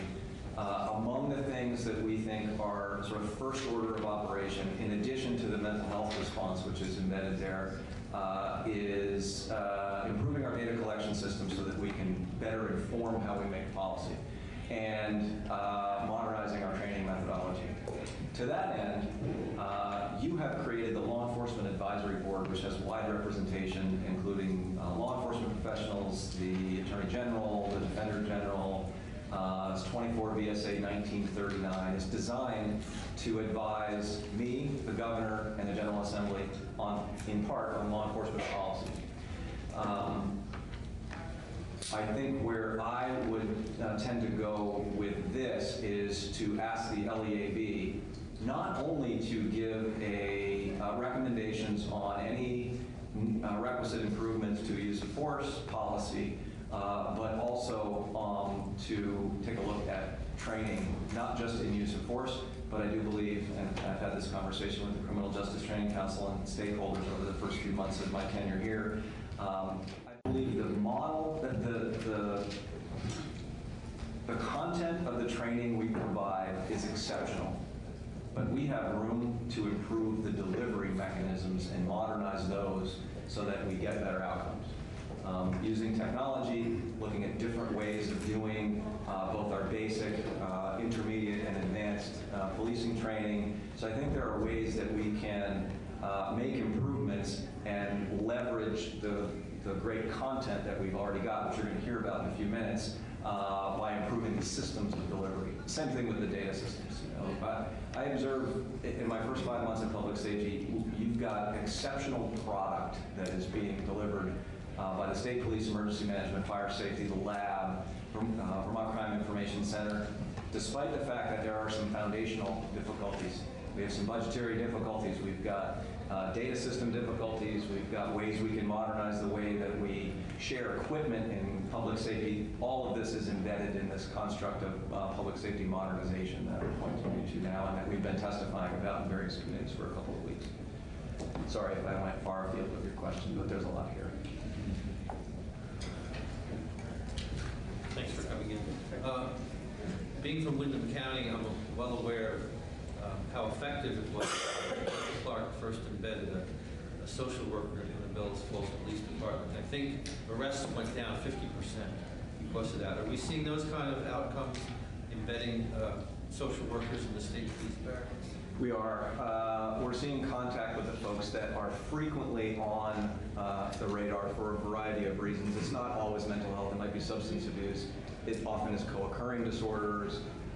We're seeing those numbers go down. In Burlington, this operating methodology has been in place for 2 decades now, starting with one person on one street, expanding to now 2 teams of 9 people. And the contact with the folks who find themselves intersecting not only law enforcement resources, but emergency department, other field mental health resources, a variety of systems goes down, and as a result, the outcomes improve primarily for that person, which is incredibly impactful, but then the costs actually go down for folks in the system. There's a 1980s article called $1 Million Murray that was written by Malcolm Gladwell. It was an assessment of a single person in New York who suffered from multiple disorders and intersected multiple systems. And at the time in the 80s, the assessment was he was $1 million person to various systems because no one took ownership and tried to assist Murray using wraparound services, as we call it today. I would submit to you today that there are multiple multi-million-dollar people in our communities because we haven't solved this problem. And it's not their fault. We're actually doing them a disservice by not providing the right resources at the right time.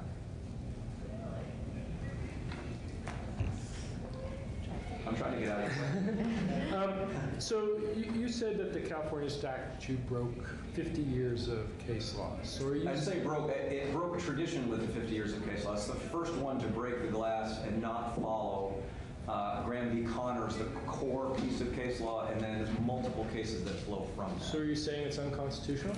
I'm not. I'm saying let's wait and see what it looks like. Okay. Thank you. You probably already said, how long ago in California? Just took effect, I believe, in January, July. I'm just back in the game. I was on the sideline. Yeah. The reason I asked is because a couple of years ago in the building, we started doing a lot of legislating around results-based accountability. And to me, to change to that, we don't have the results to change that, like we've tried to do with most everything. With your testimony, and it's just what I'm hearing. I mean, I was on Human Services my first 4 years here, and of course, not knowing where you were going with your testimony, you're talking a lot about. I mean, over half of what you were talking about was mental health issues, and I guess going forward, I would hope at some point that.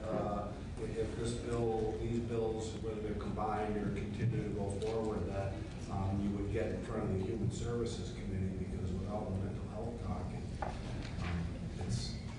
I would see it as that part of being out of our jurisdiction as far as our 2 committees go, which it would just make sense to me. We'll be there upon invitation, and we're actively working with Commissioner Squirrell, Secretary Smith, Acting Commissioner Baker on these issues as well. I should also note, for the record, that recently completed work by the Council of State Governments on Justice Reinvestment, and the construct for this continuum that we're talking about in modernization dovetails perfectly with the work that they've just completed and some of the suggestions they have on how we can move forward for better outcomes across the entire spectrum of the system. Yes? Thank you. Thank you very much. Hey, General?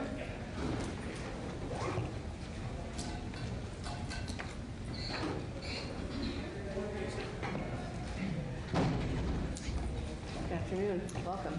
Thank you. Good afternoon. Thank you, Governor, Vermont Attorney General. I want to thank both committees for taking this bill up, and I want to particularly thank Representative Donahue for introducing this bill. Representative Donahue and I have had many conversations about this issue, and I truly appreciate her advocacy.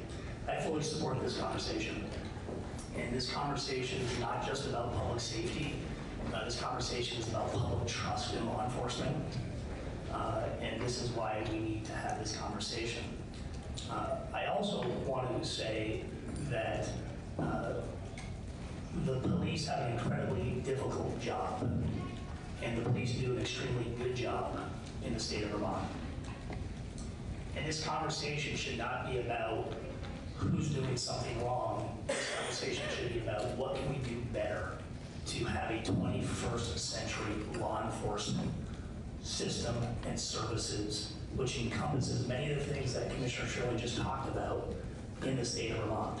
Training is a big piece of that. Mental illness is a big piece of that. Recognizing disabilities and understanding disabilities is a big piece of that. Being culturally competent is a big piece of that. And we've asked the police to do a tremendous amount, and we have to make sure that we're providing them the adequate resources and training in order to confront these complex challenges. But I come to this conversation in my role as a prosecutor who reviews officer-involved shootings. And the vast majority are justified. Those are my rulings, based on the facts and based on the legal standard.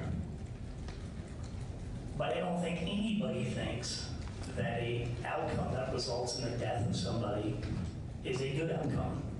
And that's our challenge. And so having this conversation about the requisite training, the appropriate standard, and looking at California and learning from California, we should do. We absolutely should do. And anytime I talk about these issues, I think about some of the cases and some of the decisions I made. The one that always comes to my mind is the Phil Grennan case, which was in Burlington, where he was a 77-year-old man in his apartment on College Street, and he was in a mental health crisis. He was shot and killed, and I ruled that justified.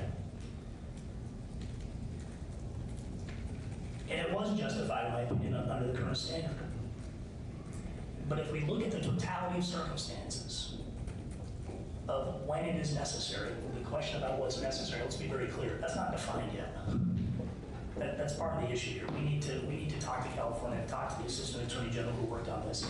He is willing to testify to this committee, and I would urge you to have him appear, and I'm happy to help facilitate that. But we should explore this conversation of the legal standard, understanding the consequences, understanding the unintended consequences, and be deliberate about this, because this is about public trust at the end of the day. I can recall talking to parents of an individual who was shot and killed.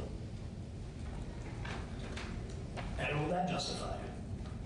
And one of the things I try to do is to, before I make my decision public, is to reach out to the family and explain my decision, the reasons for it. And they said, had we ever imagined or known that this would have happened, we would have never called the police.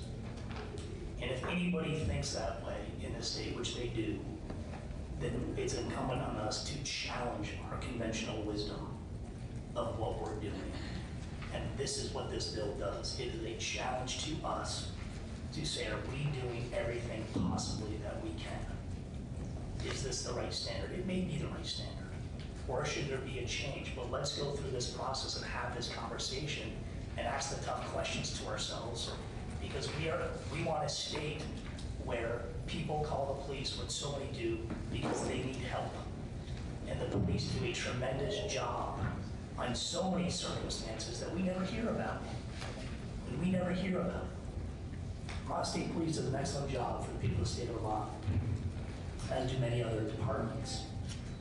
But it's those cases that folks, whether it's parents with a child who may have a disability, who may react differently to authority than others may.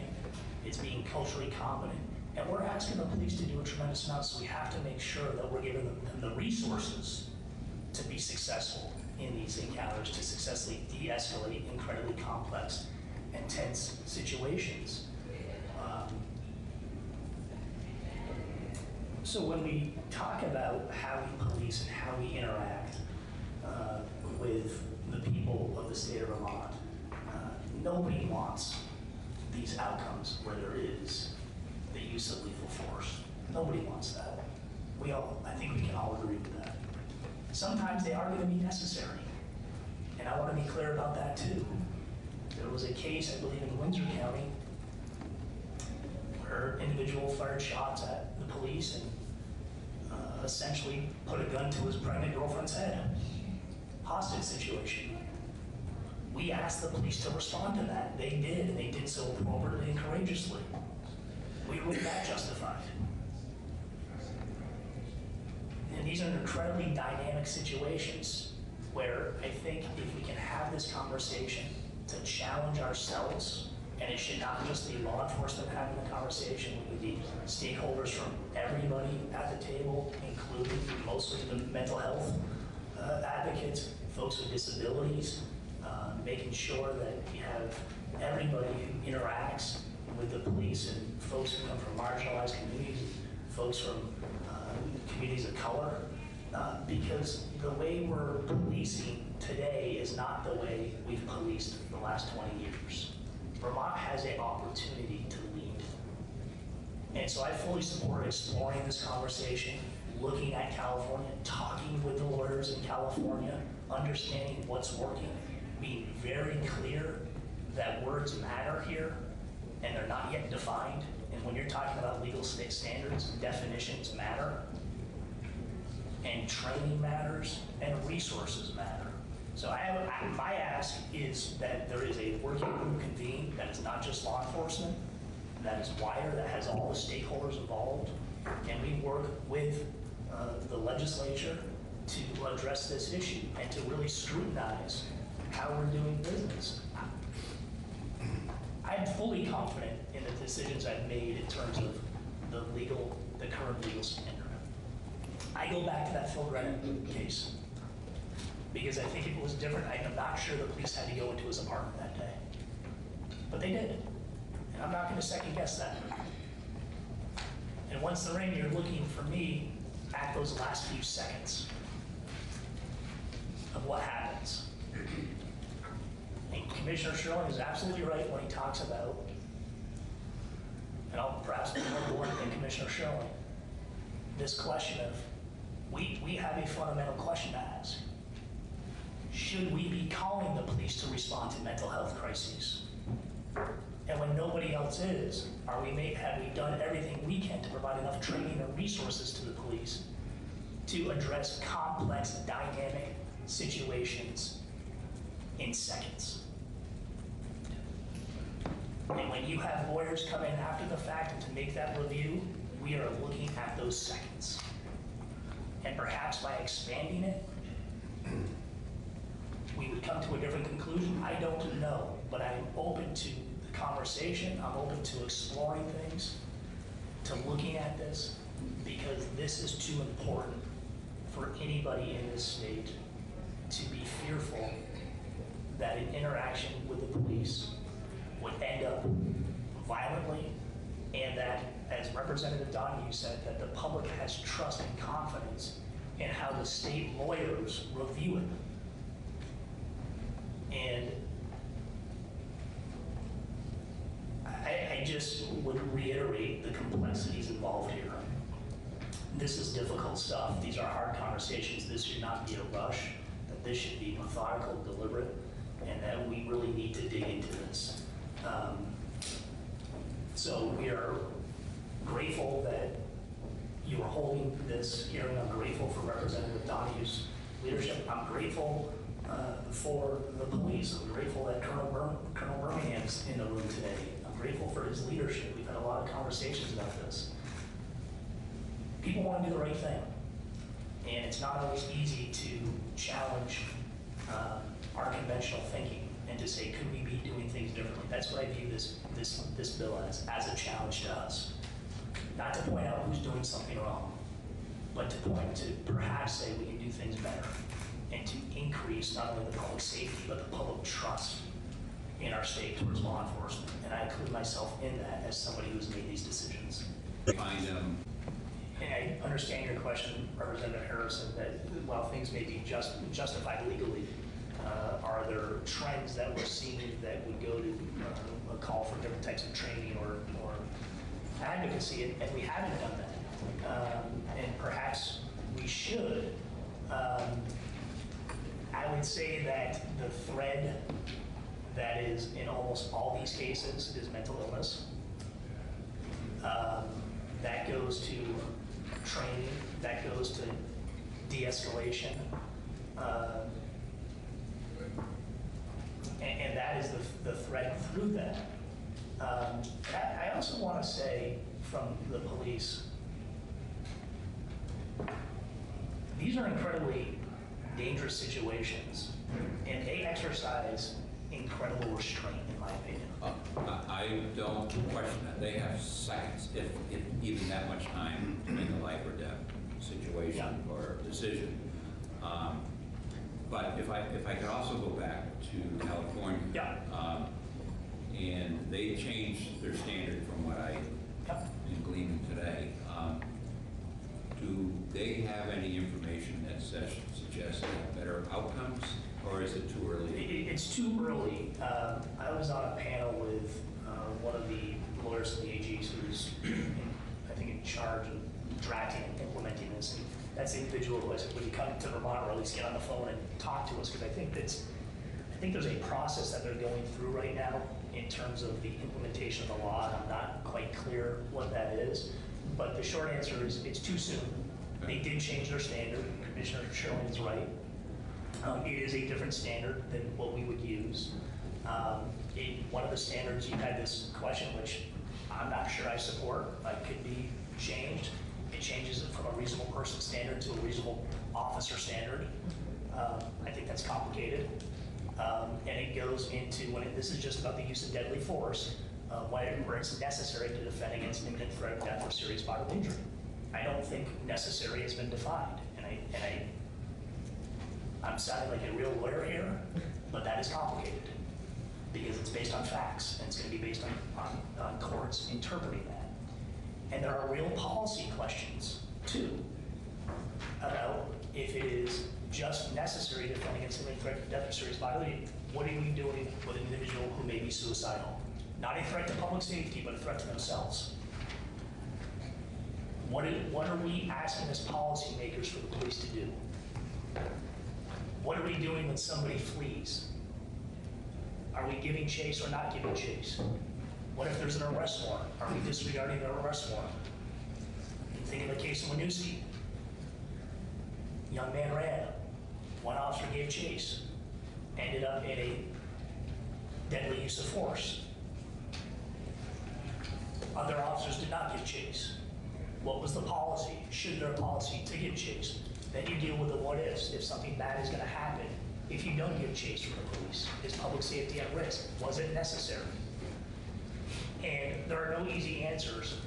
And it is easier for lawyers after the fact to do that review. It's incredibly hard for that police officer to make that split-second decision on the scene.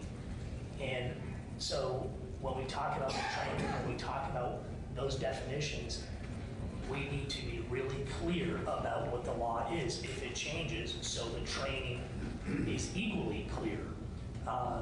But I think this is a conversation that we need to have, and it needs to be inclusive of everybody, because I think the public trust issue is real, because I've had the conversations with parents. And that's not a commentary on law enforcement. It's an acknowledgement of the complexities that exist in our communities and the struggles that parents and families are dealing with. And we've asked the police to step in and deal with this a lot. We need to be fair to the police too on this.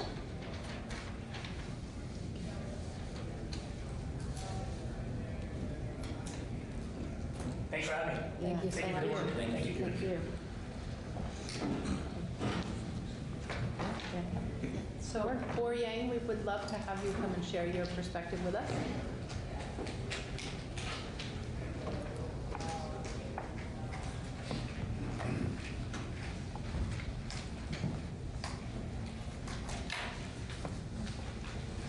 Good afternoon. Good afternoon. Thank you so much for having me. Thank you.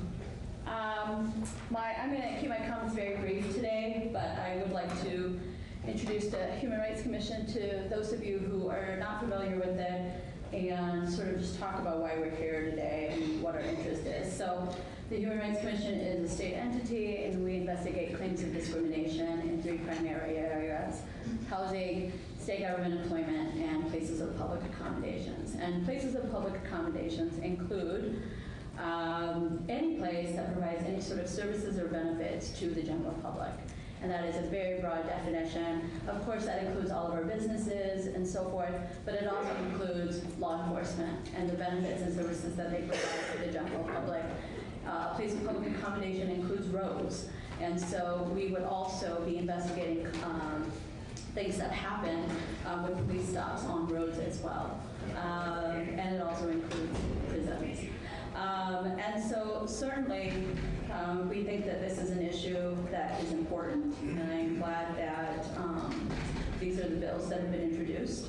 And generally I would say that the Human Rights Commission supports both bills, that they are good and they are progressive. And also one of the bills here, 464, takes into consideration cultural competency, and I think that's really important. There are 2 groups of people that are probably mostly at target here, and those are people with psychiatric disabilities and mental health issues, and the other group is particularly men of color. And it is absolutely true that the work of the police is very hard, but it is also true that there is a great disparity in the stops and in police practices and in the services and benefits that are provided to these 2 groups of people. And I think that that's really important to keep in mind. I did listen to the testimony that was provided beforehand. I think what seems to be missing currently is a conversation that includes advocates. I also think that while the idea of a working group is great, we do have a lot of existing working groups right now that could take on some of these issues. I don't necessarily think that it is necessary to wait for California to see what happens there for a few years before we decide whether we should do something as equally progressive. So I would encourage you not necessarily to do that. I think that currently, if there are conversations about use of force, that they entirely involve law enforcement. DOC working with, I think, our public safety. Even the Department of Mental Health is a government entity. And so I would be, I guess my concern is that the conversation has not traditionally involved the people who are most impacted by force and by police practices. And that is a problem. And I see 464 as a bill that starts to change that. And that is something that the human rights would support.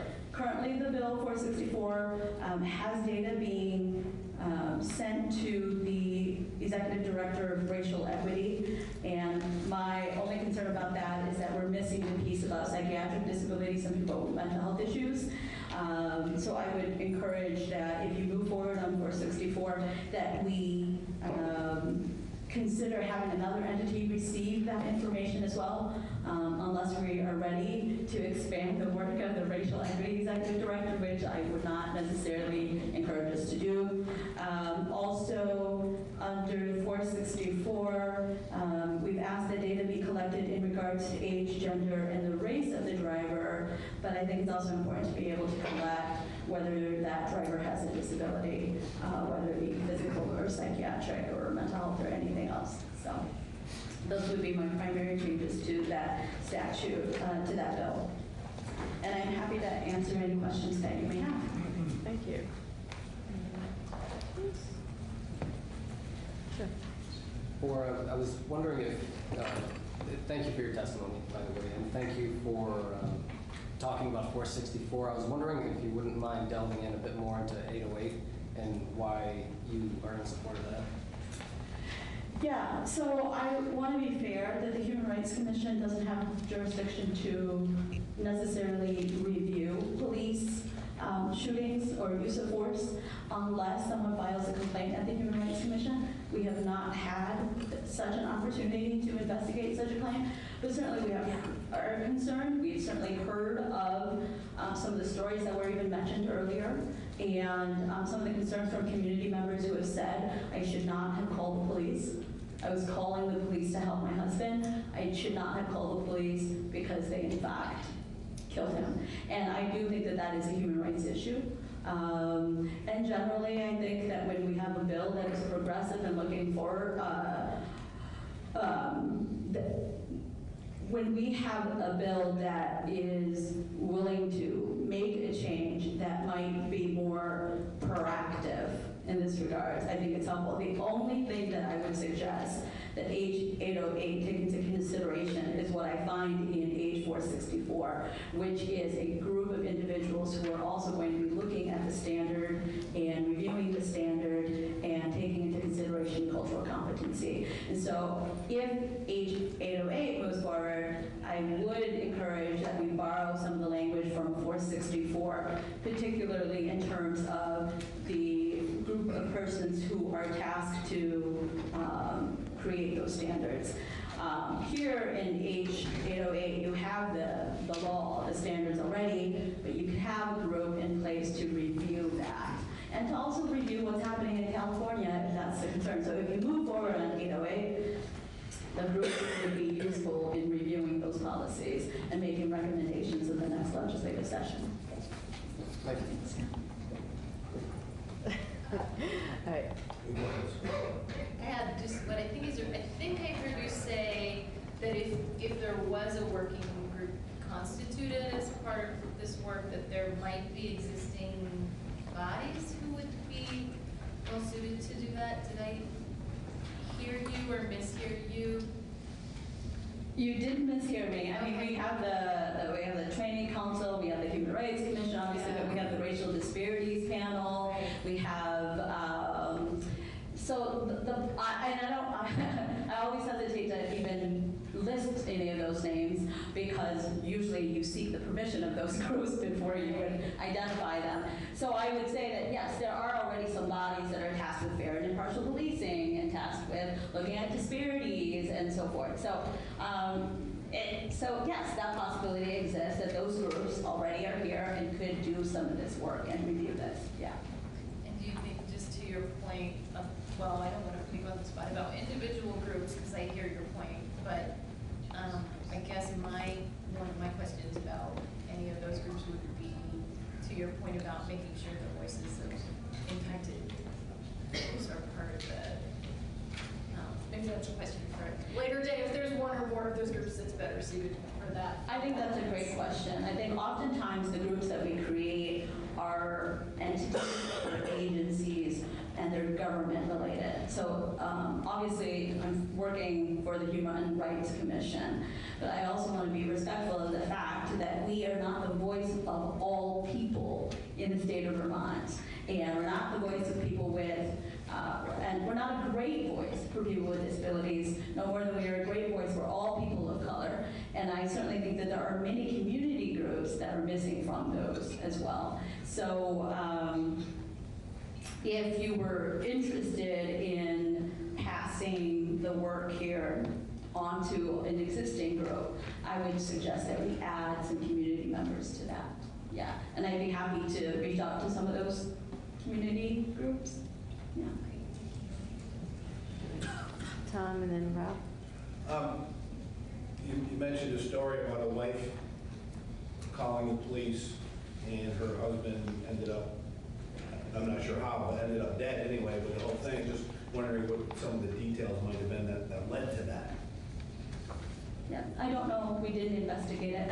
I do also recall the gentleman that died at the Montpelier High School when he was shot down by multiple people, and he ended up having just a BB gun or not, a real gun. I don't know the details. We didn't investigate those cases. I don't want to suggest that those were unlawful use of force or not lawful use of force.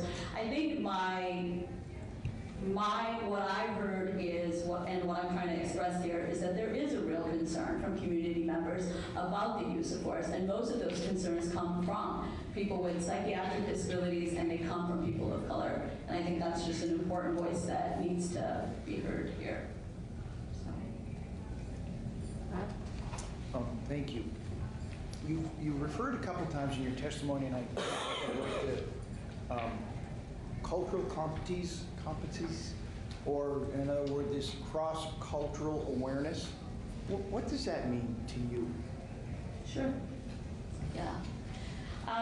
It means, so and it can be very difficult to explain, but for someone to have cultural competency, it means that they have the knowledge and expertise and experience working with different groups of people coming from different backgrounds, and they understand that there is a difference in how people act and react and behave, and that sometimes we have to adjust our policies and our practices accordingly. So it changes. Cultural competency changes depending on the context. So for example, for our legislators to have cultural competency, it might mean that you are respectful of service animals and assistance animals. It might mean that you're respectful of interpreters, and that you understand also that some of the people that you need to hear from may not be available from 9 to 5, and that's an understanding of cultural competency.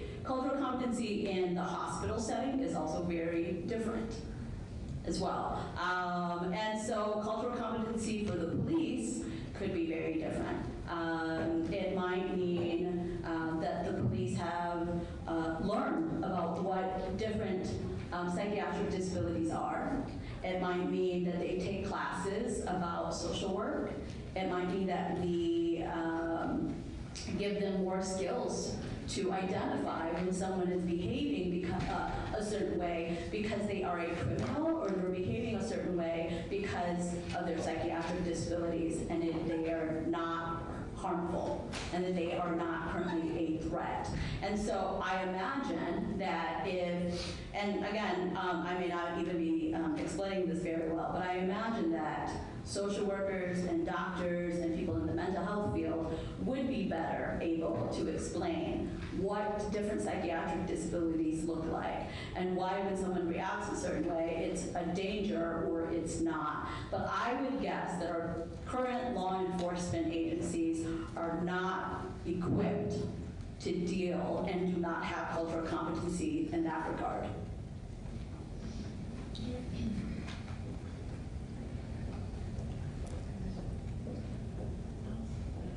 Thank you. Thank you very much.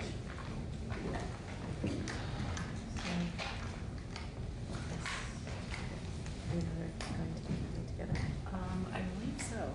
So I believe we have Cindy Taylor Patch and Drew Bloom from the Criminal Justice Training Council, and would love to have you come and share a little information about the landscape around training currently. Good afternoon. Thank you. As she said, I'm Cindy Taylor Patch. I'm the Director of Training for the Vermont Criminal Justice Training Council. And that means that I oversee and supervise the Vermont Police Academy's basic training and in-service programs. To tell you a little bit about myself, I've been at the Academy since about 2003, and was involved a little bit prior, but full-time since 2003. So have been there for a long period of time and seen a lot of change over the years. Prior to my work in law enforcement, I was a crisis screener. I did mental health crisis response work for the Counseling Service of Addison County, for Rutland Mental Health and Rutland Regional Medical Center. I've worked in an inpatient psychiatric facility and done crisis work over the phone, face-to-face, consulted with the police on mental health crisis response, and I train officers in the same. So I can certainly answer any questions that you have about that training. I know Sheriff Keith Clark was mentioned earlier, and he and I worked together for a long time in the developing of curriculum and teaching officers on crisis response. Our curriculum on mental health was established by the Acts 80 Commission. Some of you may recall hearing about that over the years. And it included people from various backgrounds, people in the treatment side of things, consumers of mental health services, law enforcement. It was a multidisciplinary group of folks, advocates, activists, people with very serious lived experience, everybody coming together to establish the curriculum that we teach from. I also sit on the Mental Health Crisis Response Commission, which was established much through the support of Representative Donahue and sits with the AG's office. And there's a number of members of that commission in the room. But essentially, if you're not familiar with the commission, it is a group of individuals, some of law enforcement, some from advocacy organizations, some with lived experience, who hears cases like the Phil Brennan case, where someone experiences death or serious bodily injury from police where they have a mental health issue. And we're going to continue to review those types of cases. So we review them to see what we can learn, not just from the law enforcement response, but from various aspects of their life. You know, what's the role of mental health in their services in their life, housing services, you know, sort of looking at the full gamut and trying to glean what we can that can be helpful from multiple services to bring back to you all what we can gather from that. Before I talk about basic training, I just want to give you an overview of what that looks like for folks who aren't familiar. For basic training for level 3 certified officers in Vermont, they're going to receive about 800 hours of training on various topics. And one of the things that they receive in their very first week of training is a block of training from myself and from law enforcement officers about foundations in policing. And I give them this booklet called The Nobility of Policing, Guardians of Democracy. And we have a very lengthy conversation, but just to give you an idea, we really emphasize, one page in here I'll read really quickly, is critical responsibilities. And the critical responsibilities of a police officer to preserve freedom and uphold democracy, to uphold the law, to ensure justice, to protect life, and to keep the peace. And we set that tone right away in our program because we believe in it wholeheartedly, and everything else that they're going to learn in our program, that needs to be at its base. So as part of that, you know, obviously we cover all different types of law and all different types of topics and situations, but some of the things that you're talking about today, just to give you an idea, recruits are going to receive about 120 hours of use of force and firearms training. That's both classroom and hands-on and scenario-based training. So 120 hours, it's pretty significant because we take it and take that responsibility very seriously. They also receive 16 hours of interpersonal communication skills, mental health training, and communication skills are certainly part of that. As I mentioned, that mental health training was developed by a statewide commission of multiple stakeholders from multiple backgrounds. They also receive 8 hours of training on fair and impartial policing and hate crimes. So the fair and impartial policing curriculum that we teach at the Academy is based on a model that's used nationally, that was pushed out pretty heavily by the Bureau of Justice Assistance. And we've established a committee of various stakeholders, some law enforcement and some advocacy organizations. I've asked them to come together to advise us and guide us on the mandatory training that we have related to fair and impartial policing going forward. So what are we teaching in basic and what are we teaching every other year after graduation is all guided by both law enforcement and stakeholders from the community. The hate crimes curriculum is taught by Julio Thompson. He's chief of the Civil Rights Division for the Attorney General's office, so folks probably know him. He's the lead instructor for our hate crimes training. He teaches also with Amy Farr, who's the victims advocate from his office, and Julia Torti from the U.S. Attorney General's office. So we're certainly not doing any of this training in hiding or in a vacuum. It's very, multiple people involved, both in its development and delivery. In the mental health training that I mentioned before, I make a point to make sure that we also have a person with lived experience who comes in and talks about their interactions with police. When have they in their life been in crisis, and what worked for them and what didn't work for them as far as to help resolve that. So we have them there in the classroom spending time with officers, giving the good and the bad, what helped me, what didn't help me. And that's been a very powerful part of our curriculum that I feel really strongly about. Also, in addition, I mentioned, we talk about the foundation. So we spend, there's 16 hours over the course of our curriculum really specifically targeting ethics, ideas about democracy, police legitimacy, community perceptions of our role, and what it means to be a leader in law enforcement or in your community as a law enforcement officer. And those, because of the way we run our curriculum, because I work closely with people who teach use of force and I work closely with people who teach patrol tactics, they know what my expectations are around these issues. It's not just me going in there and talking about this stuff, but they understand and believe and buy into the fact that they're also carrying the same messaging out in their curriculum wherever they possibly can. I think sometimes there's a perception that we teach topics in silos, and that's certainly not the case. Our training is always very integrated. It's really important to us that people see the complexities and how things apply to different situations. So scenario-based training is very important to us, something that we're trying to expand because we hear from recruits and officers in the field that it's one of the ways that they learn the best, to actually get to try things in a scenario that's as close to real life as we can get. And those scenarios involve everything from criminal law, communication skills, use of force. They're all over the place assessing various types of skills. So nothing is in a silo, everything kind of integrates together. As far as oversight of the training that we deliver, it depends on the topic, but we have obviously the Criminal Justice Training Council being the ultimate level of oversight. We also have a variety of committees supervising input on our training. So I mentioned the Fair and Impartial Policing Training Committee that's advising that, and we have others as well.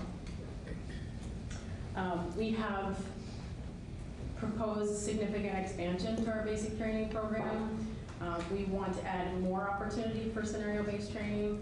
We've received input from new recruits, officers on the road, their supervisors, agency executives, all over the state who support an increased training around use of force, fair and impartial policing, de-escalation techniques. We have the knowledge and the expertise to offer more training on those things. What we don't have are the resources to expand the basic training program. It's not funded. And so that's really where we stand. We are ready to go. We have support.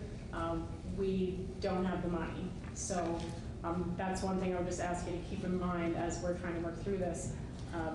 I hear what I think where these bills are coming from, what the concerns are. I really, truly value the concerns. I hear you, and I definitely am on board. I know my staff, my adjunct faculty are in the right place. They want more training on these issues, but they need to be funded. Thank you. Thank you for your help getting us to understand the training that goes on now. Would you envision the 4-hour requirement in H 464 to be in addition to the 800, or are you hours that you currently do for level 3 law enforcement, or is most of this covered already? So I think I would need more detail as far as what folks are wanting to see in that 4 hours. We usually build training around objectives rather than time frames. So what are the objectives that we're trying to achieve? What do stakeholders and subject matter experts agree are the objectives? How long is it going to take us to get there? So we tend not to set a time limit, but rather looking at what do we want to accomplish. And they may be things that we are already accomplishing in basic training. There may be new concepts. We have a lot of methods for getting in service training or training bulletins or other things to get word out to people. So it really would depend on sort of doing a deeper dive of what that would look like and what folks wanted to see in it, how we would deliver it. You also mentioned that you currently have 8 hours devoted to fair and impartial. Fair and impartial policing and hate crimes. Okay. How does that compare to other states? Are we doing less? Are we doing more? Are we doing about average? That's a good question. I would say in states that I'm aware of, we've been a little better. We've been a little bit more advanced, I think, in getting out in front of some things than some other states have. I'm sure there are others who do more, but we've been doing pretty well on that topic and pretty advanced, I think, in our thinking about how we approach fair and impartial policing training. Thank you.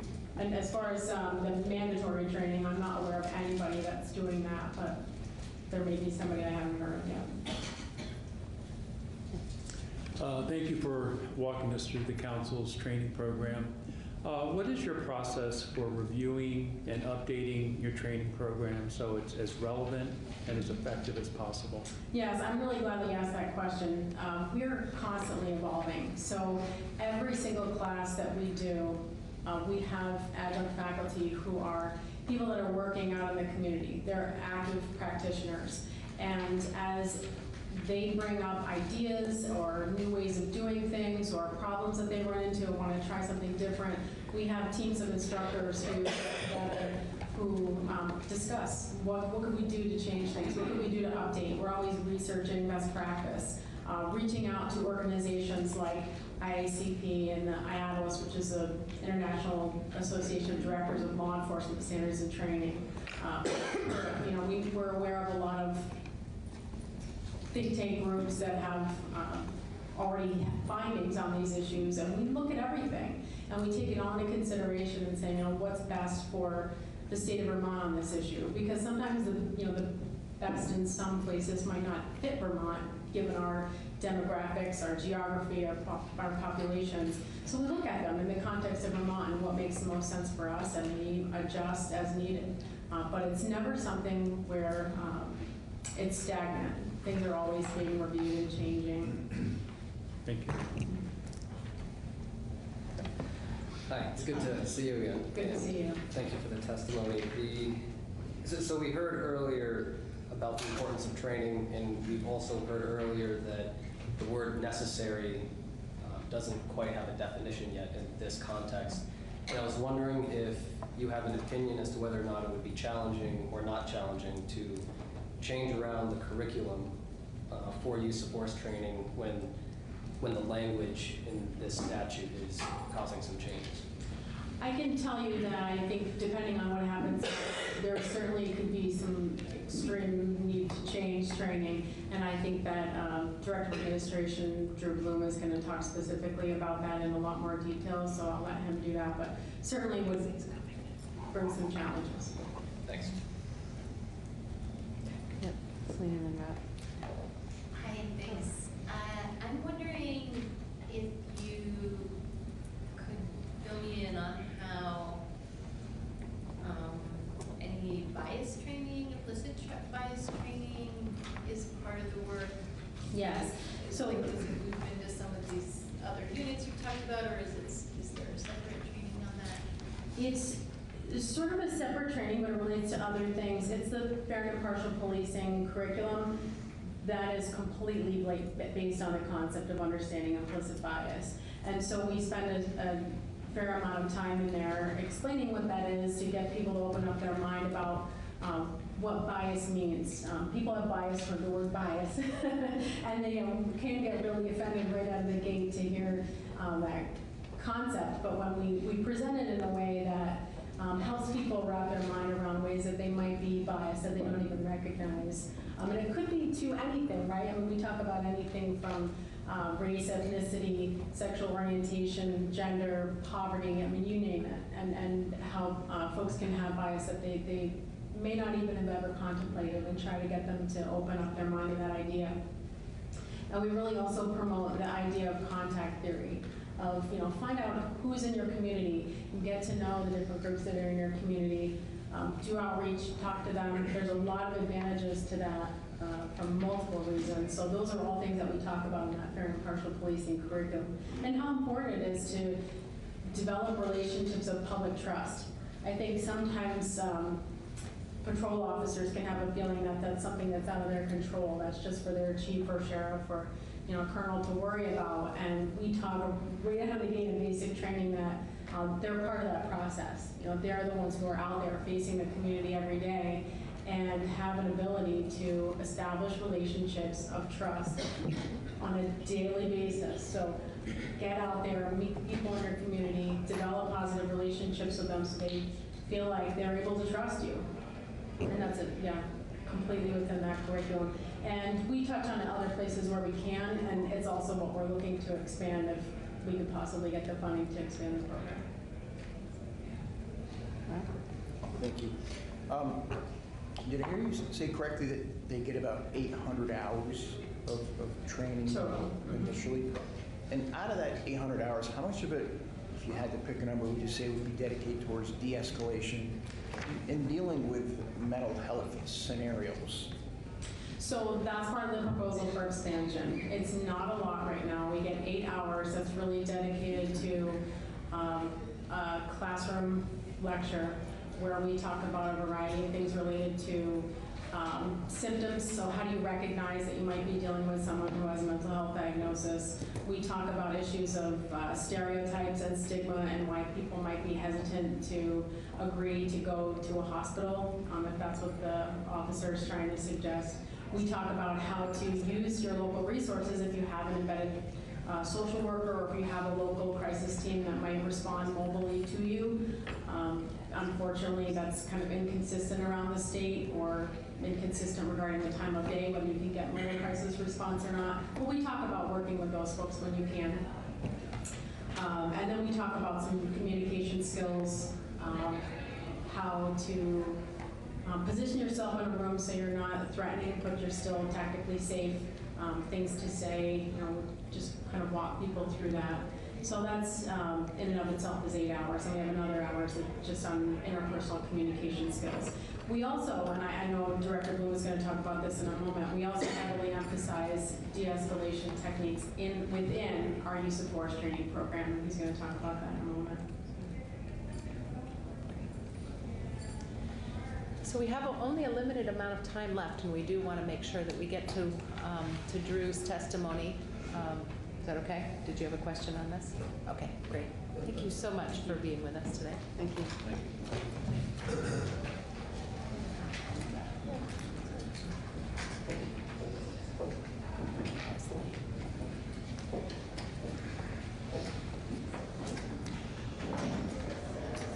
Good afternoon. Everybody hear me okay? Yes. Thank you for having this discussion, and thank you for inviting us all here today to talk about these pieces of legislation. And please forgive me if I'm not the most eloquent speaker. I've never been accused of being the most eloquent speaker in a room, and I've certainly never been accused of being the smartest person in the room, even when I'm in a room by myself. So I'll do the best I can to get through this and just give you a little bit of a snapshot of our training at the Academy and some perspective specific to use of force. So I've been a law enforcement officer in Vermont for 29.5 years. This is a really long time, and it's a long time that I've taken that responsibility very seriously and have been dedicated as a public servant to the people of the state who are very near and dear to my heart. I've had a lot of great opportunities throughout my career to work in a whole myriad of different aspects of this job, serving in numerous capacities.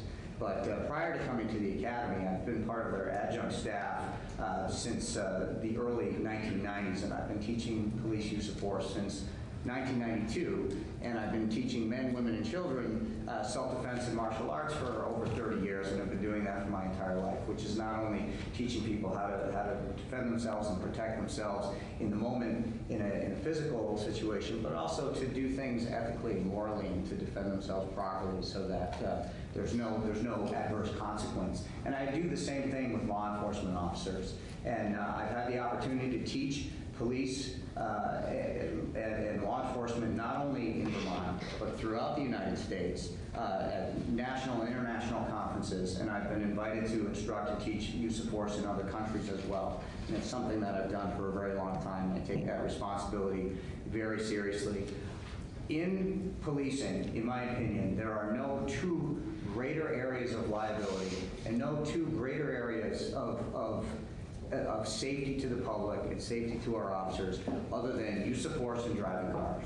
Because when it comes to either one of those things, whether it's driving a police vehicle or driving your own car or use of force, if you make a mistake, it can never be fixed. It can never be undone.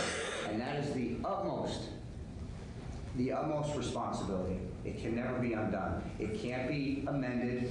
It can't be changed. You can't go back and fix it. Now, in other mistakes that you make in policing, fortunately you can. If you write the wrong amount of money on a traffic ticket because you screw up the fine and you didn't get it right, you can amend the ticket. If you put the wrong charge in an affidavit, the state's attorney can change their information and they can do a different charge. Those things can be fixed. If you make a mistake diagramming a crash scene, you can go back and you can amend it and you can say, yeah, I screwed up and I made that mistake. When it comes to use of force and operating a vehicle, those things can't be undone. They can't be fixed. And because of that, when I instruct officers, either as N-level users of use of force or instructors or senior instructors, which are instructor trainers, it is their responsibility to make sure that they do not err. They do not err when they're using force, and it must be ethical, it must be judicious, and of course it must be reasonable, and it must be lawful. And even 99% right is still 100% wrong, and we can't afford that. So I just want to let you know that the Academy takes this responsibility very seriously. And when I think back to what we used to teach nationwide and in the state 20 years ago, 25 years ago, and how it has evolved and how it is constantly evolving, I'm so grateful for that. I think it's a very, very good thing. And sometimes to evolve is a little bit scary, isn't it? And I would submit to you that in order to evolve, you have to become vulnerable. And that means you have to let go of some of the things that you're used to. And sometimes you have to sacrifice a little bit of ego when it comes to that. And I can tell you that at the Academy, that's not something that we're afraid to do. We do it all the time. And we've done it over and over and over, not just in Vermont, but throughout this country, because I'm very in tune with what happens in other jurisdictions throughout the country, because I'm in contact with men and women who teach these things to their law enforcement. So I just wanted to lay a little bit of foundation by giving you that background. Now, prior to 2018, there was no mandate in Vermont that after basic training at the police academy, law enforcement officers received any subsequent use of force training when they went back to their agencies, other than firearms. They had to qualify with their firearm, and they still do every year at a minimum level, but there was zero requirement relative to having in-service use of force training. Now, fortunately, because we've got about 125 instructors certified in the state that are actively working at these different agencies, they provide that training. And most departments did a really good job, and they continue to do a really good job of providing that in-service training to their personnel on an annual basis, which covers all sorts of different aspects of our program and what we certify them to do.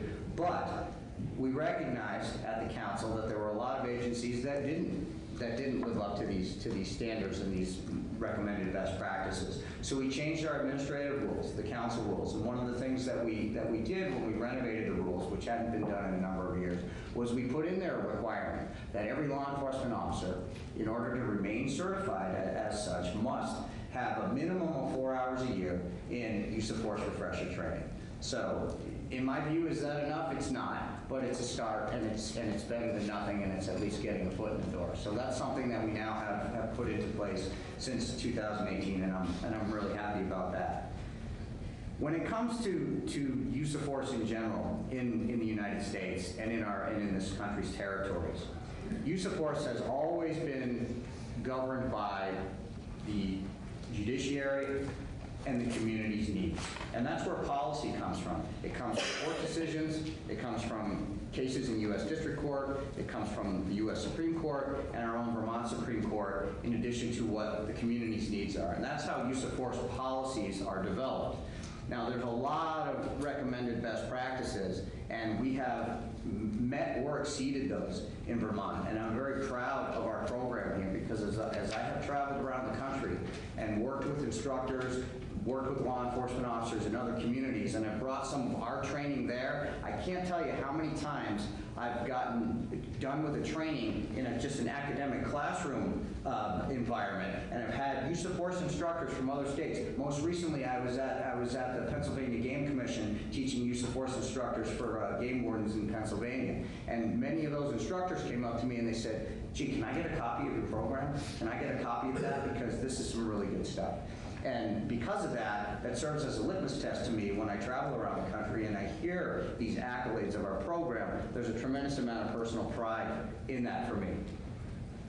So getting back to my point about the courts, when Commissioner Sherling spoke, he talked about Graham, which has been that nearly 50-year test when it comes to determining the reasonableness when assessing a use of force case, when assessing a force situation. And the reason, in my opinion, that that's lasted for as long as it has is because the U.S. Supreme Court gave us some really good tools to calculate reasonableness when you're looking to assess whether or not a law enforcement officer's actions were reasonable when they applied force. And force, as far as the Supreme Court is concerned, is all governed, like the Commissioner said, under the Fourth Amendment, which protects free citizens in this country from unreasonable search and seizure. And any time, any use of force, even something as minute as detaining someone and saying, "Let me see your driver's license," as far as the Supreme Court is concerned, that's a use of force. And that is a seizure under the Fourth Amendment. And therefore, it is of the paramount importance that is administered judiciously and fairly and under the law. So the tools that the court gave us was, the Supreme Court said, U.S. Supreme Court said, we're going to give you a 4-pronged test when we're assessing reasonableness, when we're looking at whether or not an officer's actions were reasonable. We're going to look at the severity of the crime, the severity of the situation, which is basically, how big a deal is it? What's the officer there for? What are they lawfully present for? What do they have? Do they have a legal right to be there? Do they have a legal right to remain there? And has that right evaporated? And if not, what are they there for? How big a deal is it? Then the court said, we're going to look at whether or not the person or subjects involved pose an immediate threat to that officer or to someone else, which means right now. Immediate means right now. And I want you to keep that in mind, because when we talk about right now, the luxury that you don't have necessarily is time. And that becomes pretty critical when you start talking about officers having to make split-second decisions. Split-second decisions that can get them hurt, that can get someone else hurt, or that can ruin their career. That could be one fraction of a second away from either a lawful use of force or them being indicted or charged with simple assault or aggravated assault or God forbid, homicide. So that's something that is a heavy responsibility. And when I stand in front of the classroom, especially in basic training, never mind the instructor level, when I'm talking about officers that are veteran officers and now they want to become instructors and they want to further their career. And I see the look on these young men and women's faces in the classroom for the first time when I start talking about the legalities of reasonable application of force. And they realize for the first time that it's not like TV. And they realize that it's not like the movies. And you can see them slump down in their chairs. And you can see the looks of defeat on their face when they realize what they've really signed up for. And I ask them when they go to bed that night to put their heads down on their pillows to really take a look internally to make sure that they're up for this challenge, because it is a tremendous burden for them. So getting back to the court's 4-pronged test, they're going to ask us, was there an immediate threat? Then they're going to want to know whether or not the person was actively resisting or attempting to evade capture, which is in that moment. And finally, they said, are the circumstances tense, uncertain, and rapidly evolving? Which again takes away time. But the court went a step further, and they said, we're not only going to look at that 4-pronged test every time we're assessing force and whether or not it was reasonable. They said, we're going to look at whether or not this force was reasonable based on another law enforcement officer of similar training and experience, whether or not they would look at what you did and say, yeah, that's okay. That may not necessarily been what I would have done, but that's still reasonable. And they gave us some additional tools to do that. And we refer to those as perceptual factors, because it is impossible with any certainty to say in a given situation that if a suspect is doing this, an officer can always do that. You can speak in general terms and say, yeah, generally that is probably going to be okay, but it's going to require a whole lot more information, because everyone's perception is slightly different. So those perceptual factors that we try to consider when we're assessing reasonableness are things like age, size, gender, skill level of the officer, skill level of the other people involved, whether or not there was an injury or an exhaustion that occurred, whether or not an officer ended up on the ground in an uncontrolled situation, whether or not there were weapons involved, whether or not there was a close proximity to weapons involved, whether or not there were some special circumstances and knowledge that you knew about this person prior to dealing with that individual. We have to take all of those things into account when we're trying to determine that calculation of reasonableness. And then finally, you have to look at things like pre-attack behavior, pre-attack cues, all of those things that people will do under stress when their body is going into fight, flight, or freeze. And then those officers are trying to recognize these signs to quickly calculate in their mind what's about to happen here. And when something becomes tense, uncertain, and rapidly evolving, their plan A is out the window, their plan B is out the window, and now they have to make these split-second decisions, and they're thinking about the liabilities that are involved with that. Our own Vermont Supreme Court, back in 1993, echoed the Graham decision. And we've had that legal decision here ever since, which we have continued to train to. I've also had the opportunity to bring our use of force training, particularly this block on reasonable application of force, to the Governor's Mental Health Commission, and have spoken to that group and have spoken with them about our training. And the response that I got from that group during this presentation was very, very favorable. And I think that group was impressed with the length that we go to train our officers to use force lawfully and properly in this country. And when it comes to deadly force, there's also an additional standard. And I don't teach firearms. I'm a firearms instructor. I teach all of everything leading up to firearms, and then we have a whole separate group of instructors that teach firearms out on the range, and they teach deadly force. But as Director Patch said, we've got between just use of force and tactics, which is my shop, and with firearms, there's just about 120 hours that a basic recruit gets, and that is not including all of the hours that they get in patrol procedures, in criminal law, in motor vehicle law, and then eventually our scenario-based training makes sure that they are able to weave all of these disciplines together so that they don't operate in silos, because they're all interconnected, because that's the goal. And that's the ultimate test, is that from a scenario-based perspective, can these officers, these men and women, graduate, and can they do the same thing out in the field? And that's the ultimate test. But there's a long path that has to be followed when you're not only teaching the academic portions of use of force, but the psychomotor skills, which is the physical stuff that you have to do, and that's what they learn in the gym. And that's done through various phases of teaching psychomotor skills learning to adults, and that gets a little complicated. It takes a lot of time. We spend a tremendous amount of time doing that. But getting back to the standard in Vermont for deadly force, we refer to this as AOJ, which is the deadly force triangle. A being ability, and then O for opportunity, and J meaning jeopardy. Which means in order for an officer to employ deadly force, all three walls of that triangle must exist, which means does the subject involved have the ability to cause serious bodily injury or death? Do they have the opportunity to do it? And is the jeopardy immediate? Is it happening right now? And if any of the walls of that triangle evaporate, it's not lawful. It's not a lawful use of force anymore.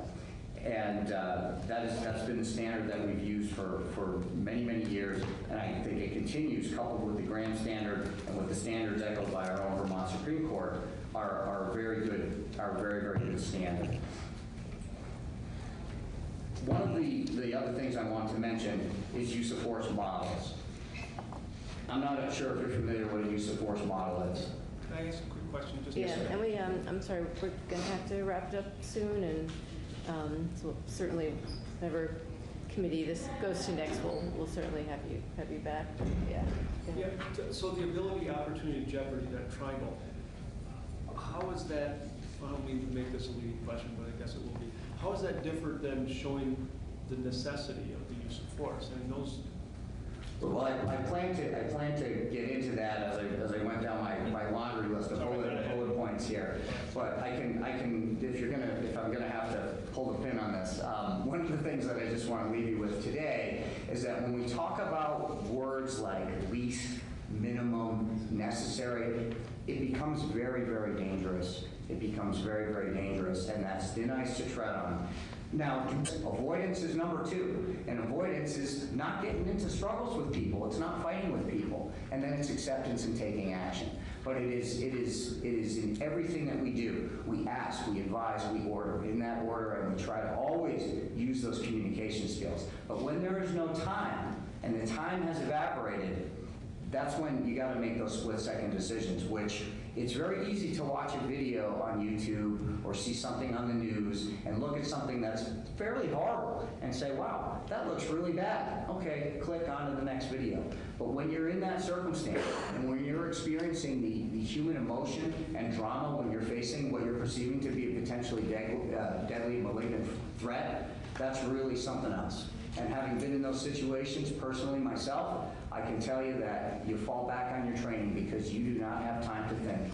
It's like driving a car. I would submit to you that you're all probably would agree that you're better drivers now than when you got your learner's permits. I can't imagine any of you would admit that you're not.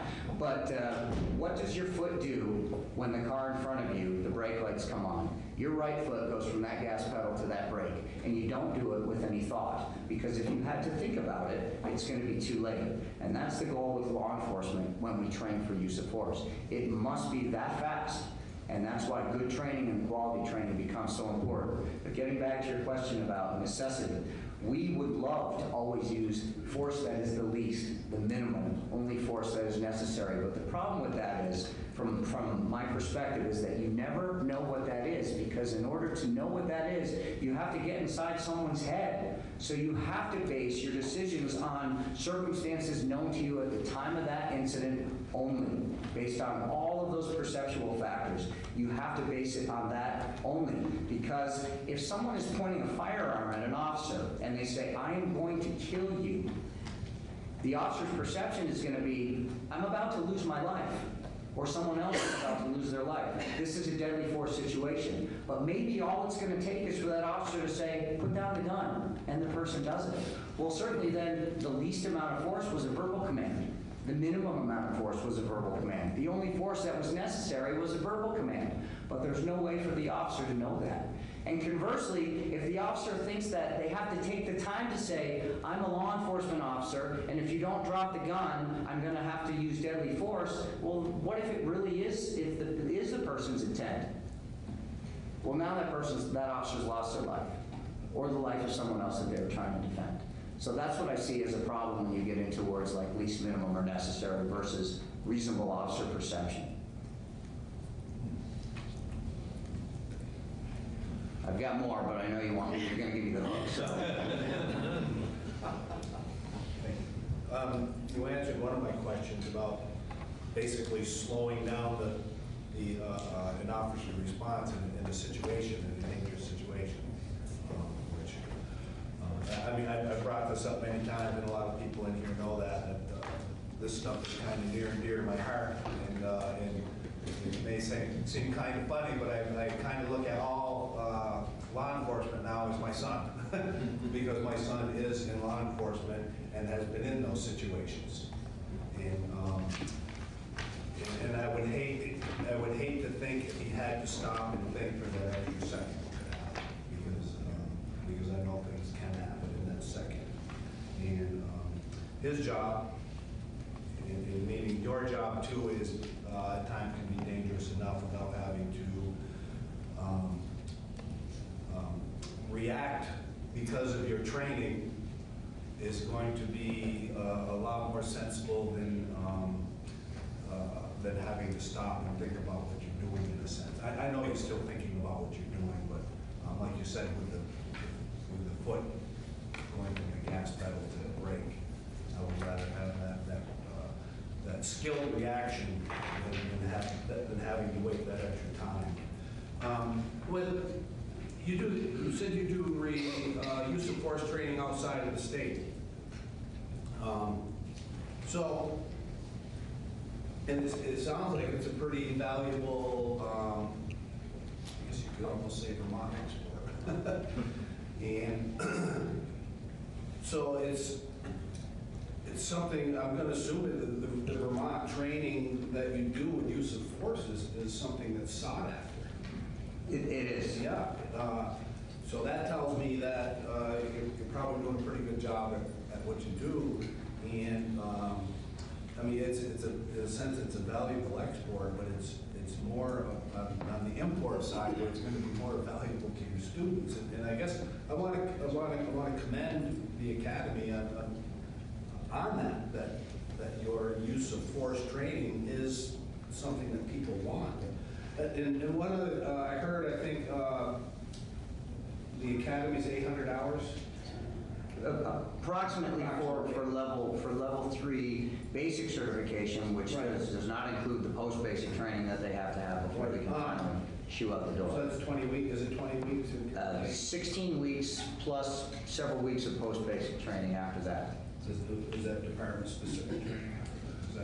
Yes, and it's relative to whether or not they, for instance, if their agency issues conductive electrical weapons, commonly referred to as a taser, then they'll come back and they'll get that specific training.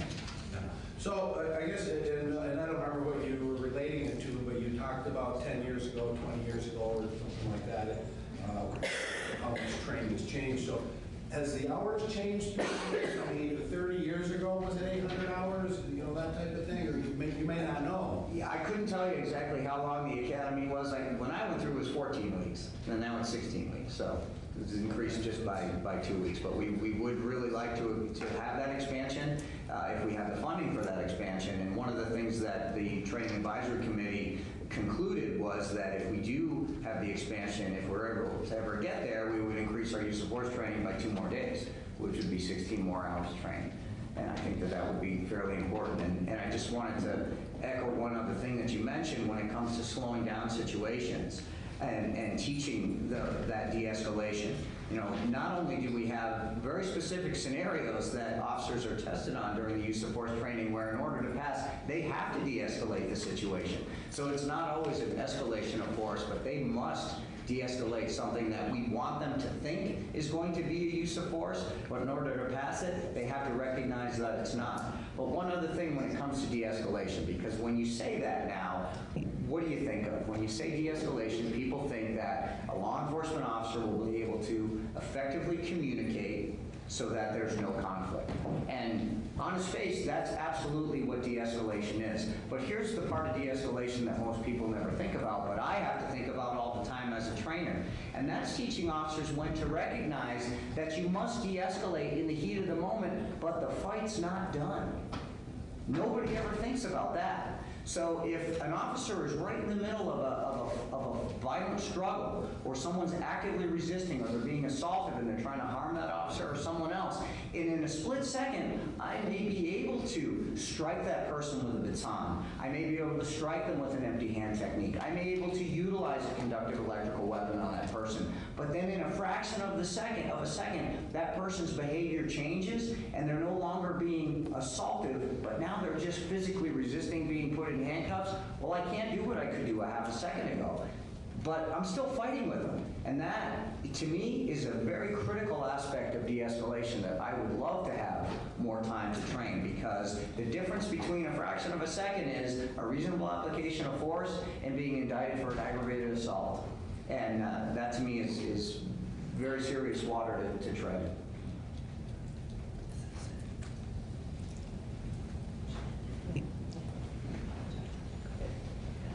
Okay, so one more question. Thank you. Thank you very much. So we're going to have to end it now. I apologize to a few witnesses that we haven't gotten to, but we certainly will get back to this topic. Thank you. Thank you, everybody.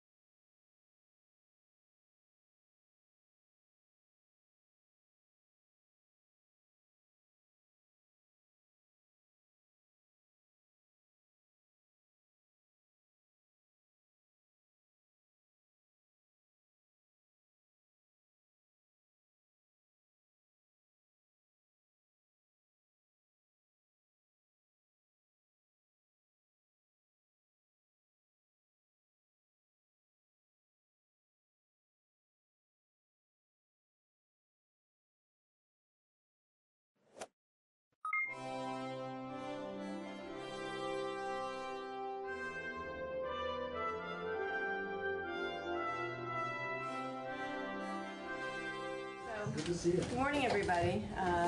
Before we hear from the council, just like to go around the room and see who's here and welcome everybody. There's some new faces. Linda Gravel, Democratic Chair for Washington County. Cale Romanoff, Vermont Natural Resources Council and Vermont Conservation Voters. Jen Duggan, Conservation Law Foundation. Wayne Fisher, Orca Media.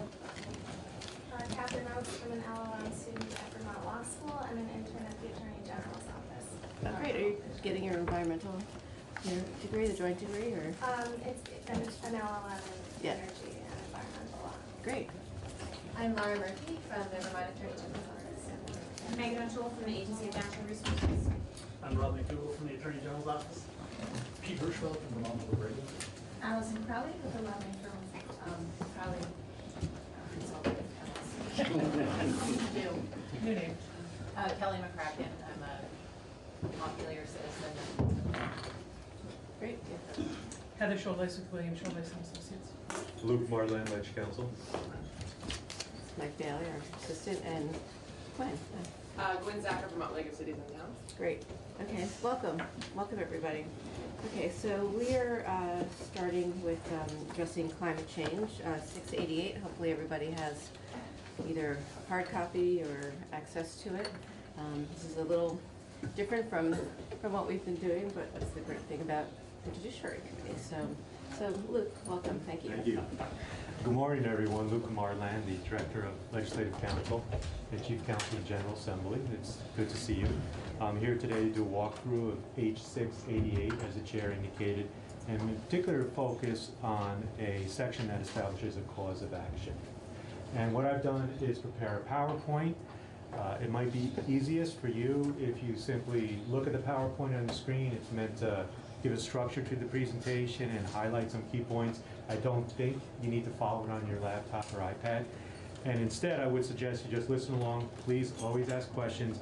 But when I get to specific text of the bill, maybe you have that on your iPad. I can tell you what page to look at, and you can read along with me. So I'd like to begin by giving a very quick overview of how the law works. And this is high level. It's not referring to the text of the bill.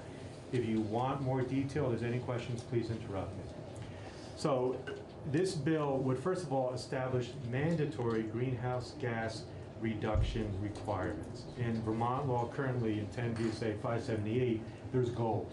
And this converts them to mandatory reductions that must be achieved by the state. And they're pegged to 3 different years.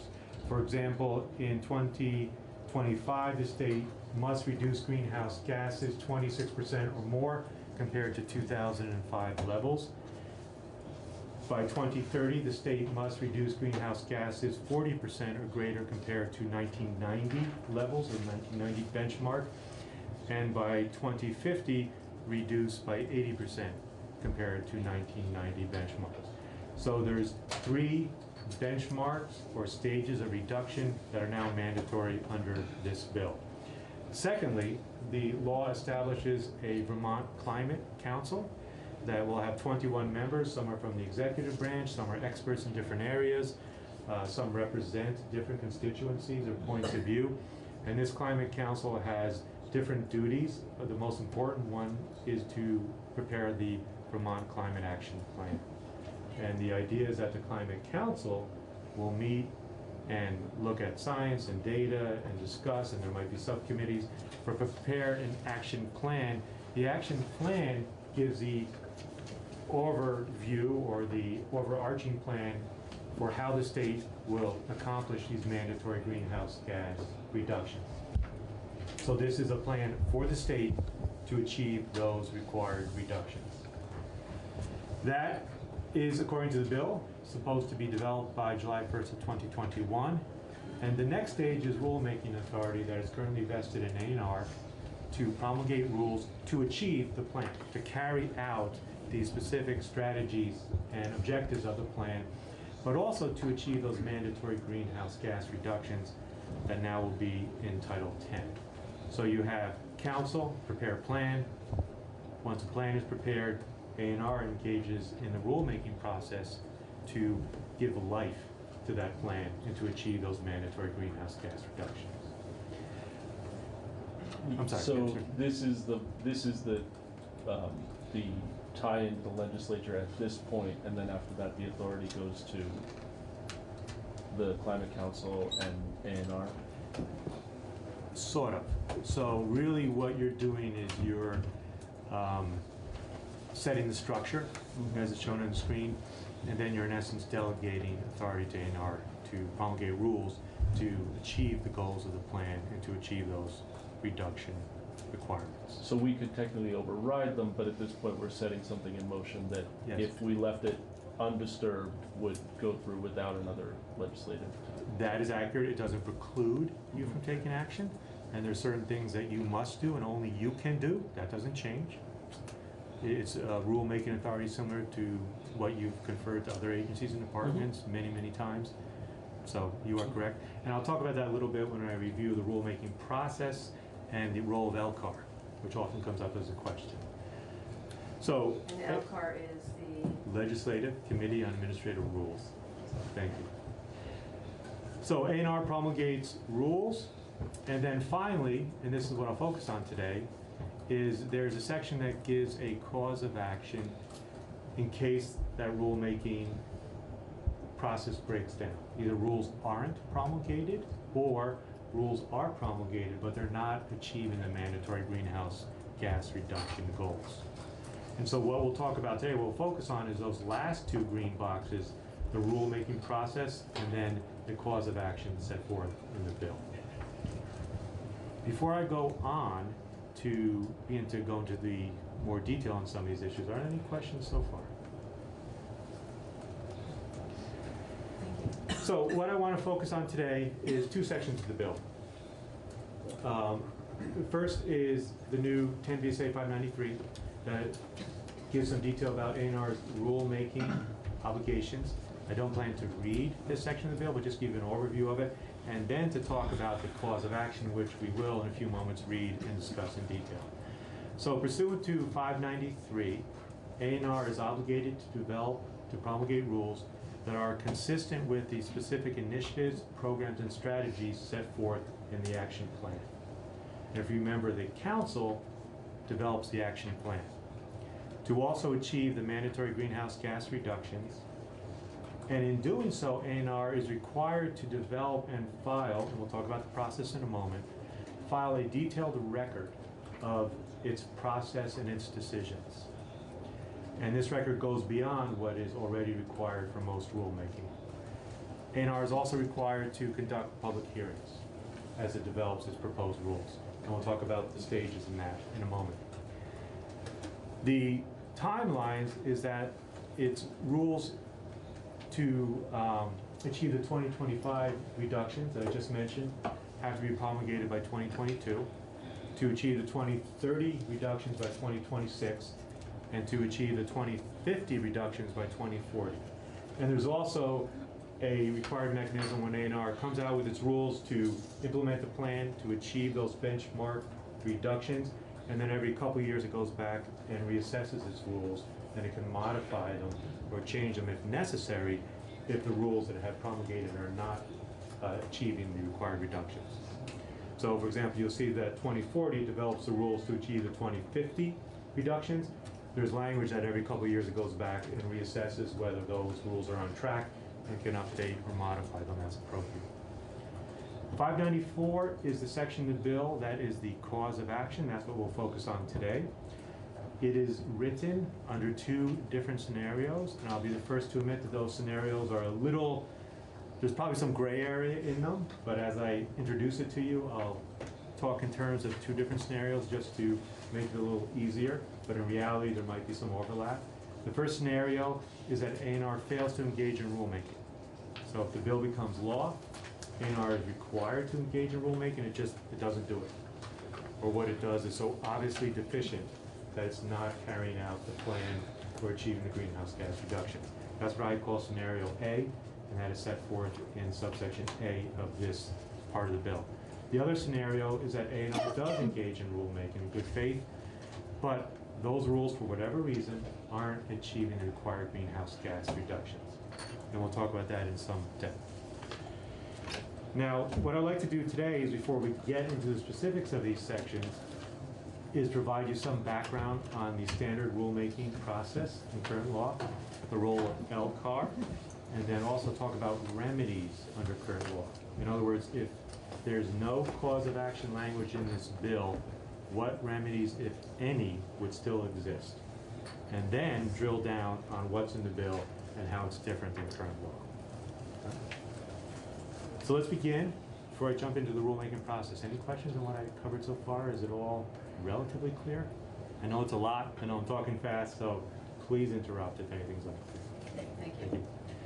So let's talk, get some background on the rulemaking process. Vermont's rulemaking process is set forth in Vermont's Administrative Procedures Act, which is in Title III, Chapter 25.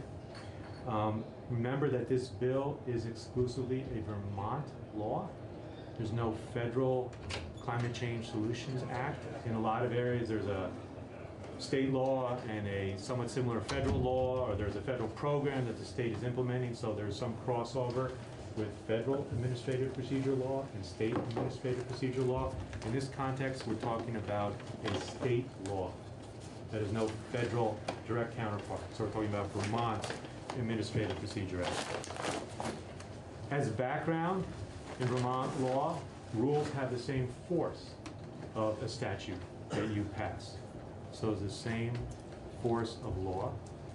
There is no implicit rulemaking authority vested with an agency or department. You have to confer that authority. And in this bill, that authority is conferred on A&R. And rules cannot provide for penalties, fines, or for that matter, fees that are not authorized in statute, or for that matter, taxes that are not authorized in statute. In addition, a rule cannot enlarge or expand the authority of an agency or allow an agency to issue permits or licenses unless that is also authorized in law. So those are some of the big picture guardrails as to what a rule can and cannot do. So for the rulemaking process, there's numerous stages set forth in Title III. First, the agency pre-files a rule with the Interagency Committee on Administrative Rules, ICAR, as it's often called. That is an executive branch committee where the members are appointed by the governor.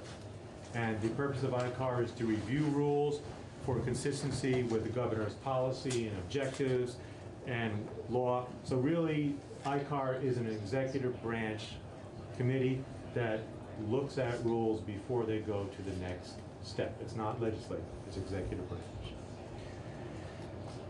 Next step is the rule be filed with the Secretary of State, and the filing has to include various information, including an analysis of potential economic and environmental impact, the text of the proposed rule, any scientific information that underlies that rule, statutory authority for the rule, and explanation of why the rule is necessary. Any of you have dealt with LCAR, you usually get a very big stack of documents. That's what's required under this filing. In addition, remember, under this bill, A&R is also required to go further and develop a detailed record of the basis of its rules and file that with the Secretary of State. So under the bill, A&R is required to file even more than is normally required. Did you have a question, Madam Chair? I'll hold it. Yeah, let me get back to that. Yeah. The Secretary of State publishes notice of the proposed rule on its website and in print, and then the agency begins to hold public hearings and is required to provide a reasonable opportunity for parties and stakeholders and members of the public to submit comments and data. How many public hearings are held sometimes depends on the complexity and the interest in the rule. So there's a requirement to hold some public hearings. There's usually a plan to maximize public input. If it's a complex, controversial rule, there might be more public hearings or more public input allowed. Next, the agency will file the, after holding the public hearings, the agency will file the proposed rule with the Secretary of State and with LCAR, with the Legislative Committee on Administrative Rules. So at this stage, they've had the public hearings, they've gotten public input, they may have incorporated some of that or changed that. They're now filing the proposed rule with the Secretary of State and with the legislature. The legislature reviews the rule, and we'll talk about that in a moment. And then, after that process is finished, the final rule is adopted by the agency, and it eventually will become effective. So that only happens after the LCAR process, and we'll talk about the stages of the LCAR process in a moment. There's also a ability under Vermont law to do emergency rules. Usually they're only appropriate if there's an imminent threat to health or safety or some other emergency situation. I don't think that applies in this case.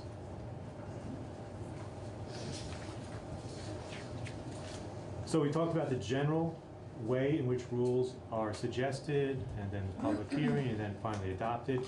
Now let's talk about the process for the Legislative Committee on Administrative Rules. So LCAR can approve a rule. It can approve a rule with modifications that it's agreed upon in a back and forth process with the agency or department. It can also take no action on a rule, and it can object to a rule. But the basis for objection is limited. In other words, LCAR cannot object just because it thinks the rule is bad policy. There's only 7 grounds upon which LCAR can object, and they include things such as the rule goes beyond the authority of the agency, it may be contrary to legislative intent, it's arbitrary, which we'll talk about later, which is a defined term. The agency failed to maximize public input, the rule wasn't written in the correct style, or the economic and environmental impact statements were not sufficient, were not carried out in an appropriate manner. Those are the only grounds upon which LCAR can object to a rule. So once again, it can't object to a rule just because it disagrees with the policy set forth in the rule or the decisions made by the agency or department. Now in actuality, there's often a back and forth in which the people on LCAR may express their opinion, the agency may modify the rule accordingly. So often there's a back and forth and modifications to the rule. If LCAR does object on one of those 7 grounds, it can recommend that the agency amend or withdraw the rule, and then the agency is required to respond to that objection. And the agency may revise the rule. It does not have to. The agency may revise the rule, or it could withdraw the rule. But once again, it does not have to. And if the LCAR objection is not withdrawn, LCAR can certify that objection, but the rule can still be adopted, and this is important. So the agency can proceed with its rule as written. LCAR, if it decides to certify its objection, all that does is switch the burden of proof in a subsequent court case.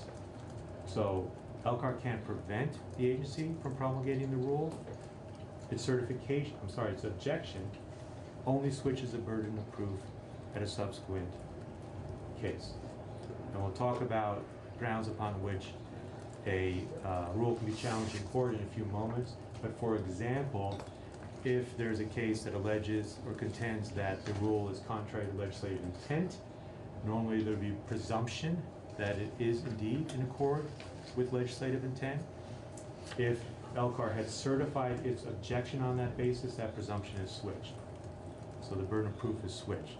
But that's the impact of an objection, nothing more. Is that clear to everybody? Good.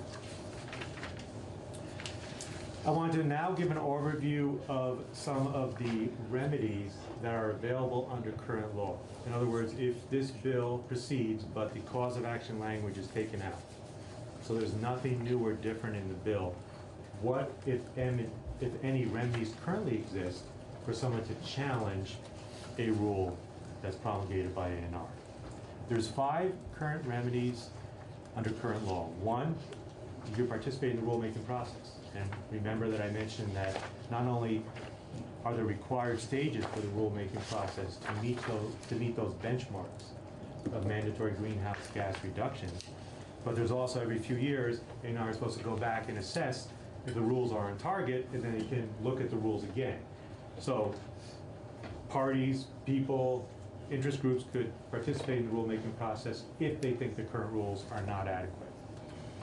Under 3 VSA 80, oh, I'm sorry. And what's the timeline by which A&R would be required to revisit those rules? So there's With that public process. There's the benchmarks I mentioned earlier that, let me just go back. So they're supposed to, those are the reduction years, 2025, 2030, and 2050. Right. And here you'll see that by 2022, they're supposed to have the rules to meet the 2025 reductions, 2026 to meet 2030, and 2040 to meet 2050. But under the statute, every few years, I think it's every 2 years, Right. supposed to go back and reassess. I see. So there'd be an opportunity to participate on those benchmark years, but also when they go back and reassess to give input. Okay, thanks. All right? So that's what would happen if somebody couldn't meet the requirements. It would go back there, they'd reassess to see if it's realistic to meet the goals. So A&R promulgates its rules. Yeah. If they promulgate the rules and for some reason 2 years later they look and the rules aren't having a sufficient impact, they're not achieving those mandatory greenhouse gas emissions reductions, they should reassess and modify those rules to get back on track to achieve those reductions. Because a lot of this stuff will fall on municipalities to go and follow this through, correct? I don't know what the rules will contain. The rules, I don't know what the rules will contain. So the rules might impact municipalities, that could be very reasonable. They could impact different sectors. I can't give you more specifics at this point. It's possible there might be an obligation for municipalities to do something. Okay, thank you. Sure. So there's participation in the rulemaking process. Secondly, under 3 VSA 806, a person can try to start a rulemaking process. A person can submit a written request that an agency adopt a new rule, amend a current rule, or repeal an existing rule. This is in current law. So this is a mechanism for people to have input if they do not like the rules that A&R has promulgated. Third, under 3 VSA 846, the person can bring an action based on a procedural failure in the rule-making process. For example, failure to file with the Secretary of State, as I covered earlier.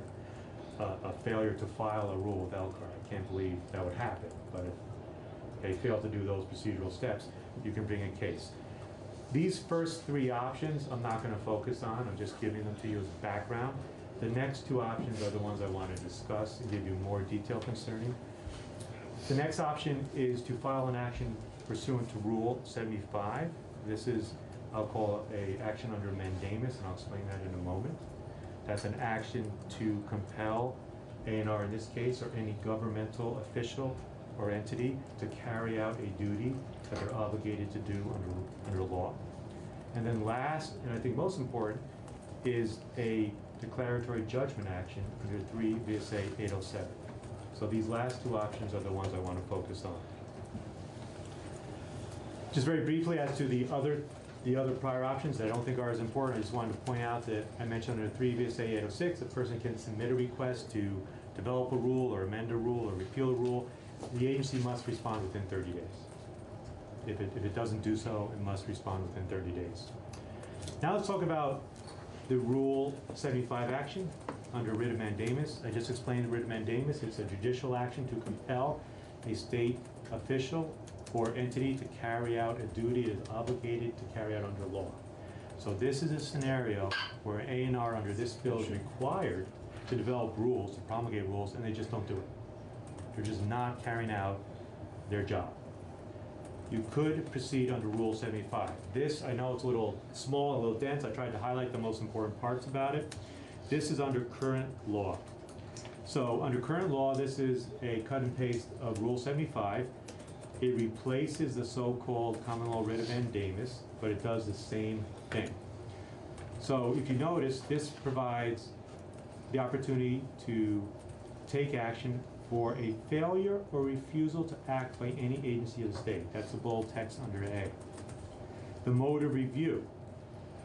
The complaint and summons will be served upon the agency and parties in accordance with another rule of civil procedure. It includes a statement of the grounds upon which the action is being brought and shall demand relief that the plaintiff is seeking. Under time limits, the time in which review may be sought shall be provided by statute, except that if there's no time limit specified in statute, the complaint shall be filed within 30 days after notice of any action or refusal to act upon which review is sought, within 6 months after expiration of the time in which action should reasonably have occurred. I'm emphasizing this because we'll talk about the time limits under the bill in a moment, and they're different. This is under Rule 75. Then there's language about trial or a hearing. I think in almost all these actions, and you certainly should hear from the Attorney General's office, this would be a judicial, the judge would make the decision. I don't think it would be a jury trial. But under certain circumstances, that might be an option. And then review by the Supreme Court. That appeal is to the Supreme Court of Vermont. So it'd be filed in Washington County, appeal to the Supreme Court of Vermont. Once again, this is Rule 75, existing rule of civil procedure in Vermont law. Are there any questions about that?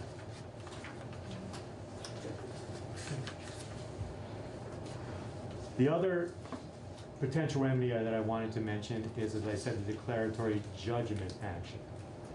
So this is under 3 VSA 807, and it entitles an individual to bring an action as to the validity or applicability of a rule.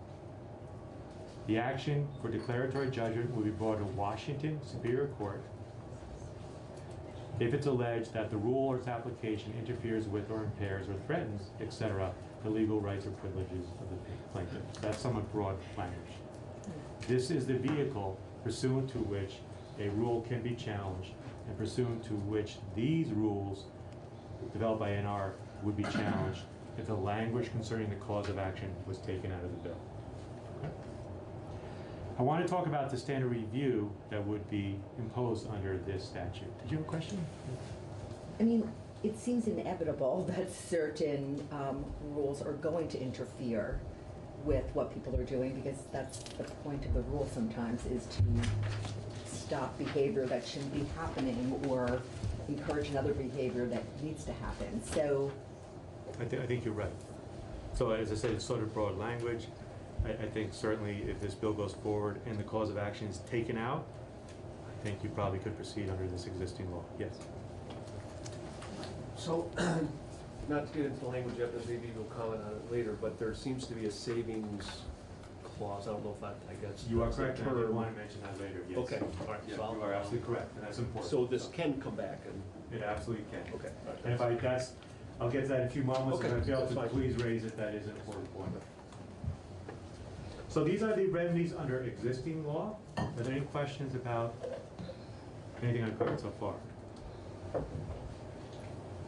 So under existing law, what are the grounds under this Section 807, existing law, what are the grounds for the court to invalidate a rule? It could be that it exceeds legislative authority. It could be contrary to legislative intent. I think the most relevant would be this standard, that the rule is arbitrary, unreasonable, or contrary to law. Now, arbitrary is a defined term. It's defined in a separate statute, and I want to read you or summarize for you that definition and talk to you briefly about some relevant case law. So arbitrary is defined as meaning there's no factual basis for the decision made by the agency. The decision made by the agency is not rationally connected to the factual base asserted for the decision, or the decision made by the agency would not make sense to a reasonable person. This is the definition of arbitrary in 3 VSA 801 sub 13. This definition also refers to 2 Vermont Supreme Court cases. One is called Byers, and one is called in RE Town of Sherborne. And these cases are important. I want to read you some language from that. In the Sherborne case, it states that the court needs to determine whether the board acted arbitrarily. In doing so, the court must decide whether the decision makes sense to a reasonable person, so same language I just read to you. And even if the reviewing court might have weighed the factors differently, that does not mean it's arbitrary. Because the court recognized that the entity making the rule has wide discretion over what weight to give to individual criteria and what conclusions to draw from them. And so long as the decision of the entity making the rules are consistent with legislative and prior agency policy, that rule is probably valid. So even if the record of the board's proceeding contains conflicting evidence, the board's findings will normally be upheld. In the Byers Court, the Vermont case, Vermont Supreme Court noted that the court will not and should not substitute its judgment for that of the rulemaking body. So I summarized some of that language from the cases because, as you can tell, it's a fairly high standard. There's deference given to the rulemaking body. So even if the court disagrees with how certain factors should be weighted or considered, if the ultimate decision, if the ultimate rules of the rulemaking body seems to be consistent with law and is reasonable, that rule will probably be upheld. What this means, as far as proceeding under Section 807, is if there's a claim that A&R's rules are somehow unreasonable or are arbitrary or not rationally connected to the objectives A&R is trying to achieve, that it probably will be a case that requires detailed evidence. And in other words, it's a deferential standard review, so the court may have to really drill down as to the basis for A&R's decision. It may require expert testimony. It may require quite a detailed record as to the basis for A&R's decision. So not only is it deferential standard review, but if a case is actually brought, it might be a complex case to adjudicate, to litigate. Can such a review be limited to the record? How does Vermont state courts handle that? Because I'm not certain about that, so I don't want to try to answer because I'm not entirely sure. I think maybe that would be a better question for the Attorney General's office. okay, and presumably, if we wanted it to be based on the record, that could be done out with it. So If that is different or necessary, you can always add language to that effect. Any questions about what I've covered so far? Because I'm about to jump to the actual bill and the language in the bill and then point out how it's different than existing law and existing rules. Any questions so far?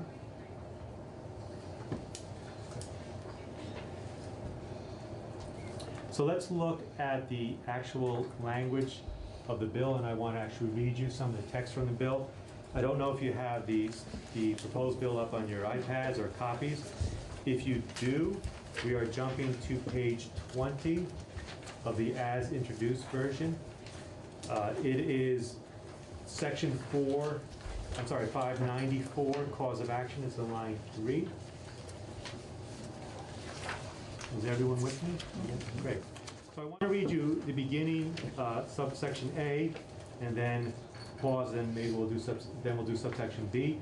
Once again, it's divided under A and B, and there's slightly different scenarios, but as I indicated earlier, there might be some crossover between them or some gray area between them. So A, on line 4, any person, and person is defined very broadly. It could be a natural-born person, you or I. It could be a legal entity. It could be an organization. May commence an action based upon the failure of the Secretary of Natural Resources, in other words, A&R, to adopt or update rules pursuant to the deadlines in section 593 of this chapter. So that is a scenario where A&R has not promulgated rules, or they promulgated rules and they failed to update them as required by the law. 1. The action shall be brought pursuant to Rule 75 of the Rules of Civil Procedure in the Civil Division of the Superior Court of Washington County. So it's pulling in Rule 75 explicitly. 2. The complaint shall be filed within 1 year after expiration of the time in which A&R was required to adopt or update rules.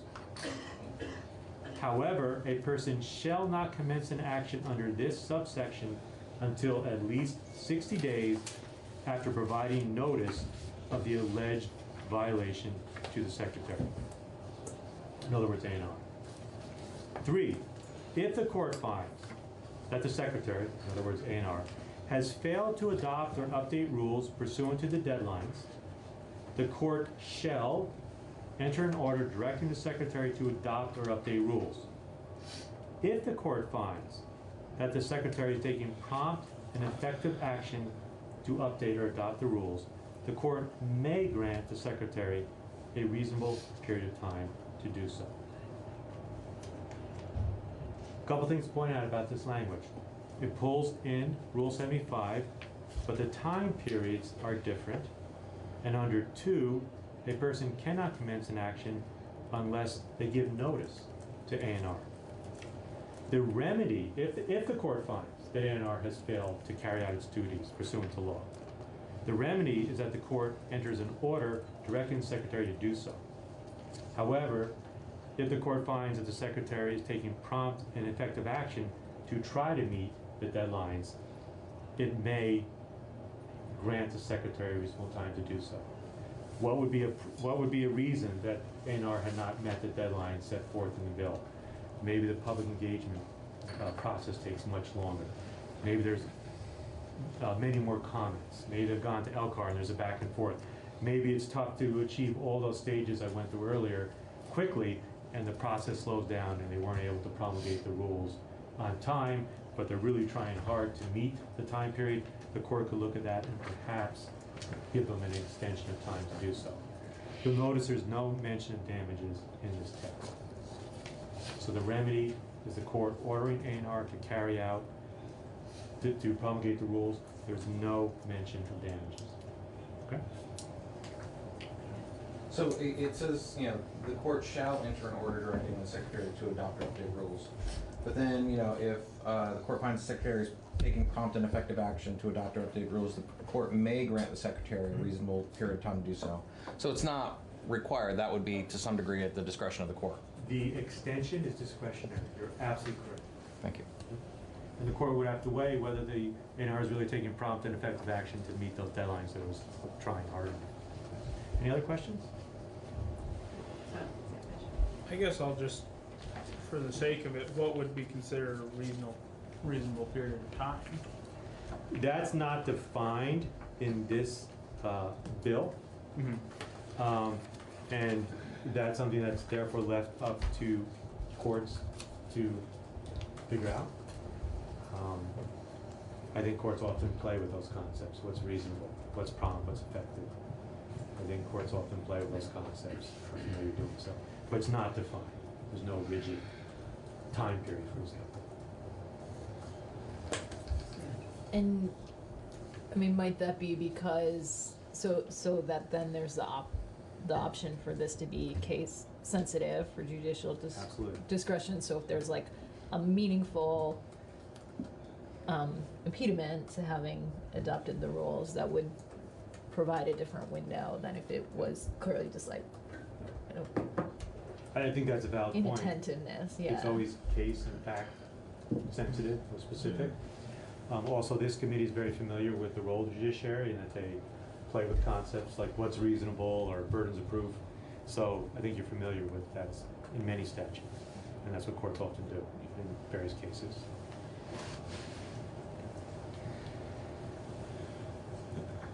So as to the language I just read, which is under subsection A, how is it the same as or different from Rule 75, in other words, existing law?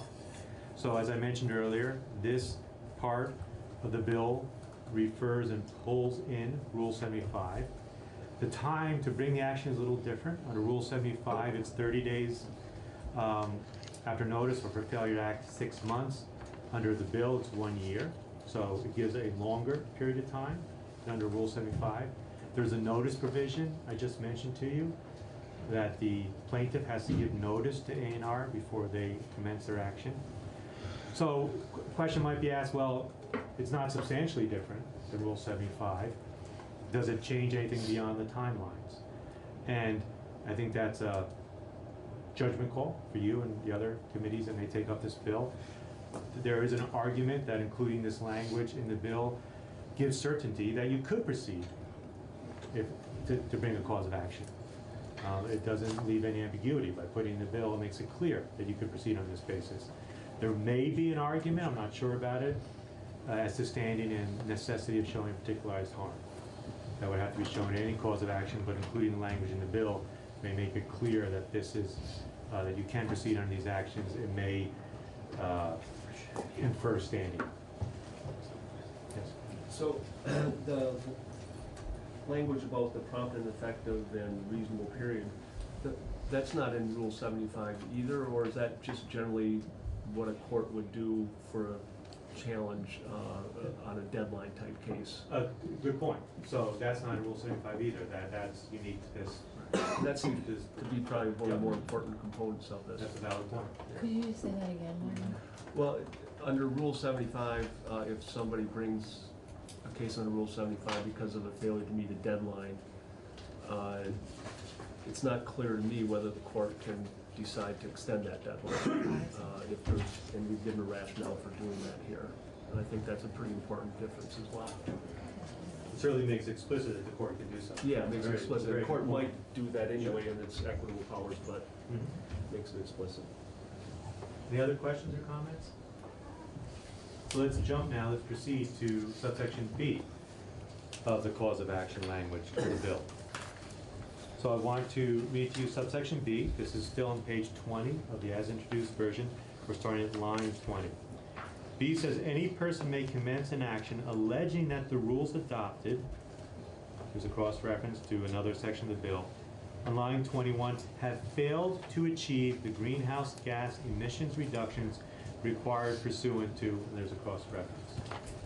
Under 1, the action shall be brought in the Civil Division of Superior Court of Washington County. 2, the complaint shall be filed within 1 year after the Vermont Greenhouse Gas Emission Inventory is published. This is important. The Greenhouse Gas Emissions Inventory, you've all heard of it. It's an existing law. It's published periodically, but it may not be published till 2 or 3 years after these benchmarks. It takes a time for A&R to process the data, to get the data, to develop the report. So there's a lag, or there could be a lag, between the year you're trying to reduce greenhouse gas emissions and when you actually know how much those emissions were actually reduced. For example, they came out with the latest version, I think it's referring to 2016 data. It's a couple of years delayed. So in this language, you're referring to when the inventory is published. And it might be a couple of years after the year you're looking at. Is that clear to everybody? All right. So that really narrows the window of being able to address it, given the delay in, not the delay, the length of the process to get them published. Well, it gives you more time to bring an action under this language. So it gives you more time to do that. As far as knowing if you're meeting the benchmarks, yes, there would be a delay. And I don't know if A&R gets interim data that can point the way to how they're doing. I don't know the answer to that. Okay. So under 2, the complaints filed within 1 year of the inventory being issued, and that inventory indicating that the rules adopted by the Secretary have failed to achieve the greenhouse gas emissions reductions pursuant to, and there's a cross-reference. I'm now on line 9. The language continues. However, a person shall not commence an action under this subsection until at least 60 days after providing notice of the alleged violation of A&R. So that's a notice provision similar to what we just covered under A. 3, I'm now on line 12. If the court finds that the rules adopted by the Secretary are a substantial cause of failure to achieve the emissions reductions, proceeding to line 15, the court shall enter an order directing the Secretary to adopt or update rules that achieve the greenhouse gas emissions reductions requirements. If the court finds that the Secretary is taking prompt and effective action to comply, the court may grant the Secretary a reasonable period of time to do so. So a couple things about this language. Number 1, the court needs to find that the rules are a substantial cause of failure to achieve the mandatory greenhouse gas reductions. 2, just as we did under A, the court then shall enter an order directing the Secretary to adopt or update rules to achieve those reductions. And 3rd, similar to A also, if the court finds that the Secretary is making prompt and effective efforts, they can grant an extension of time to do so. So some of the language is very similar to A, but the substantial cause of failure language is different. Substantial cause of failure is not a defined term in this bill, but once again, I think courts look at things like substantial and they weigh these factors, and it would be, as someone pointed out, very fact-specific and case-specific. Each cause of action might be different. Any questions? Yep. Can we just do a scenario, just because because here's kind of what I'm wondering. What if, I'm not saying this would ever happen, but what if a secretary of this department or commissioner didn't do anything until the final stuff came out and was published, and of course they're going to be behind because they didn't do anything, and then they go to court showing that they are doing something, so they sort of got an extension. Well, two answers to that. First is, I think you always assume that agencies and departments will make a good faith attempt, and that's a legitimate assumption. So you often give rulemaking authority to an agency or department to carry out the specifics of some objective that you've established in statute, and you assume that they'll do it in good faith and as quickly and as well as they possibly can. So that's always the resources that they have. Well, resources is another issue. That's valid too. Secondly, what you're talking about is scenario A, where they haven't done it. They're just sitting in their chair and they're not even trying to promulgate the rules, or the efforts they make are so de minimis, it's no way they could get to those greenhouse gas reductions. That would be a cause of action under A, and you don't need to wait as long.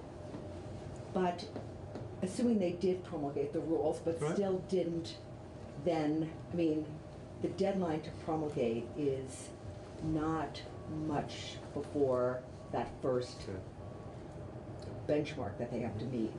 So it could be a teeny tiny bit of time that they have. And so they're gonna have to be like ready to go as soon as it's approved or finalized, right? I think there's validity to your point of view. There might be a narrow window. Okay. So that's accurate. And just be clear, you might not know the impact until a little bit later if emissions are really being reduced. But then somebody might get an extension. It's possible. Yeah. Any other questions or comments? I don't, maybe you are planning on commenting on this. Just what is the scope of the relief that the court can order? Well, this is, so good question, and this is under both A and B. The scope of relief is not awarding damages. It is, and we'll talk about attorney's fees and costs in a moment, but not damages. It is to enter an order directing A&R to carry out its duties, either to promulgate rules if they haven't done it, or to promulgate new or improved rules if the rules they have promulgated aren't achieving the emissions reductions requirements. That's the relief.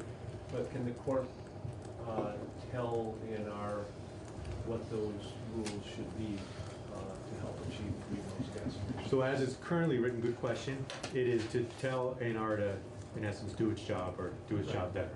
You know? But how specific that order could be is not addressed in the language of this bill.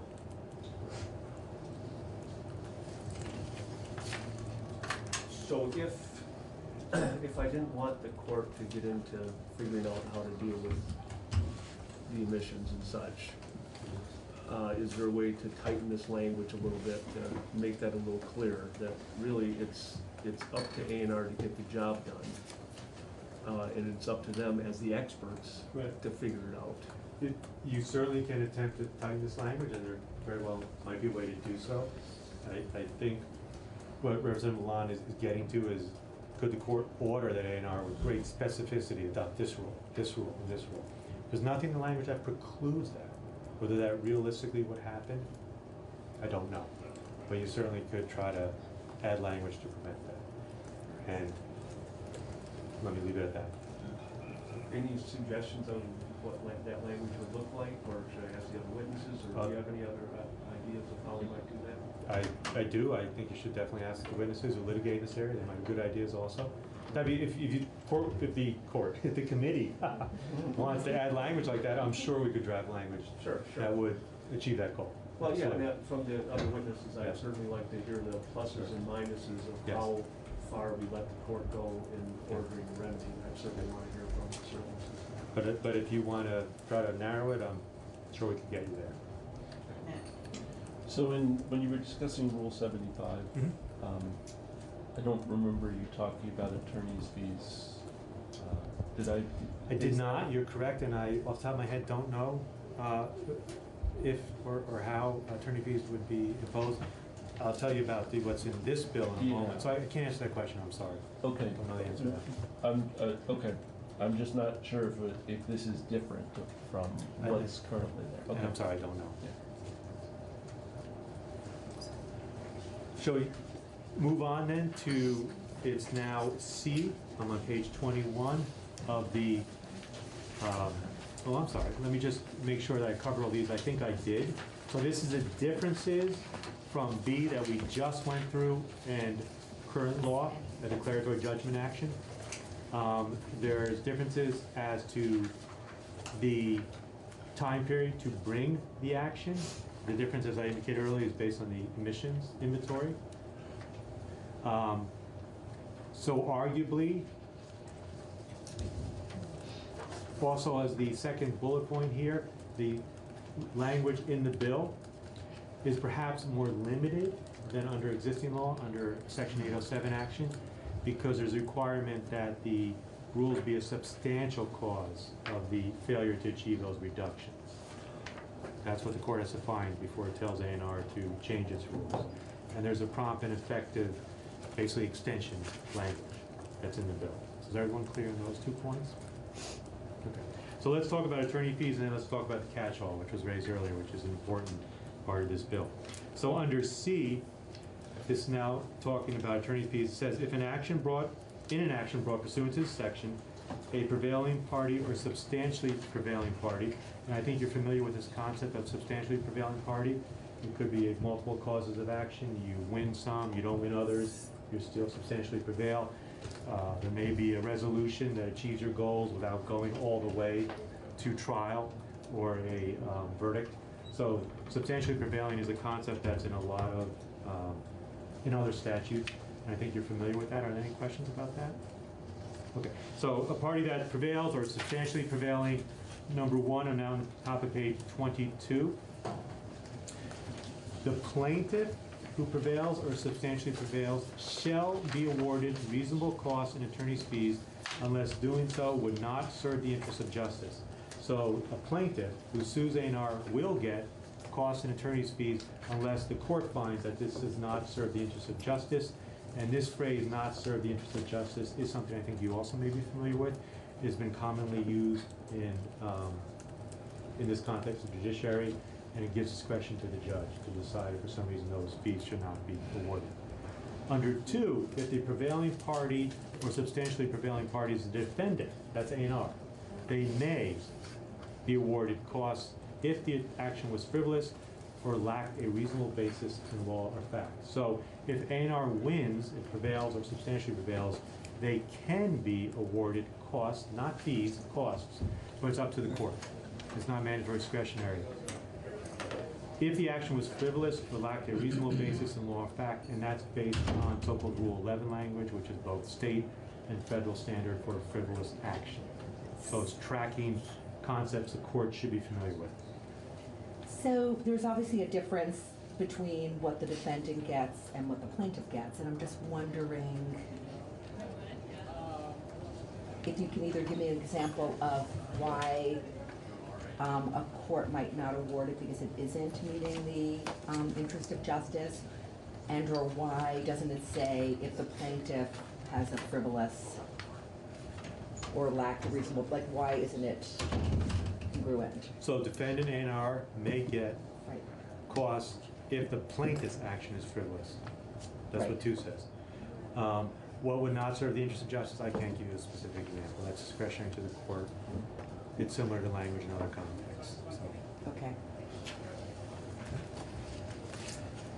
Now I want to proceed to the catch-all, and I'm almost done. And catch-all is in D. It was pointed out. This is important. D states, I'm now on line 5 or page 22. Nothing in this section. So everything we've talked about, cause of action, A and B, nothing in this section shall be construed to limit the rights, procedures, and remedies available under any law, including the Vermont Administrative Procedures Act pursuant to, and there's a cross reference. So this is the catch-all that this adds to but does not take away from and does not limit any existing right, whether that's under Rule 75, or there's actually another Rule 74, or the 807 action. So it doesn't take away anything. So, going back to an example that you used in response to one of Barbara's questions, if the, and I don't assume that this will happen, but if A&R, the rule making that comes out, is pretty clear that it's no way gonna reach those goals. The rule says only we will ask everybody to turn their lights off at night, or whatever. Again, A&R will do more than that, but I'm just saying, if it's pretty clear that the rulemaking is not going to be sufficient, there could still be the action under the APA, the Administrative Procedure Act, that it was arbitrary and capricious. Yes. Right, so. You are correct. But as far as you haven't met that goal, and that's the part that's really quite different. So you've far as done the what we're saying. rules, but the rules aren't achieving the emissions reduction. Right. Okay. And that wouldn't necessarily be a straightforward, standard APA type case, it seems, and that's I in think part. you would bring that action under 807, the existing No, I'm statute just that you saying, mentioned, but under the current statute. right, under the bill or the current statute? I'm sorry, under the bill. The bill, I meant to yeah. say, yeah. That provision B, subsection B, is really adding something different that is, there's not necessarily a straight path under the Vermont APA in that scenario. Is that? I think there is a path. Right. Whether you call it straight or not, I think it exists, it's there. I But it think also people use doesn't have the But this- substantial language, and it No, doesn't have absolutely, the but prompt and the. But this is different, you're right. Okay. B under the bill is different, and also, even if there's similarities, having it in the bill makes darn clear that you can proceed under that path, and that path is available. So, it does add. Thanks. That Barbara. concludes my walkthrough. Oh, sorry, if So- there's any questions, yep. If you were able to sort of sum up what this bill is hoping to accomplish, is it making the rules more specific? Is it loosening some up? Like what is the overall attempt compared to other rules? Or, I don't know, what's the overall attempt here? I think the people who sponsored this bill decided to include this language. So, I mean, it's a policy call. I think I've highlighted for you differences from Right. existing law. I've summarized for you what existing pathways there are. I've highlighted for you what's new, different, but it's a judgment call whether to include it or not. And I'm talking about the whole bill. Oh, okay. Because so I guess I'm wondering how often, given that I haven't had much to do with LCAR, is it unusual for things to be sort of tailored, or are they usually more in line with very specific rulemaking processes like you went over? Or, because again, there are some variances, and I don't know if that's to expedite meeting the outcomes, or if it's to give defendants more, like I guess I'm just trying to figure out. Well, there's no differences in the LCAR process. Right. Except for that Percent, requirement right, they have a yeah. detailed record.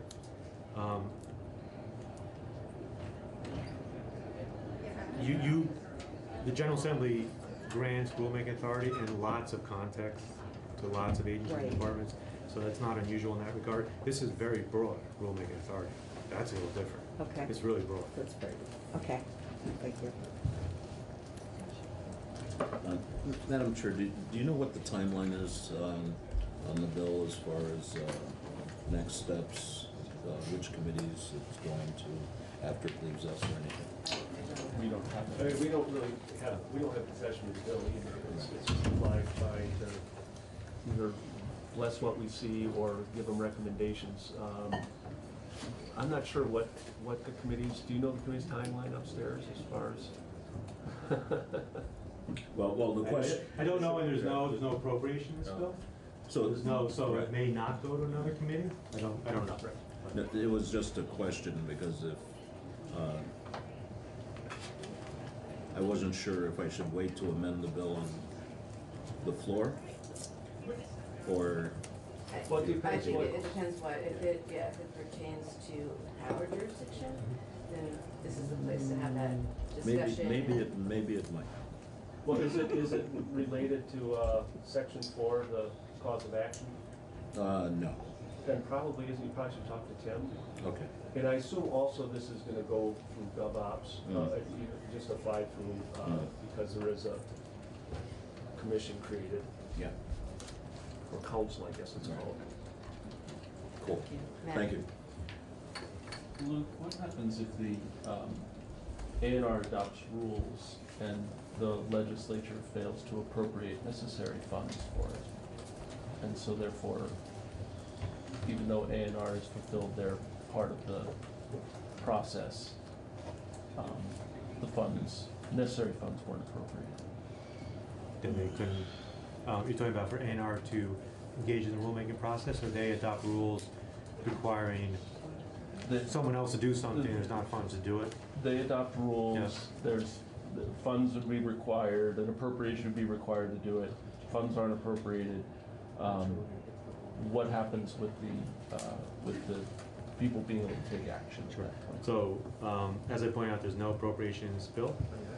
So as far as A&R carrying out its rulemaking functions, I guess the assumption is they'll be able to do so with current resources.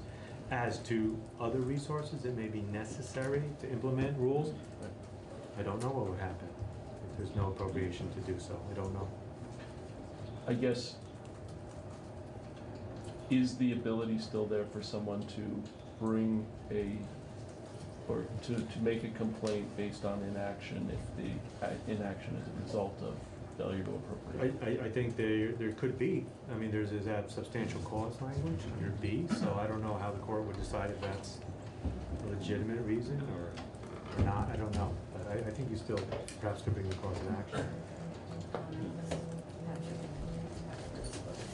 I think, because I was going to ask something similar to what you were getting at, and I think from my reading of it, and this, I don't know if this is how you would read it, Luke, but if, for example, the legislature didn't appropriate, but the rules were in place, the substantial cause of failure would not have been that the rules were not in place. The substantial cause of failure was that there was no funding for it. I don't know if I can say that with certainty. I think it's fact-specific, case-specific. I think it might depend on a number of factors. You can make that argument. It might be a legitimate argument, but I don't know how the court would rule. I can't predict that. Yeah, I was just gonna comment, that was the intent for the substantial language, you know, not just that, but that was one of the scenarios that was thought of. Can you be more specific with what, when you say that's what was? The intent of having the substantial language, one of the scenarios that was considered is, well, what if they require, or what if a fee is required, what if a tax is required, which is out of the jurisdiction of the A&R, wouldn't be in the rulemaking, or if the rulemaking required expenditures to be approved by the legislature. You know, these are the kind of scenarios that at least were kicked around when I was talking about this bill with the other sponsors. That putting that substantial language in there is to try to catch that situation. But, you know, Luke is right, that it, you know, it's not entirely clear what It's a legitimate argument, whether it be a winning argument. I don't think anyone can predict. But if the remedy is specifically additional time, or it sounds like It could be. I mean, it's, you have a legitimate, what you're saying is legit, it's a legitimate argument, whether we win or not, we can't say. But remember, under the bill, regardless of A&R, regardless of resources, regardless of appropriations, under the modifications to the greenhouse gas reductions, making them mandatory as opposed to targets, the state is required to achieve those reductions, one way or another. So there's the other countervailing argument. You're obligated by law to achieve those emissions reductions one way or another. Lack of resources may not be good enough. So you can make different arguments. Anybody else? Right, cool. Thank you so much. Thank you very much. Thanks, thank you.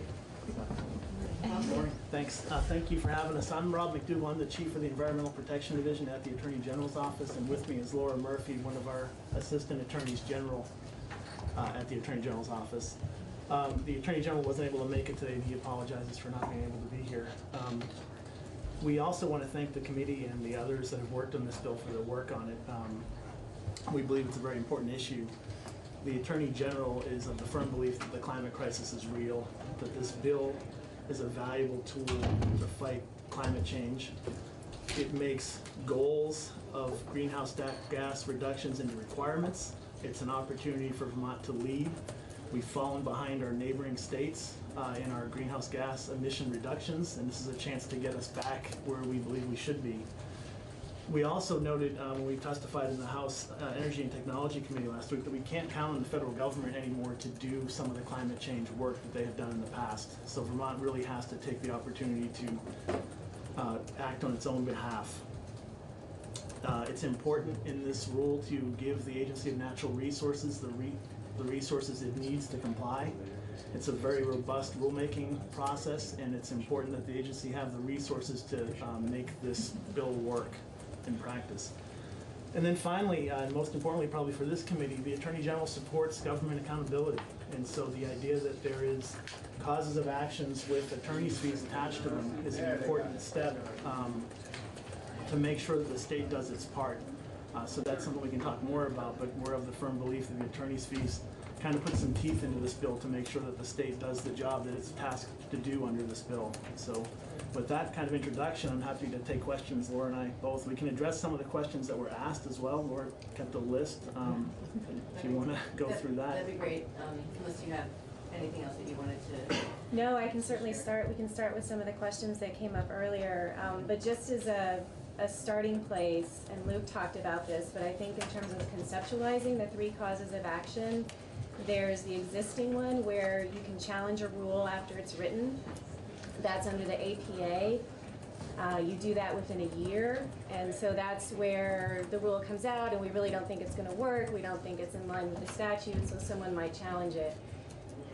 The question came up whether that would be a record review case, and the answer is yes. Under 807 and Rule 74, it's a record review case. It should be. And there's case law saying that these are record review cases. A plaintiff can't come in and put on all new evidence and say, A&R should have done this with the rule. It's going to be based on the record that the agency developed when it was developing the rule. So what that means, of course, is that the agency needs to have a good record. There needs to be a reasonable basis in that record for the rule that the agency made. So there is case law that these are record review cases. I suppose a court could try to go the other way and say, no, we're going to have a trial, but I think that would be really unusual and really not in line with the existing law. So there's that APA challenge, and then the first cause of action in this, yes. Just a follow-up question to Yeah. that. And I don't want to get into the weeds too much, but are there some exceptions to record review I mean, very limited, I understand, where a plaintiff can say, well, they didn't consider these 5 other factors which have been critical for this, and here are documents or here's testimony, whatever, to show that this is something that should have been considered and was absent from the record. I think we'd expect that would have been raised in the rulemaking process by the plaintiff, that it would not be new evidence presented to the court on the rule challenge. So they'd be foreclosed from trying to bring that forward in the court case. That's how. So there are provisions for supplementing the record sometimes in rule challenges, and there's specific criteria you have to meet. So normally, yes, ideally the relevant evidence would be before the agency during the rulemaking process. There are some exceptions for supplementing the record, or in this case, or providing extra record evidence, which I guess is what this would have to be. There's specific criteria you have to meet, which I can't recall off the top of my head. If there was. Okay. But the other thing is, if the agency failed to consider, X, Y, Z, the court can also say, because you failed to consider X, Y, Z, and I don't have it before me, I'm going to remand to the agency because as it currently exists, there's not a reasonable basis. Without X, Y, Z materials, there's no reasonable basis. So there's a few different ways the court can approach it. So could you explain just generally a record review case as far as how complicated or versus, you know, how resource intensive, et cetera, versus a case that can be brought with testimony, such a de novo review essentially, just so people understand the realm of what we're providing here versus what people might imagine as a trial and such. No, yeah, I was gonna say that the most recent one that we dealt with in the Environmental Protection Division was some of the rule making that A&R did around the PFOA contamination in Bennington. And so St. Cobain at various points challenged that rulemaking, and we were teeing up a rule challenge case that was actually dismissed as part of the settlement. And that would have been a fairly complex record because there was a lot of science involved when you're setting limits on the levels of toxins and things like that. So you can speak more, but the rule, it can vary widely how complex a rulemaking process is based on what is being considered. And so that can lead to a very complex case, potentially, because the record could be so heavy with details. But you would have the record existing, right? So you wouldn't have to be putting evidence on in court, and it would be looking at a potentially really lengthy, complex record, hundreds of studies about, in our, you know, the PFOA example, PFOA, its toxicity, documents from the agency, you know, setting the rule and things like that. But you're really just looking at, you know, at this record, are these peer-reviewed studies? Does this make sense? Did the agency consider these things as a reasonable? Versus, if you, which I think is the second cause of action in this bill, you would have a trial. Yeah, and before you move on, I apologize. Yeah. I just want to, I understand the record review cases can be very complicated, but I even, just your example of PFOA, I look at another case that's going on right now, seeking medical monitoring, which is not a record review case. It's been going on for months, if not years already. And it's a different level of how much resource intensive with discovery. I know that record review, but I could imagine a full trial on that issue that you're talking about would be even uglier. I think that Laura was kind of getting at this, the second cause of action, the second new cause of action in this one, the kind of the rules not working challenge. That case, or a case like you're describing with the medical monitoring, where you're having experts, depositions, a lot of discovery, things like that are absent from a rule challenge on the record. So I can't say that every rule case would be resolved by motion. It may be some work in court, you know, in front of a judge on our feet. But it's certainly a lot different than a case that requires a lot of kind of pre-courtroom work in depositions, preparation, witnesses, experts, all the kind of things that might happen when you're bringing in new evidence to a judge that isn't part of a record that's before the judge. So it's not as, the cost may be less on a rule challenge than you would have on a kind of open-ended litigation. Agreed. So that's the APA challenge that we currently have. Then when you get to the bill, there's the first cause of action, which I think of as a deadline suit. And Luke kind of talked about that in those terms as well. At the federal level, that's what they're typically called, is deadline suits, and it's really, did A&R issue the rules on this exact date? And if not, and within 60 days notice, one can bring a suit, and it's pretty cut and dry. They met the deadline or they didn't, and the remedy is, as Luke was saying, also cut and dry. Please go issue the rules, or not please, but go issue the rules. And then the second cause of action under the bill, which is the third remedy that Luke talked about, as we, sure, yeah. On that one, could you comment on how the language will prompt and effective, if the court finds that the secretary is taking prompt and effective action to adopt or update the rules, the court may grant the secretary a reasonable time. That seems to add a little complication to the court, not just saying go back and do it. Or could you just comment on that? I mean, I think if, and we, you know, the Attorney General's office, we don't write the rules, but we would defend the state in a lawsuit, right? So we're the ones that have to go to court on this, working with our agency partners. I think if we were to go into court and say that the agency was 90% of the way there kind of thing, or 80% of the way there, and they're doing a good faith effort to meet these deadlines, you know, it would give the court the opportunity to recognize that good work and maybe give it a little more extension of time so that it's not a drop-dead date in some ways, but I think that you can't just go in and say we haven't done anything yet, and it has to really be that we've been progressing, I think, to make that argument valid in front of a judge, and you know, the kind of good faith effort of the state to meet the deadlines. I don't think we read that to give the agency the ability to kind of take a pass and come to court and say, hey, we'll start working on it kind of thing. So I don't know if you have something to add, but I think it's, we have to kind of have made a good faith, reasonable effort to meet the deadlines in any instance to present a valid argument in front of a judge. So if that language wasn't here, would you still be in that situation to argue that to the judge? I'm just curious. I think it's really adding something, which I like that language, I'm not, but I'm just.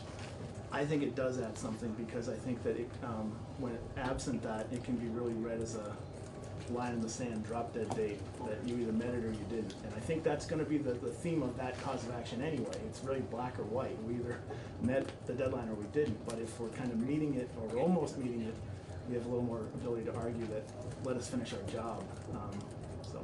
And one thing the language might add is giving the court more comfort that it can say, yes, you failed to meet the deadline, A&R, we lose the lawsuit, but maybe giving the court more comfort in saying, I know I can think about what the agency's doing and take that into account in establishing the timeline that I'm going to make the agency meet. So I think, as Luke said earlier, arguably the court could already do that, but I do think this is helpful in providing additional guidance. Thanks. Yep. And then just on the third cause of action, we've already talked about it a little bit. It is different. It's really I sort of think of it as an after-the-fact rule challenge where you have a rule that's probably been out for several years because you have to wait for the inventory to come out. But then there's an opportunity for a person to say, wait, these really aren't working. We really need to go back and make sure we're going to write better rules that will work. So that's sort of the vehicle for that.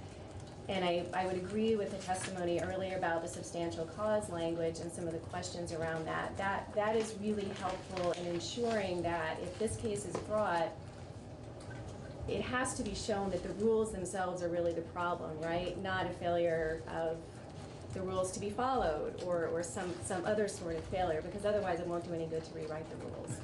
So those are the thoughts on that. As to attorney's fees, on those. I'm sorry, before you get some questions on. So I was asking a question as far as whether we should tighten the language as far as what relief the court could order, and if you could kind of give me input on the pluses and minuses of doing that.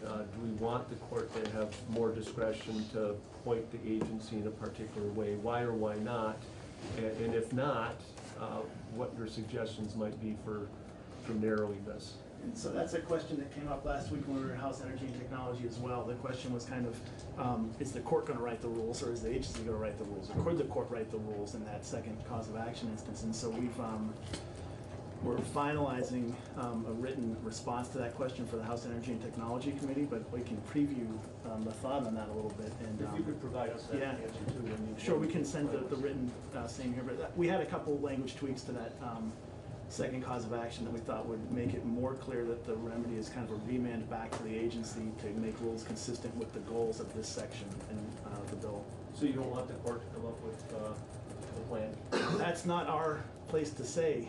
It's really, but I think that the thought that we heard in that committee last week was that they want the agency to do their job as the experts and write these rules and not have a judge that's not as familiar come up with the rule in the court hearing. So we'll have that, send it to your way too. And that's typically the court, I'm sorry. Oh, no, go ahead. Oh, that's typically what a court should do anyway in a typical rule challenge is remand back to the agency because the court is just reviewing for does this comply with the rulemaking standards, not rewriting the rules. But because this new cause of action is different, we do think it might be worthwhile to tweak the language. Are you all set? Yeah, thanks. So as I read the subsection B here, this cause of action, there's kind of two scenarios. I mean, one is like you made the rules, you followed the rules, but it turned out the rules didn't work and you need to go back and rethink the rules. I think the second scenario is closer to what I think Representative Rachelson was talking about earlier, where you made the rules, you made the blueprint, but you didn't do the work. You didn't fully implement the roadmap, essentially, that was laid out there. And I'm wondering just if you see, you know, how you see the remedy in that second case, like a playing out. That ties obviously to kind of what we said earlier about the resources to the agency too. It's gonna be Right. so important to give the agency the resources Absolutely. it needs to make this work. Right. Because if they could write the greatest rule, and if they don't have the tools to implement it, it's not gonna work and do what we want it to do. So the second example there, I think it goes back to that language about is the rule a substantial cause of the failure to meet the goals or requirements? Mhm. And if the rule itself is not, I think the defense would be that it's not the rule's problem that it didn't work. That there's a whole bunch of other factors that came into play, and it could be the resources, it could be the whole different, that people aren't following the rule. But I think that substantial cause language gives the state the ability to say we did a rule that would put us on a path to reduce greenhouse gas emissions as required, and so that the rule is not the substantial cause of the failure to meet those requirements. Do you have anything to add to that? I guess, and then after that, the question is probably a policy question. Well, now what, right? If they're really just, the rules aren't being implemented or there aren't adequate resources, then what? This doesn't address that. The other thing is the Agency of Natural Resources is kind of charged with being the lead agency on this rulemaking process, but there's going to be a lot of other agencies and departments that have to kind of do their part to make this work too. So it's tricky to hold A&R accountable if there's another agency that's not doing their part or some other outside piece of this that's not the agency's fault for writing a great rule. It might be that plays out that way. So I actually have two questions. One in what you just said. So let's say the Department of Human Services is not meeting their part of it. Obviously, what's the remedy there? Like, can one department sort of throw another department under the bus? Does one department take action against, like, obviously the state doesn't really sue itself. I think that the defense to a rule challenge would be that the rule is not a substantial cause of the failure to meet the goals. Right. And that's, I don't think we would throw people under the bus. Right. Well, I guess I'm just, But yeah, it's, like the but first the thing. rules have the force and effect of law, right, when they go through Sure. that process. And so there may be other actions that could be brought against an agency that's failing to do their part, separate from this bill. So is A&R like responsible for the other departments doing their part, or they're not really, and each department is held accountable on their own, I guess is what it meant. I don't think they could write the rules without input from the agencies and departments. They're gonna have a part in the process. Again, that's not kind of in this bill. Sure. They're gonna kind of be the lead on it, but they have to work with their agency partners to make this work. And so it won't be a surprise to those agencies if they have a part to play, I hope. Right. So in the third cause of action, if a business all of a sudden says, wow, we had no idea we would have to put up this much money, or we now have to get, we have to build something else. Is that, would they have a cause of action just based on lack of resources at that point? Like, I know we're talking about A&R having that. You're talking about the third cause of action, Yeah. the existing APA rule challenge. I think that, that has a longer timeline, so it's a year from the implementation of the rule when it becomes final. Right. So there's quite a period there. There's also a very robust process for rulemaking, and so there's public meetings that have to be held around the state, and so you would hope that people that would be affected in that way would have some awareness of it and would have participated. And then the bill sets up these kind of reviews of the rule every couple of years too, so there may be other chances to kind of come in if that's the case in the secondary or third rulemaking. Yeah. There was also a question about attorney's fees earlier, existing attorney's fees. Currently, under Vermont law, unless a statute provides essentially for attorney's fees, it's each party handles their own fees. And so when it comes to the attorney fee provision here, that is adding something to existing law as far as attorney's fees go. There are other provisions of Vermont law, as I'm sure you're aware, that do provide for attorney's fees. But this would be adding that when it comes to the APA rulemaking challenge that currently, actually no, I take it all back. The attorney's fees doesn't apply to that rulemaking challenge, so we still wouldn't have attorney's fees there. But this does add fees for the other two causes of action. And just on that point, so you have the deadline suit, that attorney's fees there. That may be an easier case because that probably is a motion case that either did or didn't happen.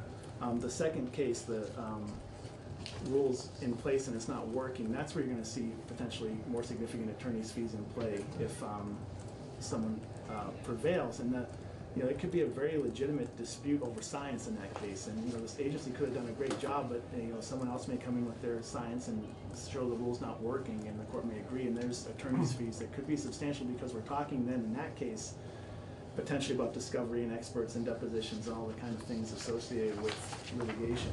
And then the APA case, the existing one, there's no attorney's fees there. And last week when we were in the House Energy and Technology Committee, the Attorney General was there, and he, again, supports attorney's fees because it gives teeth to the bill, it holds government accountable, and knowing that we have to defend these cases, the best defense to a case like this is to do good rules, make them work, meet the goals, meet the requirements. And that's, again, the resource issue too. We want to make sure that works, and then we don't have to, there's no damages here. It's just attorney's fees, and we can prevent that by making good rules and meeting the requirements. So this may not be a question for you, but I'm just wondering, because I don't know how government works compared to like private organizations. Does the state have the kind of insurance that covers the suit if somebody does sue to help reimburse for lawyers' fees, or that's just a surprise in a budget in a year? I don't know the answer to that. Okay. We tend to do enforcement work and not the defense Sure, work, I didn't so it know. might be, yeah. And if the state wins and it's frivolous, does the AG's office get reimbursed for the time? Like, so you actually would bill out, like, what, this is what? The fees, and the Okay. same rules would apply to us as would apply to plaintiffs, and it's important to know that, when the court looks at attorney's fees, you have to keep a documented record of your time that you spent on Sure. this. And the court also applies a reasonableness standard, and that applies, kind of a localized value of attorney's time. So you're not looking at like a New York rate, you're looking at a Vermont rate. And so we would track our time. If a case were frivolous and we prevailed, we might seek our attorney's costs as well. Great. And again, you don't know where that money goes? The money we get goes to the general fund. Okay, yeah, I did, so I'm assuming the lawsuit money comes out of the general fund or what, but again, Sure, I'll ask yeah, someone. I don't know the Okay. answer. Thank you. Matt, and then we'll take a break and there's some more questions for you. Yeah, so thank you. You talked a little bit about how this is different from the scope, and not being an attorney. Do we have any idea of how much we're sort of putting the state on the hook